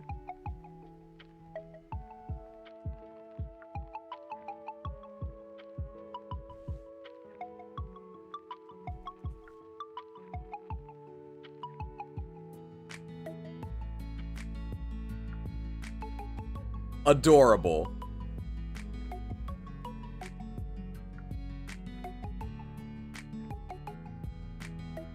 Camerupt has a pretty good offensive typing. Camerupt has a pretty good offensive typing. Fire and ground dual stab, really good.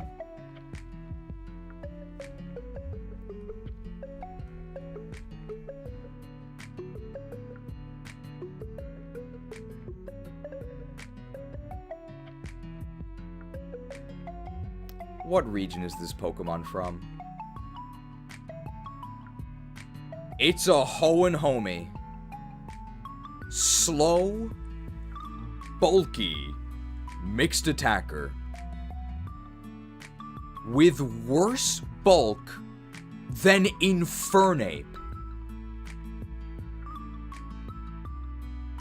And by the way, we're about to go on some water routes.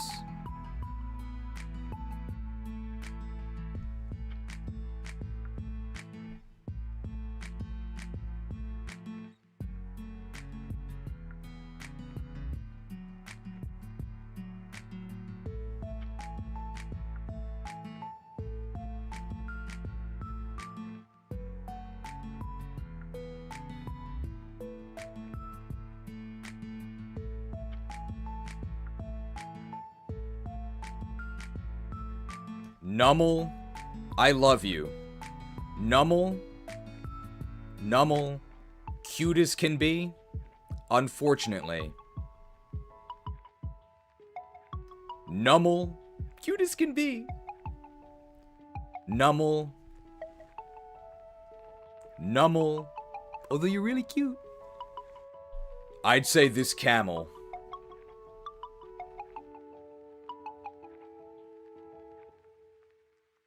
Doesn't make it over the hump.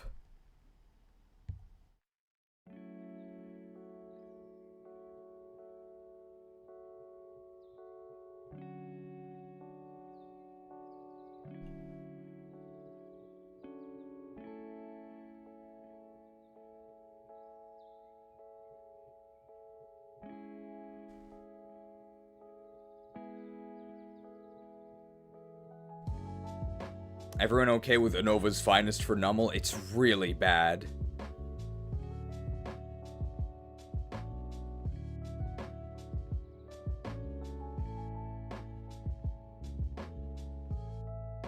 Really bad.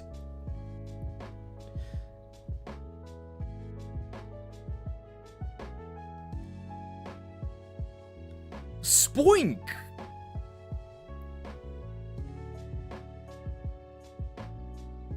Spoink!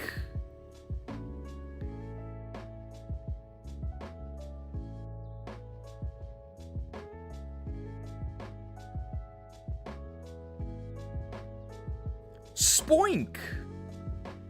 This thing is basically Hoenn Hypno.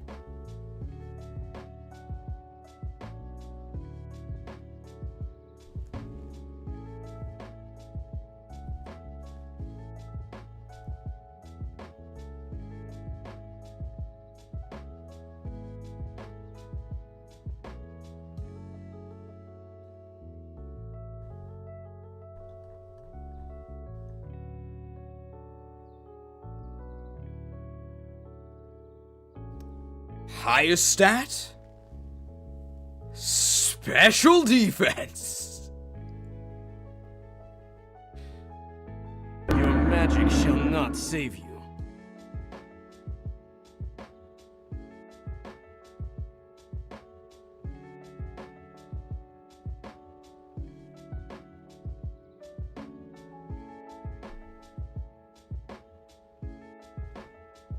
You do have an...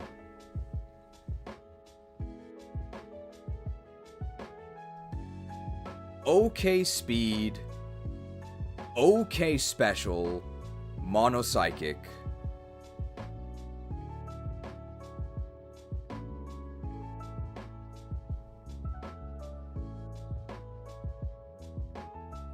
Despite the fact that the jocks are always on the hunt for more protein to cram down their craw, and you, as the other white meat, are a potential victim, Grumpig is pretty good against all of the fighting types. But it's also completely useless against all of the bad dudes.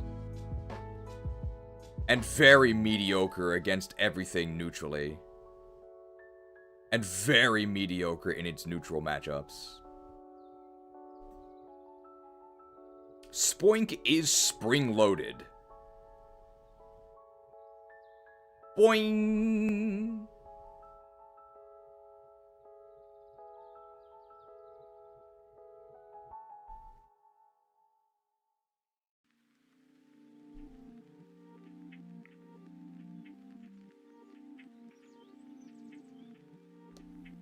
That'll do, pig.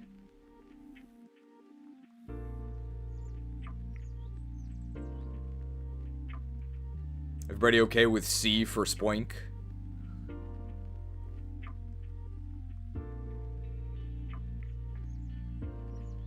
Might actually be a little bit worse than this. Above Gothita? Oh, I think it's better than Gothita. Gothita is... we can maybe put it next to Gothita. We can put it like here. Because Gothita is earlier. Grumpig is faster, but not by much. Let's put it below Gothita, I think.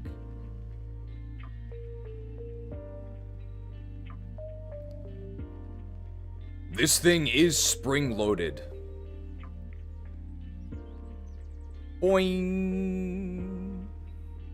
It's hard to do this bounce.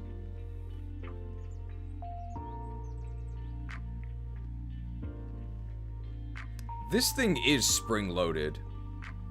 Spoink is spring-loaded. Boing!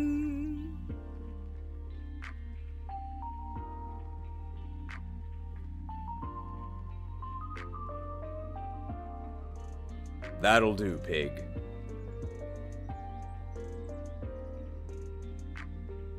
There you go.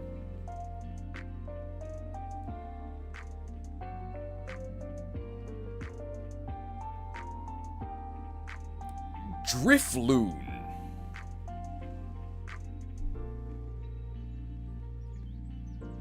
Not a chance it's worse than Onyx? Where are we? It's a lot worse. I mean, this is Steelix. It's definitely worse. I agree that it's not... I agree that it's better than Onyx, but Onyx is a stand-in. This is Steelix.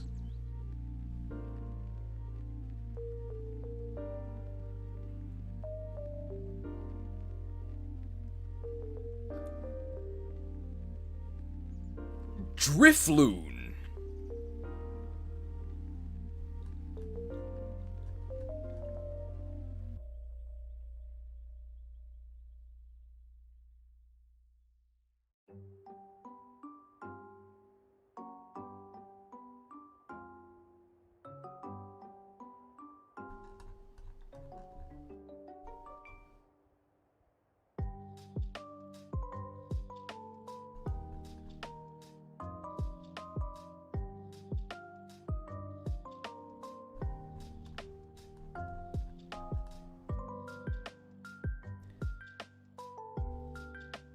Inflates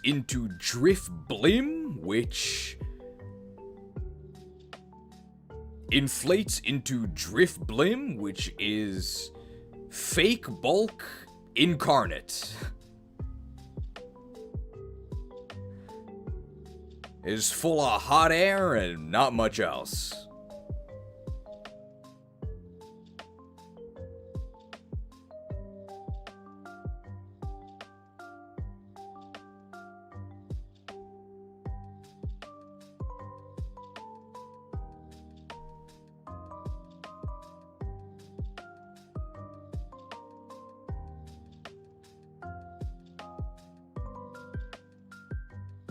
By the time you can obtain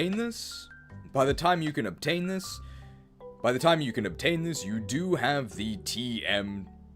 By the time you can obtain this, you do have the TM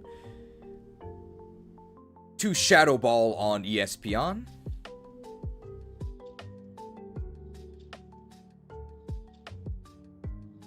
And hey! Stab Acrobatics.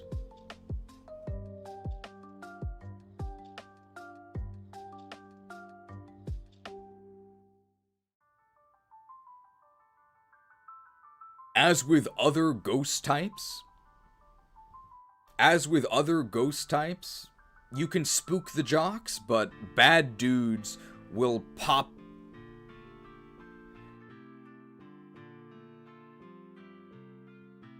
As with other ghost types, you can spook the jocks, they're not too courageous, but bad dudes are going around popping any balloons they can find.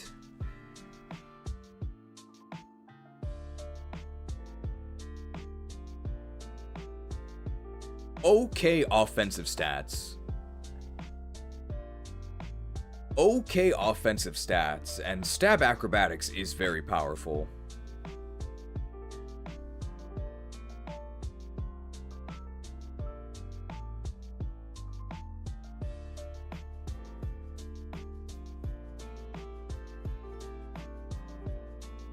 B for balloon.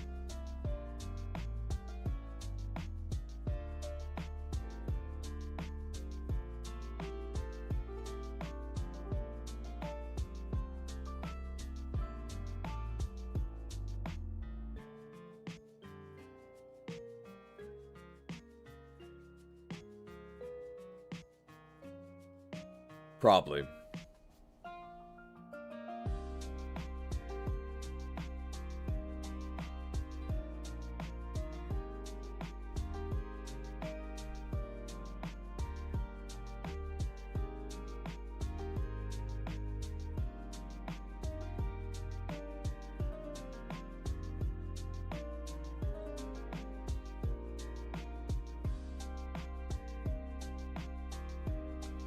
Shuppet.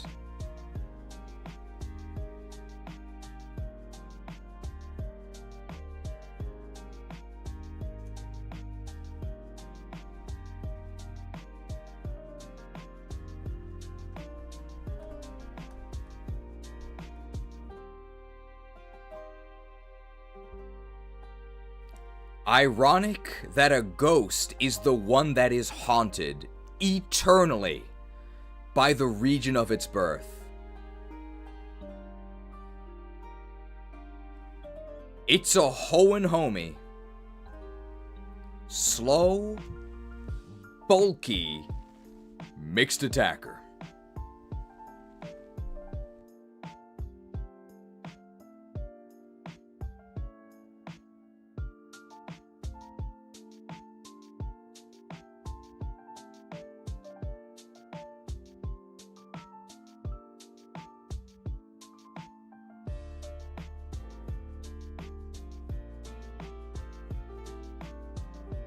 Maybe below Cubchoo.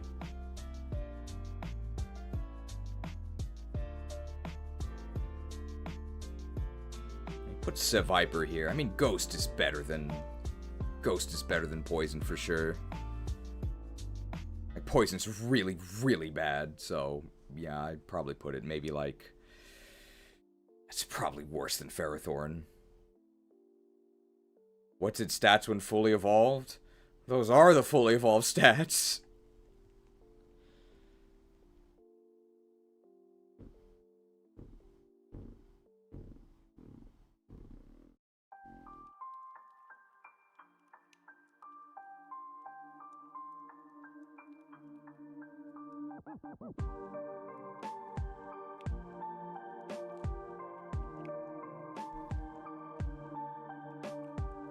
Shuppet does evolve. These are Bennett stats. Like, this is as good as it gets.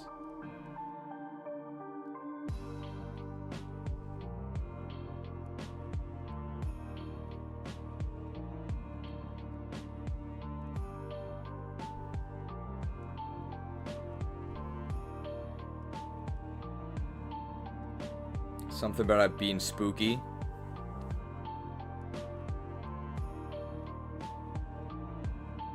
Yeah, I'd rather have Ferrothorn.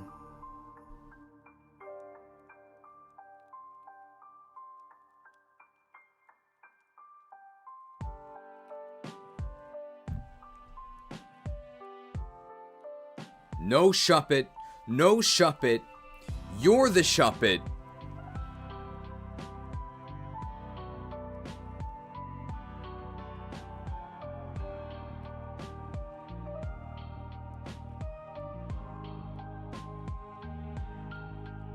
Maybe?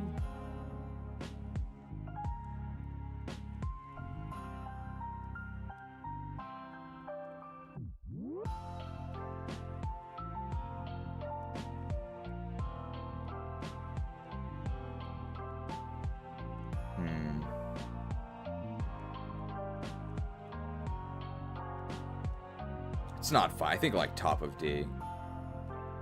Or, sorry, bottom of D.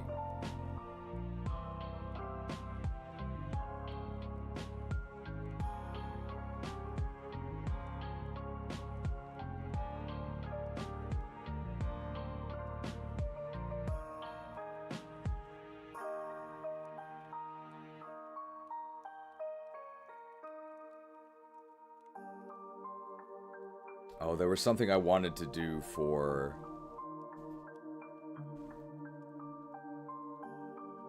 Are there any other Pokemon that can inflict sleep? It's, I wanted to say it during...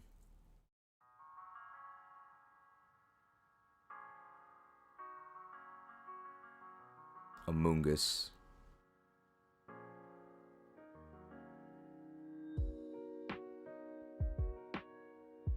Tangela can inflict sleep. Swablu can sing.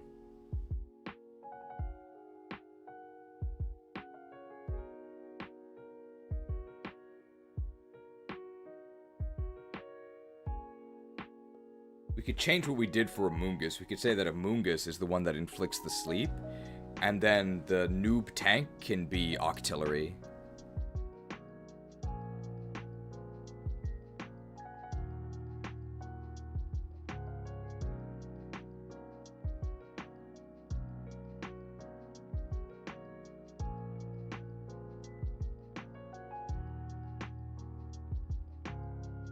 So we can do that, and that'll let us use the sleep graphic.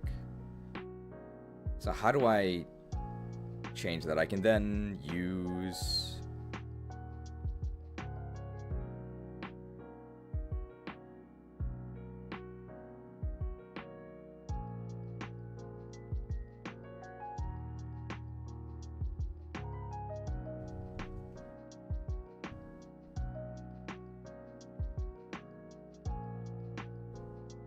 I think what I said at the end of Foongus didn't have to do with tanking, right? I mean, I said tank noob, but...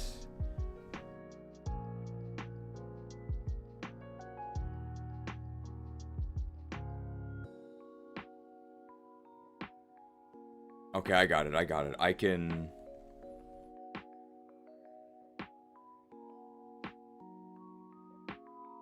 talk about the spores putting you to sleep. I can play the sleep graphic. And then I can say...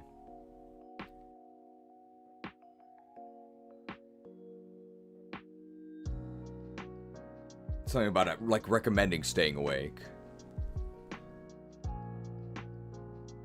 And then we'll use the tank noob stuff for artillery.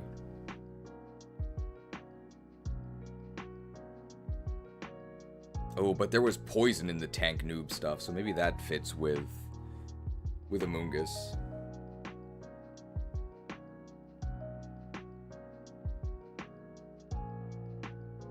We'll just do the sleep stuff for Swablu. We'll say that it's trying to lead you astray with a siren song, lead you away from the congregation. And I wouldn't recommend falling asleep during one of my sermons. Yeah, that's fine. So nothing actually changes. You can ignore all that. We still have to get rid of Shuppet.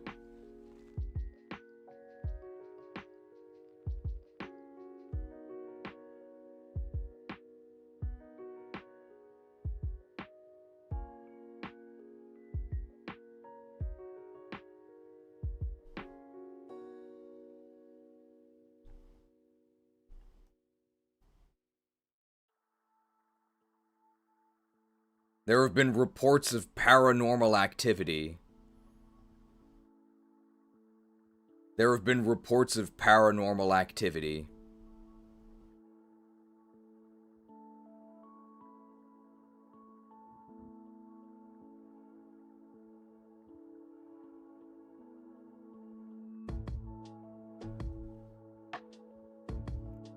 There have been reports of paranormal activity. There have been reports of paranormal activity. There have been reports of paranormal activity. Specters amongst the... What are the specters amongst?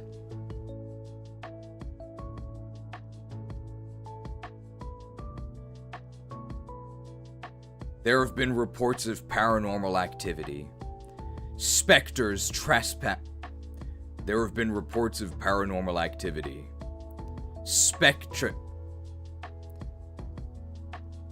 There have been reports of paranormal activity.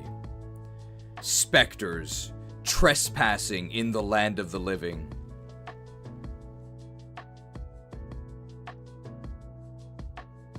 Call an exorcist. You can do it here.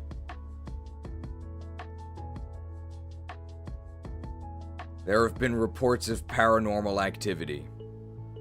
Specters trespassing among the land of the living? Among us.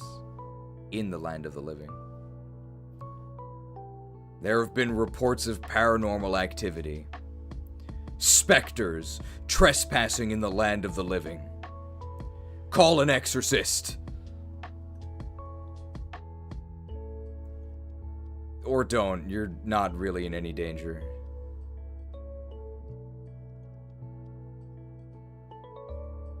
There we go. That's fine.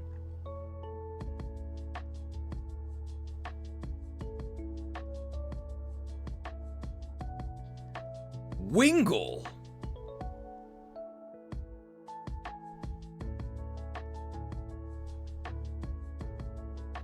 Wingle. What about Ducklet, but worse and later?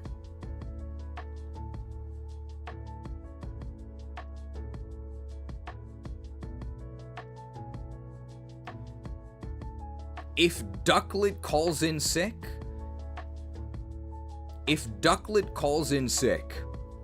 then Wingle is the H Employee of the Month.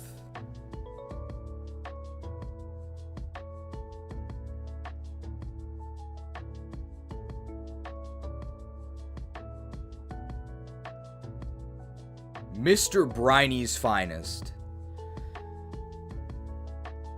This thing is really lucky it's a water type, because otherwise it would probably be Mr. Briny's finest. one term that really confuses me is there's all of this newfangled cooking parlance, and one of them is the term dry brine. Isn't brine a liquid solution? A dry brine is just a salt rub, right? So why do they call it a dry brine? It's similar to this new trend where all of these recipes talk about proteins. It's similar to this new trend I've noticed where in cooking recipes they'll say, you're gonna want to chop your protein. And they'll say protein instead of saying what they're actually talking about. Like the meat, fish, or tofu or whatever. It's just hip to say the protein. Can you talk about what you're actually talking about? Isn't this a recipe?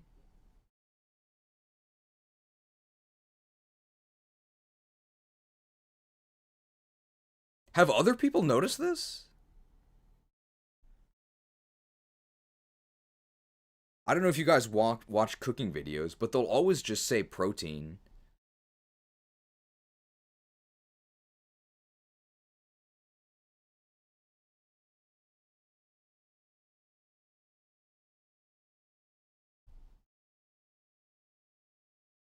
Food lube for oil is the worst one you've heard. Okay, I haven't heard that one.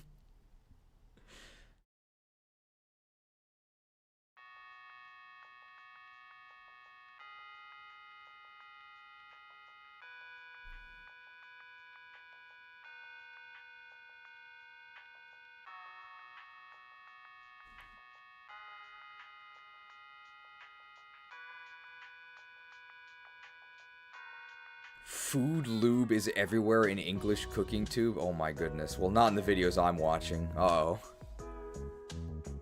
Absolutely somebody who says food lube would say that they're making snackies for brekkie, right?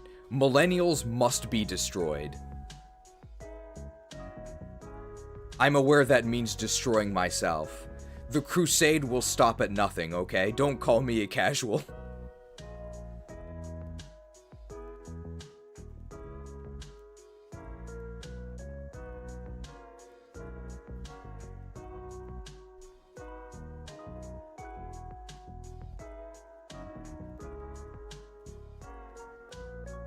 Lunatone and Soul Rock. These are parallel Pokemon. Lunatone is specially inclined. Soul Rock is physically inclined.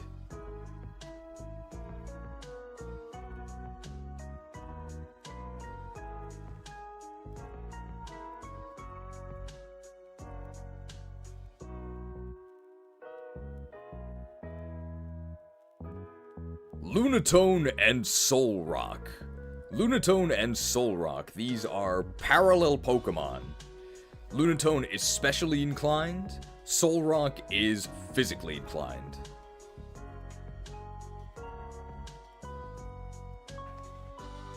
I can say this. Lunatone and Soul Rock. These are parallel Pokemon. Lunatone is specially inclined, and Lunatone is specially inclined, Soul Rock is physically inclined, and I'm not inclined to use either of these.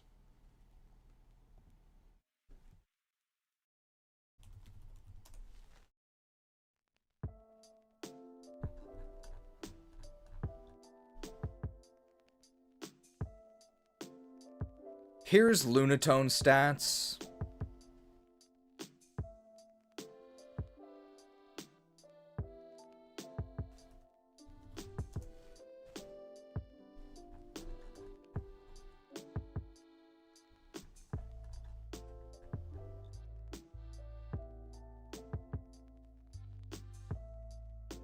Here's Soul Rock stats.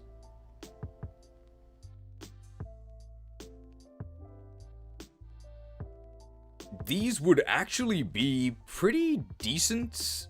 These would actually be pretty decent. these would actually be pretty decent single-stage filler Pokemon if you got them around Gym 3. But we're actually getting pretty late into the game here. At this point, we are going to start seriously penalizing Pokemon for poor availability.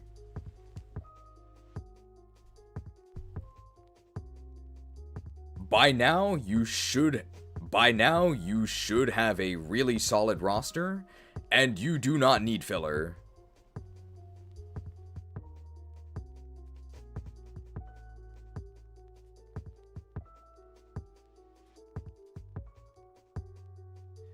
Between the two, I would certainly say that the Moon has less to Luna atone for. Between these two, I would certainly say that Lunatone has less to Luna atone for. Being specially inclined is probably better. You can at least use Psychic.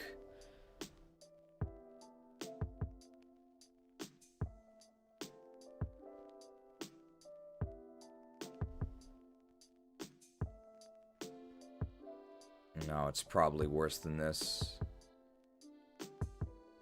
Like, above Baltoy, maybe? Like, maybe, like, Lunatone here and Solrock. I'd probably rather use Solrock than Aggron, honestly. It's pretty bad.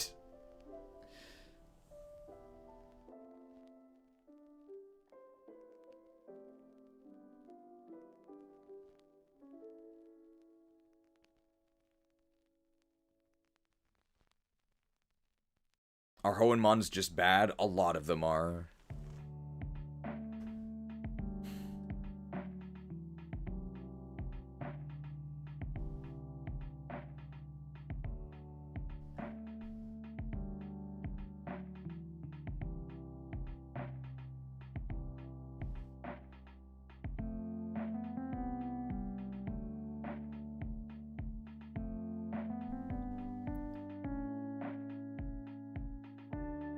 I might actually put it in C. Like, I'd probably rather use this in Grumpig, actually.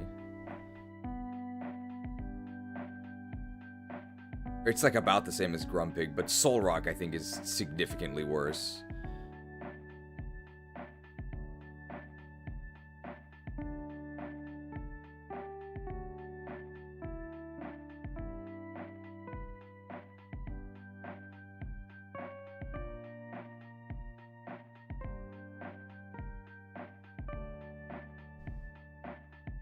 Do we have Power Gem?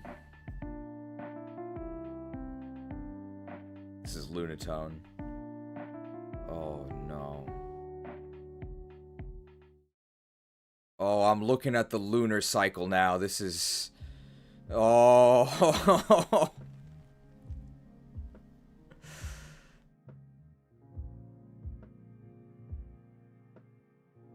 Ice Beam's good, but the TM is late. And that's about it.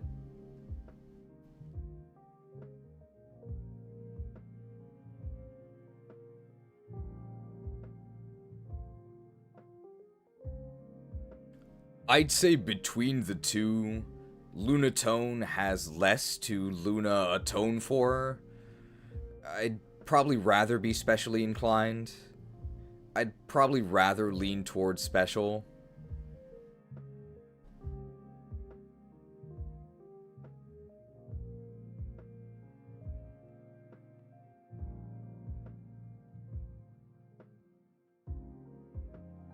It's the lunar Pokemon. It's certainly eclipsed by a lot of other options.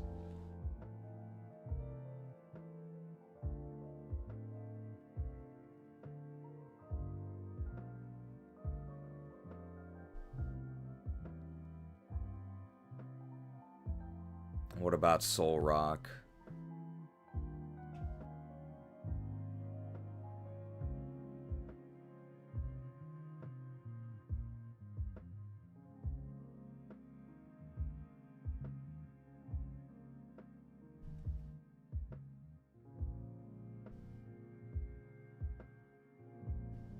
Where are we putting this thing?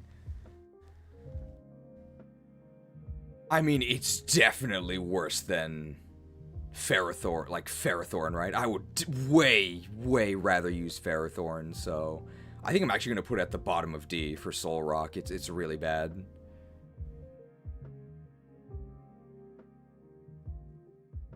I think I might actually put it below, like, Nummel. It's way worse.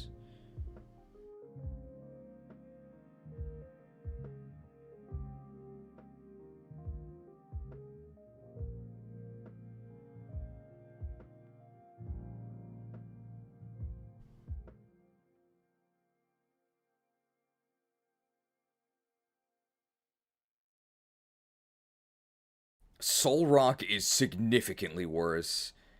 It gets Soul Rocked by a ton. Soul Rock is significantly worse. This thing gets Soul Rocked by a bunch of things remaining to fight in the game. Rock Stab is very unreliable.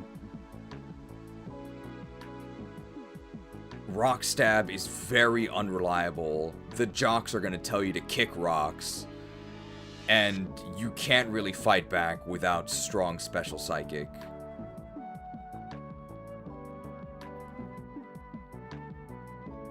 I think we're going to put it here. And maybe in an artist's interpretation, we can start building like a cute little desert scene.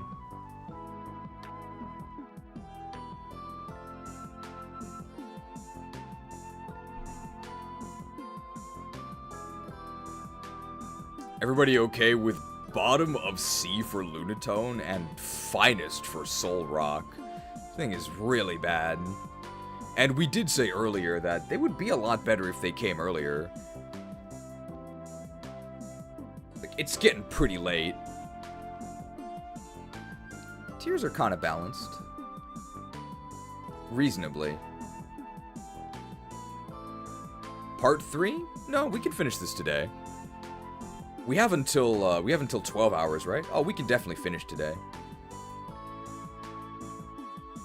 I'm probably gonna miss out on Onyxia, though. I'll survive. I think someone asked earlier if I get hungry during these. Nah, I'm using the, I don't know if the Snorlax strategy. I'm pretty fluffy, so I just use my fat reserves during these streams. Somebody else asked, do you ever eat during these? You ever seen me eat?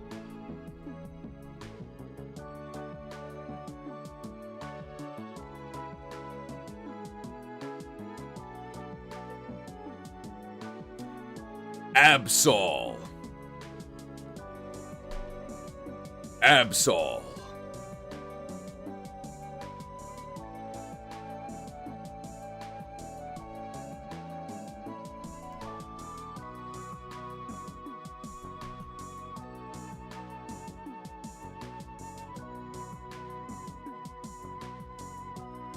Absol.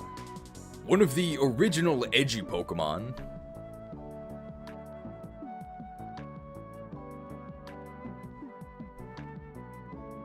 I feel like this thing would have been very popular on MySpace. It's got that vibe.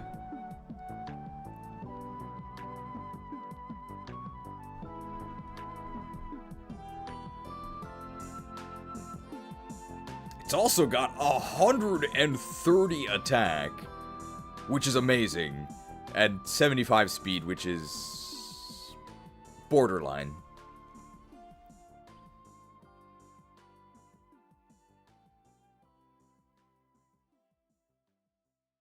Don't I mean DeviantArt? No, I don't mean DeviantArt, I mean MySpace, right? Like, you could make a MySpace, maybe DeviantArt.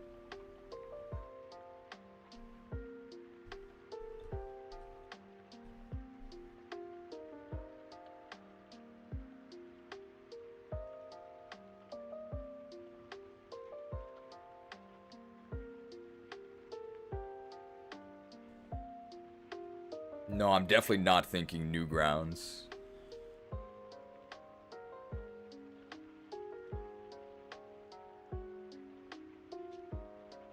Absol. Absol absolutely dominates deviant art. It's got those vibes.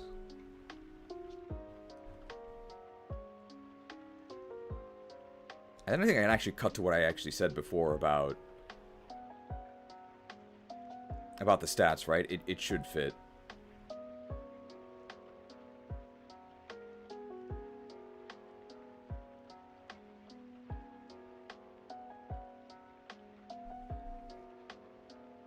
Probably gonna put it above Zangoose. I think I would rather use this than Zangoose.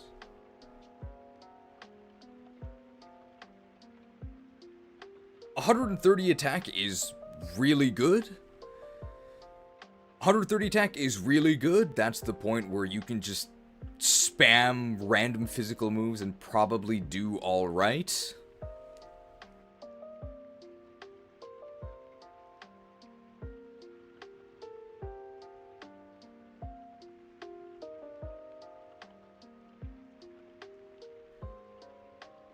But your edgy night slash posts about the anguish in your soul. But your edgy DeviantArt blogs about the anguish in your soul. That's just gonna make you a target to get bullied by the jocks.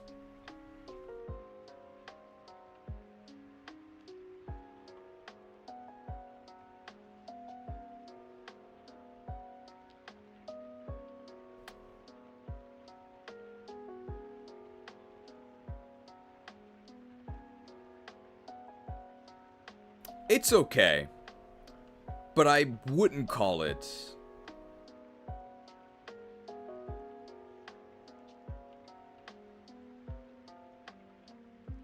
it's okay.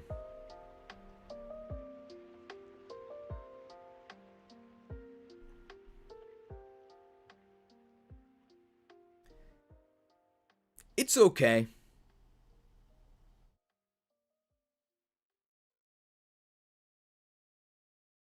Despite its reputation as one of the bad dudes, I don't think Absol is bad.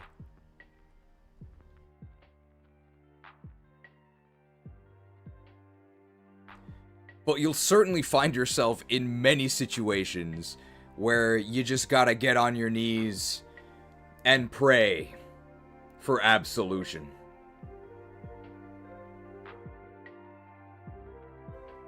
Absolution armor set looks awesome, by the way. I think it's the best priest one. This is a mega church, right?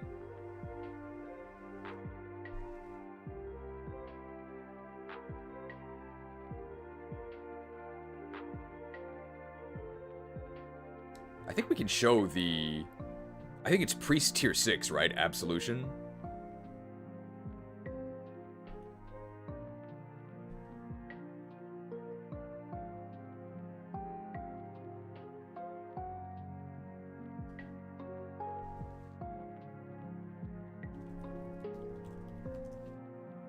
Oh yeah, it's tier 6.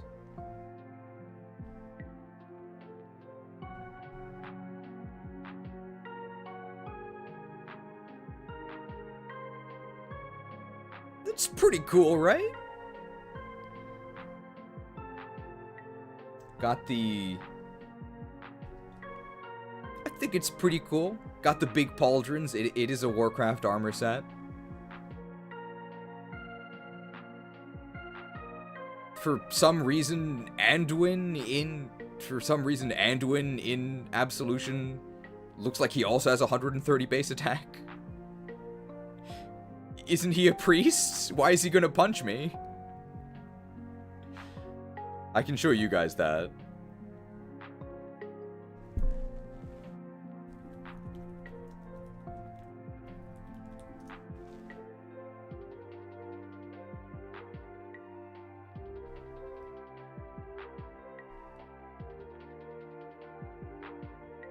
And here it is. For some reason, Absolution Anduin also looks like he has 130 base attack. Isn't he a priest? Why does it look like he's about to punch me?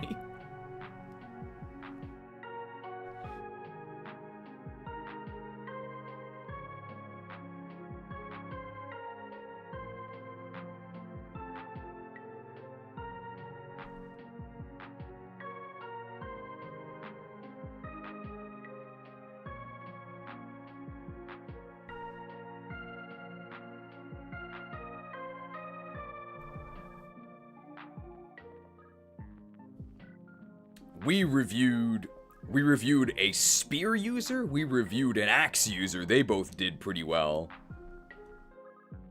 Well, here's our first sword user, and yeah, overall, swords...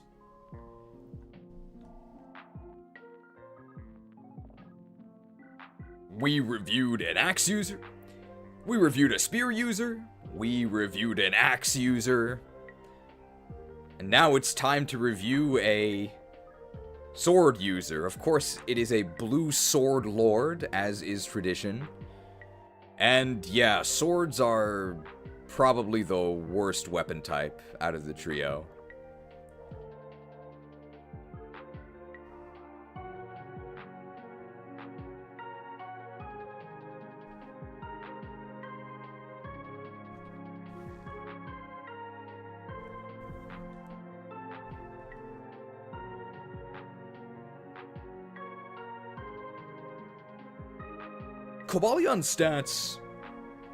Cobalion stats are pretty good.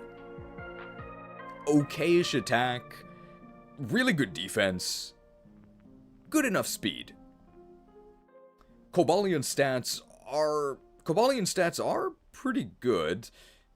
Attack's a bit mediocre, defense is really good, speed is more than good enough to almost always go first. Steel fighting typing is really, really great.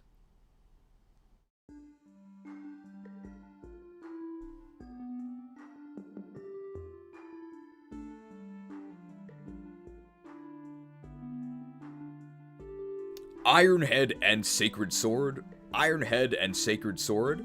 Really decent stab options.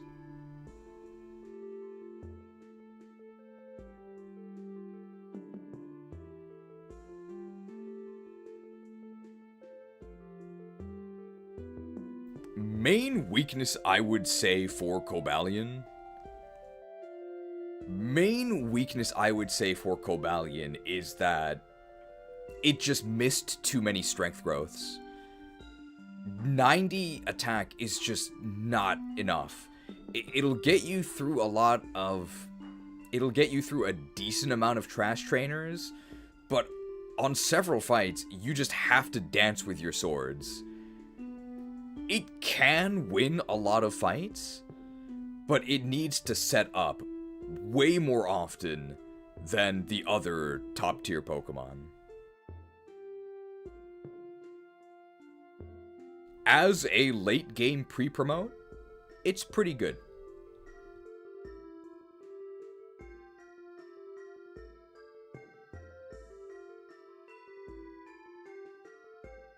Justified is its ability, and I think you can pretty easily justify a spot for it on your team.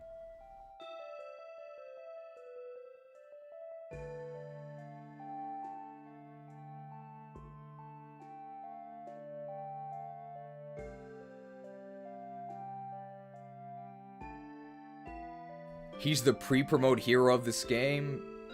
I mean, this is actually a similar rating that we gave to Harkin, right? I mean, Harkin's combat's way better. I would say that his performance harkens back to another character we talked about in a different list, but come on, Harkin would have way more than 90 base attack.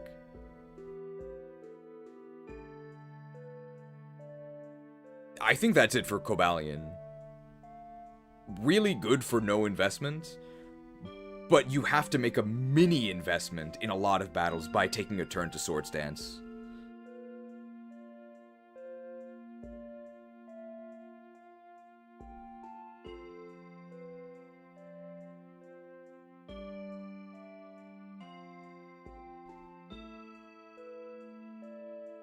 Tangela! Pure Grass, I think I've made my thoughts on that type quite clear by this point. And we're getting really late game.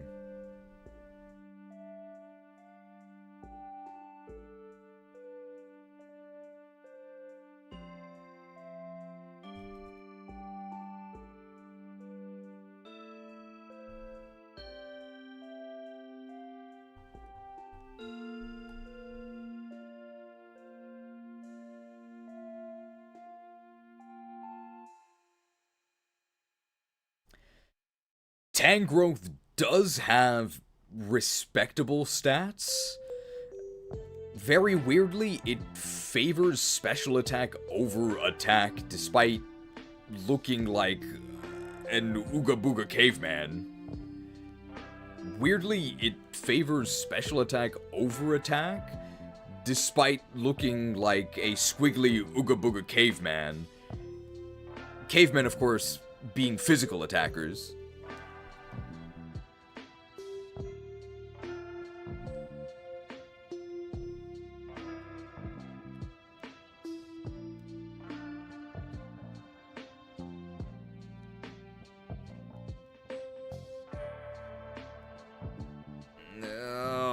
Pure grass. Pure grass. Pure... pure grass. Pure ass. Pure grass. Pure ass.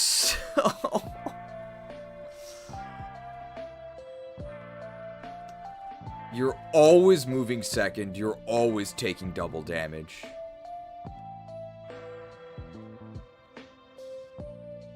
Look where we put Ferrothorn.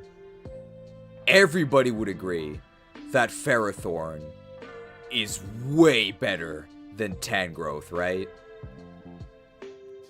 Tangrowth?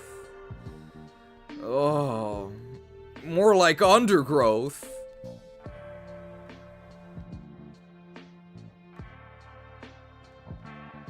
We're gonna need some sort of crop rotation. We can't keep all of the grass types in one plot.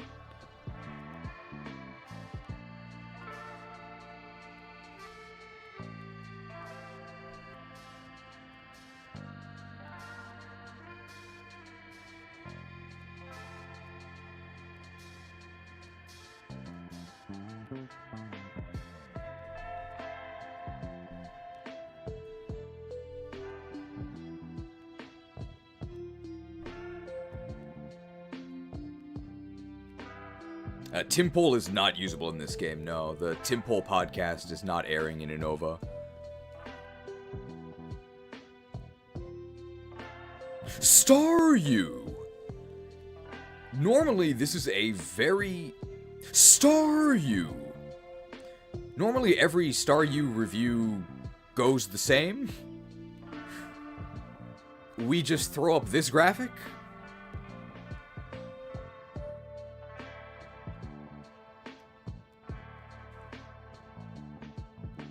Say it's 5 stars and throw it in S, but there are some confounding factors for Black and White 2. First is that Staryu is extremely late. First is that the Staryu family is extremely late.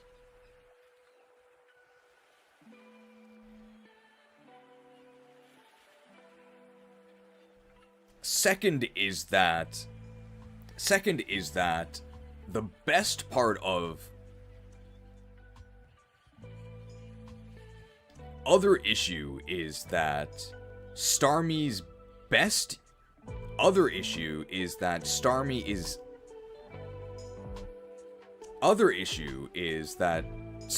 starring role is as the best template for all of the powerful TM moves. This thing has an amazing move pool. Surf, Psychic, Thunderbolt, Ice Beam, win the game. Unfortunately, as part of the, I believe, correct balancing decision that they made, to give you infinite use TMs, they also had to restrict those really powerful infinite use TMs, like Thunderbolt, like Ice Beam, like Flamethrower, to basically the end of the game. Normally, you'd be able to slap your Thunderbolt or Ice Beam TM onto Starmie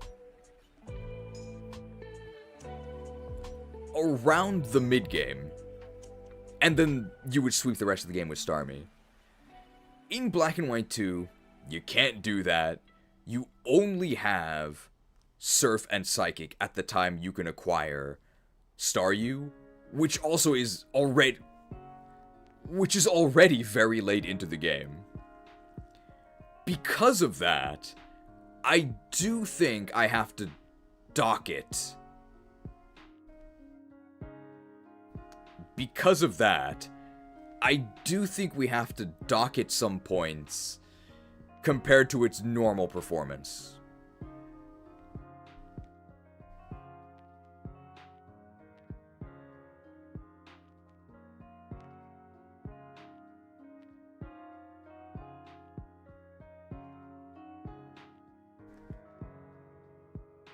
Four stars.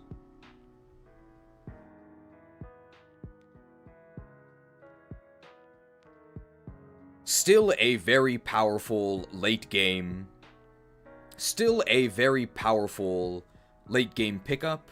You can instantly promote it with the guiding, Waterstone.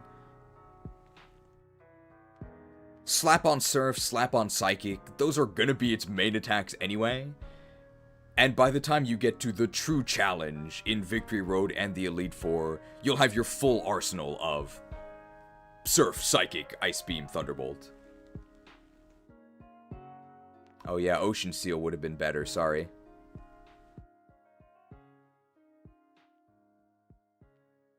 Still a very powerful late game pickup. The moment you get it, you can immediately... I would recommend insta-promoting it with the Ocean Seal, Waterstone.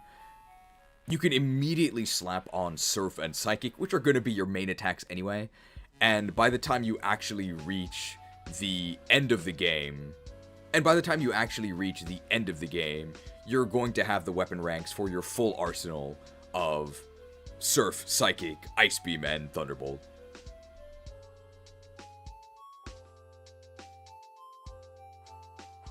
There we go.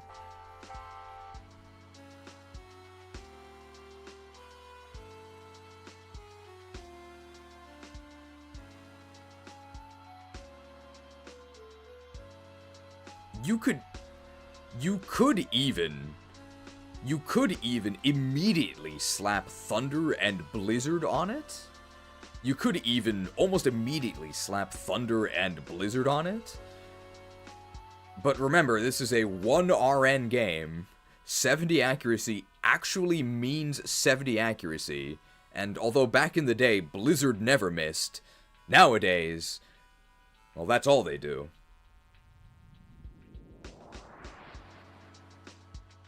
There we go. That'll work.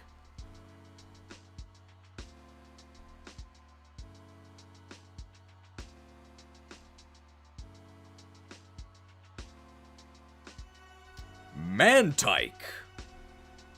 Remember Skarmory? Remember which graphic we played for that? Well, Mantine is Special Skarmory, which means...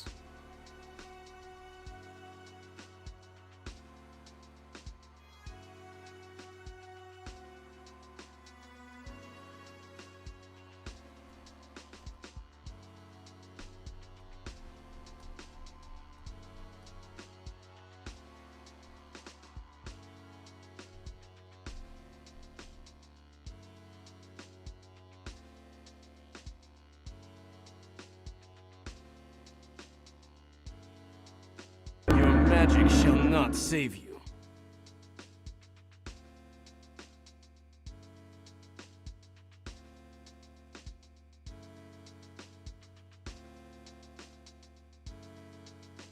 However, unlike Skarmory, who fears no fists, there is absolutely sorcery that can fry Mantine. Electric attacks will devastate you.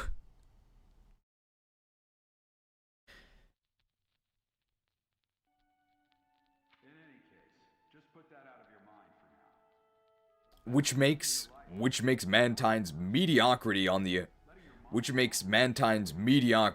all the more apparent. It's a water type. Where do you think we're putting this?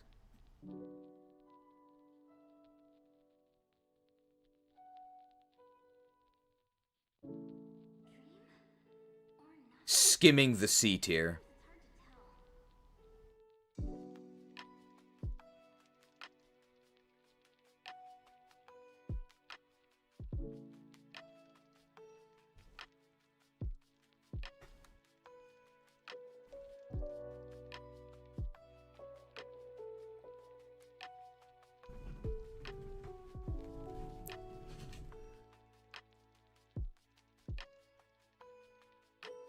I think I can just narrate this.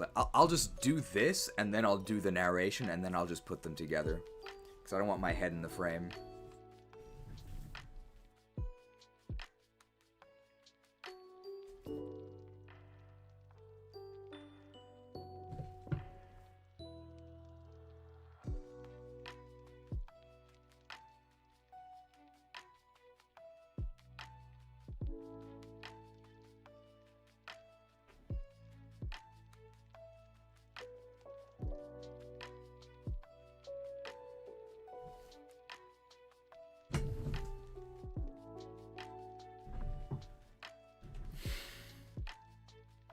We interrupt this tier list to bring you...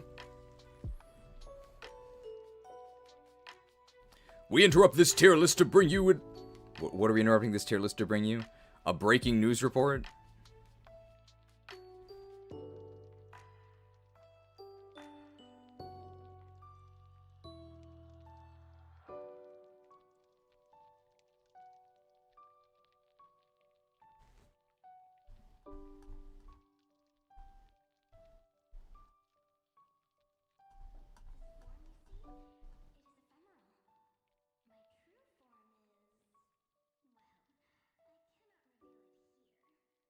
We interrupt this tier list to bring you breaking news.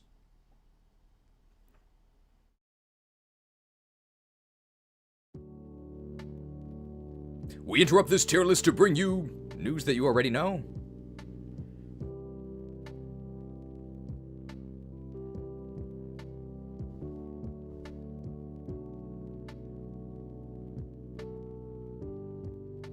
To bring you breaking news.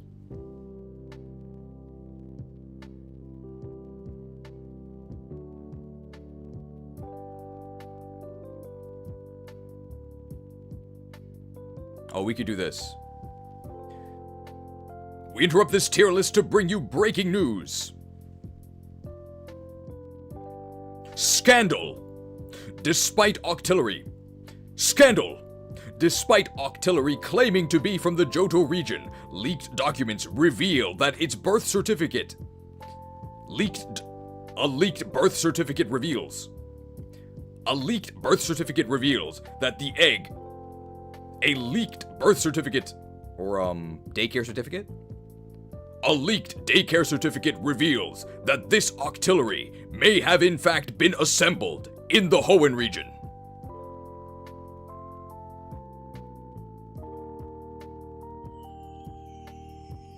There we go, and we can go ahead and make a news report out of that, with the fish being a reporter.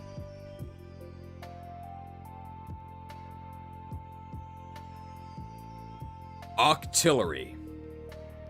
Modeled after a tank? Well, I would definitely say that it tanks.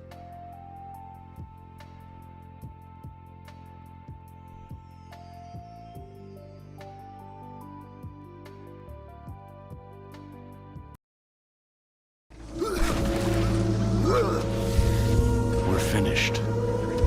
No escape for any of us.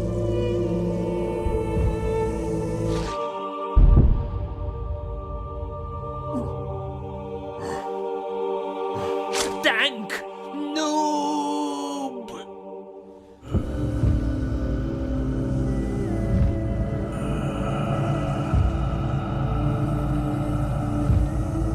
At least I picked Torchic.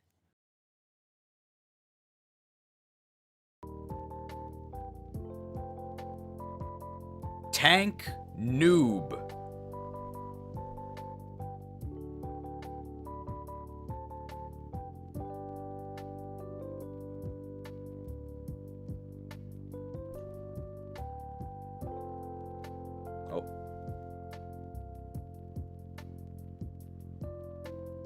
Where'd it go? Where'd it go? Oh, here it is.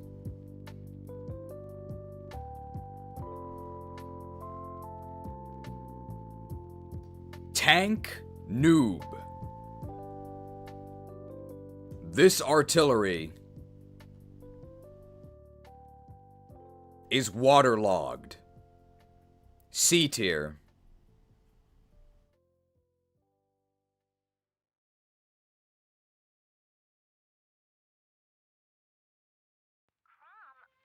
Whalmer.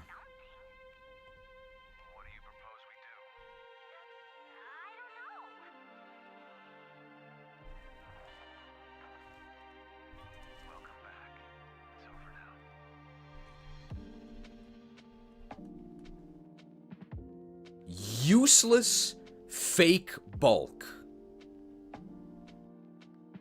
But at least I can say that Whale Lord is more support for my Blue Lord theory.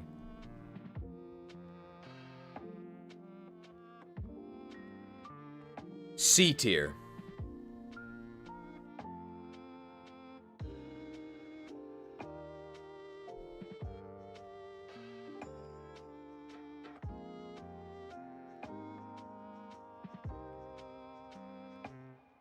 Sfeel.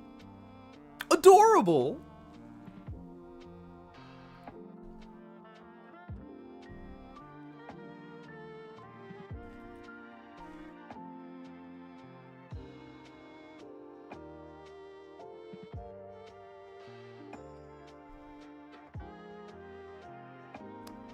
Definitely peaked. Definitely peaked as a. Definitely one of those child stars that was cuter before it grew up, though.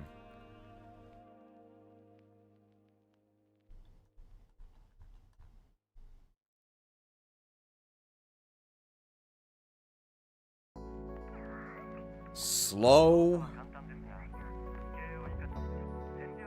Slow. Bulky, no air quotes. Mixed attacker.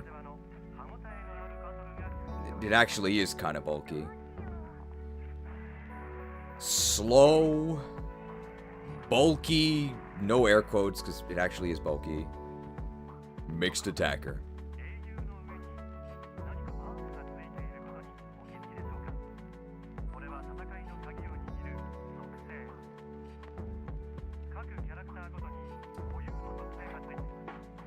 Ice Stab is nice.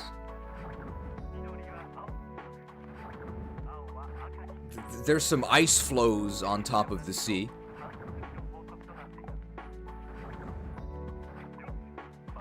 I guess I'll put it here because I have no idea when else I'm ever going to talk about this, but I recorded some... Don't ever doubt my conviction as a Pokemon content creator and as a leader of an online community. Don't ever say that I lack the willpower to make the difficult sacrifices, because I sacrificed $10 of my own money to purchase Pokemon Friends. The gameplay you are seeing now has never before been seen, because I think I'm the only person ever who has recorded this stuff. And Sfeel is featured in one of the puzzles. I don't know if I'll ever make a video about Pokemon Friends, because I played it and I don't really have anything to say. It's like a collection of Flash games, except I paid $10 for it. If you want a video about the power of Pokemon friendship, leave a comment, I guess. I don't think Sfeel deserves better than the C tier, but it certainly deserved better than accepting a friend request from this game.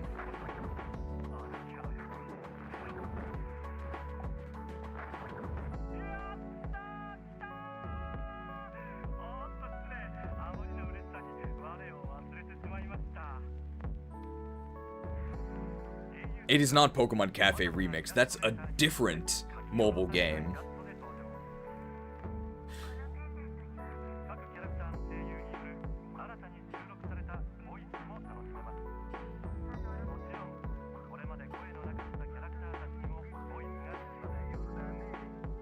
Mienfu.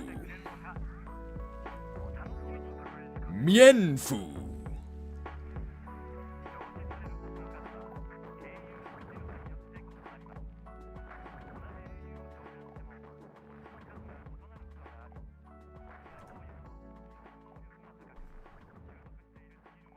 Did I spell that wrong?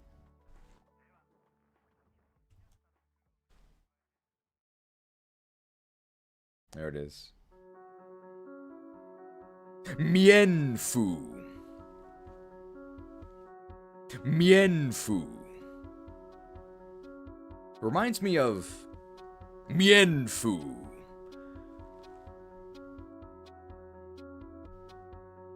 Whenever I hear this Pokemon's name, always reminds me of Chow Mien or Lo Men. Whenever I hear this Pokemon's name, always reminds me of Chow Men or Lo Men. Did you know that it's actually the same man in Chow Men, Lo Men, and also Ramen? Because I believe men is Chinese for noodle, and in Japanese we just stole the recipe, but kept the word.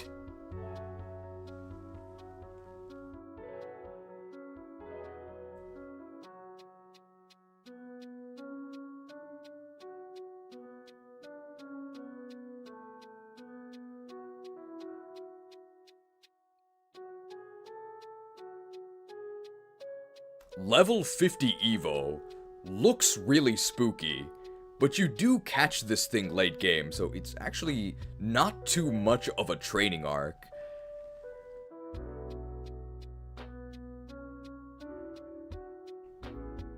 I myself trained with a Mienfu. We walked vigorously around an old lady's house.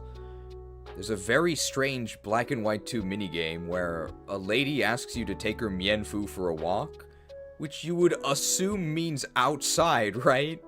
The place where most walking occurs, but no, you just do laps around her abode. And eventually, she thanks you. Very unorthodox training routine, but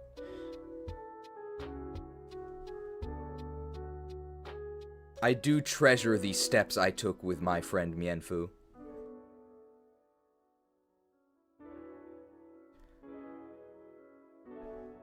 Once you become a Mien Shaolin master,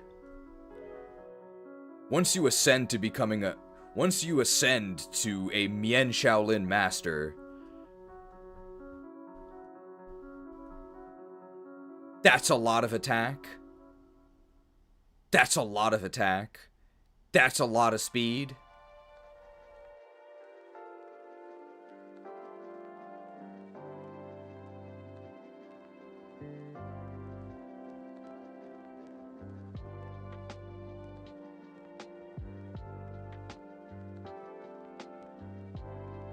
Pair that with high jump kick.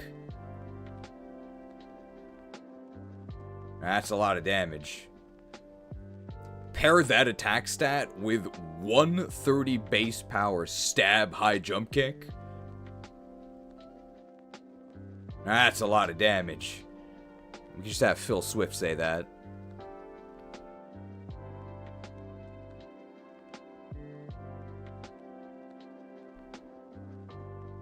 I believe this thing can also...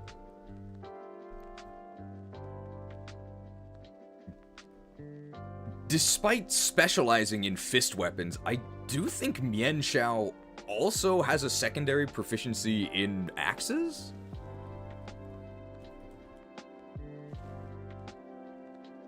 Yeah, this thing actually can wield the Brave Axe, although it's probably not worth tutoring Dual Chop onto this thing.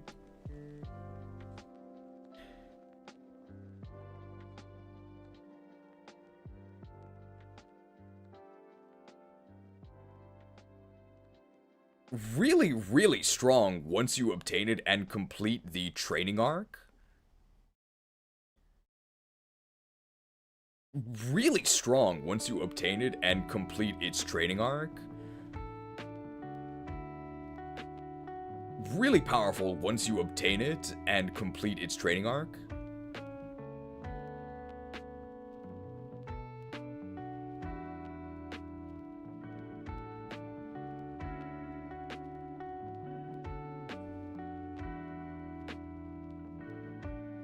Something about the dojo being too late.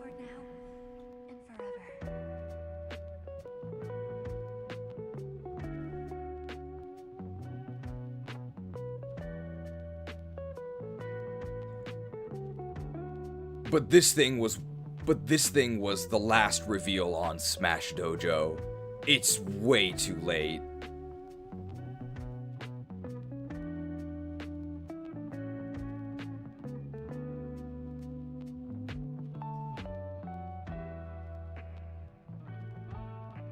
Aren't fighting types supposed to be disciplined? Aren't fighting types supposed to be disciplined? And part of that is showing up on time, pal.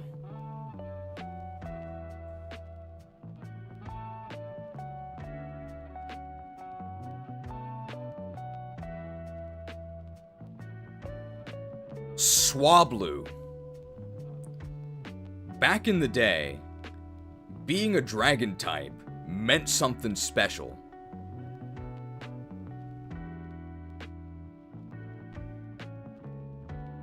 If there was back in the day, Swablu. Back in the day, being a dragon type meant something special.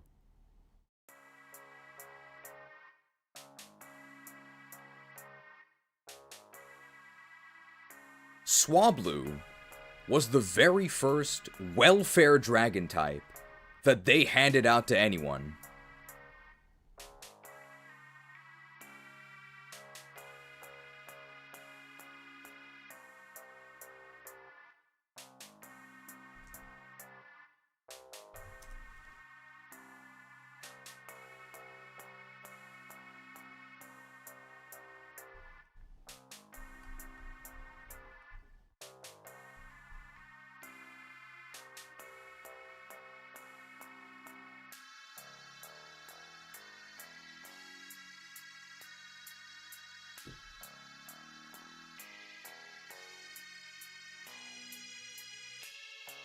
Altaria has a cloud aesthetic.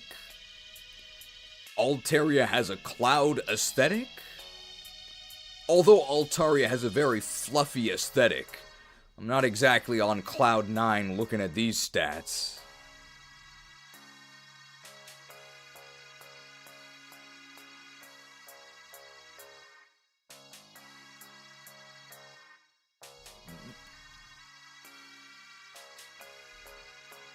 Hey you! Get off of my cloud!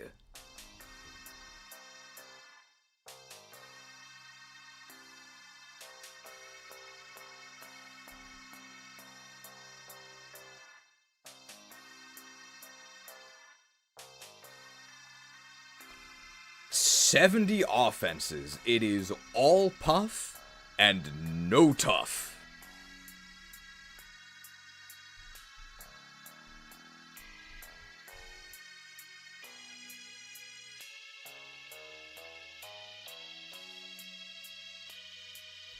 It does get access to a sleep move, which is very unusual for a dragon type. It does get access to a sleep move, which is very unusual for a dragon type, but it is the worst sleep move in the game in the form of Sing?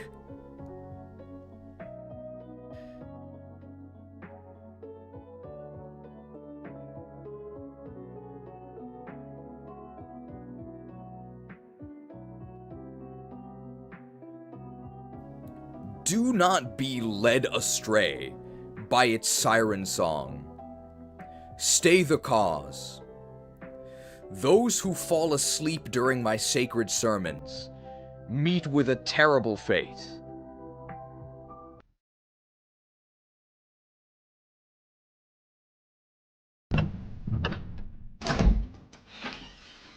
Naughty secrets. I'll rip the secrets from your flesh. Welcome, my child. What brings you to Crook's Confessions today? Oh, Father Crook, I have a confession. Fret not, for there is no sin so grave it leaves no path to absolution. Confess, and be judged appropriately. I have sinned, for I fell asleep during one of your sermons. I see. Do you truly wish to be redeemed? I do. Then allow me to relieve you of the burden of your earthly sins. Go into the light. Now.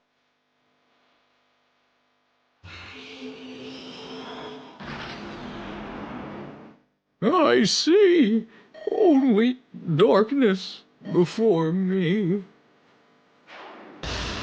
You are forgiven. Those of you who have confessed your sins, thank you for at least being honest. Those of you who have confessed your sins, thank you for your honesty.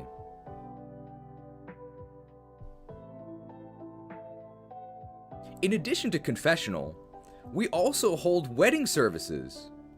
In addition to confessional, our congregation also holds wedding services.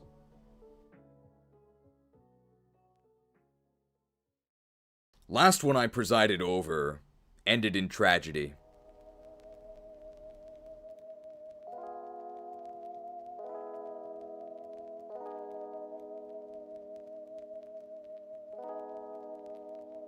The trainer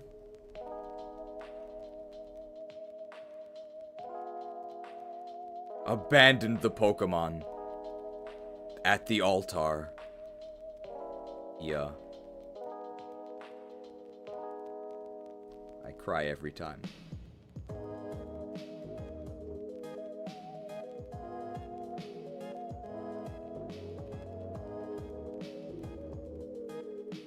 Or how is that? That's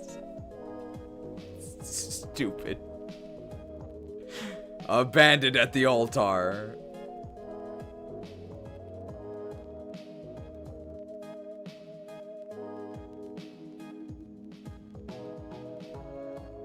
Lapras. Don't look so smug. I know what you're thinking. Altaria. Look at that grin. What did you do to earn this? Don't look so smug. I know what you're thinking. But Union Cave was merely a setback.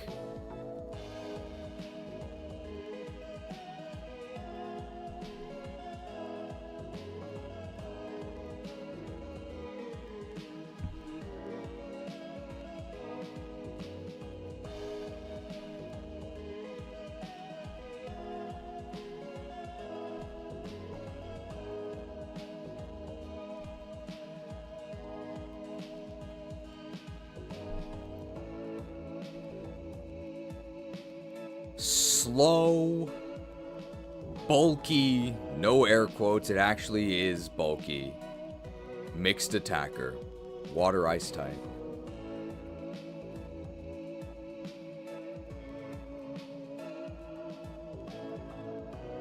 I feel like I've said this before.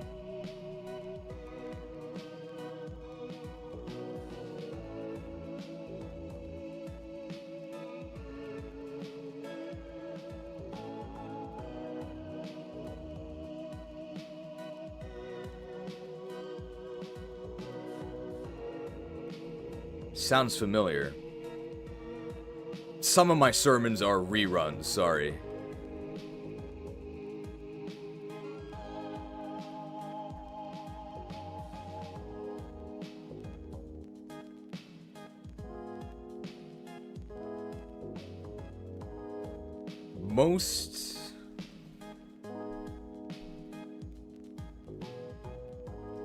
It actually has a pretty good TM move pool, including, notably, Thunderbolt and Psychic.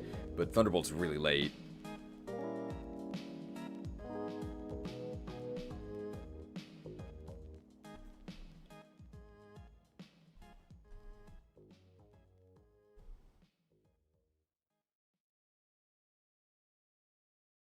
And through breeding, which is not something we're considering in our in-game runs, you can actually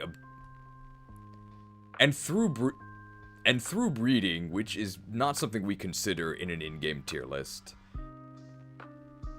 you can actually learn some dance moves.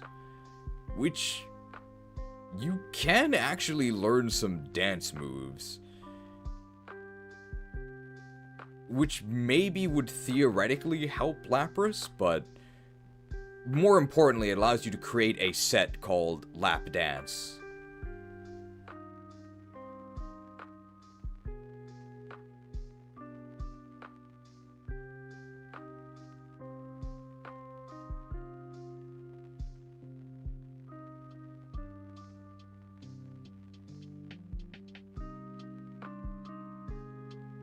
It's a water type. This is the iconic surfing Pokemon. Where do you think this is going? Look for Lapras.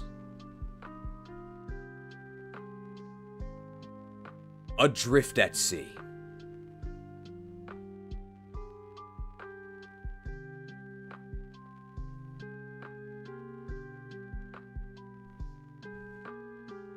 Virizion Wireless.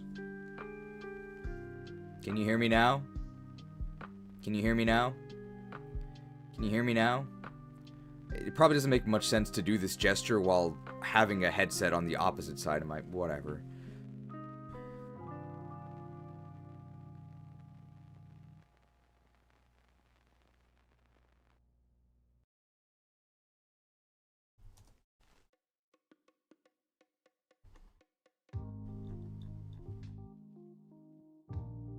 The grassland Pokemon. That's not a good sign.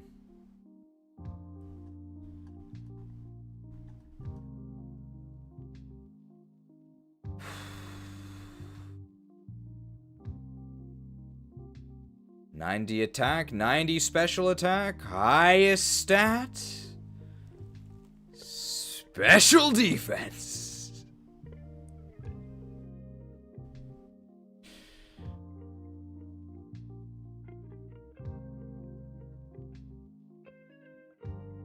Magic shall not save you.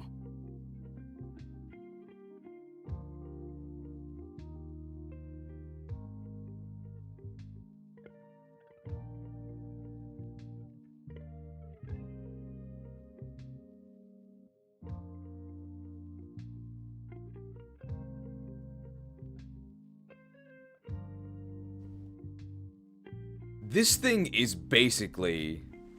This thing is a fighting type with some chia seeds growing on it.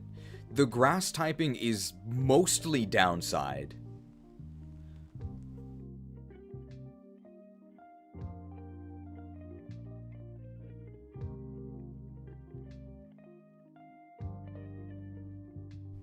Sacred Sword is pretty good. But Cobalion just does it earlier and does it better. Sacred Sword is pretty good, but Cobalion does it earlier and does it better.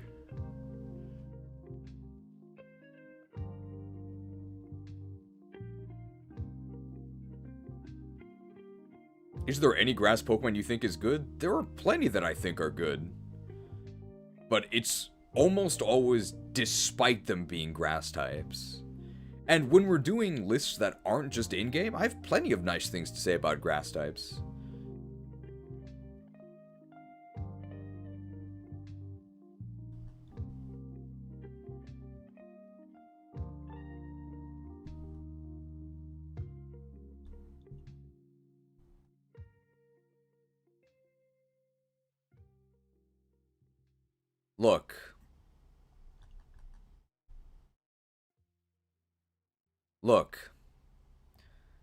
Look, I am satisfied with my current Sacred Sword provider.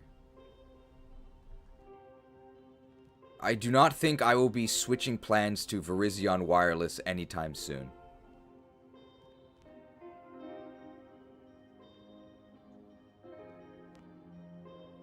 I could see myself doing it someday, but not today. Please stop calling me. Can you put me on your... Please stop contacting me.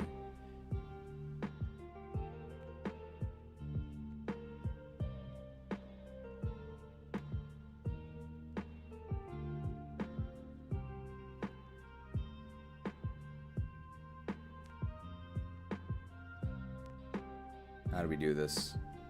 I do think that's where I'm gonna put it, like top of C. Like, the stats are good, but the availability is really bad. Grass typing does nothing.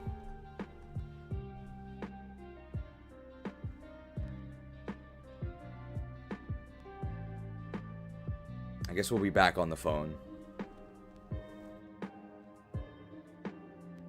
I'll put it here, I guess.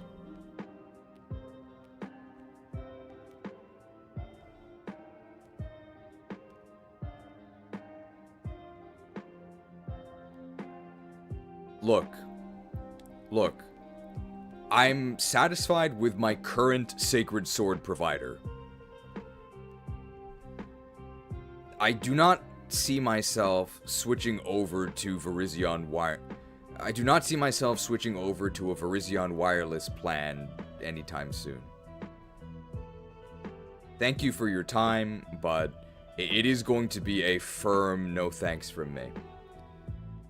Alright, I'm gonna hang up now, okay?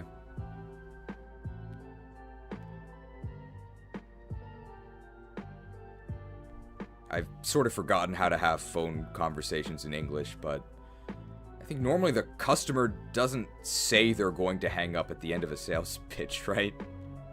Anyway, I'm not sold.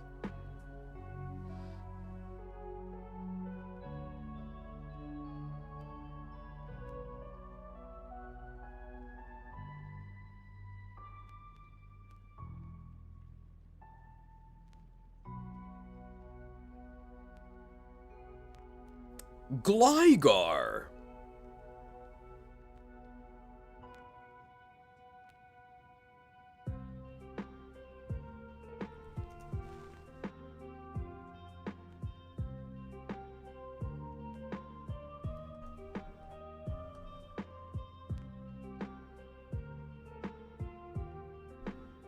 Gliscor has really solid physical stats, pretty good speed. Where's the earthquake?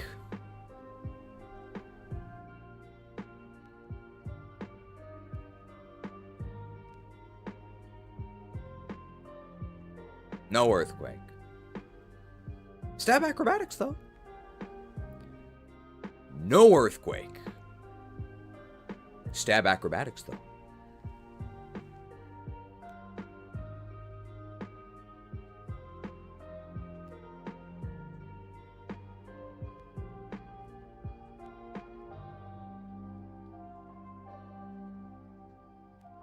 And Sky Uppercut?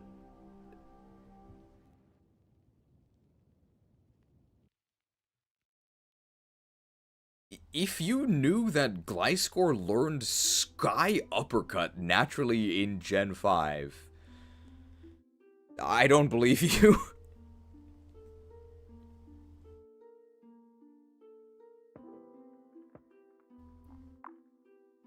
Really great typing.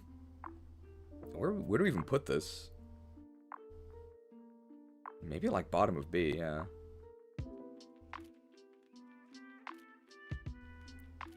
Really good typing.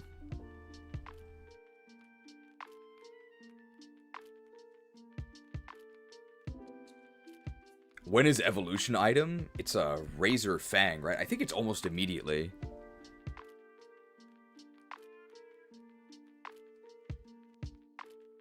But I think there's some trade-off for actually using it, because it consumes the Fang.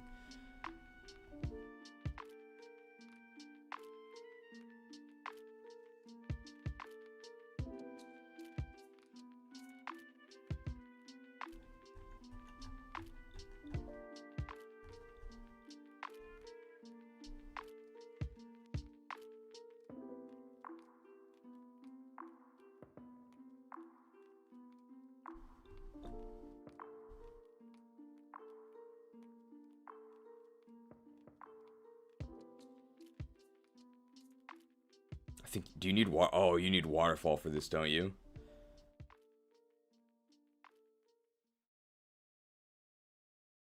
Oh, yeah.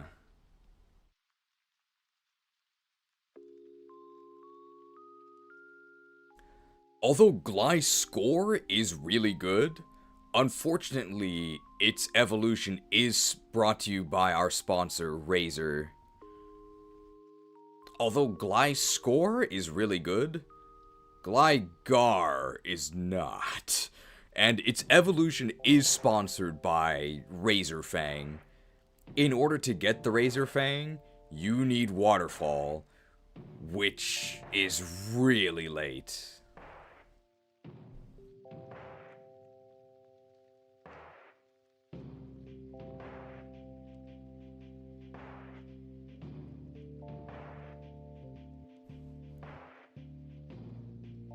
So although Gligar is available before Gliscor, Gligar may as well not exist.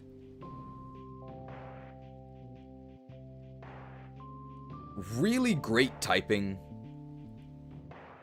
Really great typing. Good enough moves, but no level up Earthquake, and horrendous availability. I have to massively penalize it for that.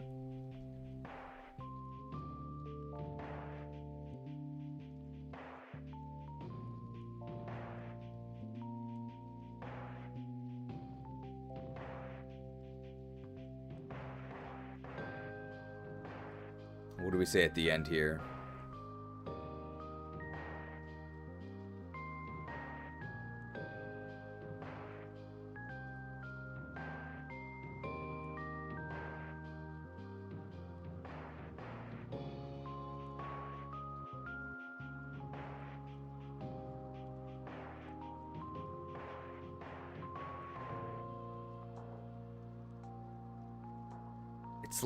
It's like a vampire, right?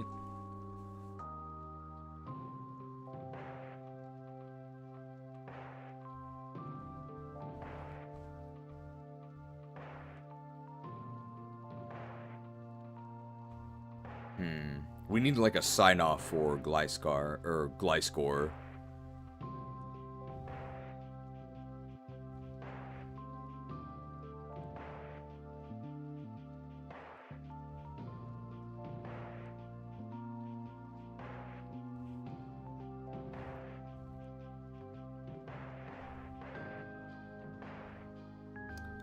We need something.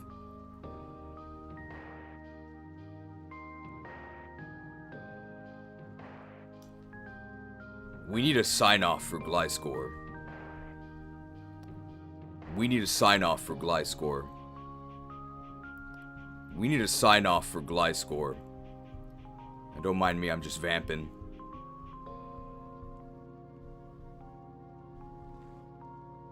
Vamped, there we go.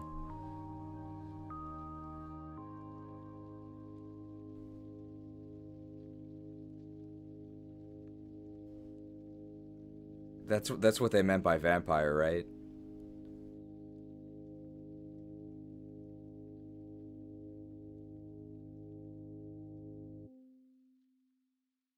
Pawnyard.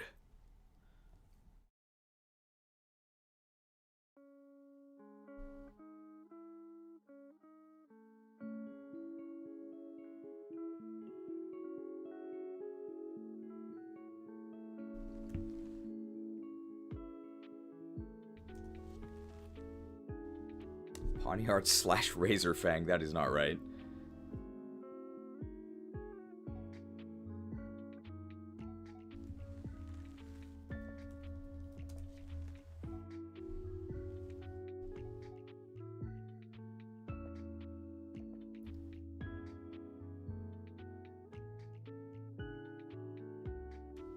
Disgusting evolution level of 52, but again, you do find it in the wild at a decent level, so it's not that bad.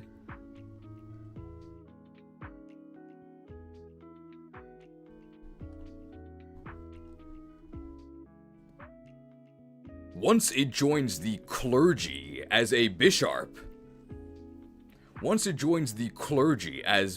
Bishop, those are some pretty good stats.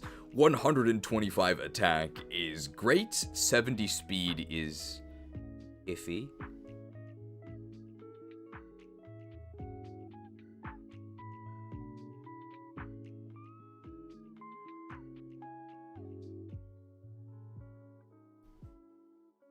The Dark and Steel typing is really good into the Elite Four.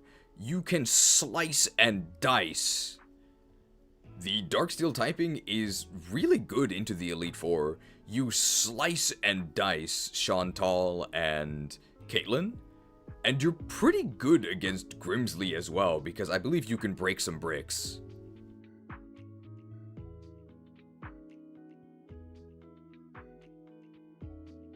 However, jocks have no respect for men of the cloth. This bishop gets absolutely clobbered by any sort of fighting attack.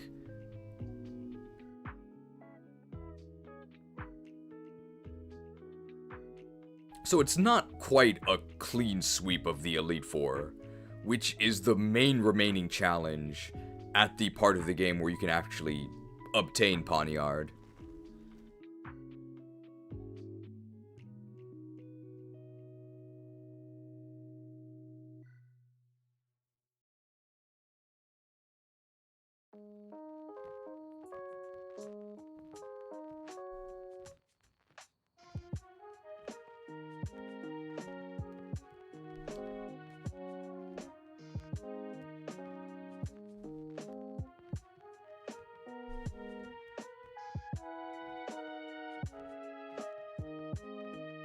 What do you, I have no idea what they say.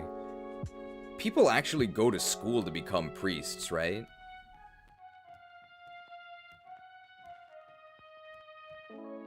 I think...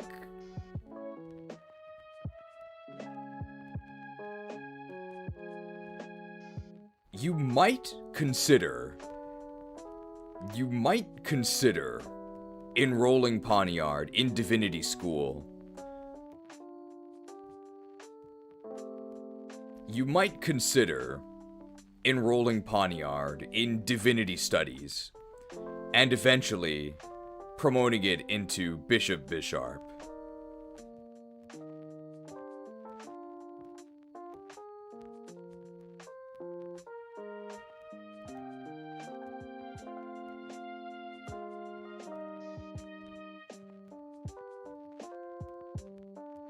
I'm not sure I believe in that idea.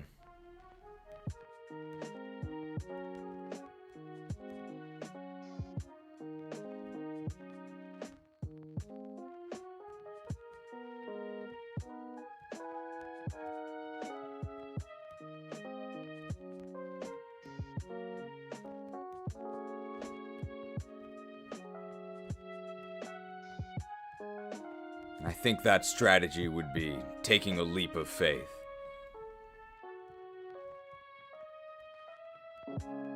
Lord Terato, were we merely poniards?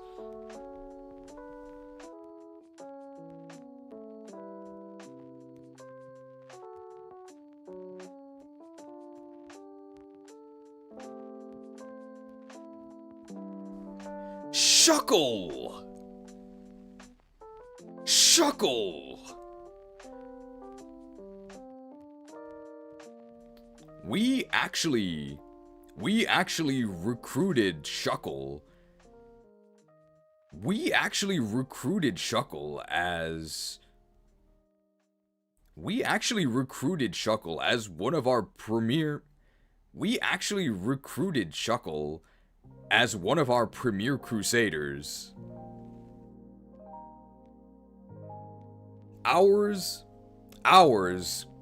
Our Shuckle, going by the name Arden, was blessed with major Promethean holy blood, had its own set of azure blue armor.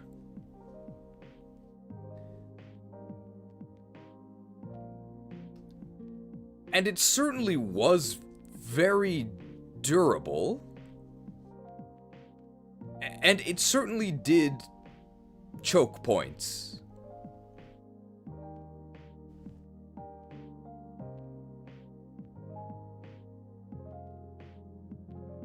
you can see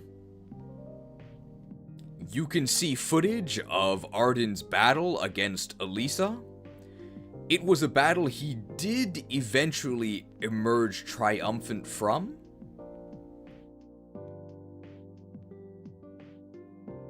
I believe there was a historical war in England that lasted for a long time. Was it like 100 years? Is the 100 Years' War a real thing?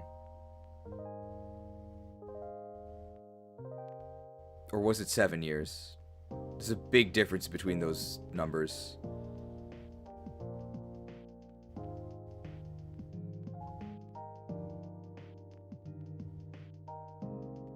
Okay, apparently it was 100 years. Our battle with Elisa... Okay, it was both the 100... Okay, both 100 years and 7 years were correct, because it was 107 years. Well, Arden's battle with Elisa lasted about the same amount of time. It was 45 minutes, which was pretty close. Well, our battle with Elisa lasted... Well, Arden's clash with Elisa lasted about the same amount of time. It wasn't 100 years, it was 45 minutes. About the same time frame, I would say.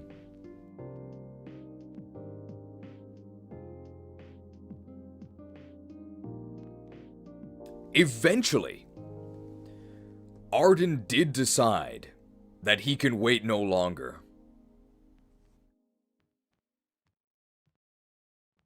And we switched from a stall build to an offensive build, becoming very tricky with our power.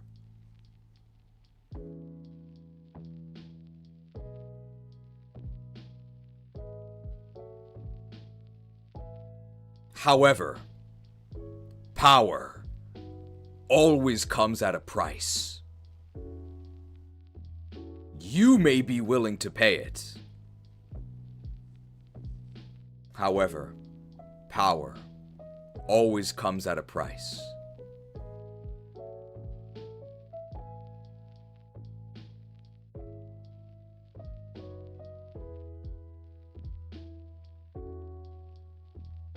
However, power always comes at a price.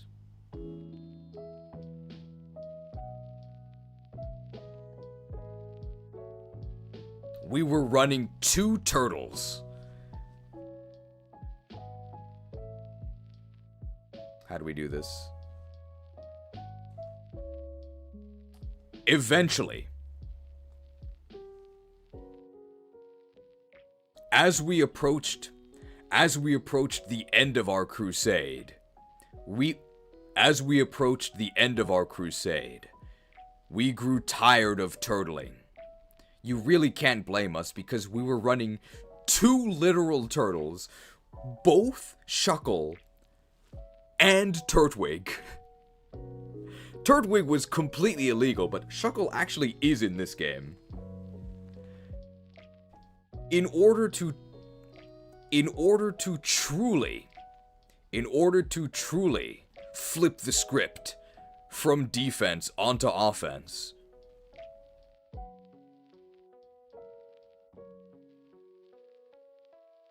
Shuckle had to pay a terrible price.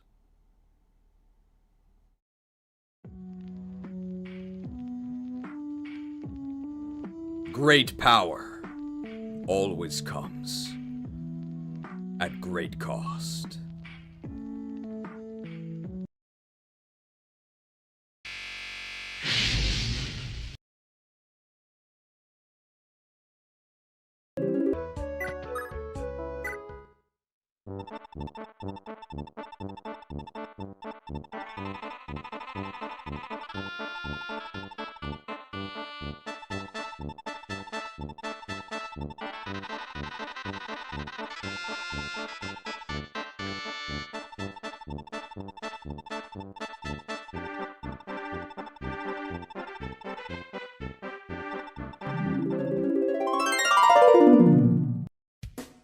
Hey, Arden. I heard you're whining. You got a lot of nerve asking for even more screen time. I'm gonna level with you, pal. If you want me to give you a super duper sacred weapon, you're gonna need to pick up the pace. Father Crocodile, sir, I'm a Shuckle. I have 5 base speed and 10 base attack. I'm doing the best I can. Well, your best is boring, bucko. Luckily for you, I know exactly how to coax you out of that shell. Did someone say shell smash? Ugh, won't someone rid me of this troublesome weed? If you want power, you gotta pay the price. And I don't mean -2 defenses. I get it. You mean money, right? It's always money. Oh, ye of little faith. This boon is not for sale. It can only be earned by one who has learned the meaning of sacrifice. Arden, would you say that Eden is your friend? Yes. I like turtwigs. Warms my heart to hear it. And Eden, would you say that Arden is your friend? More than that. I would die for my brother in arms. Hey, perfect answer. Arden.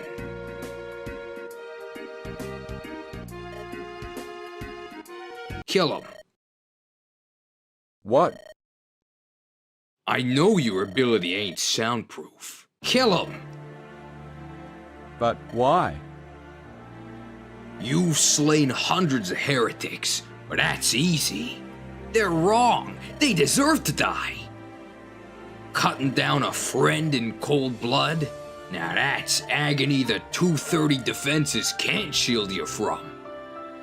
Do this, and nothing will ever hurt you again. Kill him. Do it. For the crusade.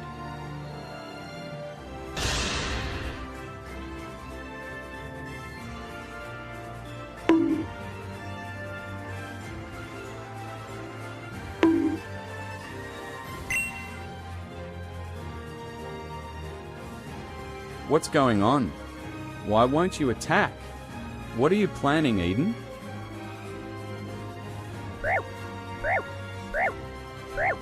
This last act of sacrifice is mine.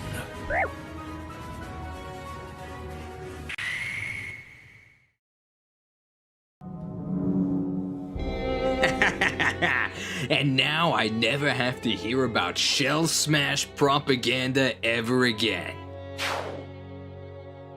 You've done me a great service today, Crusader. You've earned your just reward.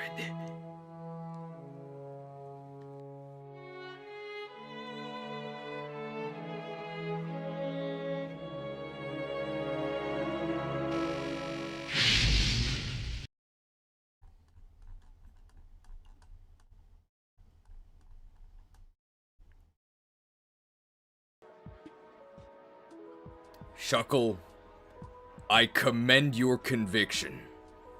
You did what had to be done. But be honest with yourself. At the end of the day, when you look back, looking back at it all, what you had to sacrifice, was it worth it?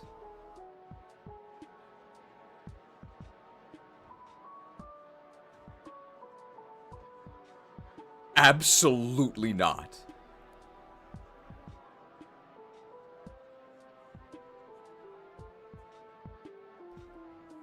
Our Crusader, our Holy Blood Crusader Shuckle,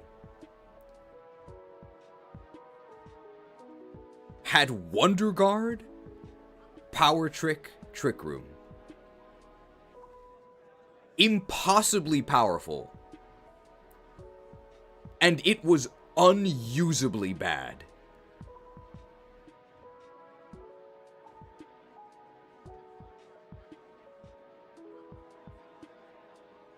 Shuckle sucks.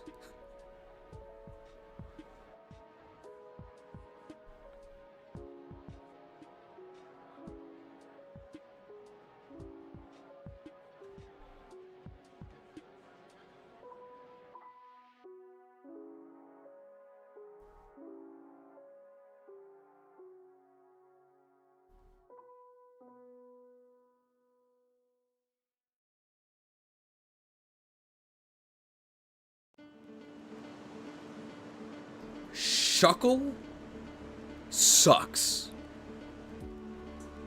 But don't ever call him a coward. He did what had to be done. Even though it didn't really do anything.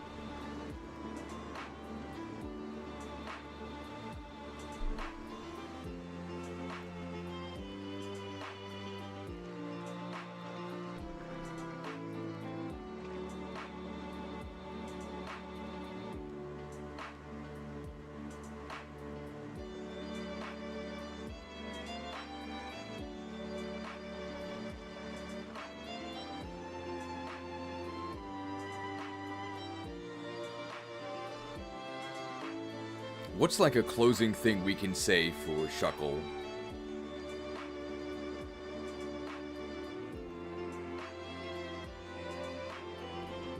Shuckle sucks. Our crusade did eventually end up conquering Unova, but it was no thanks to this thing.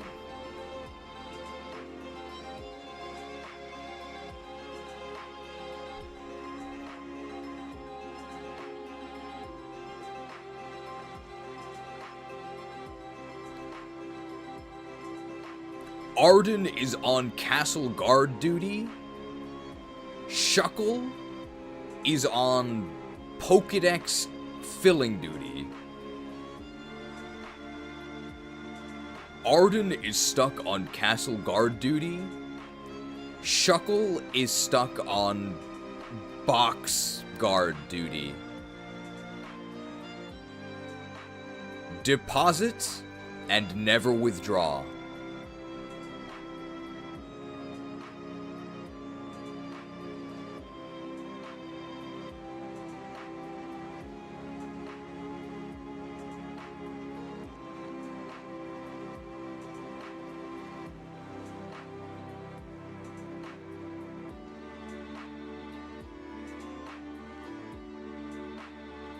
Shuckle is bad in general.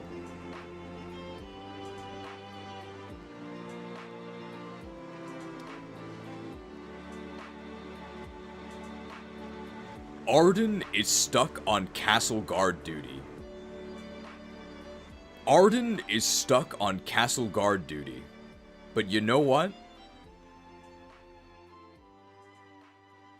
Arden standing in one spot for the entire map actually does morph in... But you know what? But you know what? Somebody has to guard the castle. Arden actually does something useful. Unlike Shuckle.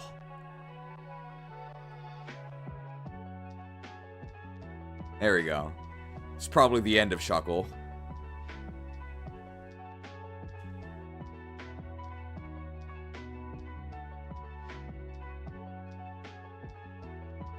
Seal!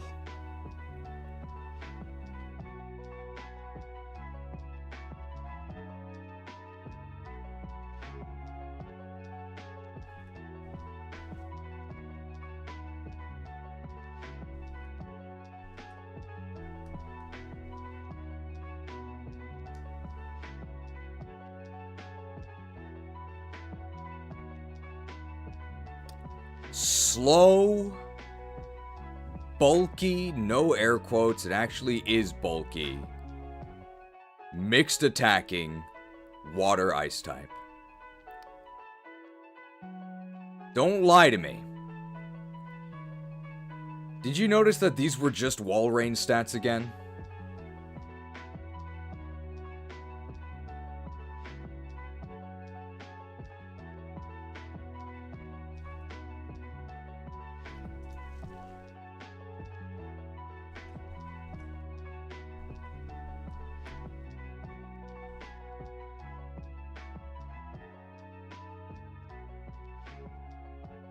Here are dugongs. They're even worse.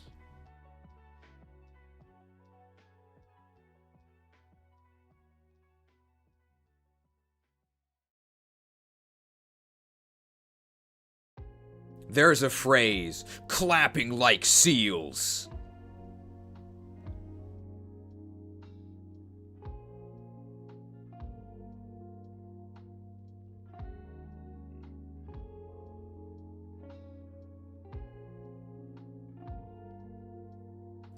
Tough crowd.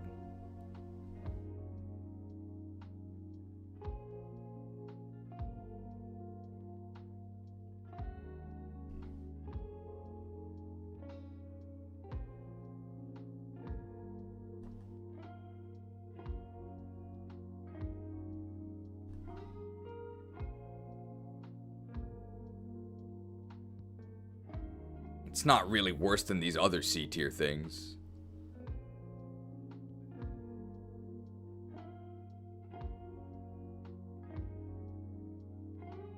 We can do it this way, just to make it more clear.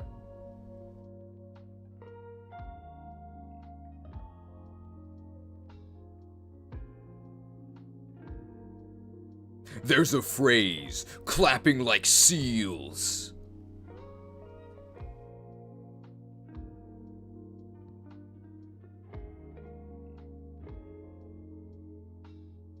Did you expect me to add in clapping sound effects?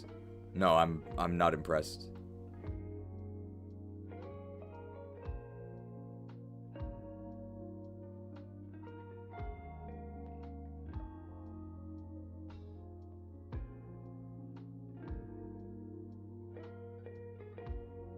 Corsola.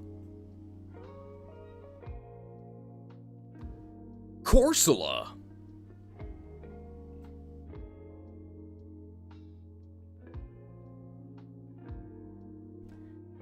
As you can see,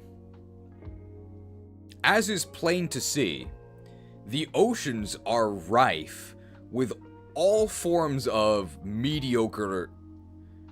As is plain to see, the oceans are rife with all manner of mediocre organisms. Mediocre doesn't mean bad.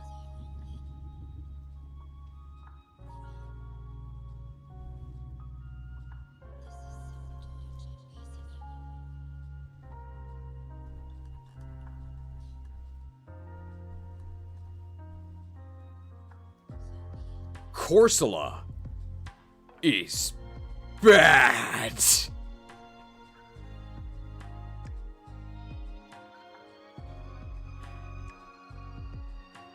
Are we supposed to feel bad that the coral reefs are dying? The faster this thing dies, the better, because Corsola is actually pretty good.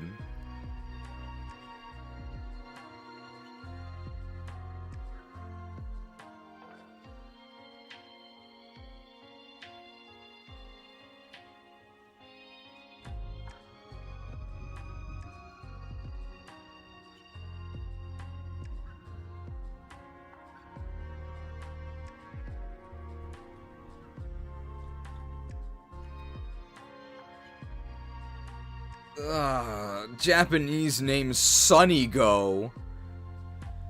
Can we get trainers to Sunnygo to the next Pokemon? Japanese name Sunnygo. Can we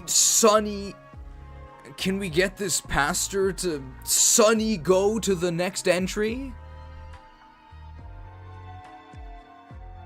Excommunicated to the deepest, darkest depths. It's still better than Shuckle.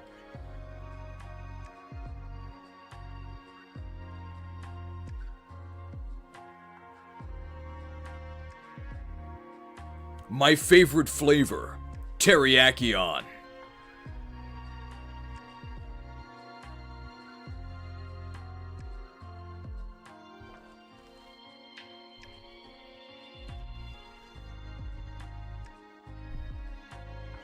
Can't spell anything.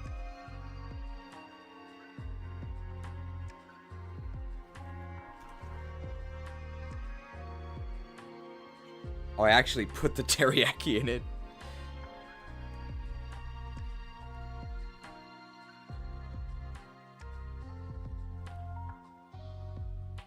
Are we sure this thing is a sword user? That's a really high attack stat. Are we sure this thing is a sword user? That's a really high attack stat. Don't they usually have middling to... Are we sure this thing is a sword user? It's got a pretty al dente attacking stat. Are we sure this thing is a sword user? They tend to have noodle arms, but this attack stat is looking pretty al dente. It's definitely fast enough to be a sword user.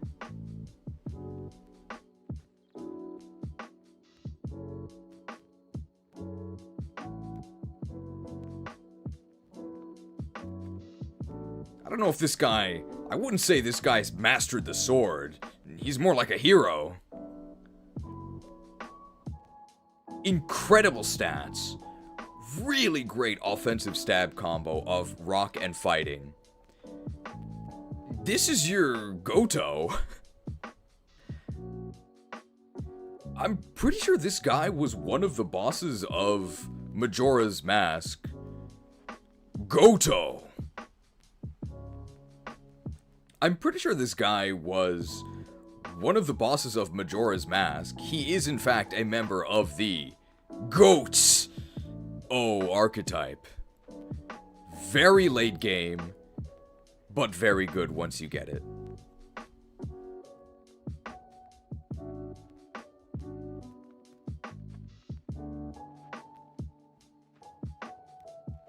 Very little time left to contribute, but he does contribute.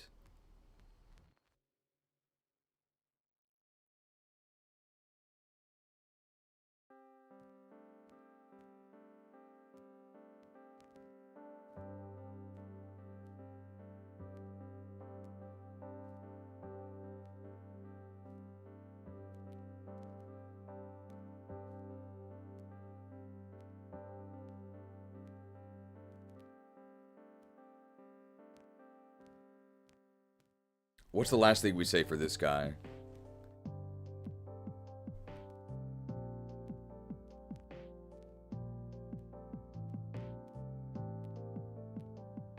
Can we do a Swords of Justice triangle attack? Who actually gets hit?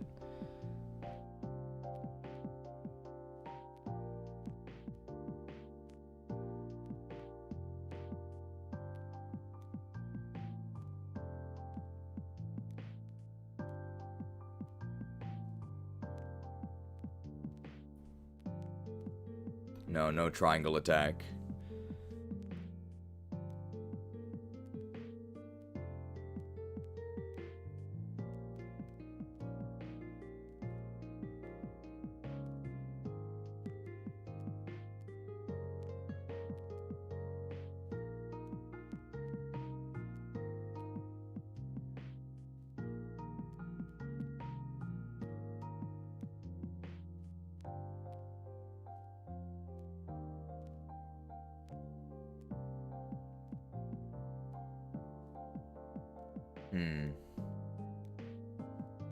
Arcanine's a legendary. It can sub for Virizion. I'm not gonna triangle attack Staryu. It's not gonna work.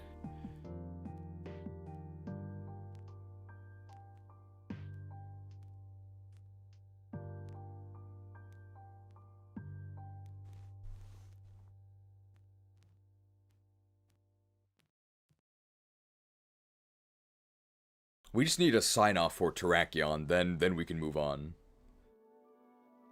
Only thorns left on this rose.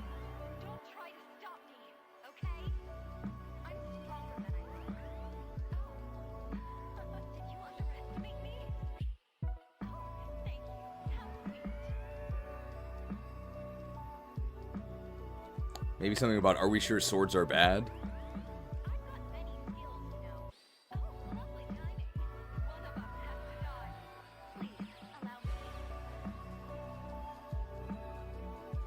A rank is more than justified. We already said justified for Cobalion, so we can't do that again.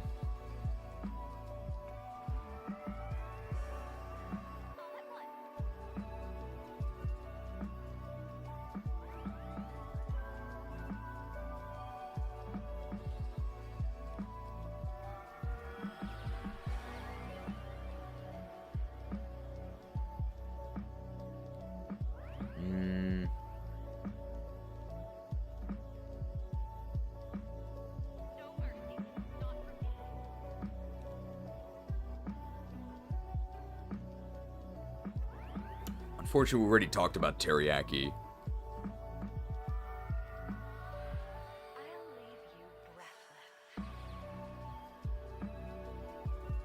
Oh, we could do this. Yeah, let's do this. Let's do this.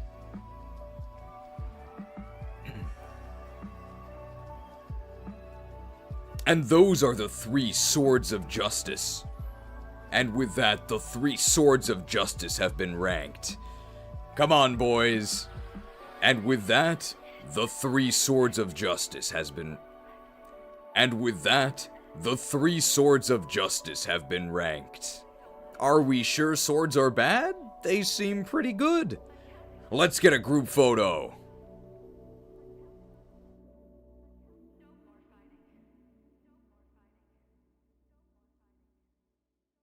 Let's get a quick group photo, guys.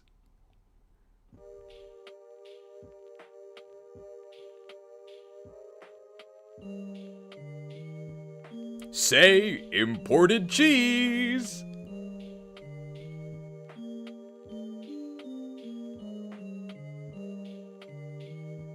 Great photo. All right, Verzian, get out of there.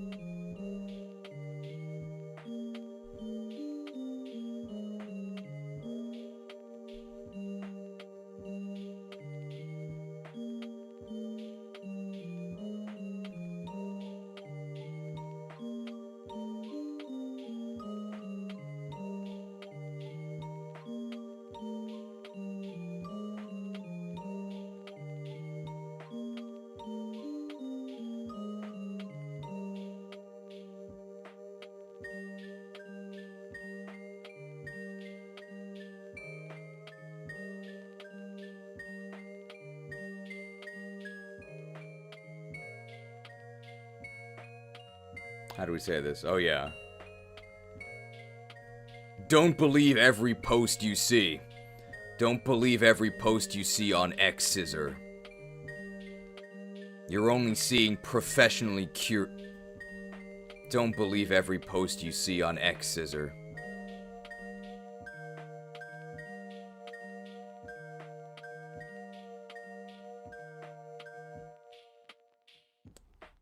Don't believe every post you see on X Scissor. Social media is carefully curated.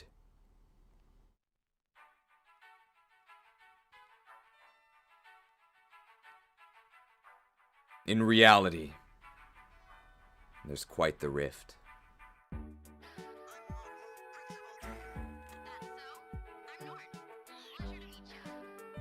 That's probably enough.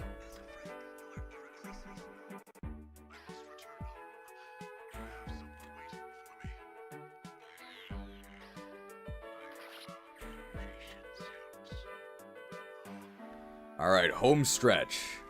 We have an hour and a half. We can definitely finish in an hour and a half.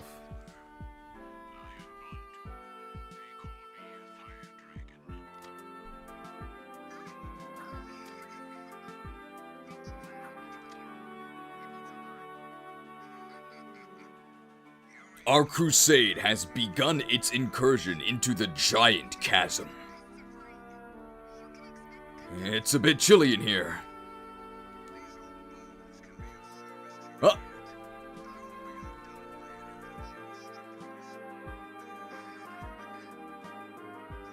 Grab a tissue. In case you sneeze. Sneasel.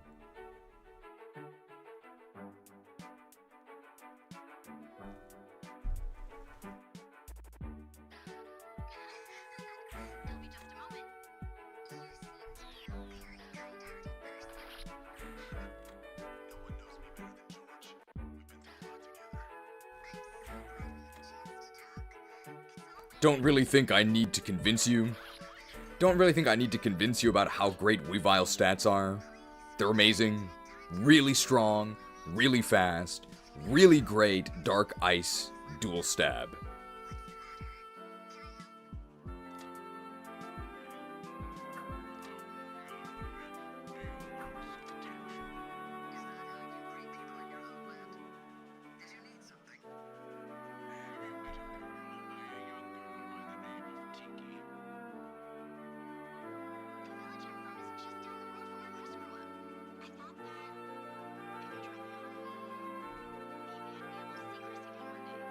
Evolution is sponsored, like Gliscor, the evolution is sponsored by Razor, but this time by the Razor Claw line of products, not the Razor Fang, which is faster because you get the Razor Claw in Giant Chasm when you actually catch Sneasel.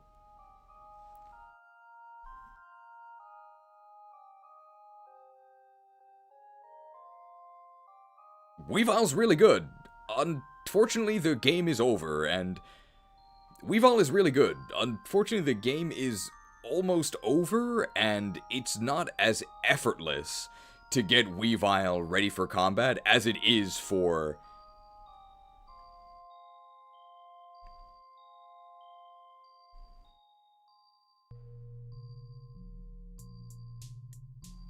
Weavile is very strong, but the game is almost over, and it's not as effortless to get Weavile ready for combat as it is for Terrakion.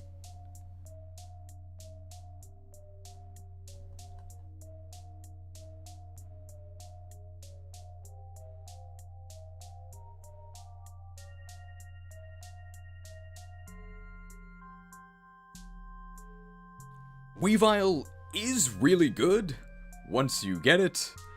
Weavile is really good once you get it. Weavile is really good once you get it, but unfortunately the game is almost over.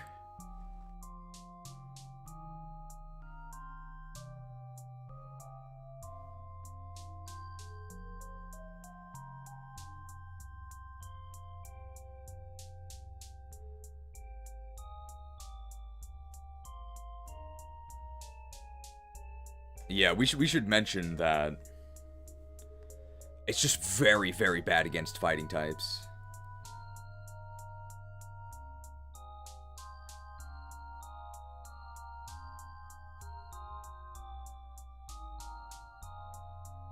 Isn't Sneasel pretty good though? No, it's terrible. $2 microtransaction from Pocket Juju 22. Thank you. I actually farmed some Jujus in Winter Spring yesterday.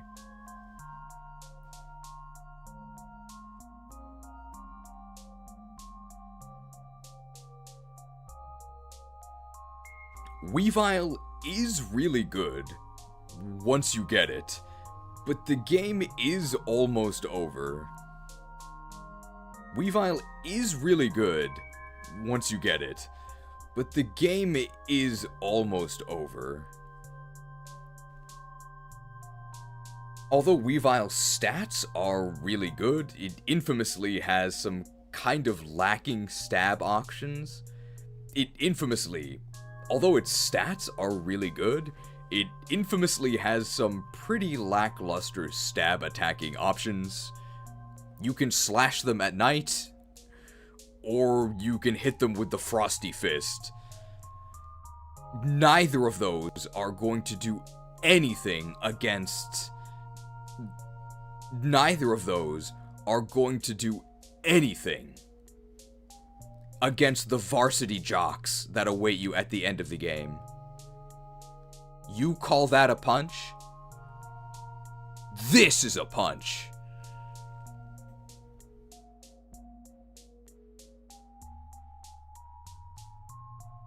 Stuffed into a locker at the top of C tier.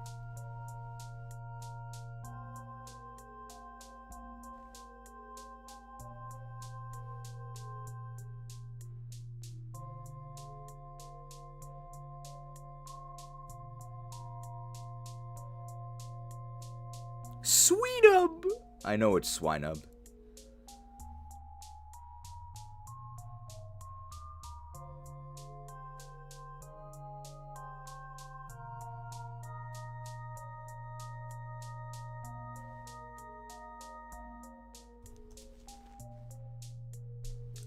It is just not a good day to be typing things.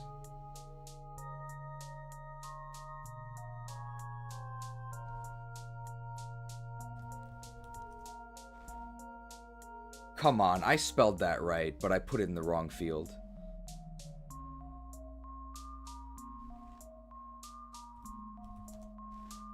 There we go.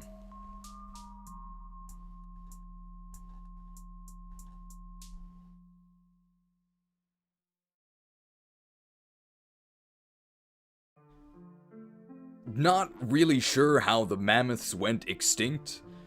Not really sure how the mammoths went extinct with monstrous stats like these. For in-game, I would call these practically perfect. Ground Ice is an even better stab combo than Ice Dark.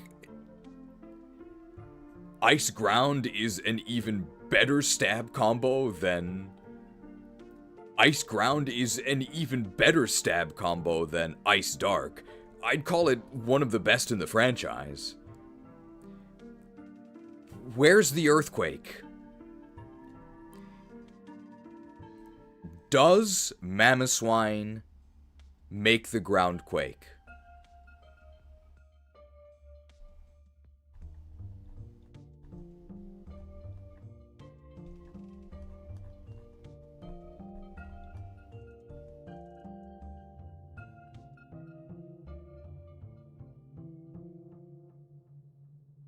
It does.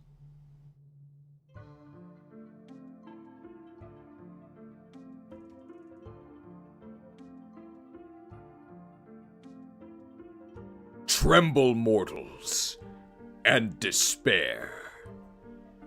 Doom has come to this region.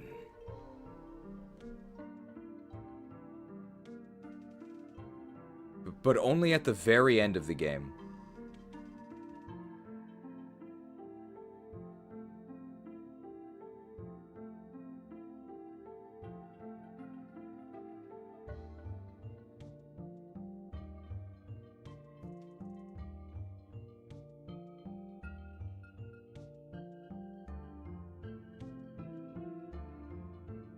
No icicle crash.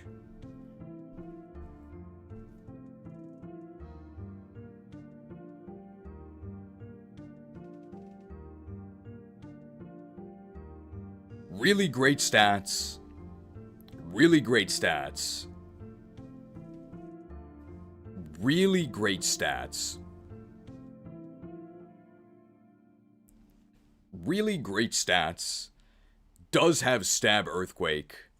Unfortunately, the poem Before Swine. Unfortunately, the ancient adage, Pearls Before Swine. I really have no idea what that means, but in this case, the part I care about is Before Swine. And Before Swine describes almost every Pokemon in the game. The availability is terrible.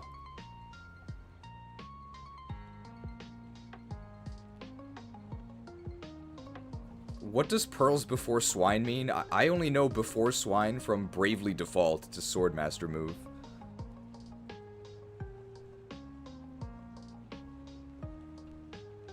Apparently, Pearls Before Swine means to give something valuable to someone that won't appreciate it. Well, if you add a Swinub to my team, I promise you, I'll treasure it. I love this thing.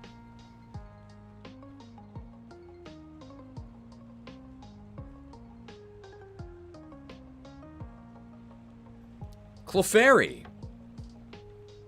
Don't look so smug. I know what you're thinking. But Mount Moon was merely a setback.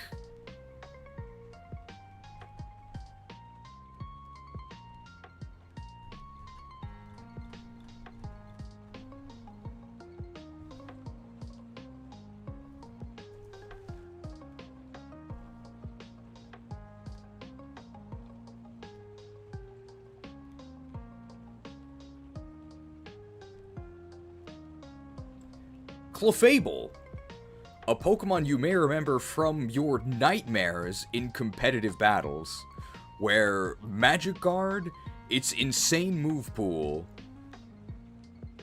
Clefable.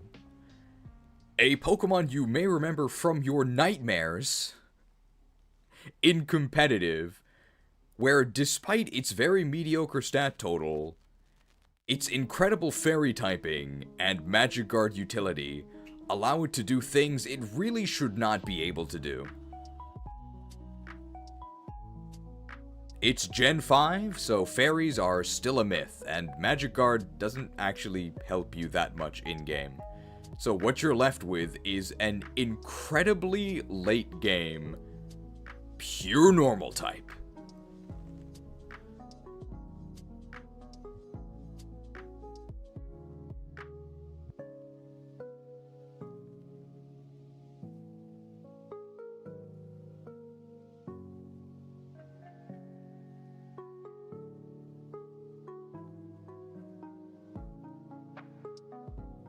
I'm thinking about there. It's really, really bad.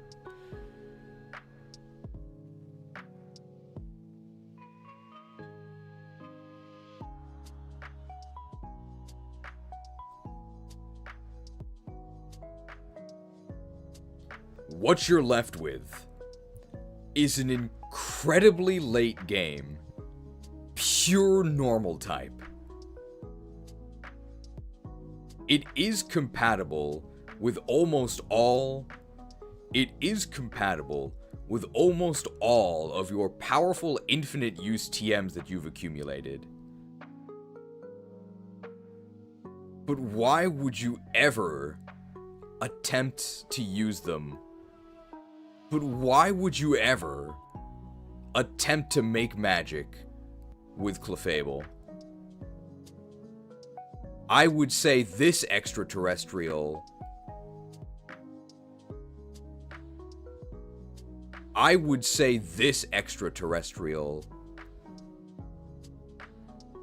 craters into the finest.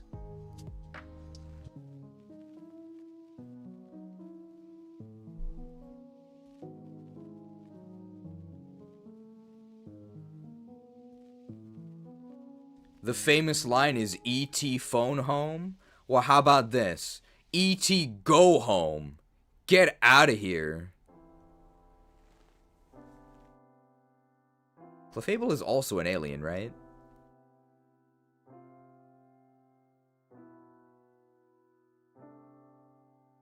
Oh, I'm sorry. I didn't mean to put this under cast form. It's not that bad.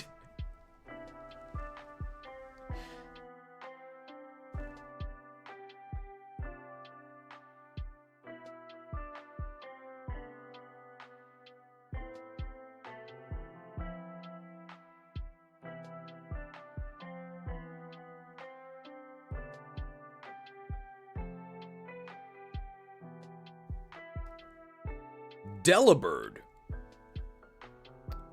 Delibird.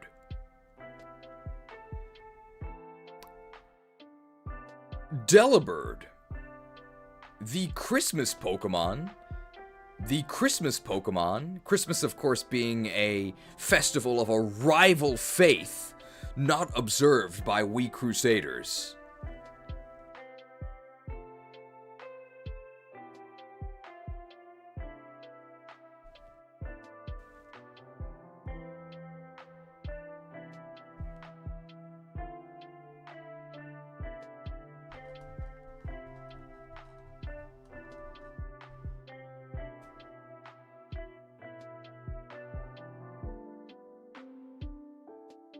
But I am a magnanimous. But I am a magnanimous leader?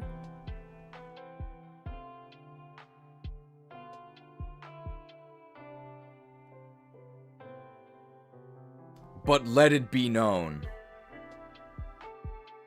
But let it be known. But do not let my magnanimity... Magnanimity?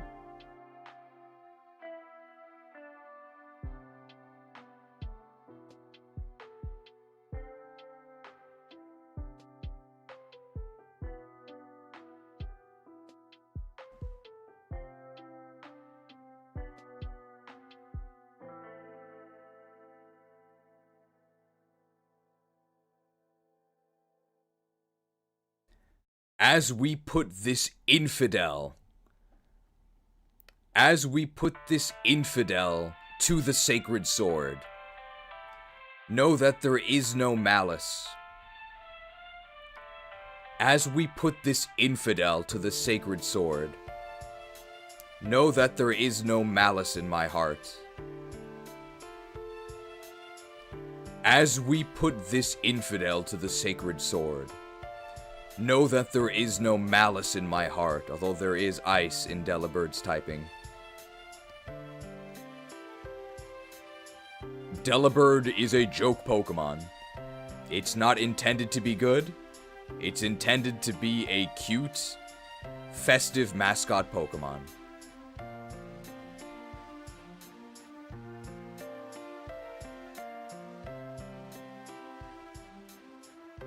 The greatest gift I can grant Delibird is the mercy of a swift death.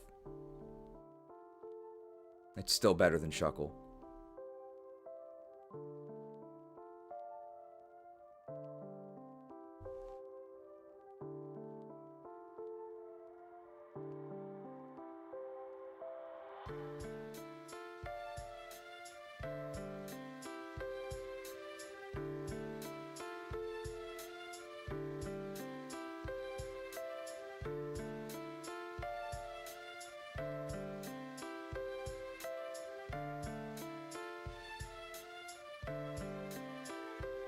Vanillish.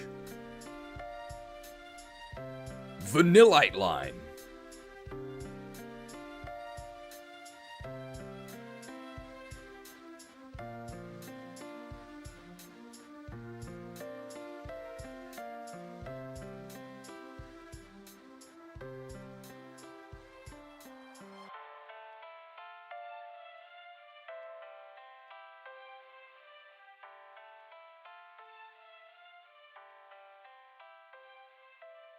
How do I say? I don't know, like, the word for other faiths when stuff is forbidden. I guess in Islam it's like haram, but I guess we've made it a sin, I guess. I am Ferdinand von Eyre. Only a fool challenges me.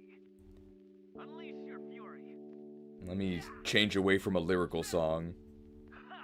Luck is always on my side. Back to Pokemon music, I guess.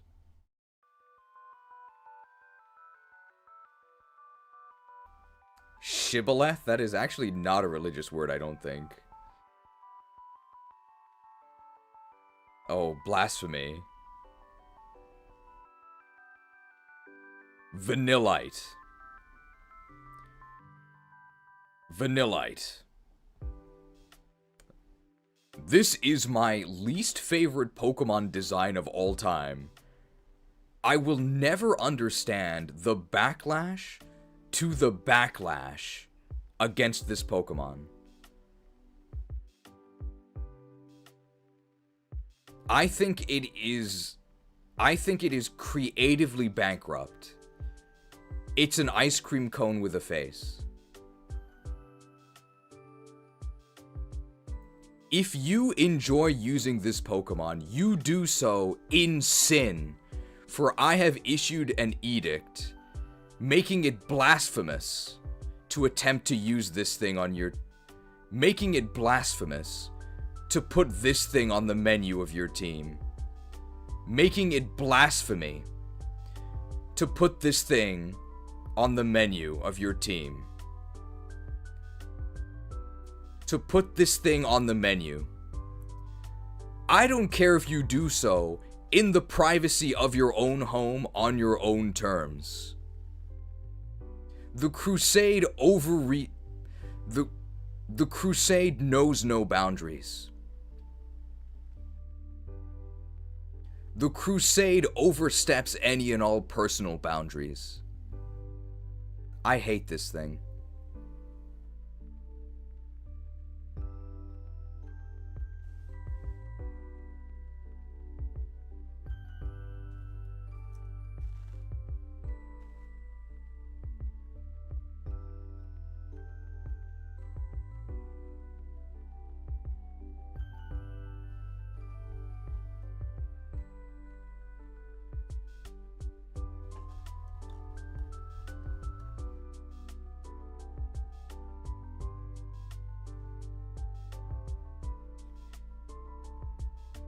Vanillux actually has a weirdly high BST of 535. That actually puts it on par with most Final Form starters, but the distribution is atrocious.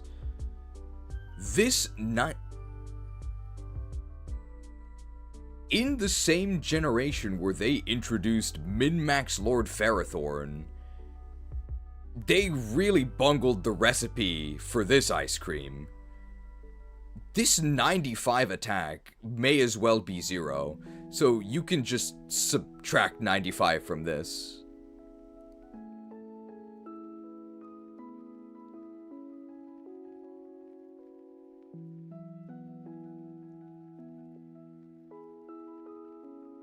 Mono Ice,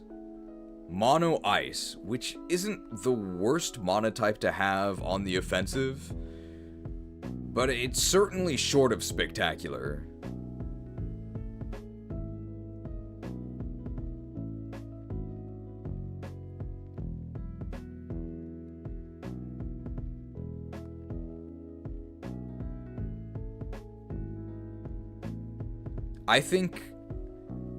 I believe that Christianity observes Sunday as a holy day. But for me, Sunday is the most grim day of the week.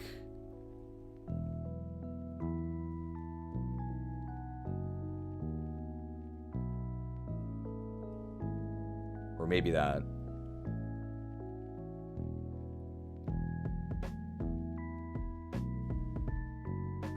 I believe that Sunday is usually considered the holiest of days. On the 7th day he rested. Well, for me, on the 7th day,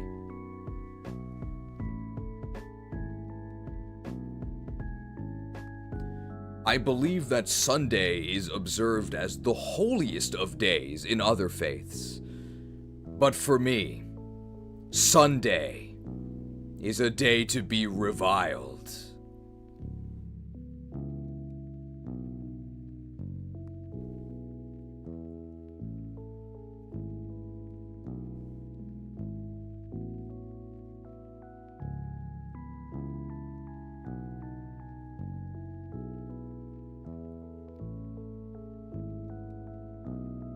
What's the last thing we say about this?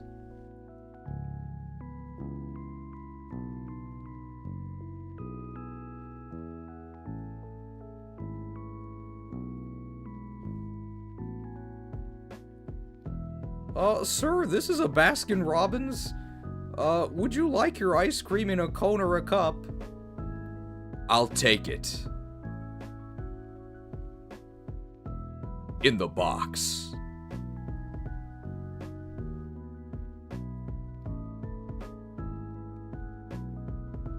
How about that? I think that works, right? I don't eat ice cream too often, but I've seen my friends order it. They ask you if you want a cone or a cup, right? So, in the box. In terms of placement, I mean, even if you're a fan of Vanillite's design, obviously I'm being hyperbolic, right, when I'm talking about how much I dislike this thing. It is my most disliked Pokemon. I'm not a fan, but I think in terms of placement, this is about right. It's very bad.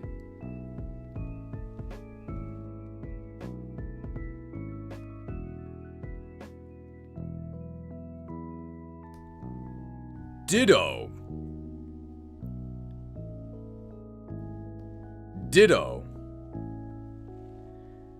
Many times throughout our crusade, I've described the opponents of Black and White 2 as fairly strong. And they are strong for Pokemon opponents, which means they're overall still very weak. During the tournament arc with Shanam, our Zoroark, he utilized the Imposter ability to scout enemy moves. Imposter allowed him to transform immediately without spending his turn. Imposter allowed him to transform immediately without a one-turn tax, and what he learned on his reconnaissance mission shook him to his core. Here's the secret the devs don't want you to know. The game really wants you to win.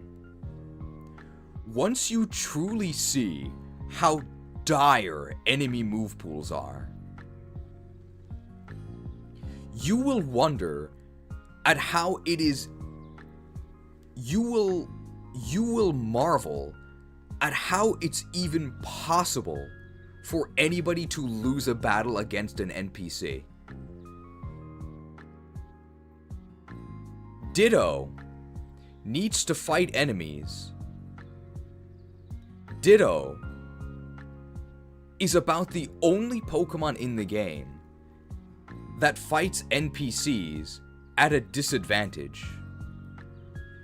Not only do you have to use their terrible moves against them, you do so one turn behind. You do so while having to pay a one-turn tax to transform in the first place.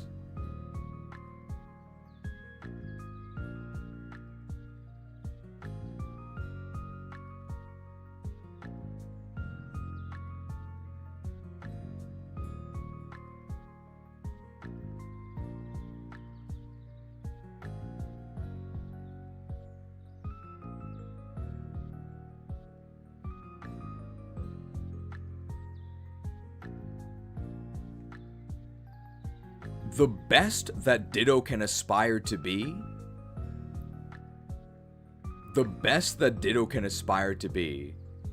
is a knockoff of your opponent's Pokemon.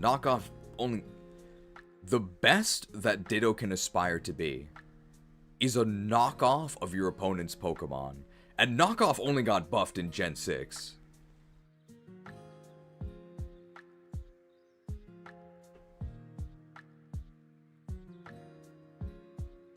You're the great value version of your opponent's... You're the great value version of your opponent with almost certainly... You're the great value version of your opponent with less PP and almost certainly less HP. But great value is better than... But great value is better than worthless. It's still above Shuckle.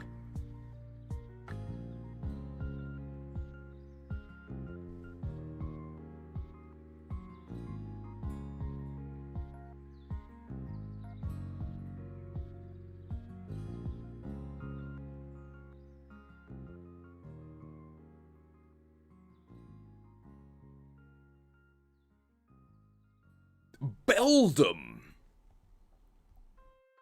What level is Beldum?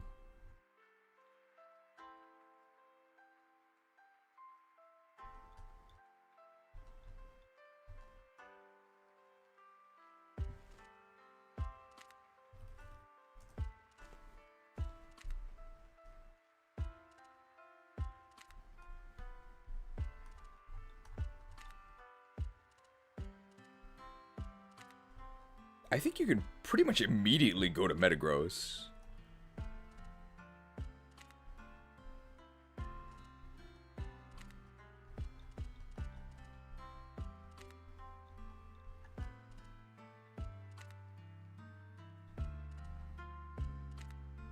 Here we go, we want Black and White 2. What? Oh, you actually catch Metang. It starts as Metang. There you go, Giant Chasm.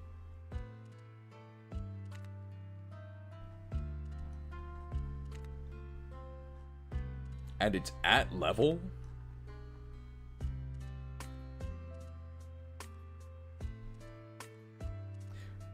Beldum! Beldum!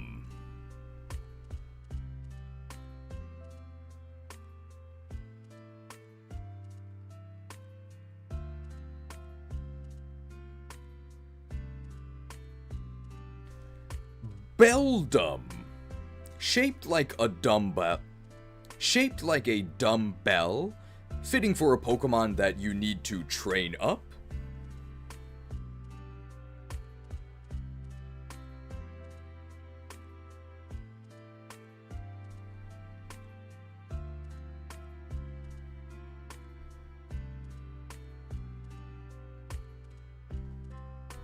Look for black and white too. Here we go.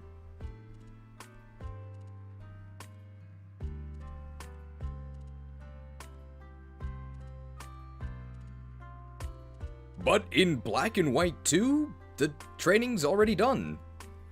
But in black and white 2, the training arc is already done. Metang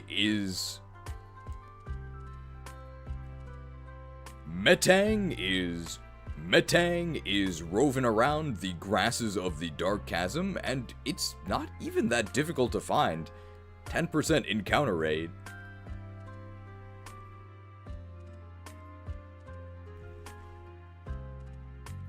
While Metang's address is public knowledge, and you can walk right up to... While Metang's address is public knowledge,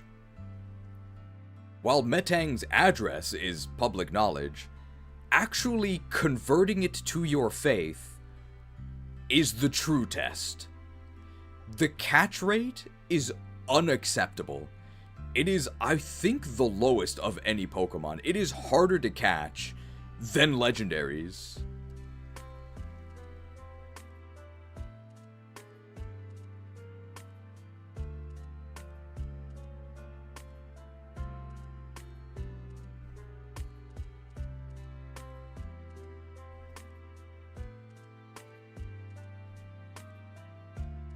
You are rewarded for your effort. Metagross is extremely good. You are rewarded for your effort. Metagross is extremely good, and it's a testament to how bonkers the... You are rewarded for your effort. Metagross is really good, and you are... How much time do we have? We still have over an hour. You are rewarded for your efforts. You are rewarded for your efforts. Metagross is really good, and it's a testament to how bonkers the Unova level curve is, that the super endgame pseudo-legendary of a previous generation, Gen 3, is caught in the wild in Unova above its final evolution level. So the moment you catch Metang, you level it up once, and you're already in the meta.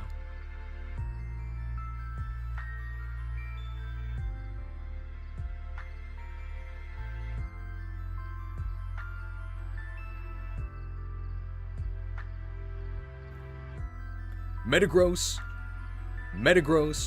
really good. Metagross, really amazing stats. Metagross, really amazing stats.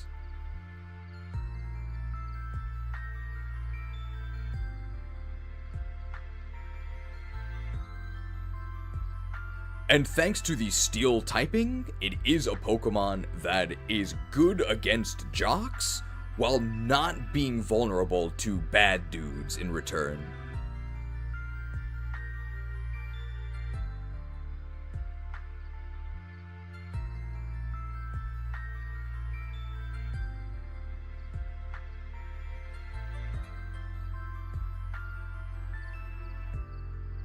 Metagross, obviously incredible stats. It is one of the pseudo-legendaries, so it enjoys a 600 BST. This is pre-Gen 6 Steel nerf, so the Steel Psychic typing allows it to... This is pre-Gen 6 Steel nerf. This is pre-Gen 6, where they changed the Steel type alloy to make it no longer resist Ghost or Dark. That means that Metagross's typing allows it to... That means that Metagross's psychic typing allows it to school enemy jocks while withstanding their fists in return. And you're not even weak to the bad dudes that will prey upon you starting in Gen 6.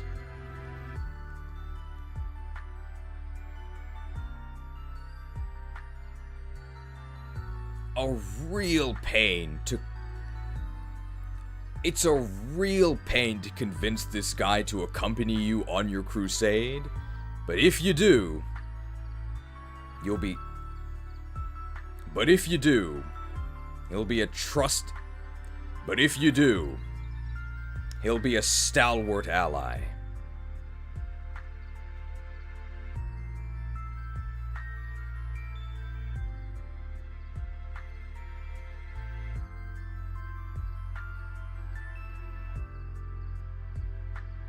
What's the last thing we say about Metagross?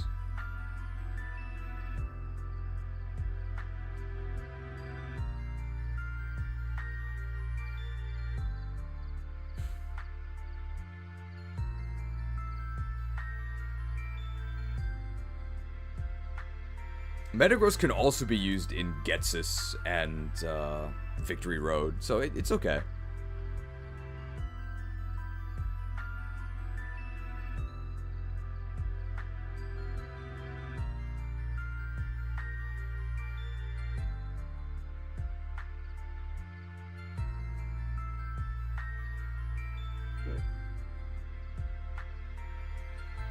We could do something about meta and gross.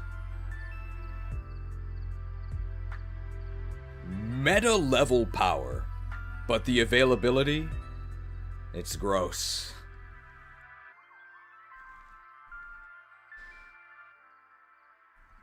Meta level power, but the availability, it's kind of gross. There you go. Thank you.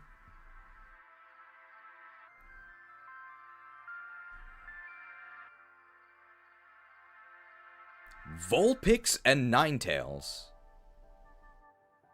We just discussed how you could wield the power of a pseudo-legendary.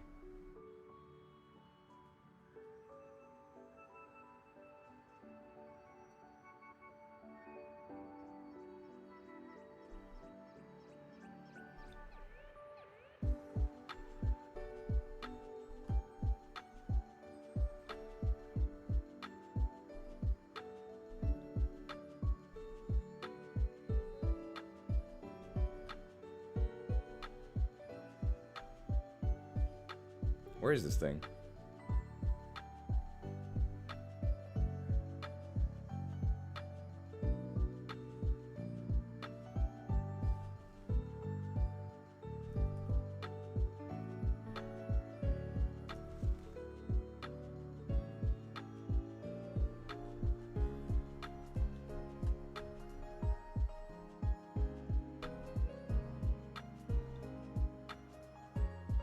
Abundant Shrine.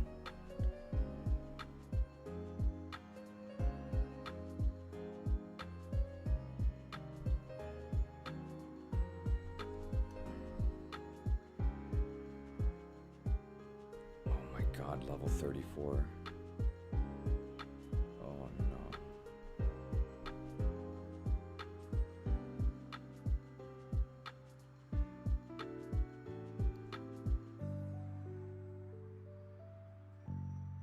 Bronzor is Giant Chasm, right? So maybe I should talk about Bronzor.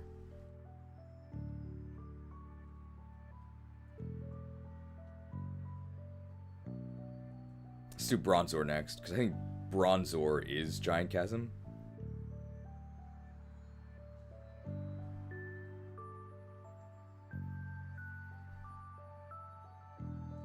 No, Bronzor is the shrine. Okay, so then we'll stay here.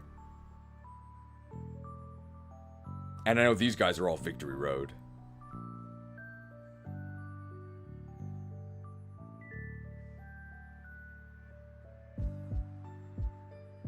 You'll find Vulpix frolicking at the... You'll find Vulpix frolicking at the Abundant Shrine. One of the most famous shrines in Japan is the Inari Shrine. you'll find Vulpix frolicking at the Abundant Shrine, which points for flavor. One of the most famous shrines in Japan is the Inari Shrine, which is to a fox deity of abundance.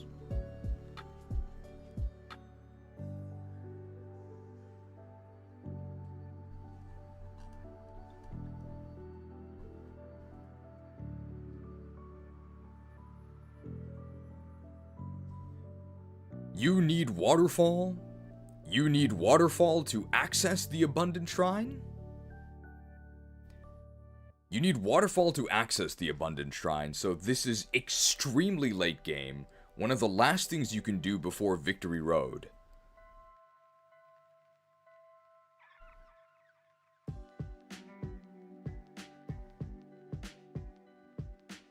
And you catch this thing at level 34.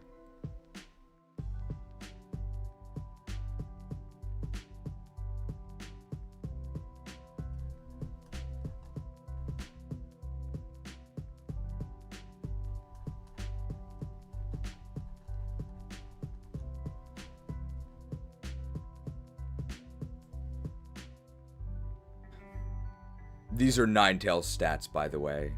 They're not particularly good.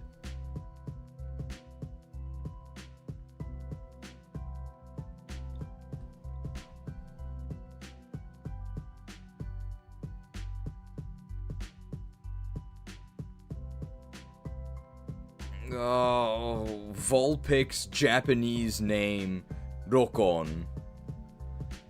Oh, Vulpix Japanese name, Rokon.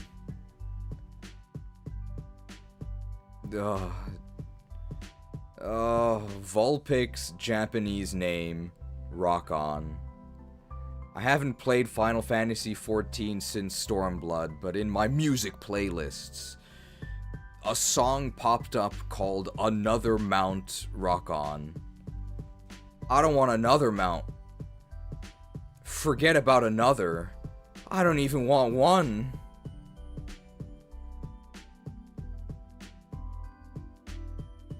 In the best of times, in the best of contexts,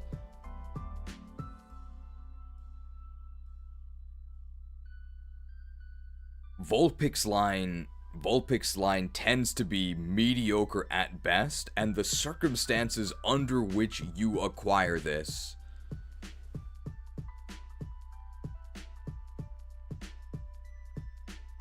Vulpix line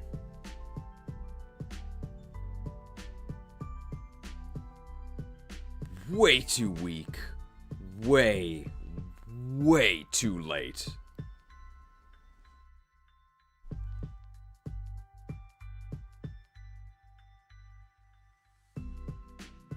Ninetales is known for bearing lifelong grudges.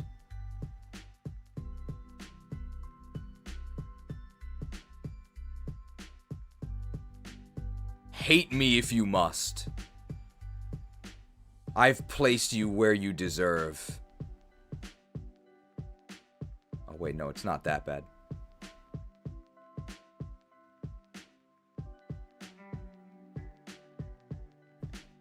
Ninetales is known for bearing lifelong grudges. Hate me if you must.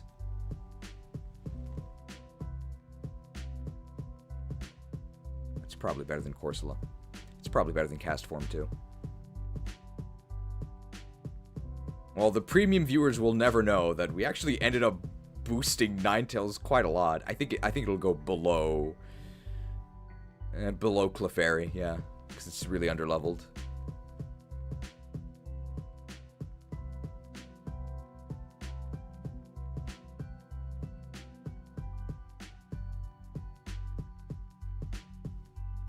Ninetales, known for bearing eternal grudges. Hate me if you must. They hated him because he told the truth.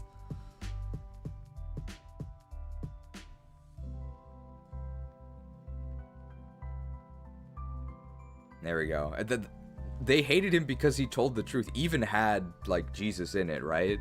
So it fits with the church theme.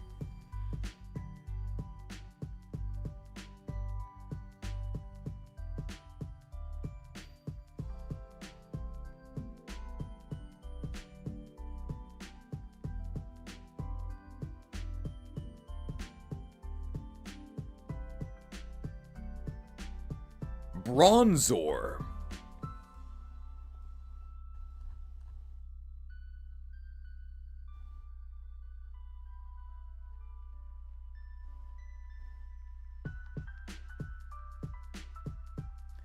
Bronzor. Another encounter. Bronzor. Another encounter at the Abundant Shrine. Again, I would assume for flavor reasons, because often at shrines here in Japan, you end up ringing a sacred bell. Just like on YouTube, you should ring that subscribe bell.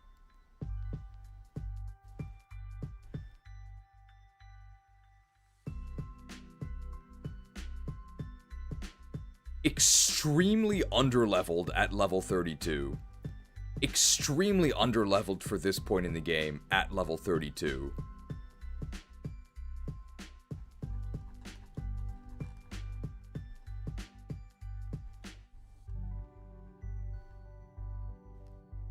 Great defensive profile, but these offenses are hopeless.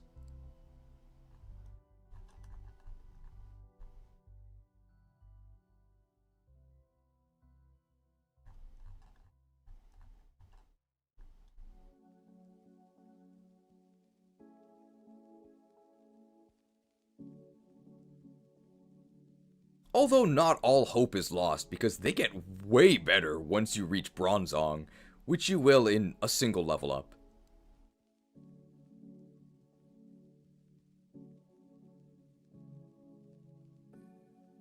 Extremely underleveled. Extremely late. Extremely underleveled. Extremely late. In a game. Extremely underleveled, extremely late, but with a decent typing.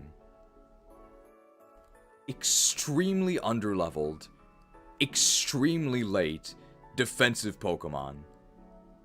In a context where defense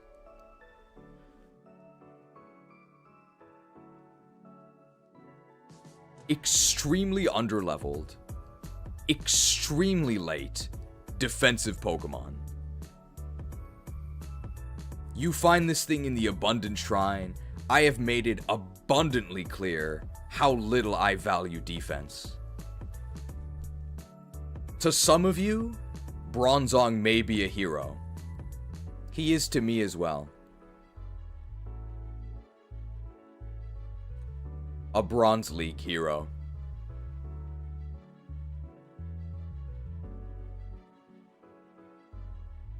I have to wait a little bit more. To some of you, the Bronzor line may be a hero. I'd say that Bronzor is a hero to me as well.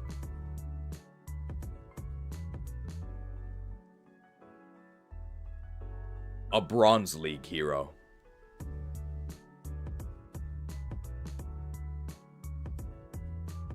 There we go. Where did you place ULGAMOTH? I put it decently high. There it is. There's ULGAMOTH. Hey, we're gonna finish with time to spare. We're gonna have like 20 minutes maybe.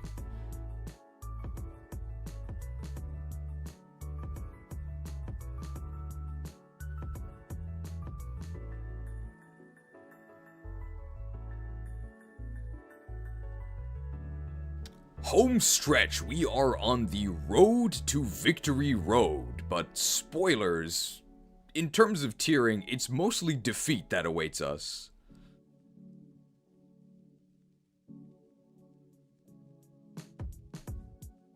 Throw.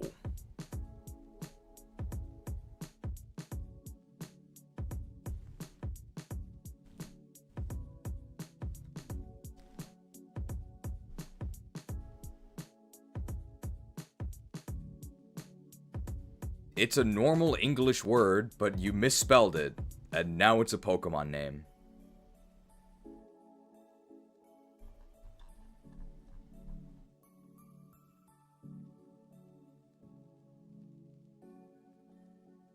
Mediocre attack. Mediocre attack. Pretty good defenses. Unacceptable speed. Pure fighting type.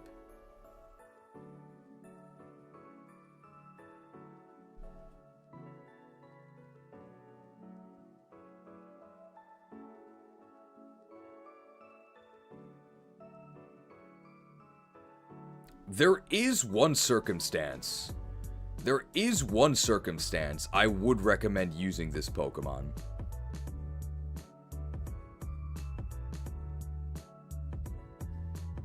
If you're trying to throw the game.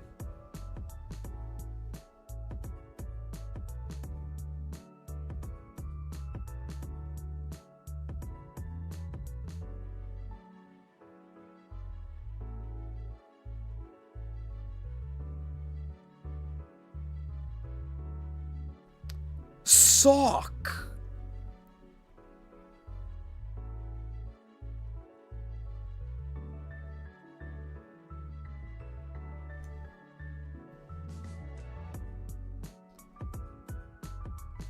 It's a normal English word.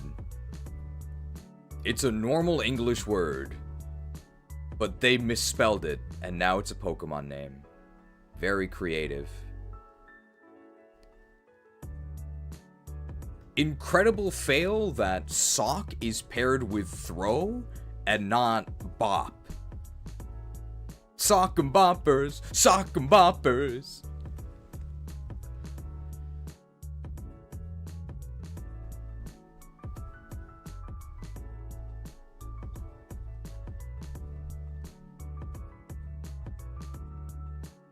And of course, I actually don't even know if you can consider Sock part as a... I don't even know if you can consider Sock as part of a duo with Throw, because I always find Sock solo. I always lose the other one.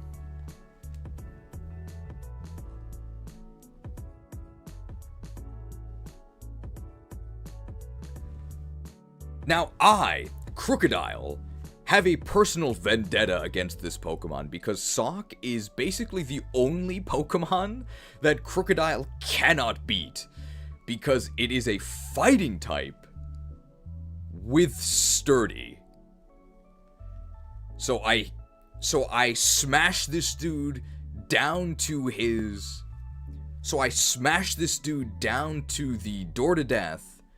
So I smash this dude down to the brink of death, and then he punches me back and I lose, so I'm pretty upset about that. So I smash this dude down to... So I smash this dude to the brink of death. Down to? So I smash this dude down to the brink of death, and then he hits me back and knocks me out. Now, from my point of view... that's cheating. But I'm one to talk. For all my crimes, don't accuse me of misrepresenting how good Sock stats are, because they're very good. Excellent attack, reasonable bulk, pretty good speed. If this thing were earlier, which it is in Black and White 1, it would be amazing.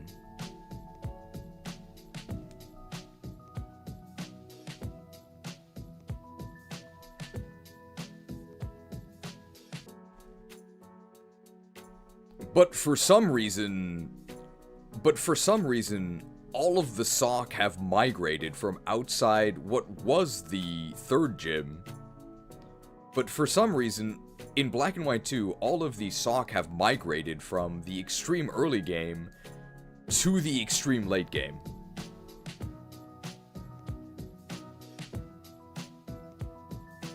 It's actually a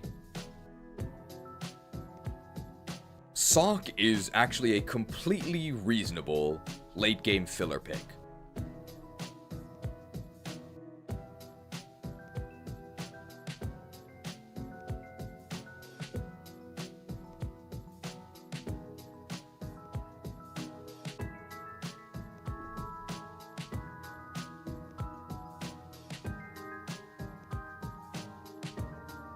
It's probably a bit high, maybe bottom of C.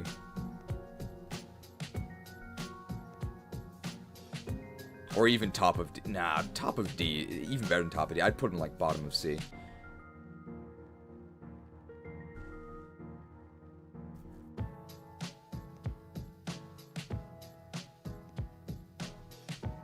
What's the last thing we say about Sock?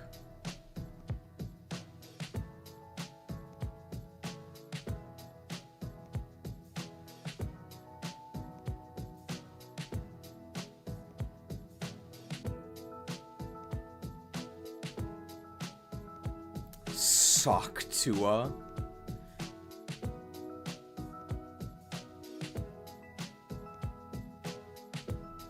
I personally don't like this thing. I personally don't like this thing.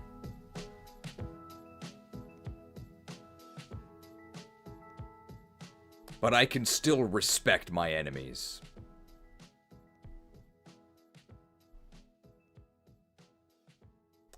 Perfectly reasonable late game filler Pokemon.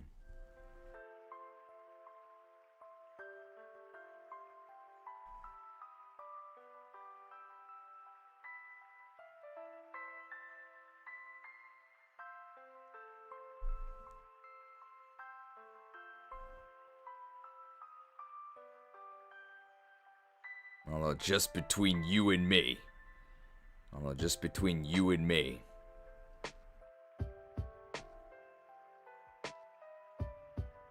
Although just between you and me. I'm only keeping it clean because Blizzard removed the spit emote.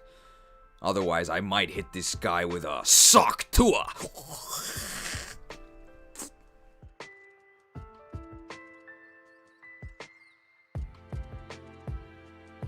We can maybe make that work in editing. If not, I guess you'll never see it.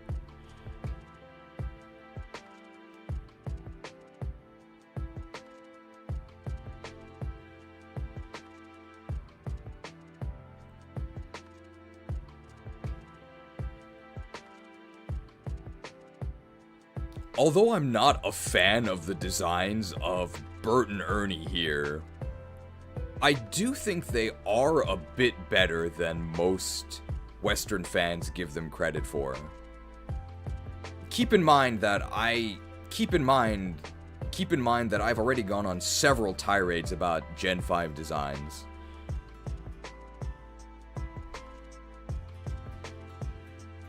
But Throw and Sock aren't just random red and blue dudes with skin conditions.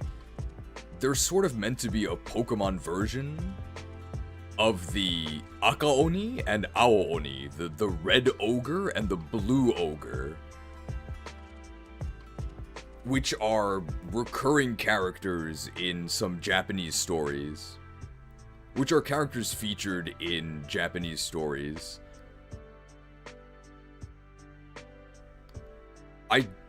I believe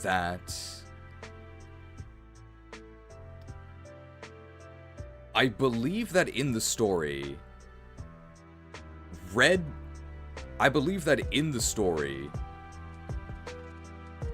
the townspeople were afraid of Red Oni. I believe that there was like they collaborated together, where basically one of them took the fall and appeared as the bad guy, so that the townspeople would accept the other one. But which one actually made the sacrifice?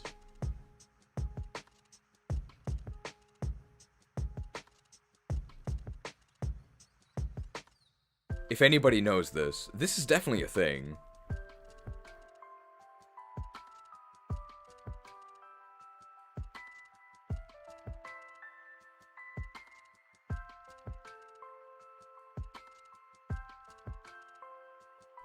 Blue played the bad guy. Okay.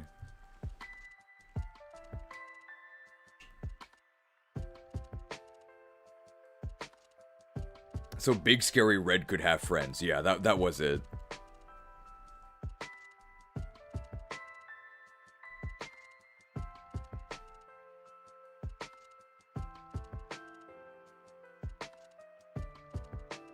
In the basic Red and Blue Oni story,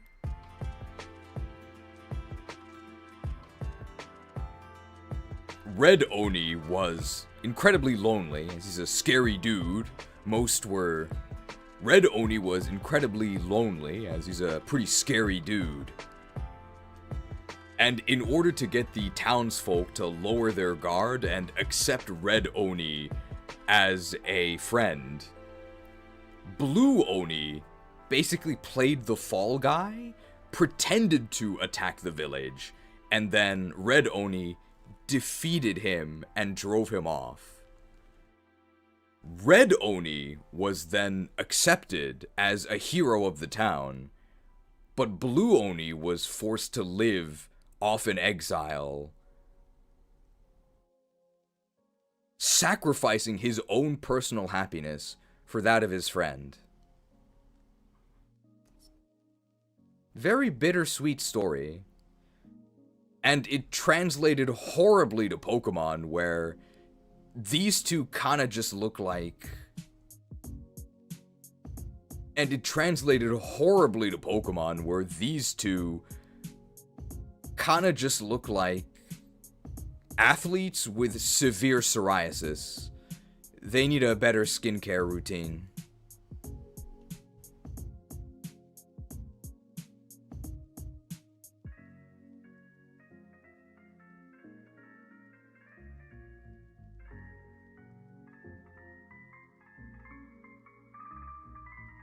Alright, almost done. Only 4 left, and Stunfisk isn't actually...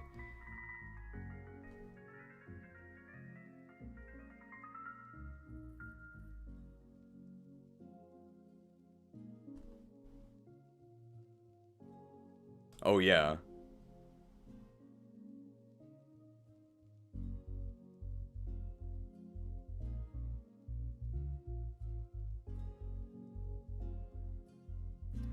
What if Sock has Sturdy? What if Sock has Sturdy? Because the blue only had... What if Sock has Sturdy? Because the blue Oni had to pretend to die in order to make the ruse convincing. So it survives barely for the benefit of its friend. Maybe I shouldn't be so salty at this thing. He survives my attacks for a good cause.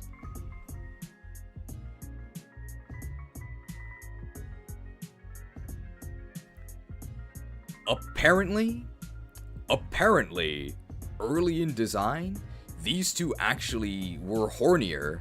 They had horns, which would have made the allusion to the ogres a lot more obvious, but Ken Sugimori removed them. Even if that's true, I refuse to believe it, and I'm gonna blame James Turner. Because I like Ken Sugimori's designs. Because I like Ken Sugimori's designs, and I don't like James Turner's.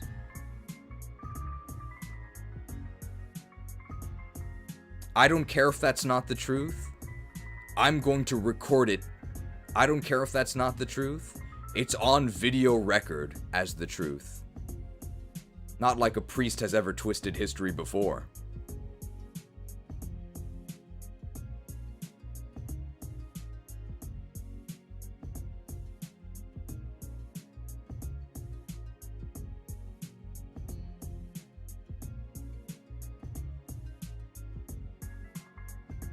Bouffalant. I'm pretty sure that boofing is something against church teachings.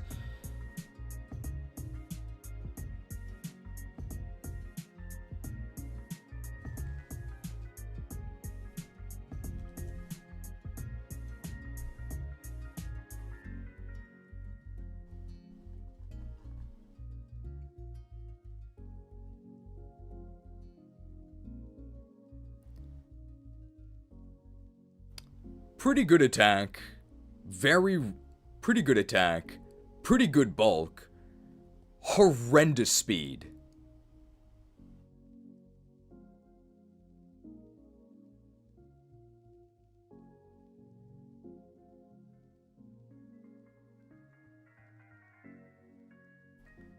The Great American Bison.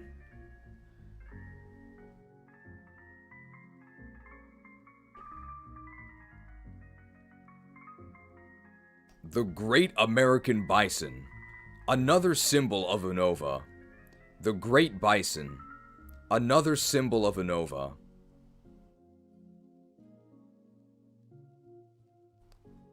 The Great Bison. The Great Bison. I have to really scroll up to get to Braviary. The Great Bison. A symbol of Unova alongside Braviary. For you, the day you captured Braviary was Monday.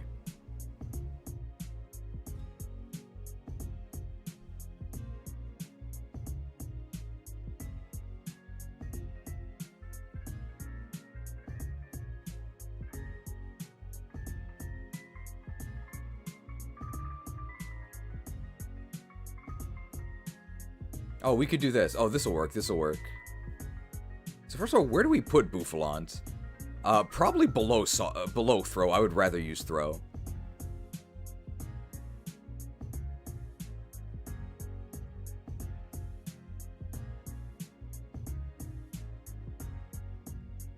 Bouffalante. Bouffalante. The American M. Bison, a symbol of Unova. Alongside Braviary. For you, the day you captured Braviary was Monday. But for me, it was Tuesday. Because Japan is 14 hours ahead of America.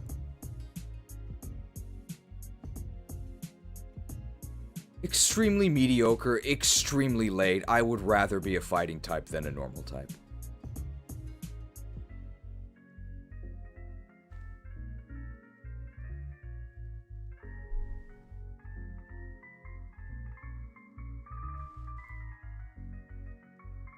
Almost done, guys.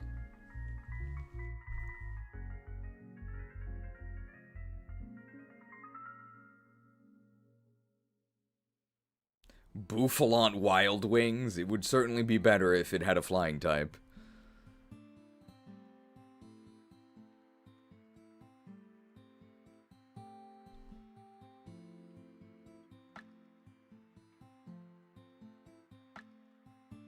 I've gotten a lot of questions throughout my sermon as to which character this is.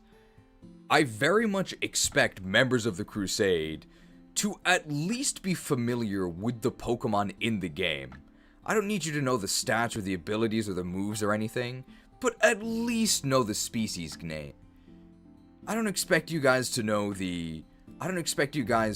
all of the stats or the move pools or anything, but at the very least, know the species names, okay? How could you guys not recognize Druddigon?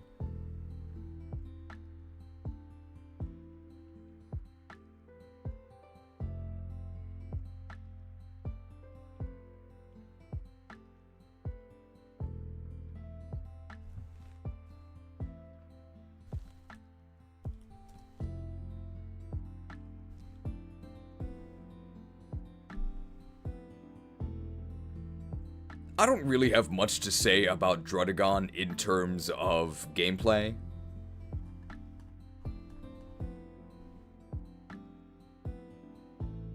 It's one of the welfare dragons, so if you want a dragon without putting in the work to train it, this is what you get. 120 attack is actually pretty good. Defense is also pretty good. Speed? Not so good.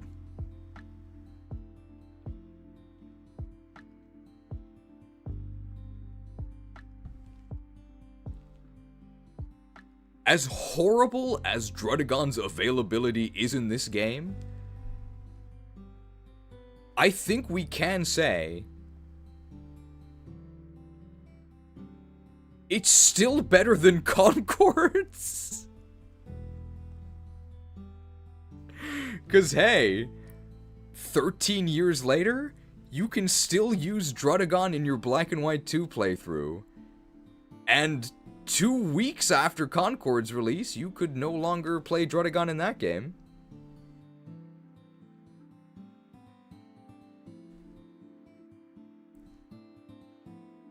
And 2 weeks after its release, the availability of Concord was 0. And 2 weeks after its release, the availability of Concord... And 2 weeks after its release, Concord was completely unavailable.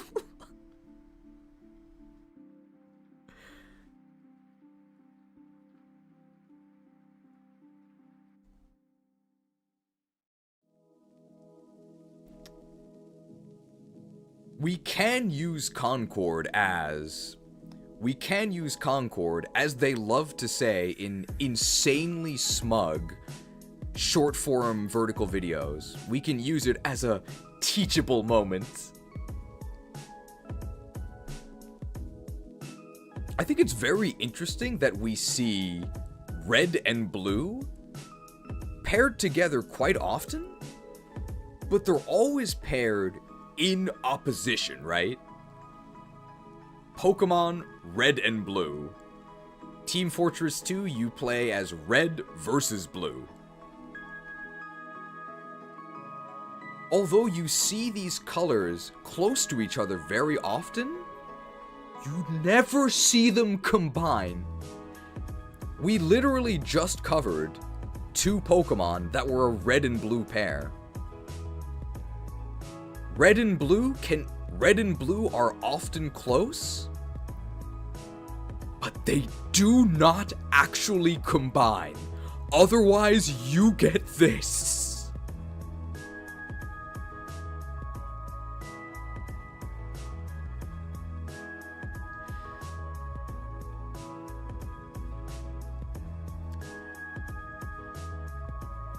We can add in a little more trivia. As a Yankee myself, I imagine that my American viewers will agree. As a Yankee myself, I imagine that my American viewers will agree with me when I say that the default team colors are red and blue. In gym class, no matter how late you get picked, eventually you get put on either team red or team blue. I assumed that was just a global thing, but apparently not. Because in Japan, it's actually not team red and blue. It's team red and white. The red and white color combo is actually common enough that it has its own name, Kohaku, and a lot of things are given the red and white color combination. I have to imagine this has to do with the flag. So in Japanese gym class, you actually are assigned to team either red or white, and a lot of the uniforms are actually reversible. So we'd often tell the kids to grab their Kohakuboshi, red and white hat, and then depending on what team they're on, they would invert it or not. I thought that was neat.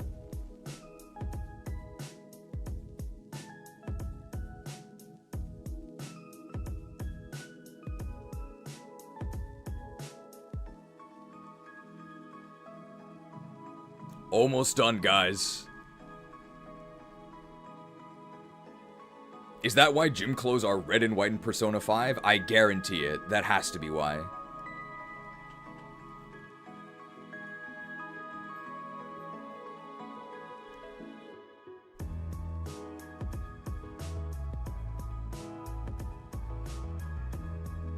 I'm so tired. That's what Arthas said before he went completely insane. We're almost done. Golett.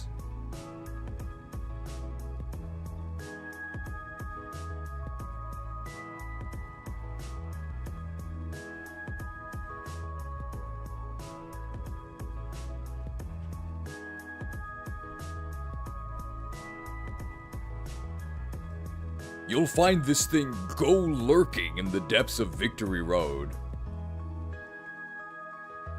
Great attack, pretty good defenses, unacceptable speed. I feel like I've said this before.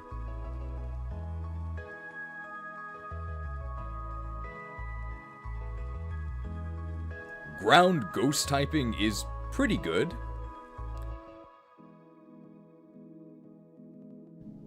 Does it make the ground quake?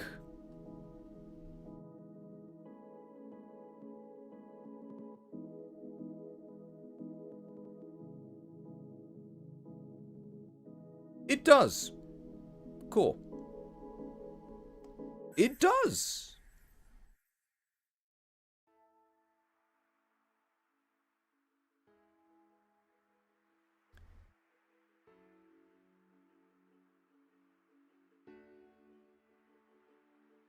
Despite being firmly ground... If you have Stab Earthquake for 0 investment, for a final Stab Earthquake for 0 investment, for a final Rush filler Pokemon, that's fine. For a final Rush filler Pokemon, that's pretty good.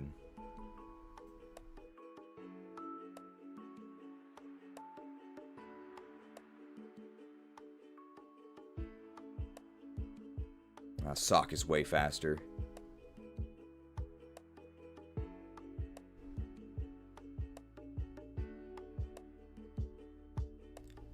For a final Rush filler Pokemon, that's pretty good. Despite its main boon, despite Golurk's greatest trait being how it's firmly grounded, it is not afraid to sever that connection to the earth. It actually learns Fly.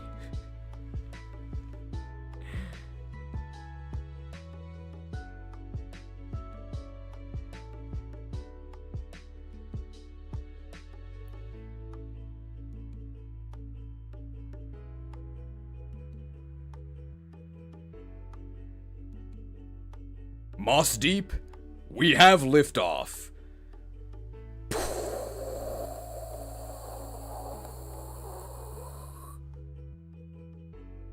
Successful touchdown at the top of D tier.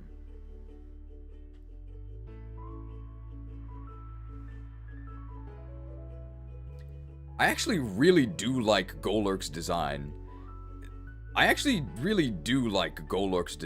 This actually is a James Turner creation, but it's just the Iron Giant, which was an existing design.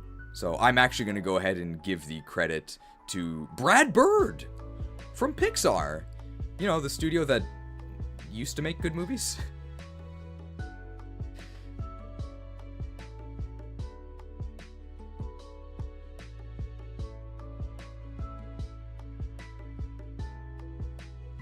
It is great at soft locking Gen 9. You can do it with the dynamic punch.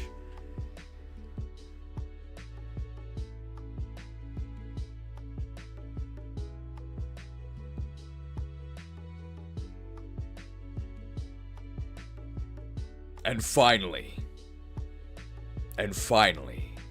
Dino. I believe in most Crusades, the idea And finally, Dino.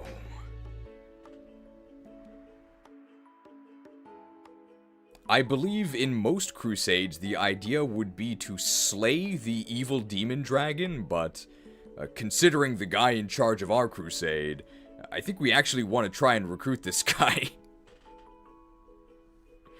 Hey Lopter, how have you been? Long time no see. Couple centuries? Still sacrificing kids? I know you love to do that.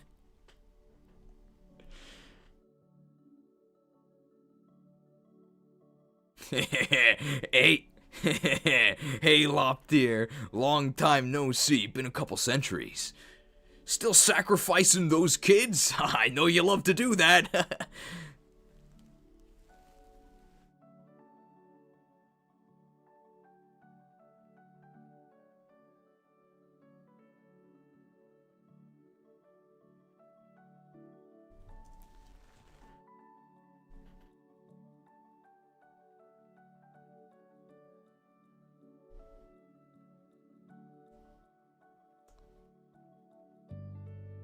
To this day,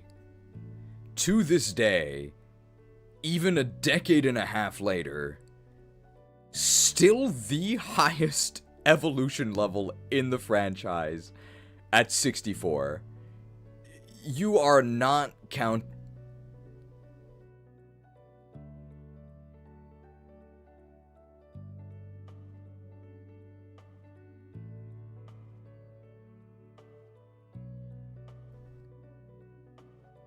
You can count to Ein. You might even count to Zwei. But there's no way you're counting to Dre before the end of the game. It's just not happening.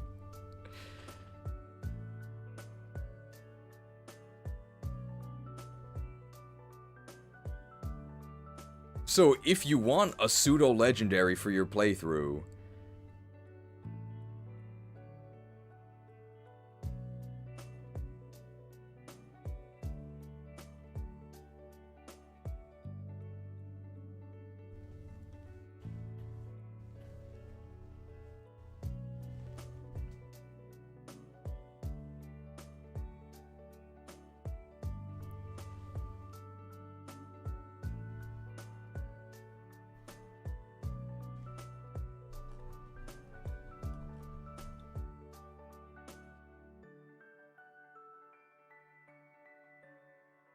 as a pseudo-legendary Dark God Pokemon, it has very good stats. As a pseudo-legendary Dark God Pokemon, it has a very high stat total, but the distribution is actually kinda wonky. If you were to ask me how many kids I would sacrifice to obtain this power, I'm gonna be honest, only about 12.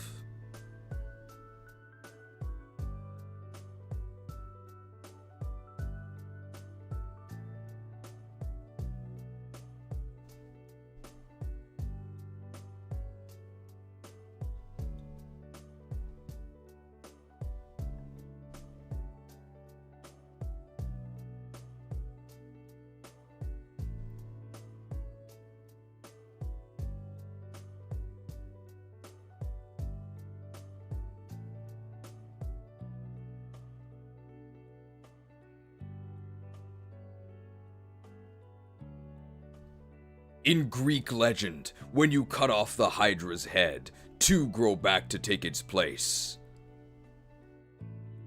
But I believe Hydreigon is actually based on a completely different mythical Japanese serpent.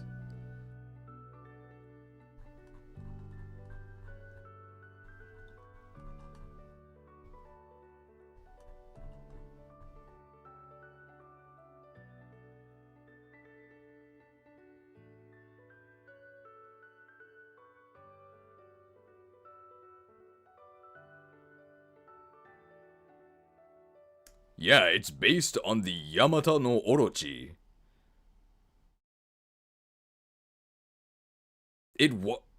It's based on the Yamata no Orochi, which was a... Yeah, here it is. Yeah, it's based on the Yamata no Orochi, which is also a multi-headed serpent. But you know what happened when Susanoo chopped off its heads?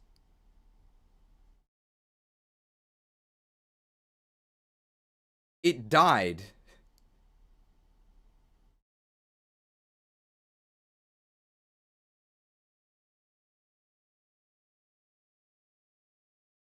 There we go. We'll restart the music, give our final comments on Dino, and then we're done, I think.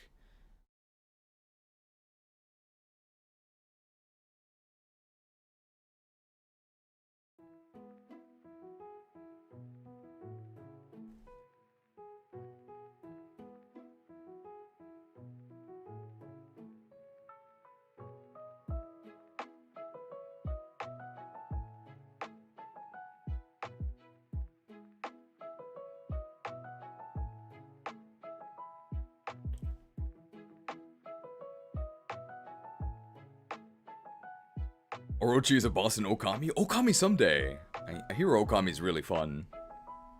Yes, he did have to ply it with alcohol first, so it was sort of a dishonorable assassination, but if you're against a giant multi-headed serpent, I think you want to try and take advantage of every trick you can.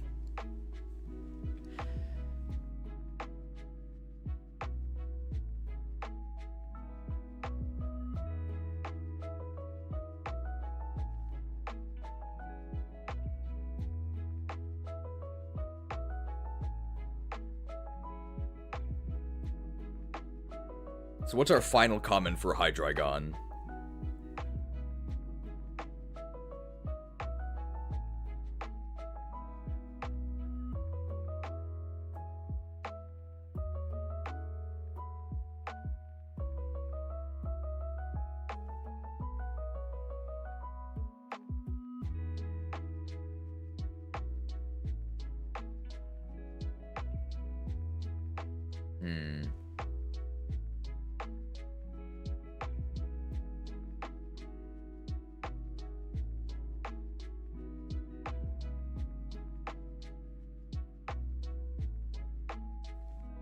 You could try and use this thing.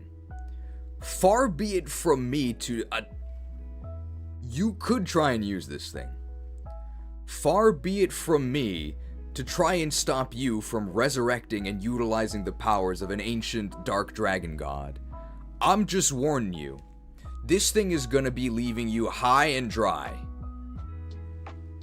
I'm just warning you. When it counts... this thing is gonna be leaving you high and dry.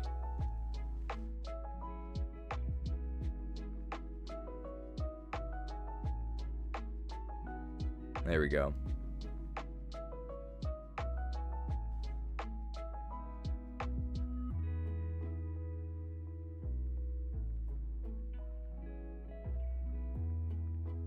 Stunfisk! It's actually not available in the game, but I forgot to put it in Unknown Dungeon earlier.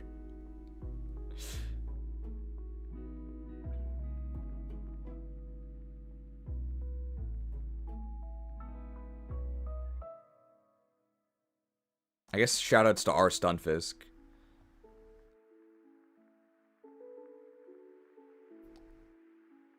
Shoutouts to our Stunfisk.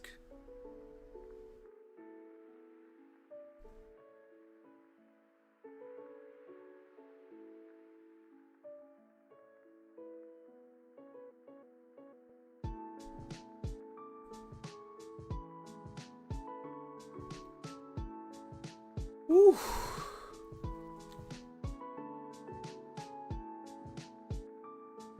Whew.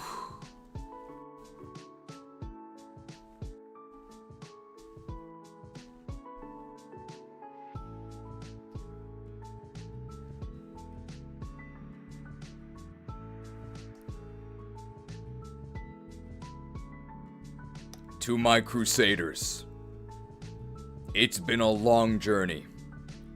Nearly 24 hours in the making.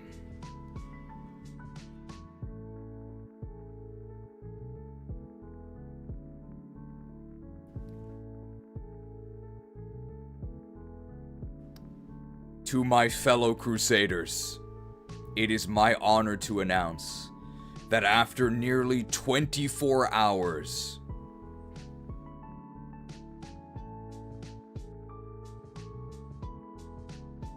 to all my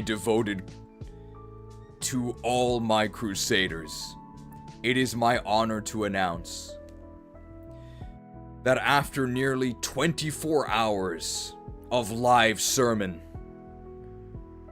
our crusade is complete.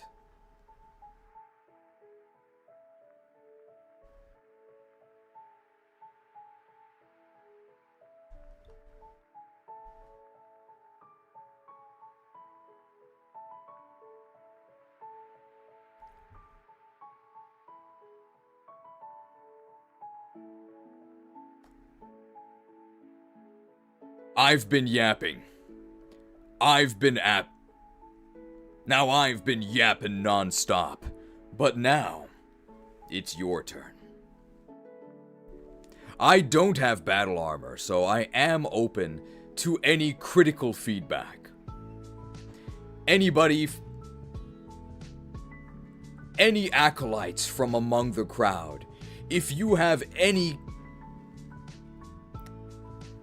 acolytes from among the crowd, if you have any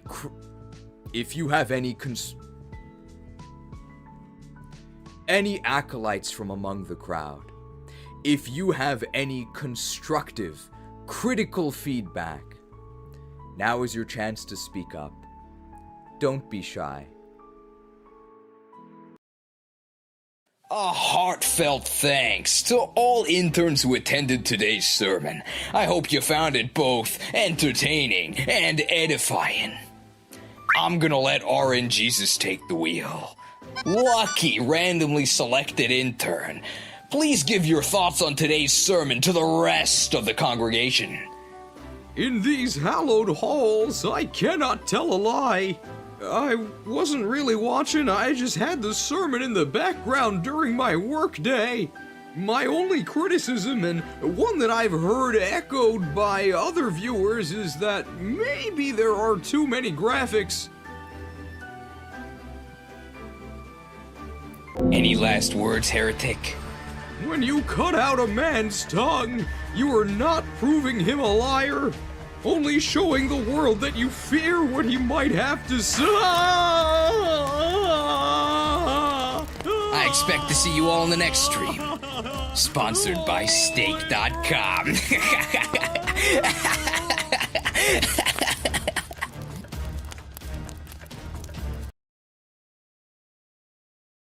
Would anyone else like to chime echo in?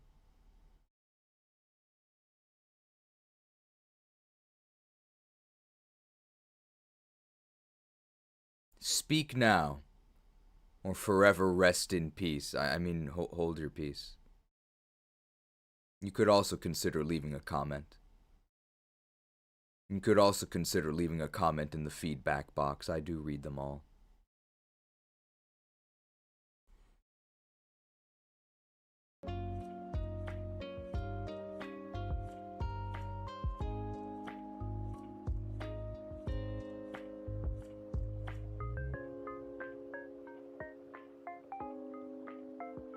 With the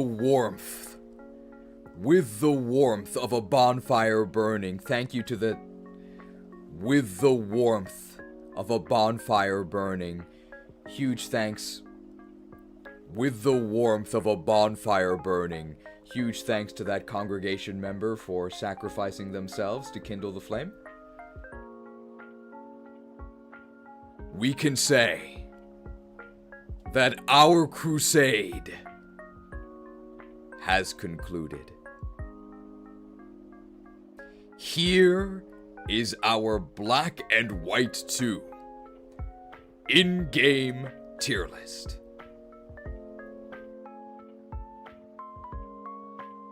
Yeah, we should probably put the mask on, right?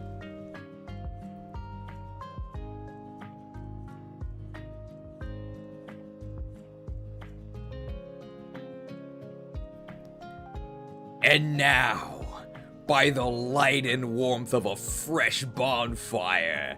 Many thanks to that congregation member for donating their body and soul to kindle the flame. We can now say that our crusade has concluded.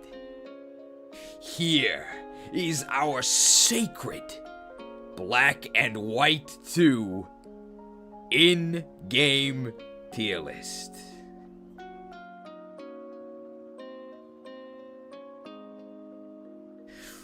Follow the divine decree of me, Father Crocodile, and you too will conquer the continent of Unova, just as I have.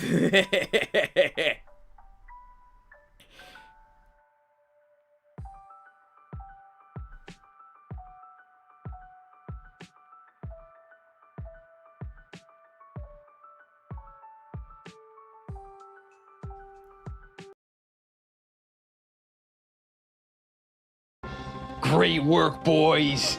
I think that's the last of them. Looks like our crusade is concluded. All of Unova is ours for the taking, boys.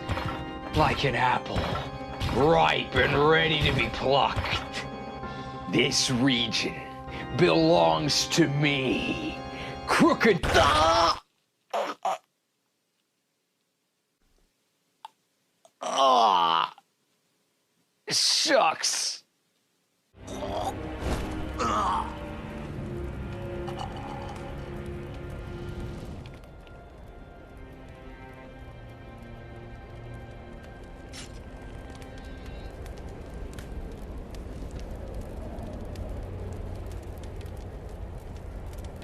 No! You're... You can't be Shura!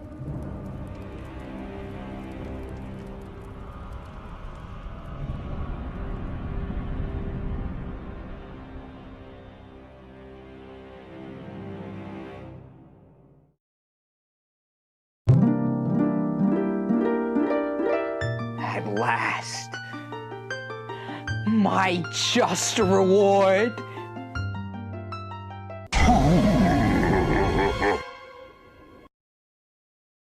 Yeah, this is probably what I deserve. Well, thanks for watching. Hey, is that what they meant by see you in hell?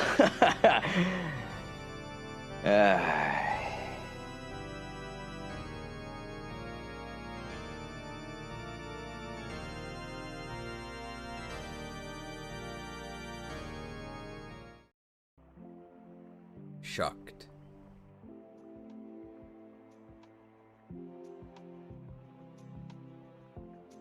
Alright everyone, thanks for watching. I think we are actually done. It wasn't even a full 24 hours because the last one only went 10 hours.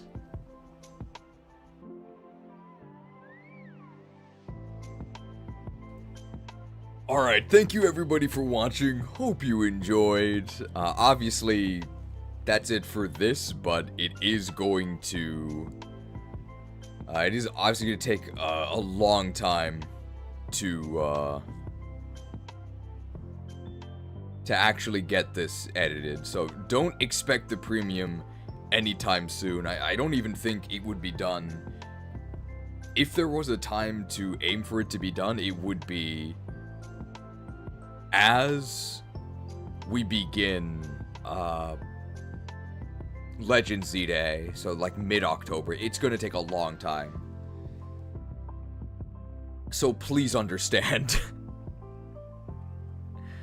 In the meantime, something we can address, our immediate focus is, I do want to start Fire Emblem The Last Promise this weekend. It's a very important ROM hack, probably the most important Fire Emblem ROM hack. And it is known for its hilarious edginess. So, the last thing I would ask of you, the bold crusaders, is... So I have my idea for the trailer, which will probably eventually be the intro of either the Last Promise highlight reel or the Last Promise tier list, whichever one we end up doing. So it's going to be the SpongeBob Salty Spittoon Bouncer. Of course you all know this, but just as a reminder, the Welcome to the Salty Spittoon, how tough are ya? The thing with the guy eating the bowl of nails, we're gonna do that with some iconic, edgy Fire Emblem characters. The thing I need your help with is, what do we actually call this exclusive club for edgelords? So I was thinking just calling it The Killing Edge, but I don't know if you guys can... I think you guys can think of something better.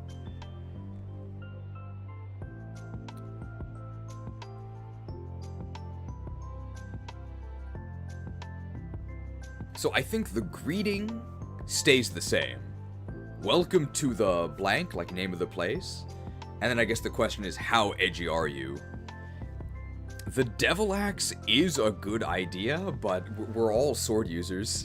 Like, the edgelords are all sword users, so it can't quite be the Devil Axe. That's a good idea, though. I mean, the Killing Edge isn't bad. Welcome to the Killing Edge. How edgy are you? The only thing is, I don't want to say, welcome to the Killing Edge. How edgy are you? Unfortunately, there is no Devil Sword.